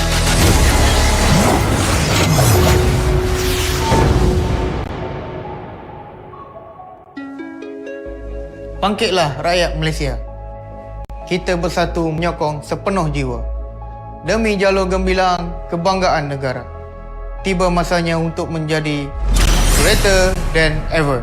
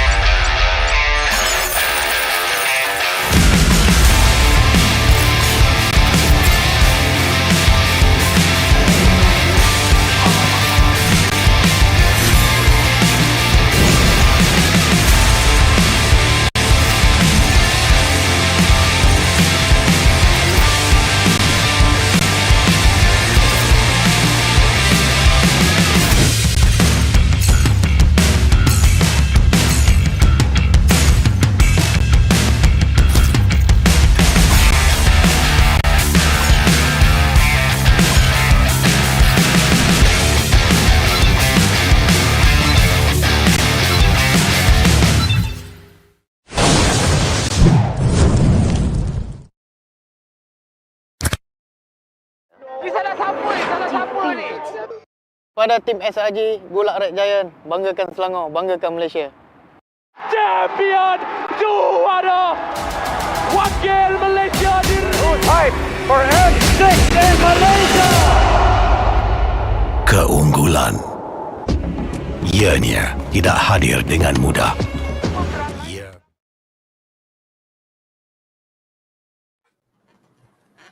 The competition continues to heat up here at the Asian Esports Games Bangkok 2024 at the Team Women's MLBB competition. We are currently in our best of 7 grand finals, and we're officially about to jump into game number 5 with the score still tied at 2-2 between Indonesia and Philippines. What comes next, my dear? But my name is Stafa, and I'll be joined by Abstract. Hey, it has been definitely quite a ride for the entirety of the day. We're starting things off, I believe, with Philippines versus Indonesia all the way at the start. We went down to China versus Cambodia, Philippines versus China, and now back over Philippines versus Indonesia, which is arguably probably going to be the longest series, of course, in the entirety of the Asian Esports Games 2024, with the grand finals being a best of 7. So we're 4 games down. We're going to the 5th game now. And the trend, let's be honest here, next game is gonna be taken by Philippines then. Well, they have been alternating so far. It's gonna be the team that starts breaking out of this back and forth that will really have that momentum going for them straight away, right? Because like you mentioned, Abstract, this is the longest series here at this entire tournament. All of the matches up until now have been best of 1 or best of 3, but the grand finals has immediately jumped all the way up to best of 7, which is actually quite a notable gap as well. It's something that the teams just haven't been able to get anywhere close to so far. So stamina, endurance, strategy, all going to be on the line. So with that all said and done, it is going to be an Angela as well as a Juicid being thrown over to the batting pool right off the bat. And do note that Indonesia is going to be on to the first pick, first ban. Philippines on the second pick, second ban. So when it comes down to this kind of configuration, we can always draw back to the previous games and kind of take some references, right? Especially when it comes down to the literally right in the previous game, right? Indonesia was starting at the blue side as well. So they banned out heroes such as Chip, Angela, as well as Matilda. For the meantime, for the side of Philippines, they banned out for Jusin, Hilda, as well as the Harriet. Yeah, I feel like it wouldn't be surprised if Indonesia decided to ban out the Matilda again. It actually ended up causing them a lot of issues when it was used either way before. Still a very good early game hero for enabling lots of possibilities in the first couple minutes. But I think at this point, these teams have realized that you gotta play more active drafts, right? The few times that we have seen these teams try to go for later game scaling, it didn't end well for them. Okay, so far, when it comes down to Indonesia's bans, exactly, okay, never mind. Completely the same bans for Indonesia and Philippines in, I believe, their game number 3. So, starting things out, this is where, this is the point in time where Sadafa says, okay, Hayabusa first pick will be good. Will it happen again? Hayabusa the first pick, I feel like is still fine. It's just that they didn't properly respect the joy at the time, right? If they had more CC, I feel like it could have worked out for them, and they didn't really go in that direction. If they wanted to go Hayabusa first again, I'm fine with that. If they want to go Suyo first, that's okay as well. Or if they want to default back to their classic high-lows opening, I feel like then yeah, you know, you can reset the momentum somewhat. But they're gonna go with the Suyo, which is a little bit more interesting. Now, with the Suyo being picked up from Indonesia, that means that Philippines, they have a chance to pick up the Hayabusa if they so very much want to. And we haven't really quite seen the Hayabusa played by Philippines ever since game number 1. They still have quite a lot of other heroes that they can consider to pick out, being the Hylos, Gatokacha, all of which are also available. What else are we gonna... Oh, is there anything else I'm lacking of or like missing out? Khalid, I suppose? Yeah, Khalid is there. Let's see. The Cho probably is what you were missing out on. The Cho, Hayabusa can be locked in here since Indonesia went for the Suyo as well. And Cho has so far been having a very high success rate here at the Asian Esports Games, precisely because only teams that are confident with the hero is willing to pick him up.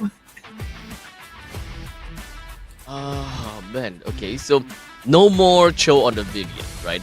Vivero gets that Cho. I think it's still fine, definitely, as long as Philippines is able to pick out heroes in either the gold lane or the mid lane that can really prioritize and really make full use of that single target meltdown.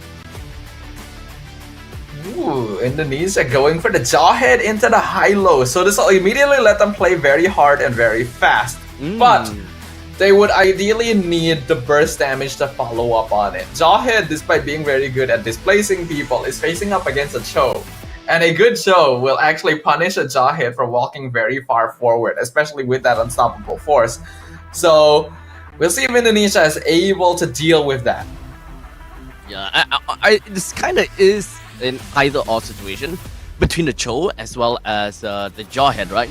If the Jawhead is the one that makes the move first, then that's a Cho that will be tossed backwards. But in the meantime, a simple flicker plus out from the side of Cho is going to send this Jawhead into the depths of hell. So at least the main thing that we are looking out for when it comes down to the Jawhead is to be able to threaten the rover in the early phases of the game, where no one is going to be around to assist the Cho to get some free easy kills. At least you'll be able to whittle down the Cho to a low amount of health and kind of encourage the Cho to either go back home or respect the space between Indonesia and Philippines. Yeah, the interesting thing as well is that Cho is oftentimes picked early these days because he can actually be flexed into both the roam and EXP position. But when the Philippines have picked up this hero, it has exclusively been played by Vivero. So we've never actually seen Diagon on the Cho so far. Not too sure if she's actually capable of playing it in the EXP lane, and that might reduce the flexibility of the hero a bit in the draft. I think that Indonesia also know of that fact, so it's pretty fair to say that the Cho, we're just going to be keeping the Cho down over to the roam position. That will leave the EXP lane still very much open. But at this point in time, right, EXP lanes as well as the roam, the heroes are largely the same in this current meta. So Gatokacha is out, Hylos has been picked out already, we're just left with a Khalid that potentially should go out from the side of Indonesia. But I like the hard focus from the Philippines into these final two bans. Cine has so far shown really impressive performance on both the Paramis and the Kadita, and they've both just been taken off the table. A lot of the remaining mages aren't the best overall, and although we keep singing praises for Lo Yi and Eve, it just doesn't seem like the players here are the most comfortable with going for them, which kind of is a shame if you ask me. Indeed. But hey, you gotta go with what you're practiced on. I don't know though, but it seemed as though, considering the fact that Vexan, damn, Aurora is still available. Cine might still go for the Aurora per se, but because they have the high loss, they have on the opponent's side. I still want to see the RWM. I still want to see the Eve, because Indonesia's lineup with the Eve is actually not too shabby. You have the Jawhead that can very potentially throw people back into the RWM in the event that someone tries to get out. Yeah, I feel like it would work really, really well, and Eve can combo really powerfully with either Hylos or Gatot too, right? That's why we see them picked up so often together, even in the professional scene. The Hylos is already available, so why not go for the Fallout, and then you can create a bit more safe space for your marksman, whatever it is going to end up being. There are actually very few marksman bans in this entire draft. Hardif, the only one that was removed. So a lot of power picks still on the table. Bruno is still there. He's still got the Beatrix, still got the Moskov. I'm interested to see what the first choices are gonna be. Yeah, so looking at it, if Indonesia wants burst damage, they gotta have to snag it away from Philippines, right? And naturally, when we think about marksman and burst, that works well in the early stages, I'll always be keeping an eye on either Bruno or a Beatrix. And especially if they want to, if they play Eve as well, that is essentially a siege comp that plays very well into the Beatrix too. The Lunox and Moskov. I'm okay with the Moskov somewhat. The maneuverability is going to be able to help out here. We've already seen good dash usage, being able to disjoint the Ogi Shadow Kill by spreading it to other minions or things like that. But the Lunox mid lane, it was okay last time because it was against an Angela, but now you're against a Vexana. There's no way you're going to have mid lane priority. Yeah, I mean, I don't think that you're getting any priority. It's more the fact that Lunos just wants to stay alive, wants to play over the next stages of the game. They're looking for a mage that have got the means to survive by themselves, just so that the Ogi Shadow Kill will not be a threat to the mage themselves. With the Clint coming out to provide that extra range for the Philippines, their lane prio is actually very, very solid right there. EXP and gold lane should be able to hold out pretty strongly, but mid lane prio actually also kind of in their favor because of the Lunox, right? Jahe is the only one that can really roam around and make that difference. I guess we'll see. I want to keep my eyes really peeled out. Philippines, at this point in time, the draft in the early game, is the way to go. That is probably towards them. You have got you haven't got a Cho, and in the meantime, when it comes down to burst damage, technically speaking, Clint is also one of the solid burst marksmen that can find very early kills, especially if you happen to want to tag in with the Blade of the Haptices kind of thing going on to that Clint. I think that it would be a very scary Clint right off the bat in order for them to kind of work their ways into a snowball and try to get themselves tempo. Yeah, the thing is, Philippines is guaranteed mid and EX and gold lane prio here. The only lanes that are somewhat even are EXP and maybe Rome. But even then, Vivero can probably outplay Vivian if the skills are used correctly. So I see the Philippines holding the advantage in the early to mid game. Well, in the meantime, Philippines, they're just constantly just getting themselves the early game for sure. Amores as well as Vivero gets himself middle wave clear, easy. But this also means that in Indonesia, they can always come in with surprise. Just in as though Vivian and Sini, they could have had gotten someone in there, but the Philippines, they're very, very safe. Make sure that they don't go into the ZBrush, which is definitely a very good call. Yeah, I think Philippines also knows that Indonesia in this game is not gonna be particularly aggro. Their lineup doesn't work for it too well, at least until you hit level 4. Philippines are okay with waiting for that timing themselves. Yeah, so it's all about the ultimate game. The main thing is once Sini hits the level 4, the power of the Chaos Darkening is something you gotta have to really look out for. But let's be honest, power of the Order Darkening is great against tanky heroes, and for the side of Philippines, not a lot of that.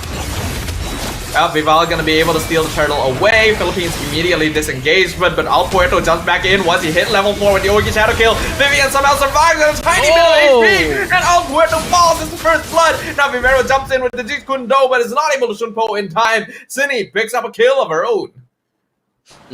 Great plays thus far. 2 kills for the side of Indonesia. A little bit of a change this time because, like I said before, it's always been a trade. They kind of like a rotation in terms of kills for Indonesia and Philippines. Whoever that starts off at a red side somehow always finds himself the first blood. But it seems like the curse is kind of gone already. Indonesia 2-0. I believe that, yes, the turtle is also given away to the side of Vival, while El Puerto didn't have that great of a turtle pick. Yeah, I feel like, oh, hold on. Here comes the Ensemble Force. The toss, Diagon into the tower. A very easy pickoff for Vival on Indonesia. Now, with Indonesia with the 3-kill lead, we can definitely be sure that rotations is going to be fast. And Philippines, they will want to counteract to that as well. Indonesia, Shell now being targeted, trying to clear out the minion, but Moskov just doesn't have enough pressure early on, so the 4-man gank down here gonna be able to find another pickoff. but I don't see that Vivian is joined in by anyone else just yet. Cine as well as Vival may just join in, but we're looking at a potential 3 versus 5, 3 versus 4, never mind, make it 4v4. Yep, the Spirit of Destruction comes in so that Shell is actually able to come back to lane quick enough to catch some of the remaining minions so that she doesn't fall too far behind in Perez in terms of farm. And we can see that Indonesia, despite the fact that they don't really have the best lane priority, are still going for very aggro gameplay. I think Philippines needs to take advantage of this to just split push and go for Amores instead, force out the flicker. I don't think they're going to be Diagon, maybe in some trouble. Unstoppable Force comes out, but they're not able to continue it. Well, no more Raging Sandstorm for this upcoming fight against Indonesia. As such, Vivero,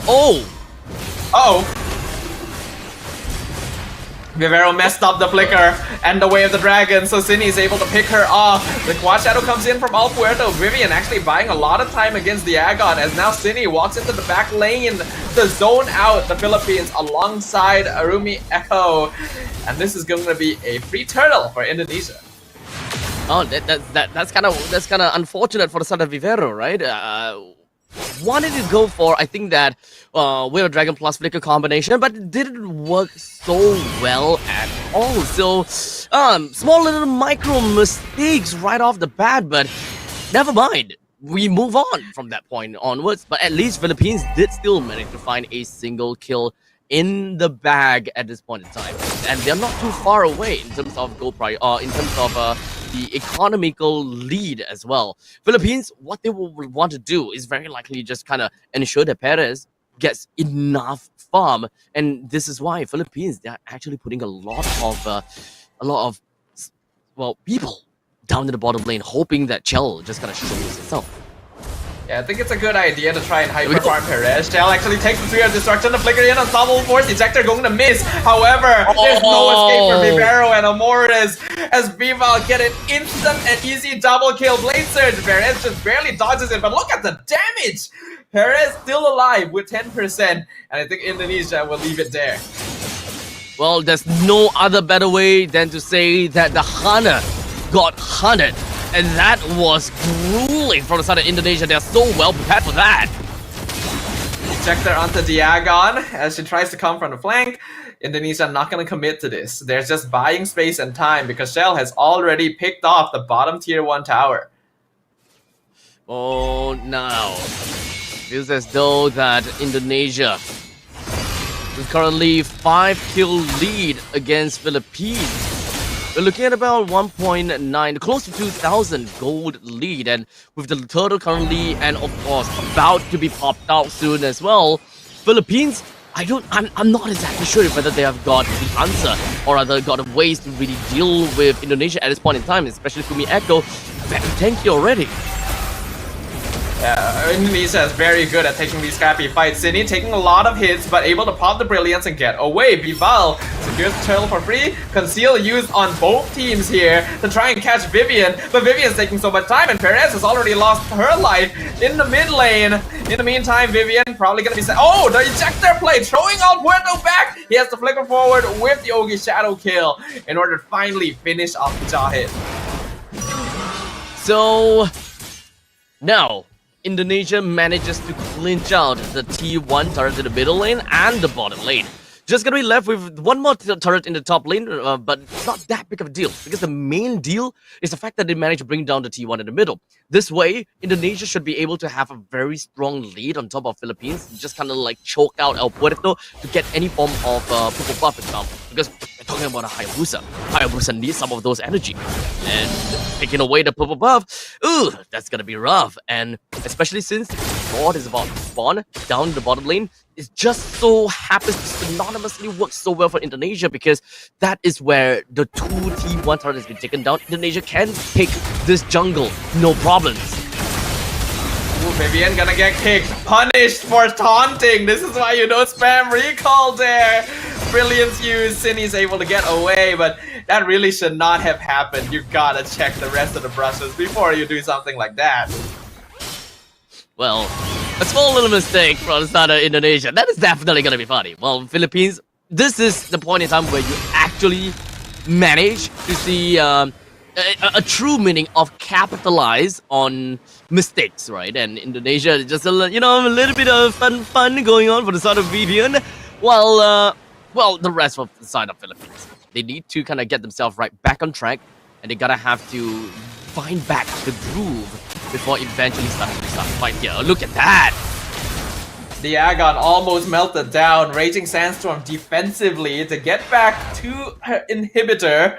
Will be able to survive that at least, but Indonesia keeping a very tight leash on their opponents right now, consistently scouting out the map to make sure that they know where they are at all times. The Lord currently under siege by the members of Indonesia. Philippines might be looking for something over here. Vivero does have the flicker, but didn't really quite find anyone just yet. But slowly but surely, Philippines would be able to find something. But I'm mostly just looking for combo, like wombo combo, unga bunga kind of thing going about. One thing that I can definitely believe that Diagon plus Morris is going to be the main deal. Way of the Dragon onto Fumi Echo, revitalized. Gorez pathway comes out. Fumi Echo able to walk away, and Vivian and Cindy are just zoning out the Philippines. That's a lot of resources used. Vival now going to start pulling the Lord over to their half of the map. There is actually a pretty notable wave building up on the top lane as well, so Perez has to go on over to deal with it. Indonesia immediately shifting over to macro play to pull the members of the Philippines apart. The Lord is still in his pit and is still looking for someone to kill him. As such, speaking of which, yep, Vival gets it. Vivero trying to disrupt, not able to do so, and Indonesia gets a free kill for the Troubles. Yep, and now with the Lord going to the side of Indonesia, one free kill from Vivero, it is gonna be definitely the T2s that will be taken down all across the map.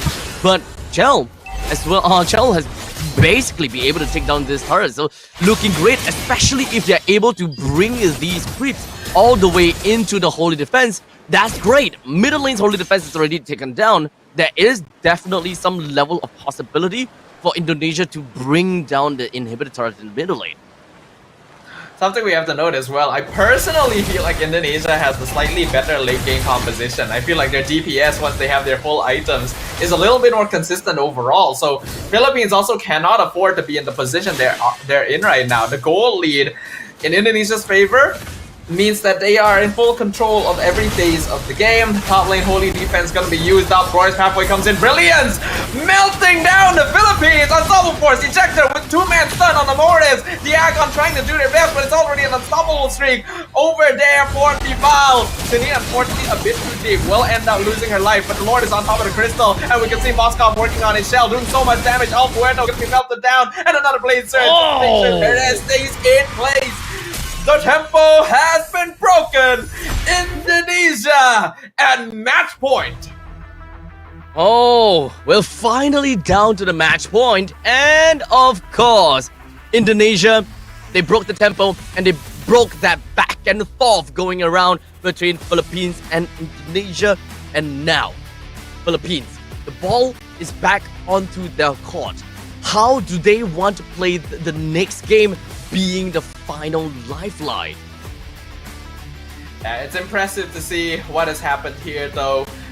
Philippines got to come up with some sort of strategy, otherwise one more victory is all Indonesia needs to take the entirety of the Asian Esports Games.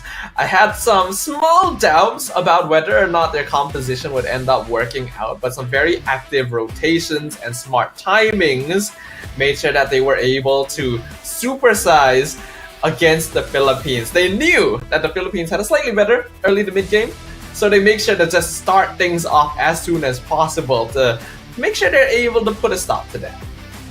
I think one of the main things that Philippines couldn't really get for themselves is a synergy, right?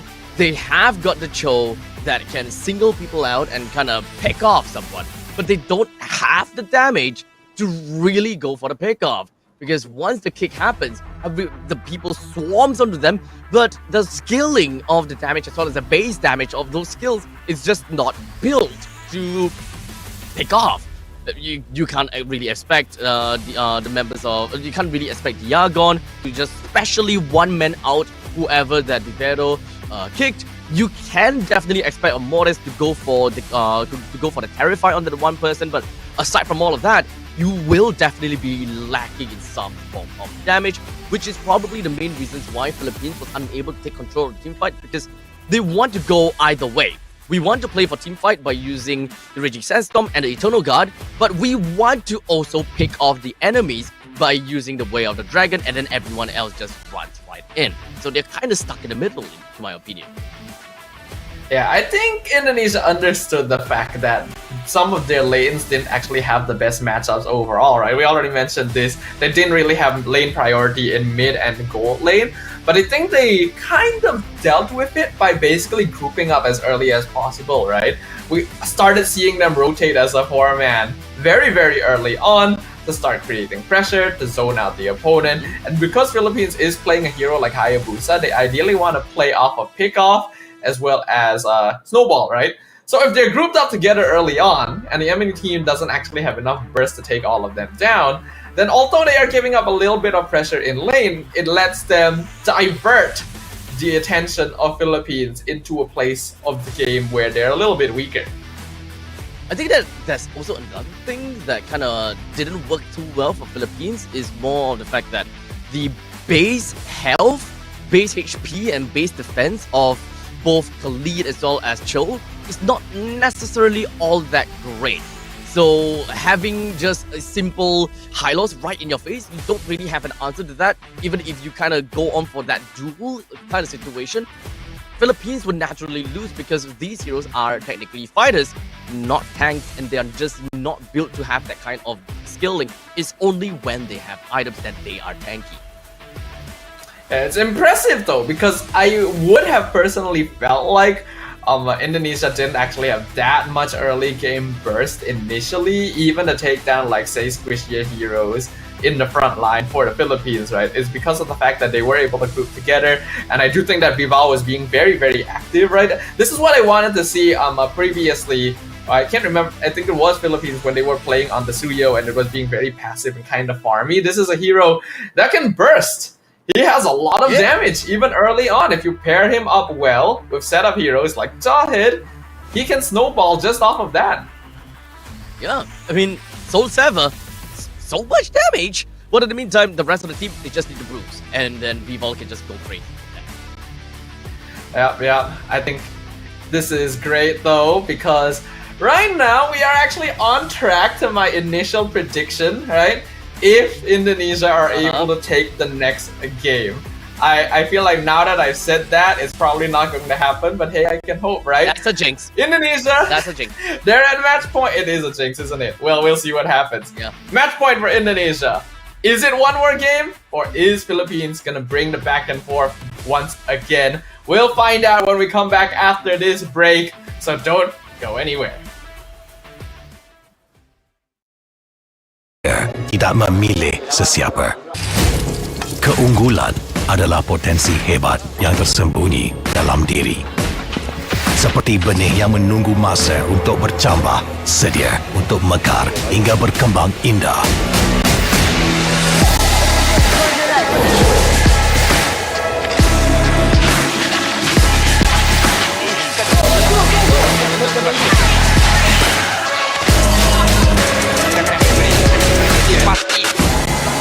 Ketika cabaran mendatang, ada yang hanya memerhati. Kekuatan sebenar lahir dari dalam diri. Dibangkitkan oleh jiwa yang menyokong teguh tanpa henti. Kadangkala, saat kita rasa jauh dari apa yang kita impikan, ia muncul dari arah yang tak dijangka. Saat itu, kita sedar potensi yang sebenar ada di sekeliling.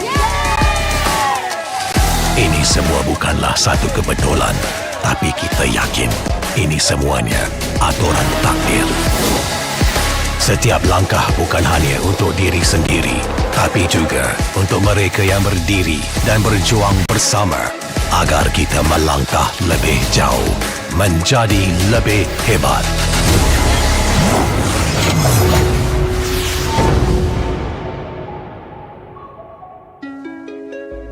Bangkitlah rakyat Malaysia. Kita bersatu menyokong sepenuh jiwa. Demi jalur gemilang kebanggaan negara. Tiba masanya untuk menjadi greater than ever.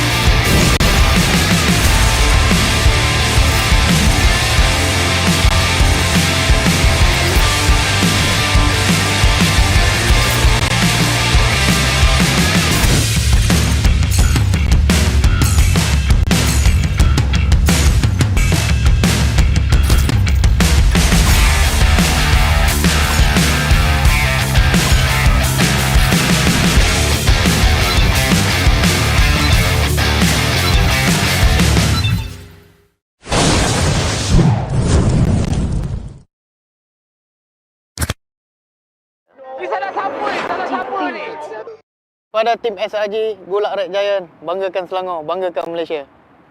Champion juara wakil Malaysia time for M6 in Malaysia. Keunggulan ianya tidak hadir dengan mudah. Ia tidak menunggu sesiapa dan ia tidak memilih sesiapa. Keunggulan adalah potensi hebat yang tersembunyi dalam diri. Seperti benih yang menunggu masa untuk bercambah, sedia untuk mekar hingga berkembang indah.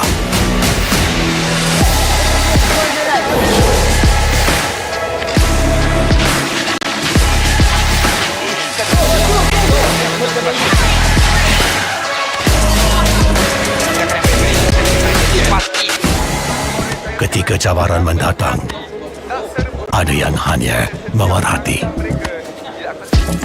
Kekuatan sebenar lahir dari dalam diri. Dibangkitkan oleh jiwa yang menyokong teguh tanpa henti. Kadangkala, saat kita rasa jauh dari apa yang kita impikan, ia muncul dari arah yang tak dijangka. Saat itu, kita sedar potensi yang sebenar ada di sekeliling. Ini semua bukanlah satu kebetulan, tapi kita yakin ini semuanya aturan takdir. Setiap langkah bukan hanya untuk diri sendiri, tapi juga untuk mereka yang berdiri dan berjuang bersama agar kita melangkah lebih jauh, menjadi lebih hebat.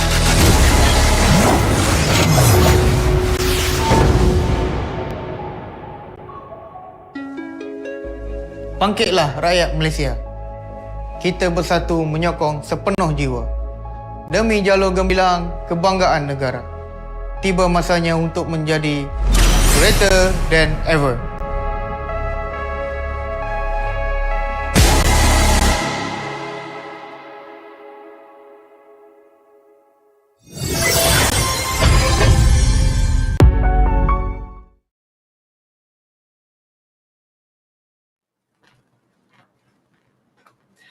Ladies and gentlemen, we could be close to the end of the Asian Esports Games 2024 Team Women's MLBB competition, because in our best of 7 grand final series, Indonesia currently holds match point with a score of 3-2 in favor of the Philippines. Will they be able to finally close it out? Or will it be a return to the back and forth that's been plaguing this entire series? My name is Stafa, once again joined by Abstract. Sir, do you think this is the end? Man. You know what? I cleansed myself well enough. I think that I am not gonna castle jinx this. But I think that based on Indonesia's game thus far, whenever they do win a game, it has largely been quite convincing. So I am still gonna think that Indonesia will clinch out this game by this one. So this might actually be the last game, in my honest opinion. Okay. Well, it's still in line with my initial prediction, right? I thought it might be 4-2 in favor of Indonesia. One more game, and that would actually be correct for the first time in my life. But yeah, it's not gonna be easy, right? Like, and first you're right. First time in your life. Yeah, first time. But like, yes, what you mentioned is true, Abstract. Up until now, the victories that Team Philippines have been able to take have been on the slower side, right? It's been 33 minutes and then 18 minutes. Whereas Indonesia have ended most of their games before the 14-minute mark. So they definitely specialize more in faster gaming. So it's a lot more about the innate micro skills from the side of Indonesia, where they just know how to pilot themselves in a team fight, just so that they will be able to get more, number one, favorable trades, and number two, who exactly they gotta have a target. And of course, to ensure that they win in these team fights. These are the skills that is so necessary and so difficult to master as well, because you need to kind of have like this thing whereby you're not afraid of picking up fights. Coming from Singapore, we play a lot of macro, and the only reason why we do that is because we are afraid of fighting.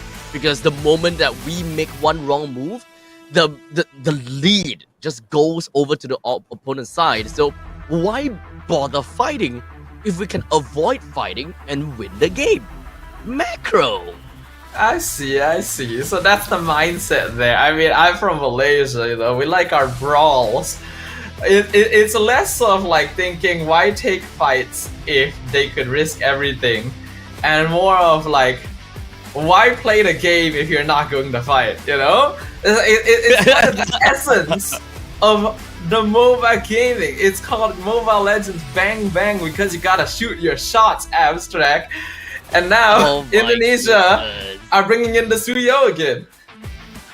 Look, even though we are only differentiated by a single causeway, but we are largely different when it comes down to understanding, not understanding, but the way we play our game. You know, Singaporeans very safe, you know, very, what we call in our own words, kiasu.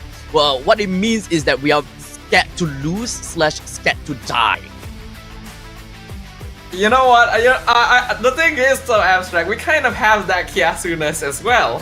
But the difference here is that if you win, but you have a silver medal, have you really won? You know? And if you lose the game, but you're the MVP, did you really lose? Oh my god! I mean, now you put it that way. Yeah, duh, of course. I mean, you're going for the gold medal, MVP. Who cares? You gotta show the opponent. The opponent has to be afraid of you. You know, even when they win against you, they have to be afraid of you. That's when you have won in MLBB. That's why you guys trust us all the time, man. Yeah, but we digress. Let's talk a little bit more about the draft here. Indonesia, so far this whole series, has not really been able to get access to this show. And Vivian is finally going to be able to play it again. I think one of the best players in the tournament with it, paired up with the Khalid, instantly leans towards early game gameplay. But Philippines does have alpha. I mean, yes, they do have alpha. Right off the bat, these 3 picks, core picks from these 2 teams, looks great, to be very honest. Indonesia with the Suyo, Cho, and the Khalid shows prime early game domination. You've got the fast rotating jungler from the side of Suyo with great burst to capitalize on the way of the dragon. You have got the Khalid that can wave clear and traverse the map so effectively. Cho himself can also move around fast. Well, I mean, for the side of Philippines, they have a tanky front lines, which we have seen highlights in every single game in the gold medal match thus far. The alpha just deals with all kinds of annoying tankiness that Indonesia might potentially pose over to the opponent's side. And of course, Aurora, she's just able to escape death with the Pride of Ice, and not to forget Frigid Glacier, great counter engage. The thing is though, Indonesia right now with Cho and Khalid means that we're not going to be seeing things like Hylos and Gatot, right? That means they're not really playing around the big AoE engages. And that means that Indonesia can actually take a more formless approach to the entire game. They don't need to play a front to back, which is something that Aurora is more specialized in handling. If you come at her in every single angle, she can't actually handle that. So that could be the angle that Indonesia is going for right now. But we are again seeing a lot of respect towards that mid lane. Cine really putting the fear in Philippines as they now ban the Lunox in Kadita. Okay. So Lunox and Kadita gone. But in the meantime, for the side Indonesia, they decided to go for the Melissa and the CC ban. Kind of surprised that they went for the CC ban. I mean, technically speaking, yeah, I think that as long as CC is in the side of Philippines, then Khalid kind of loses that lane control and does not have that ragdoll effect anymore. But it's more of that Melissa, you know. What does that mean for Indonesia? Do they also want to completely win in the lane, in the gold lane, and they don't specifically want to play the Melissa? I think it's just because Cho can be messed up by Melissa sometimes. And then a good Melissa ult placement can even mess with Khalid if he dives too deep in. So they just want to avoid that. But Philippines are going all in on the team fight here. This is the Hylos Gatot combo I've already been talking about up until now. 2 very bulky front lines with Revitalize. You are going to need some serious consistent DPS output to handle this one. So we are okay. So in terms of gold lane and mage, right? I always love the combination of looking at Eve as well as Beatrix, because not only is the fact that these two combination creates into a composition that can allow you to siege. Finally! Finally! Not exactly the Beatrix that I wanted to see, but it still works in some sense, right? Nathan can siege very well as well, and he also can burst people down very effectively the moment that he pops the entropy. However, the only difference is Beatrix actually comes online a lot earlier, which works very well for Indonesia. But perhaps what Indonesia have got in their mind is that they need a little bit more of the insurance policy to play into the late stages of the game in the very event that they are unable to win in the early. Yeah, I can definitely see where you're coming from here, but I'm so glad that we finally have an Eve. I was almost like wondering, did anyone tell us that like Eve was banned or something, you know, and we just forgot. But yeah, like Eve is available, so we're gonna see that. I think it's great for Indonesia. They really need some teamfight control against all the AoE that Philippines has.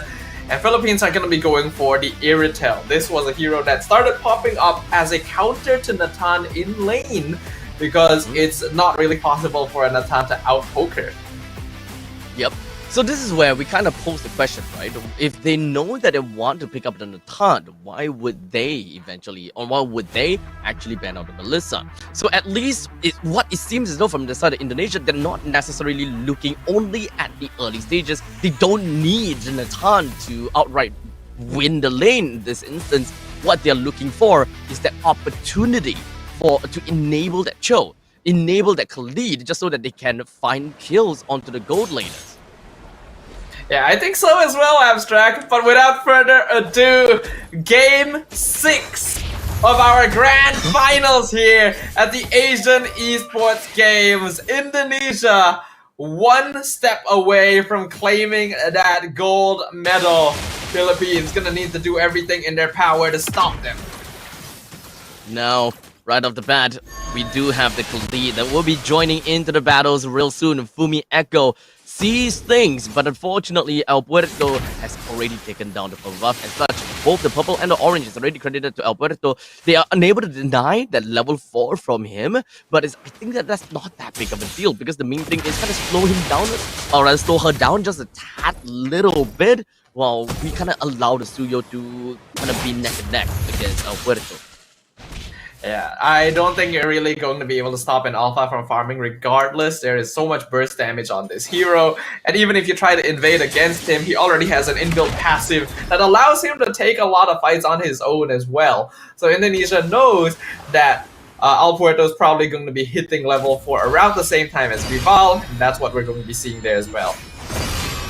Now, even though we have been hyping onto the Eve so many times, but unfortunately that also means that in the drafting stage, the ball was actually given over to the side of Philippines for them to potentially pick up that final pick to really counter against the entire draft of Indonesia. And that pretty much means that the Eve pick was actually countered by that final R5 pick of that Gatotkacha. One of the main problems that Eve would probably have because of the taunt. All forms of knockups and stuns does not stop Yeve's RWM, but forcing the Yeve to basic attack you makes that change, and such, Vivero has a very big role to play here. But RWM is already out, and instantly the jump in from Vival and Fumi Echo. Fumi Echo gonna get caught out with Spear of Alpha, drops the Quicksand Guard, able to flicker away, still safe inside the RWM, and Vivian in backline, Blade Surge, once again connect, that's gonna be another kill now for Vival. Passive popped on the Morris, walking in the wrong direction as Vivian shows why her Cho is to be feared. Right now, Indonesia gets themselves into trouble. The flicker away of the dragon! Alpuerto did not even see it coming! Oh boy, Indonesia really setting the stage here for the grand finals game. Got themselves a total of 4 kills, stole the purple buff, went over to the turtle and take that away as well. And right off the bat, we are already looking at a crazy amount of lead right 3 minutes in. What we always want to see is the first 5 minutes in the laning phase, at least get 500 gold per minute in terms of advantage if you want to get a good head start into the mid stages of the game, or rather the early game of the stage right after the main phase. Another wave, the dragon finds Amores. IOG on 3 though. Here comes Al Puerto. Spirit Mama comes out. RWM doing a lot of raging sandstorm on 3 inside the kill box. Vivian still doing a lot, able to dash away. Fumi Echo picks up 1. Unfortunately, they lost a lot of their burst with Vival going down. So it is going to be a jungle for jungle trade. It's not that big of a deal. Oh no, Vivian! Never mind! Let her cook, man. Let her cook, you guys. Don't mind that. Vivian is not gonna go down just that easily. Really, the Cho God, or rather Cho Goddess of the Asian esports game. We definitely have our eyes on Vivian throughout this entire game. She's just creating so much space and opportunity for Indonesia to get that kind of nutty kills. I'm so glad we get to see some of Vivian's Cho before the tournament ends here. It has been banned out or contested against her the entire series. The Philippines finally let it through once, and they're realizing that that's not something they should have done. Already a 2K goal lead for Indonesia, 5 minutes in. Philippines are not too far behind yet, but with a draft like this, you would not expect them to have given so many kills so early. Yeah, that's right. I mean, Philippines, they are a composition that wants to play together as a team. So we'll just gonna have to let Philippines slowly get themselves out of the lane phase, and the game really only truly starts once the EXP laners are unlocked. In this case, it is definitely Vivero that will need some time to go online. Glorious pathway onto Vival, not able to get the stun out as Vival's able to dash. Raging Sandstorm Flicker lands on 2. Explodes on 4 though. Frigid Glacier to deny though. Freezes Fumi Echo, but the RWM comes out and trapping Philippines, forcing them away from the turtle pit. Away at the dragon, finds Vivero trying to jump back in. And Indonesia are taking over the early game. I think there needs to be a little bit of a trigger discipline from the side of Vivero. As much as you want to use your taunt as a mobility skill, but that is just way too much responsibility onto the Gato Kaja to use that as mobility. You really need to keep your eyes out over to the side of Cine, because 2 kills and 5 assists. We need to start to identify this Yeef to be the potential problem, the potential threat. And once Cine actually picks up the glowing wand, there is in no way can you allow this RWM stay up for more than 3 seconds. The fact that Glorious Pathway has to be used just to secure their purple buff. It is so early and Philippines is already losing control of their half of the jungle. Starlium site just completed on Shell. This Matan farming very well since there's just nothing stopping her. Oh man, 6 minutes and 40 seconds into the game, Indonesia have already been able to break down all the T1s, and what's left is gonna be the T2, but that's not gonna be the main priority, let's be honest here. It's all about taking control of the jungle, and Indonesia, they want to go strong and heavy on the Philippines and get themselves a sandwich play. Vivian actually shouldn't put law and order. That is insane right there. Fumi Echo still providing vision. Team Indonesia, they want to get this bot tier 2. Concealed play being used. Philippines knows they're there, but they're just gonna scare them off. And a beautiful dash away. Amoris is his entire combo wasted. And now the RWM comes in on Diagon. The full follow-up. AOG lands on Fumi Echo, but the Quick Guard comes back out, so she's just able to heal up. Just fine. There is no punish here from the Philippines. Philippines, they want to create a little bit more distance for themselves. As you can see, they absolutely respected the kill box coming in from City. They want that kind of space. But unfortunately, Diagon was the only one that got caught in pretty deeply. Oh no, Vivian! Oh, Vivian finally gonna be punished. Flickered a bit incorrectly and got surrounded by all 4 members. Now the Glorious Pathway comes out. Flicker from Cine. Philippines, they know they cannot continue chasing this. think that is fine. A small little mistake from the side of Indonesia doesn't really quite take them out of the game just yet. We're looking at a good 6,000 goal lead in favor for Indonesia, and especially since it is 8 minutes and 16 seconds into the game, that would pretty much mean that they have got the Lourdes available for them, as they did not try to go for the turtle. I think Philippines has no choice but to try and macro things out a little bit. Lord now at 30%. Fumi Echo scouts out the Agon. Raging Sandstorm lands on top of him with the glorious pathway use. AOG missing as well. Vivian in the back line. Not able to find the kick needed, but already successful in zoning out Team Philippines. Perez just gonna try and do her best to get some switch push on the bottom half of the map as Vival gets the Lord very, very easily. We're starting to see the priority of Philippines, and that they want to prioritize on escape as well as survivability. And this is definitely gonna be a little bit tough on them, because as compared, when it comes down to comparing the gold laners, Perez playing as the Irithel doesn't necessarily have got a very good late game. The mid game is definitely not bad. However, that is just the mid game spike versus the potential late game spike from the side of Chell, because her farm has just been so accelerated based on Indonesia's very, very strong front with that 8,000 goal lead. This is a massive advantage for Indonesia, and looks like they're going to be able to bait out the holy defenses already from the inhibitors as well. And the first Lord only just connected in. Philippines, do they have enough damage to even clear this up? Mid inhibitor just gone like that. Indonesia has so much farm that it doesn't even have enough defenses to hold against them. Flores pathway from Diagon to try and clear up this final minion away. Keep the top inhibitor alive. So what Philippines gotta have to do at this point in time really is just kind of hold on down and make sure that they will be able to push the rest of Indonesia away, drag on the game super late, and kind of pull off game number one, waiting for Indonesia to eventually make a mistake.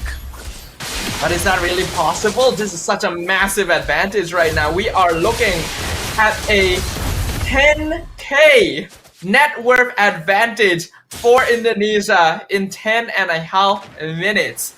At this point, like, Shell has not been contested in terms of farm at all. You can see Vival doing so much damage to Diagon, even with just that evil quelling. Perez jumping forward. Vivian trying to get the knockup. AOG gets the taunt actually onto Shell. Purify has to use RWM as well. Shell in a bad position. Blaze's gonna connect, but they will lose on the taunt. And now the Echo gonna be dropped down in backline as well. However, Cine is able to get that killing spree by trading 2 for 2. So Philippines, they have shifted their focus. They want to go for the kill on the Chell, and it just so happened that Vivero found the AOG plus the taunt down on the Chell, and that was great, right? I believe that when at one point in time, Cine actually didn't have got the RWM, but only right after the AOG happened that RWM came back just right in time. If not for the RWM, I think that Vivero might be able to score that kill and kind of catch that kill without even going down for the count. So there may be a little bit of timing error from the side of Philippines, as I believe that they were counting down the seconds as to how long Cine will have until the RWM is back online. Yeah, if they're able to keep track of that timing, it would be really, really good. But Philippines being able to defend that and find 2 kills is already very, very worth it, especially since one of them is Shell of all people. This is the Tan who has been farming without interruption so far, finally encounters her first death. And that's because of the positioning mistake that Vivero was able to take advantage of. Despite all of this, Indonesia still has a very notable gold lead, and you can just see how effective they are at zoning out the Philippines from even getting anywhere close to the Lord Pit. No way can Philippines even come close, unfortunately. So now with the Lord is given away to the side of Indonesia, Philippines have lost all of the inhibitor turrets at the top lane and the middle lane. So what they gotta have to do is just play around the bottom lane and try to hope that the bottom lane don't go down. It's really gonna be very difficult, and it is definitely a tall order. But with their current composition, they actually have got pretty good wave clears on the side of Morris, on the side of Perez as well, especially when it comes down to the rain and arrows. I think that all of these given, they can do it. But it's more about the damage that Indonesia is able to dish out. As you saw just from just now, what a single third skill from Vivo. dealt so much already. Forest halfway comes out, Raging Central flickers, lands on tree, right into the RWM, into the knockout. It is an absolute disaster for Philippines. Cine will finally be shut down. It's killing spree for Alpuerto, but he himself is gonna lose his life, and the Lord is still alive as the entirety of the Filipino lineup is wiped out. And with one fell swoop, Indonesia will emerge as your Asian Esports Games champion. The win from the side of Indonesia was so strong it froze the feed altogether. Congratulations over to Indonesia. They have showed us one heck of a performance. They are going to be the first place and the champions here in Asia Esports Games 2024. While in the meantime, here at second place, Philippines. We've got Diagon, El Puerto, Amores, Perez, and so Vivero. They are so good when it comes down to coming into the first 3 games. And honestly, we thought that Philippines might have a lot of problems against Indonesia given the current statistics throughout the tournament. But Philippines have very clearly shown improvement throughout the entire tournament. Yeah, but I think that the most improvement has come from Team Indonesia as well. Cine going to become our MVP of this Game 6, the winning game for Team Indonesia. I still don't know why it took so long for an Eve to finally show up. Just look at how effective this hero can be. Cine even going all out for damage right after the glowing wand into Wishing Lantern and Divine Glaive because they were already in so much control. Exactly. I mean, the thing about Yves in this game is that Yves is not supposed to be able to leave the RWM for more than 3 seconds, realistically speaking. By any means, once you see the RWM as a Kacha, as long as you have got the AOG, you jump in, and because of the timing that you take to respond, to react to the RWM, plus the backswing of the AOG, it will only be 2 seconds after the RWM has been popped up. And then you will be able to release the RWM away from Eve. But unfortunately, if I'm not wrong, every single one of the RWM that is popped up from Indonesia was completely untouched, and Eve had got a field day at tapping away. Yeah, it was just such a huge snowball from the beginning.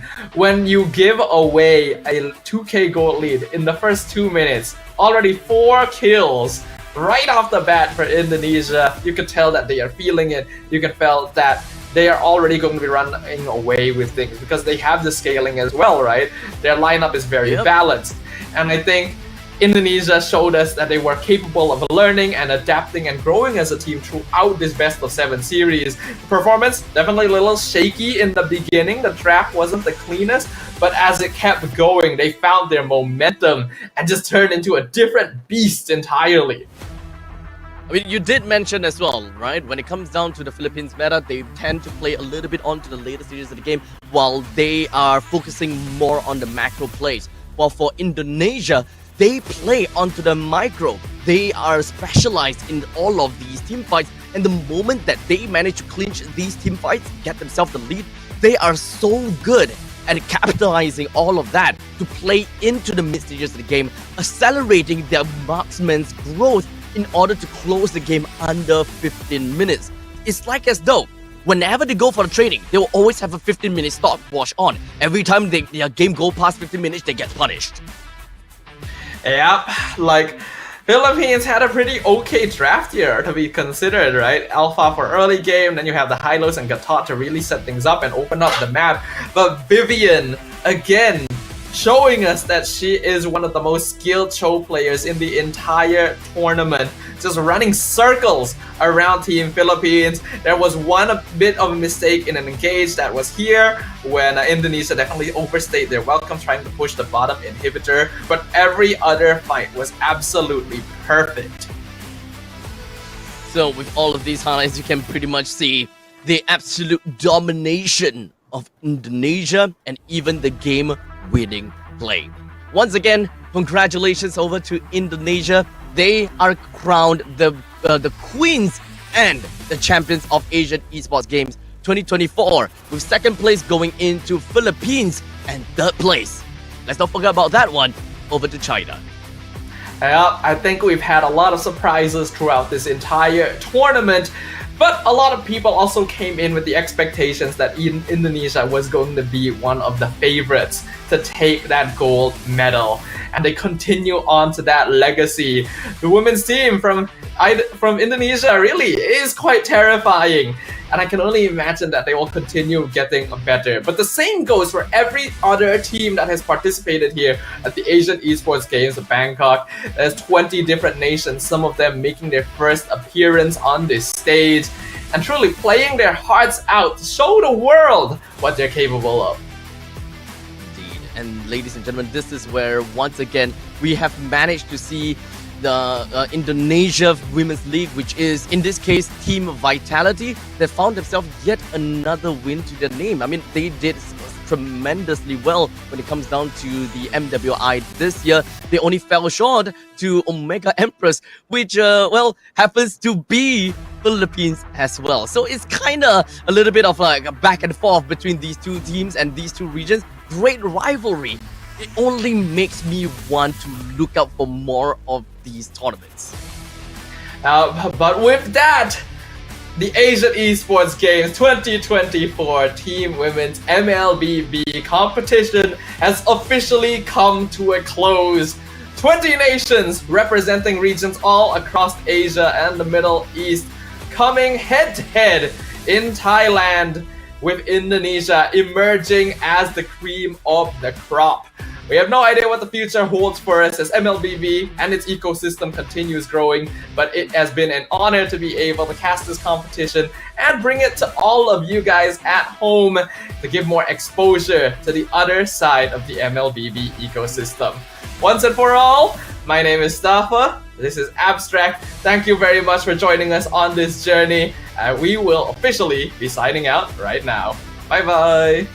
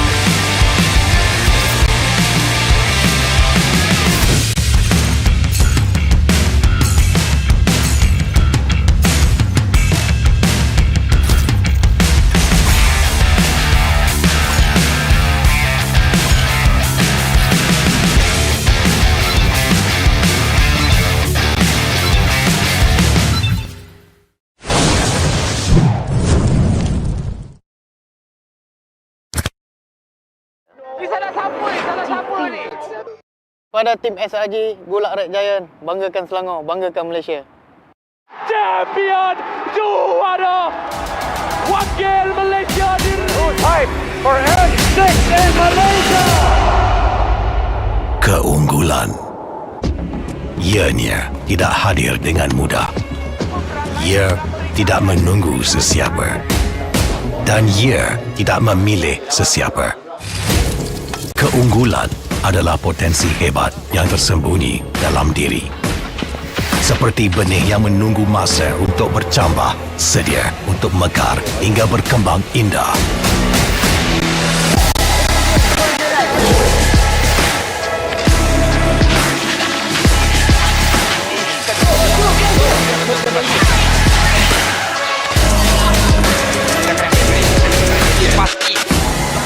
Ketika cabaran mendatang, ada yang hanya memerhati. Kekuatan sebenar lahir dari dalam diri. Dibangkitkan oleh jiwa yang menyokong teguh tanpa henti. Kadangkala, saat kita rasa jauh dari apa yang kita impikan, ia muncul dari arah yang tak dijangka. Saat itu, kita sedar potensi yang sebenar ada di sekeliling.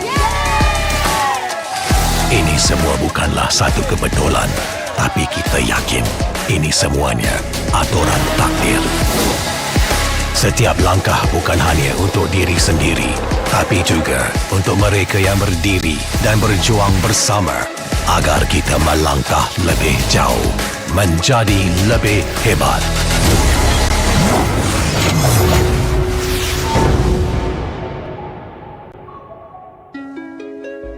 Bangkitlah rakyat Malaysia. Kita bersatu menyokong sepenuh jiwa. Demi jalur gemilang kebanggaan negara. Tiba masanya untuk menjadi greater than ever.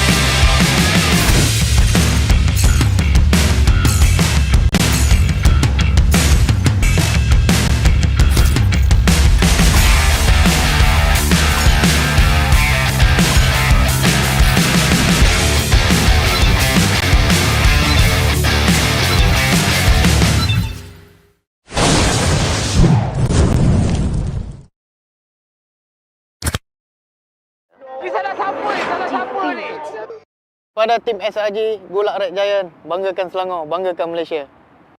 Champion juara wakil Malaysia time for N6 in Malaysia.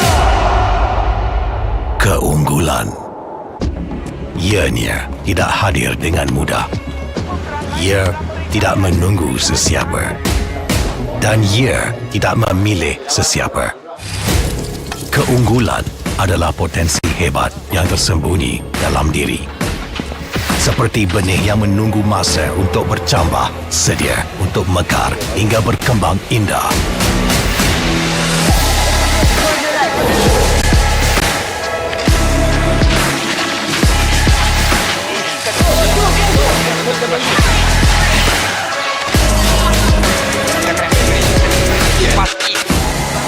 Ketika cabaran mendatang, ada yang hanya memerhati.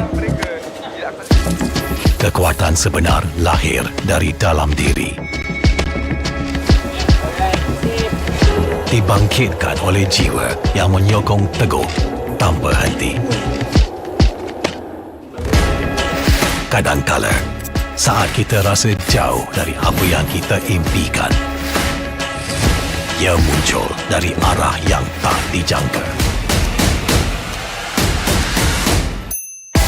Saat itu, kita sedar potensi yang sebenar ada di sekeliling. Ini semua bukanlah satu kebetulan, tapi kita yakin ini semuanya aturan takdir. Setiap langkah bukan hanya untuk diri sendiri, tapi juga untuk mereka yang berdiri dan berjuang bersama agar kita melangkah lebih jauh, menjadi lebih hebat.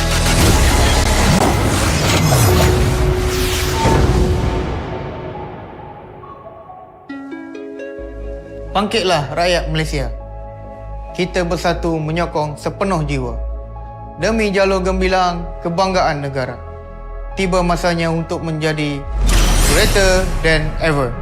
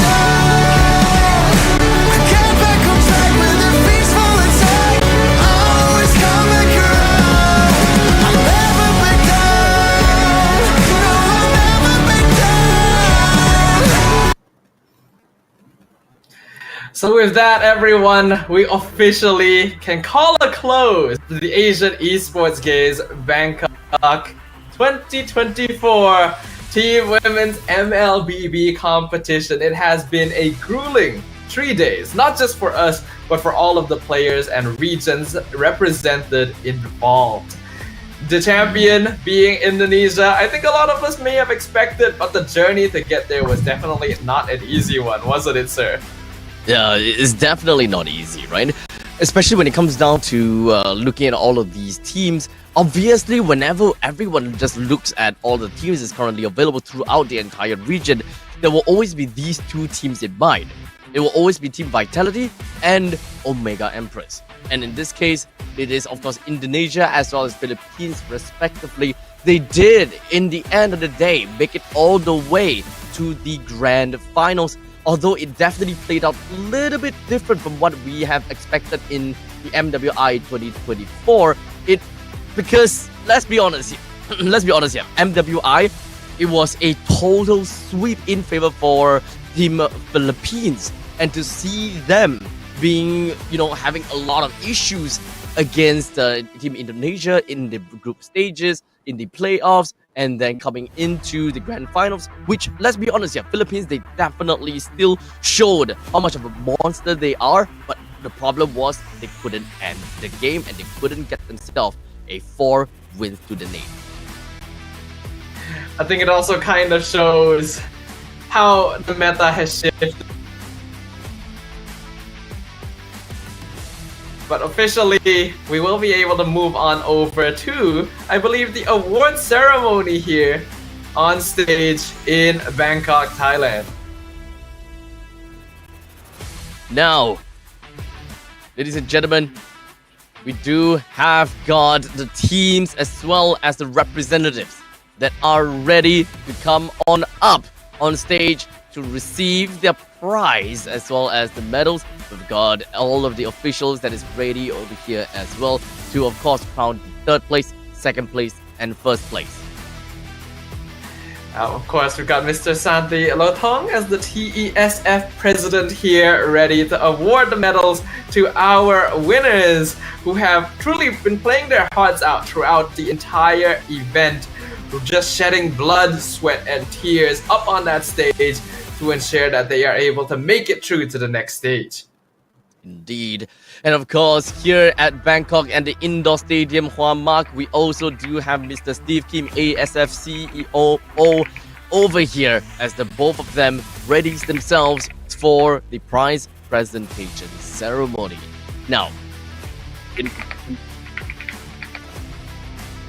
we have quite prize. I believe that we do have a total of $5,800 US dollars that will be given away to all to the top 3 finishers in China, Philippines, and Indonesia themselves. Yep, it has been an amazing event. Obviously, it's all been possible thanks to the people working behind the scenes as well as those who have been putting in the effort as well to make sure that everything has been going smoothly. So we'll go ahead and throw it over to the main voiceover on the stage so that they can properly handle the award ceremony.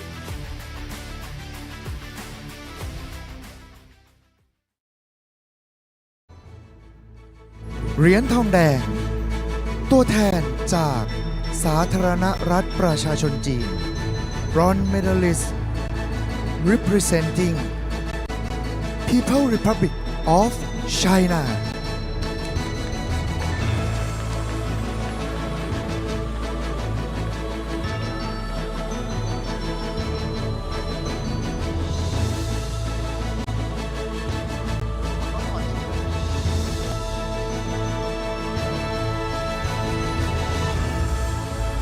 Jessica 唐世杰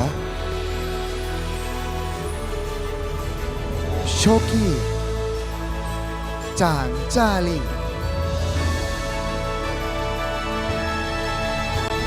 Vermount 陈友行 Ying Hui 荒美玲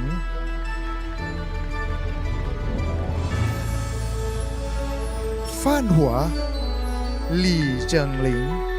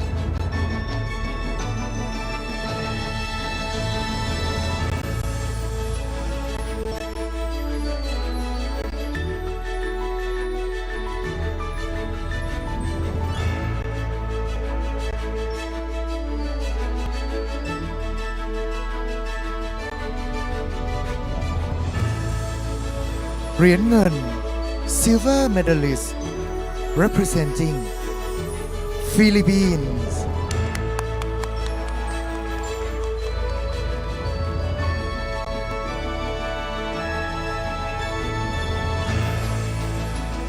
K. Merrill Lumbab Epus Edo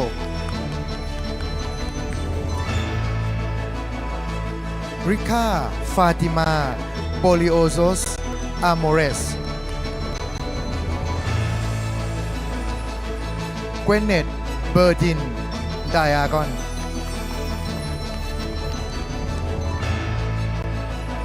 Sheen Cobrado Perez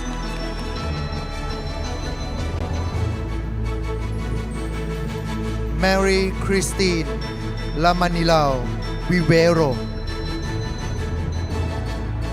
Rorian Hadia Samsun Alcaret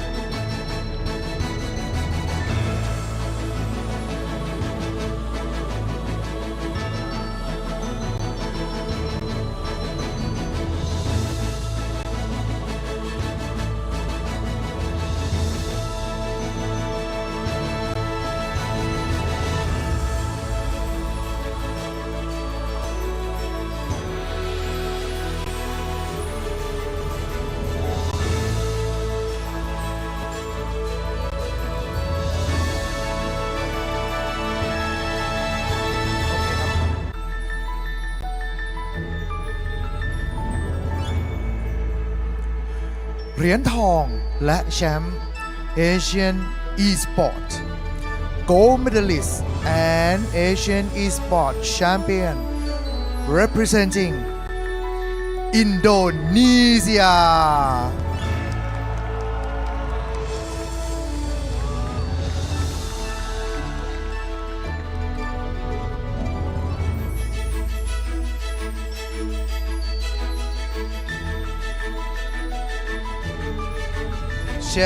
Michelle Dennis Siswanto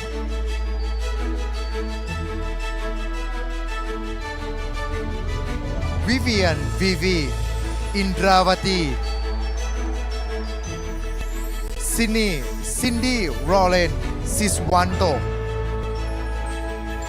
Vival Viorel Valencia Shen Fumi Eko Veni Lim Bobabe Serin Sindra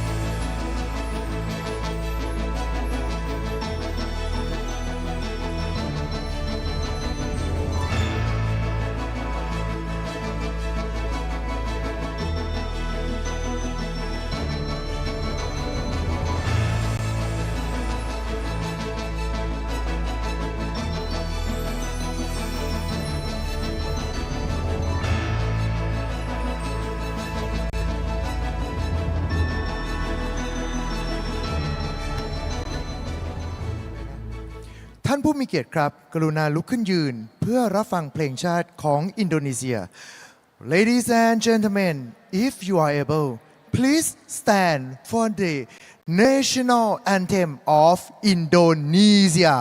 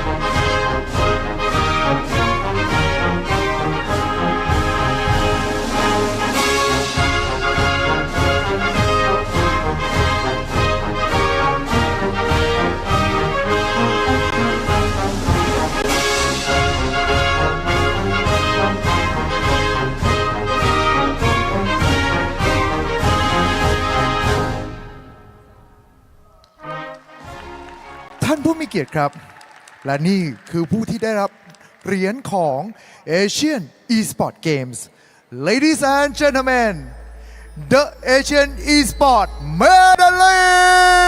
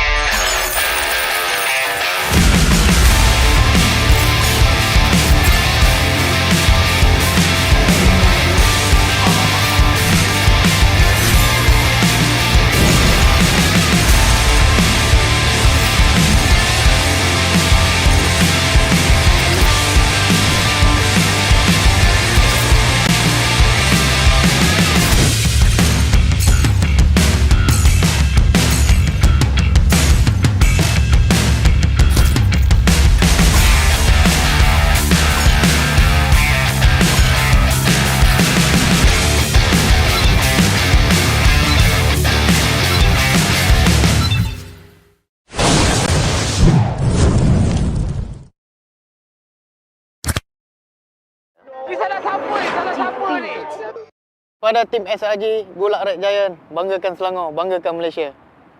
Champion juara wakil Malaysia diri. Time for N6 in Malaysia. Keunggulan ianya tidak hadir dengan mudah. Ia tidak menunggu sesiapa. Dan ia tidak memilih sesiapa. Keunggulan adalah potensi hebat yang tersembunyi dalam diri. Seperti benih yang menunggu masa untuk bercambah, sedia untuk mekar hingga berkembang indah.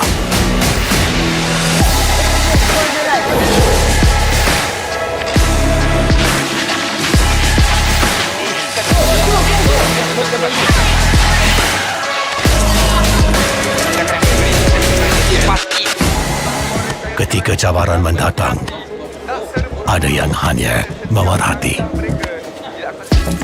Kekuatan sebenar lahir dari dalam diri. Dibangkitkan oleh jiwa yang menyokong teguh tanpa henti. Kadangkala, saat kita rasa jauh dari apa yang kita impikan, ia muncul dari arah yang tak dijangka. Saat itu, kita sedar potensi yang sebenar ada di sekeliling. Ini semua bukanlah satu kebetulan, tapi kita yakin ini semuanya aturan takdir. Setiap langkah bukan hanya untuk diri sendiri, tapi juga untuk mereka yang berdiri dan berjuang bersama agar kita melangkah lebih jauh, menjadi lebih hebat.